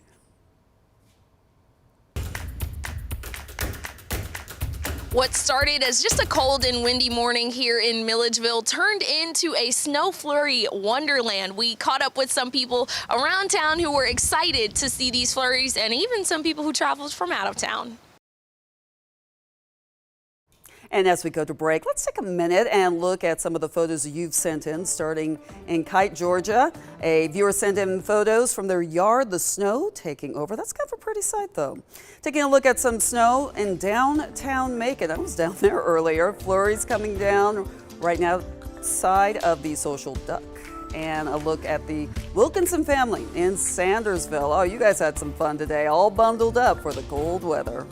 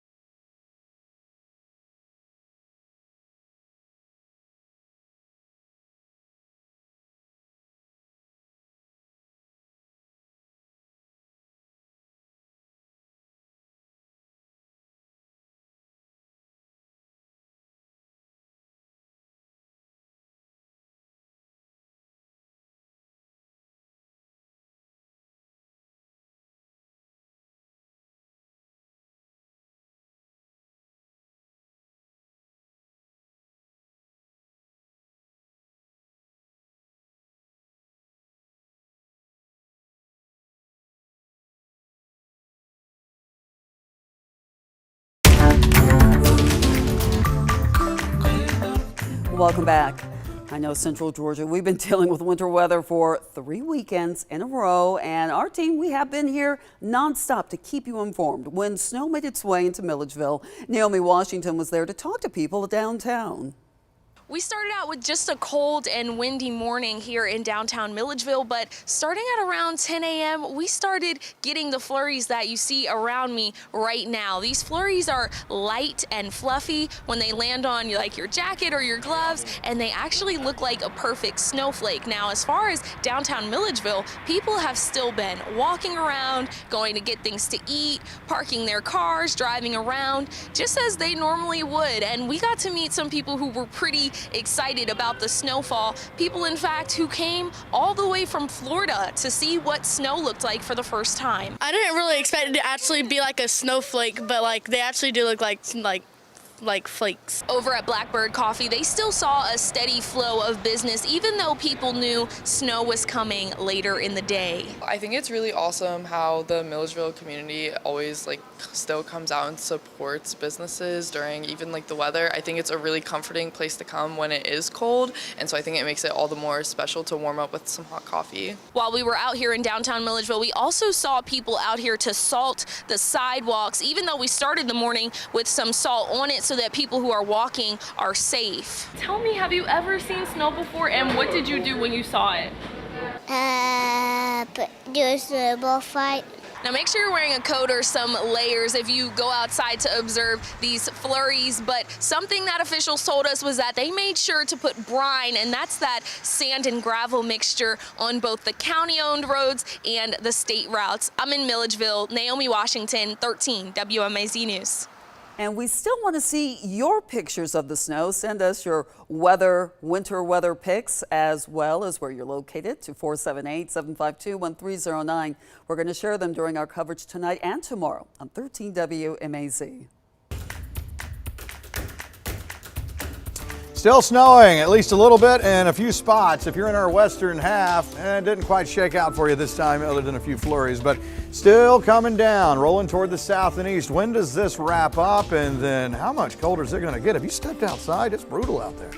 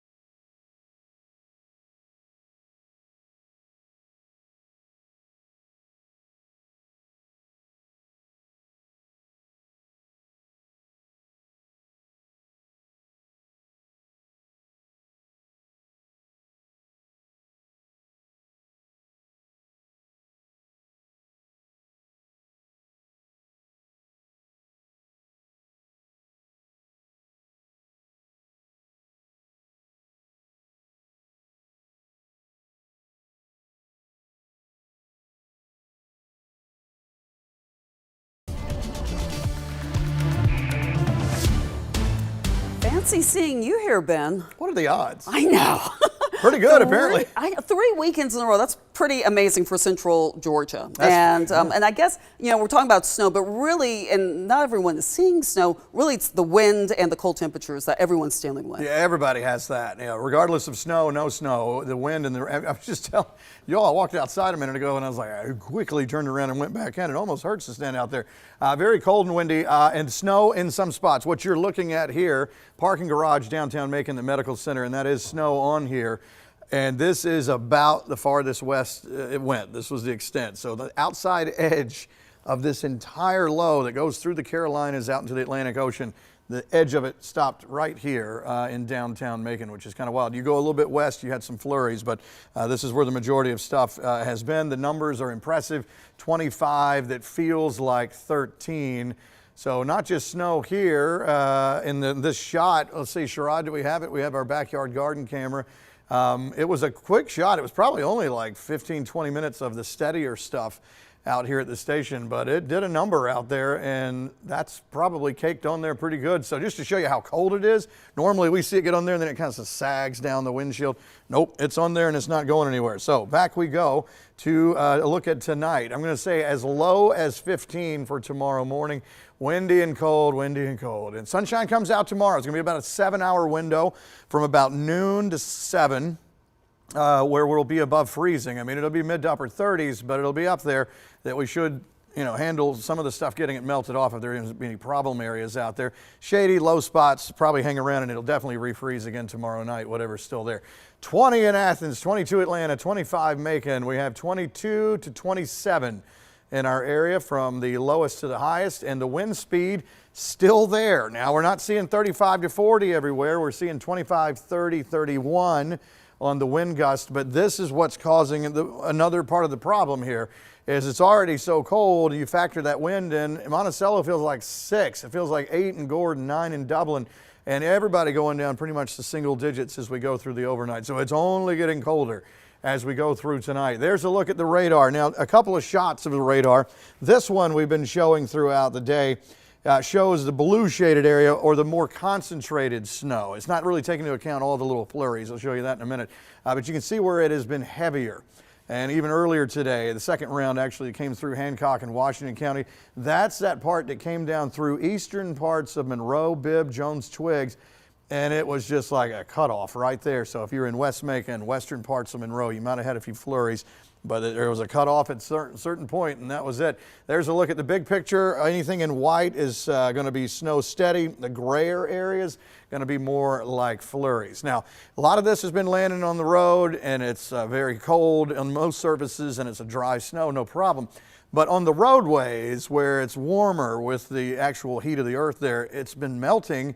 And you're kind of glistening out there on some of the sky cams, Danny. I mean, that could be a problem tonight, and it's cold, freezing. It definitely becomes a problem, especially when it comes to some black ice. So black ice, as most of you know, is that thin layer of ice that forms on concrete. It's really thin and hard to spot as you're driving. So as it's hitting the surface, it is melting and it's becoming very slick, and it even becomes even slicker as you go across any bridges and overpasses, because most of this heat is not contained within it. With all of the cold air around it, especially with that wind gust out there, it's causing these bridges to become very slick. So as you're heading out on the roads for the rest of today into the morning, I would just take a lot of caution, keep extra space between you and the vehicle in front of you, and if you do begin to skid, don't slam on your brakes because that could cause some potential accidents.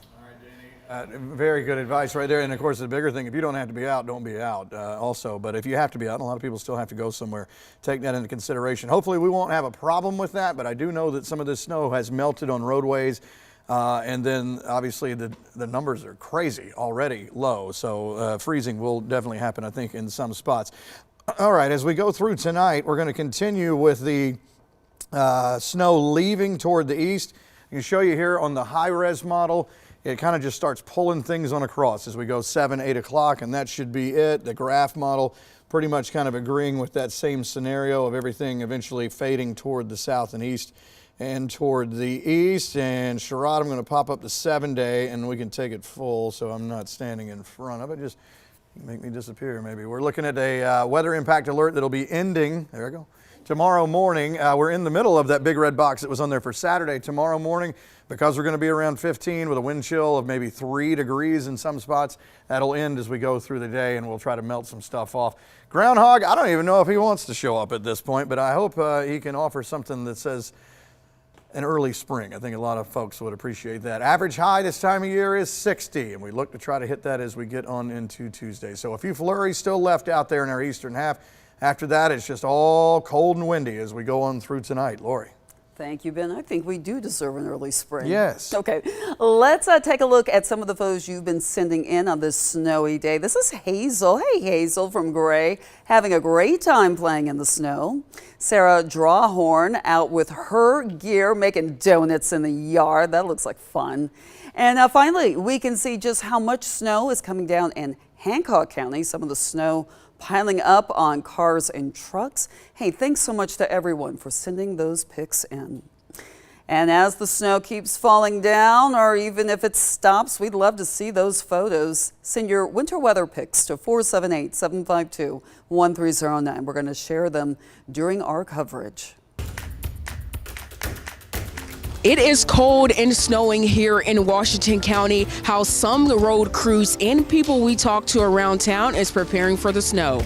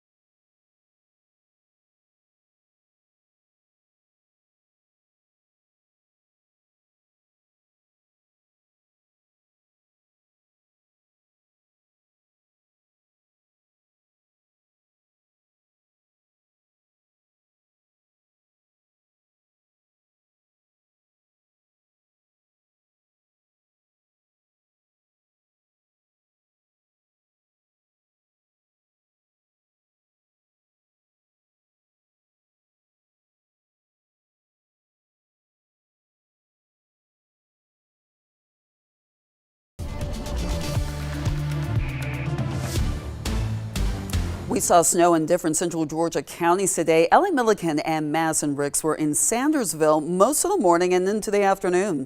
Madison breaks down what their snow was like today. I'm here in Sandersville right now, and as you can see, it is snowing. I am covered head to toe in snow, and it's pretty cold. But now earlier this morning, we talked to some county workers and some people around town to see how they are preparing for the snow. You know, we had to dump on bridges, spread little rocks. You know, we made some fun. Me and the guys made a little fun out of it, you know. We'll do snowball fights and stuff after we get done with all our work, but, you know. Yeah, I love it, though. I really do love it over here. Road crews were out early this morning. They were at the hospital preparing the area for emergency services. They used rakes, backhoes, and other supplies to make sure the roads were safe. Jamari Gills has worked for the department for around 6 months, and it's his first snowstorm to work, and he says he just wants to help people stay safe. But he's not the only one out in the snow. We also went downtown where we met Gabby McDaniels at Lisa Bills, who says they are are open and ready for shoppers, even in the snow. The shop just opened around 4 months ago, and she loves working there. It's been totally different. Like, we never have snow, like, ever, so it's been really fun. We just came in and just wanted to monitor the weather and see what happens. We ran to the grocery store and just trying to stay warm at home. Now, if you are outside and you are cold like me because of the snow, the Chamber of Commerce has some items you can pick up so you can stay warm. You can get hats, you can get gloves, you can get coats, and you can get it for free. But I'm reporting in Sandersville, Madison Ricks, 13 WMAZ News. And right now, because of the snow and ice in Washington County, local officials asking everyone to stay off the roads if they can. But if you do have to travel, they ask that you be safe and vigilant on the roads.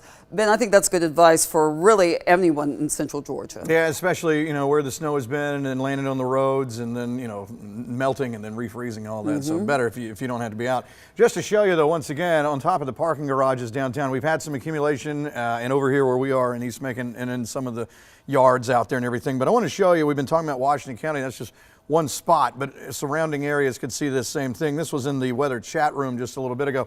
That's some of the road problems they're having over there. Now, I didn't see that downtown in Macon, but they've had more snow here. And at some point, the road temperature does settle down to where it's like, okay, I'm not going to melt this anymore. And it's just holding there. That's a problem in some of our northeastern counties especially, or anywhere, like again in Macon, just in parts of East Macon and Twiggs, Jones County, places like that, where it melted a little bit. It's in the low to mid 20s right now, heading toward the mid teens tonight. So it may not look like this. This would get your attention and you'd say, I'm not driving on that. But in other spots, like where it just had a little snow, it melted and then refreezes. That's what Danny was talking about, the black ice out there. There's just that thin layer and you don't even know it's there.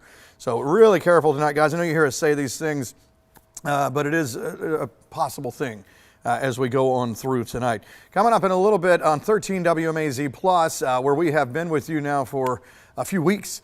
Going through these things. We continue. We have our live radar, which goes 24/7. We have coverage there.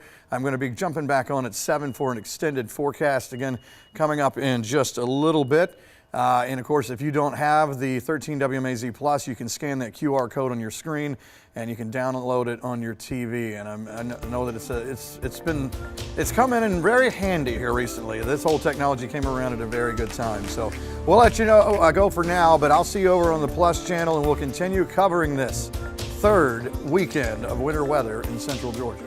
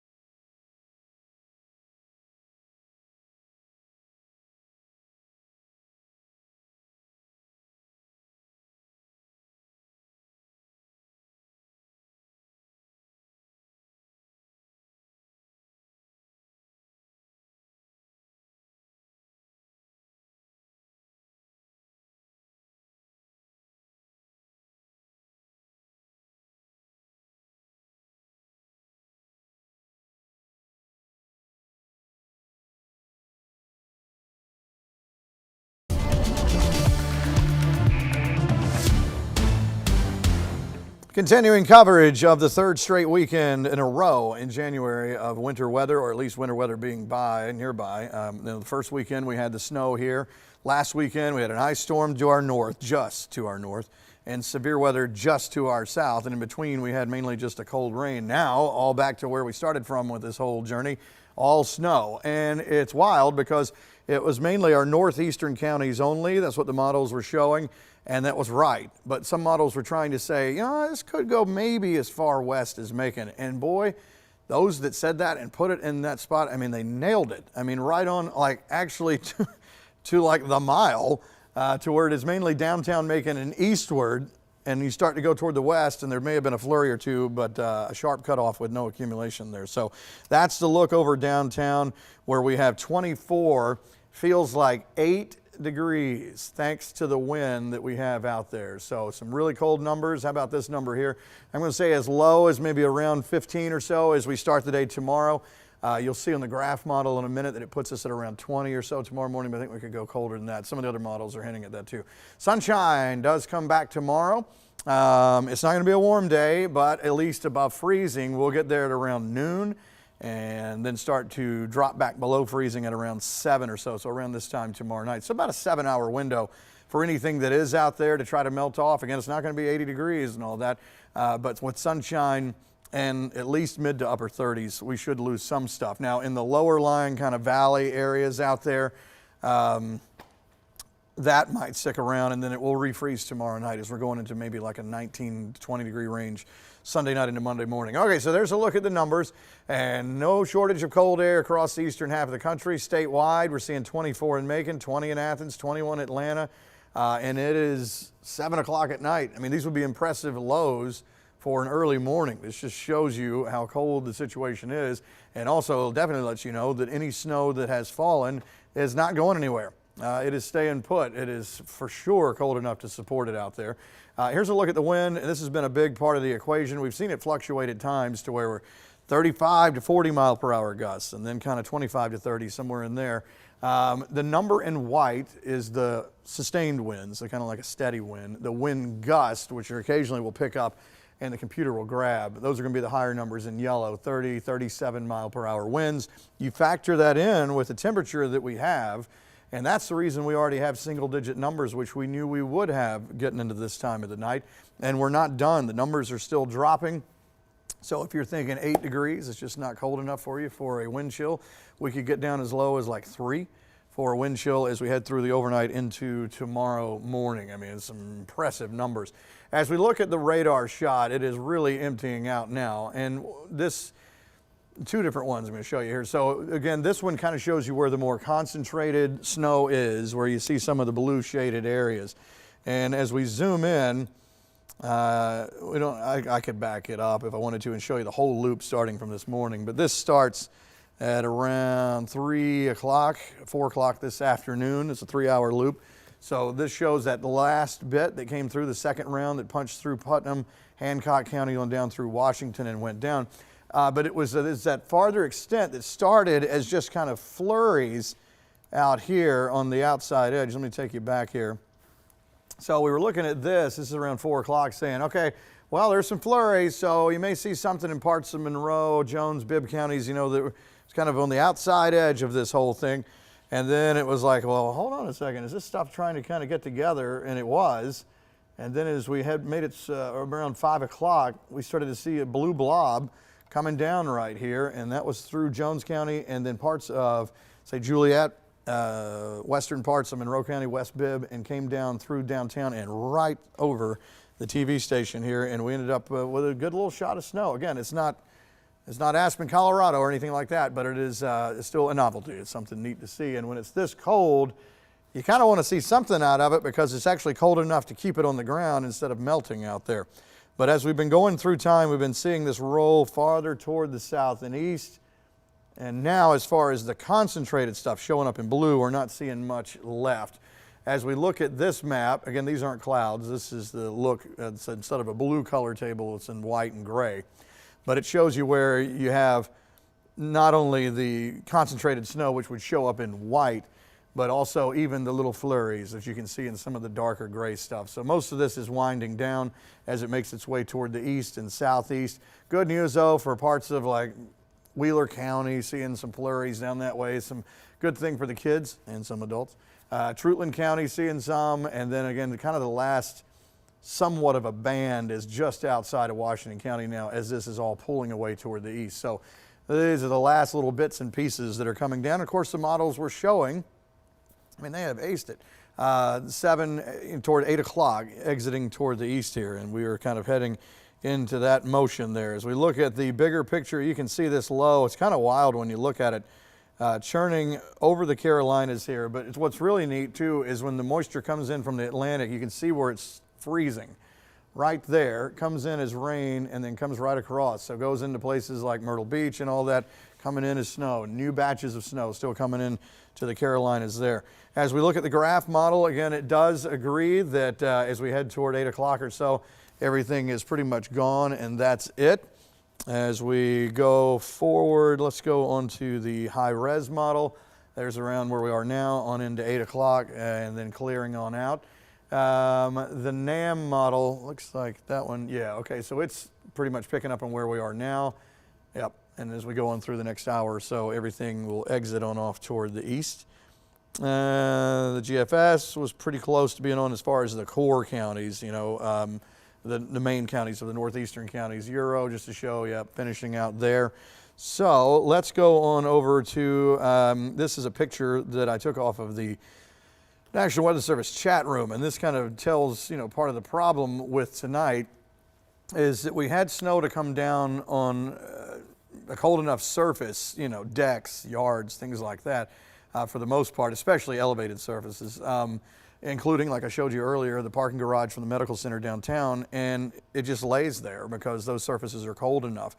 Parking garages, bridges, overpasses, you know, the wind blows underneath and keeps them cold totally, whereas a road sits down, you know. So this is kind of the problem where the earth is underneath there, and this asphalt had nearly 60 degrees yesterday. So we're seeing some problems with some, this is Washington County, and we're seeing this in other spots where you can tell and look at this and it's like, I probably don't want to drive on this, but then some spots, like in the Macon area and points east where just enough got on there and then kind of a glaze, you may think, that looks like a normal road, but it's actually black ice. But Danny, I know you're going to probably, I think you do talk about that in a minute, but before that, we had some changes to our alert map just to show you, it kind of tells you when the end of the event's coming and they start moving counties off the map, you know?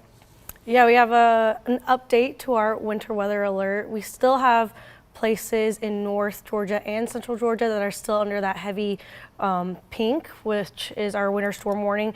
But as we take a closer look, if you've noticed earlier today, we had more counties in that light purple. Our central and western counties were under the expected advisory for totals up to 1 inch, but now they've removed some of those counties and we have the remaining Wheeler, Montgomery, and Toombs County under this advisory. And it's not the only advisory that we still have in place as we go into the overnight into the morning. All of Central Georgia is under this similar pink, but this one is actually for extreme cold warning. So as we go into tonight until tomorrow around 1 o'clock is where they have this advisory extending till you can expect some wind chills that will bring those feels like temperatures that were in the teens and drop them down to the single digits. In some places close to even 0. So you'll just want to bundle up as you head out the door, especially in the morning. Grab the heavier coat out the door, get your necessities, hat, gloves, scarf, as you want to make it through, because as we go into the rest of tonight and tomorrow, we can see those single digits are looking pretty low. Macon, we can expect 5, Dublin 6, and then areas north of us in those higher elevations can expect to see possibly even below freezing. But as we go into Sunday, we'll warm back up to around freezing, and that's where we have those concerns for those slick roads as we go on throughout the next couple of days. We have possibility of some black ice as you are driving through the rest of today. We have some slick icy roads currently, and this black ice is really just a very thin layer of ice that's practically transparent and really hard to spot, especially if you're driving and if you're looking straight. but it becomes even more slick as we head over bridges. So you see that yellow sign that says the bridges ice before roads. And that's really because they start to lose a lot of this heat, and considering the wind gusts that we have right now of up to 30 miles an hour, it really does lose so much heat and it becomes more slick as you make it across. But these messy road conditions are something that we do need to factor in. About 70% of snow-related injuries do come from just driving around the roads, coming home, leaving in the morning. So you'll want to leave extra space between you and the car in front of you. And if you do begin to skid, just remember those key things of not slamming on your brakes, taking your foot off easily off the accelerator, and it'll prevent you from slip sliding while you're trying to make it home. All important stuff. Thanks, Danny. Yeah, and again, if you were we're riding around looking at this, we would think, okay, well, that probably doesn't look like a good road to drive on right there. And it's probably not tonight. Again, this is Washington County. You got to think, you're already, low 20s out there, mid 20s in some spots. This stuff is freezing over for sure. But again, it's those like Danny mentioned that may not have had as much snow as Washington County had, but places like, again, the Macon area, and some of these last stops on that whole snow train as all this has been making its way toward the east, it did melt there. And so, as we've been seeing Maggie riding around the storm lab, you can see the wet roadways out there. Well, I mean, it's not like we're waiting to get down to freezing. It is well below freezing now. So, especially on some of these lesser traveled roads where you're not seeing, wind as far as cars coming over and the heat from cars and all that kind of stuff, you may see that problem even more. So, again, I'd kind of double think a couple of those things before I'd go out, and look at that. All right, so Danny already did the temperatures right there. Let me go back to the Skycam shot of the Macon area, again, which goes right to what she was just talking about. Bridges and overpasses. Parking garages are the same thing. You can see it here and kind of pulled up. It was all over the place out here. It's not that it melted. It's that the wind has been whipping around and throwing it into these corners. Because if you've been outside, I mean, oh my goodness, the wind is crazy. So we've had, 35, nearly 40 mile per hour winds, and that's going to continue. Probably drop down a little bit as we go through tonight, more to kind of like a 25 to 30 eventually, but we're not there yet.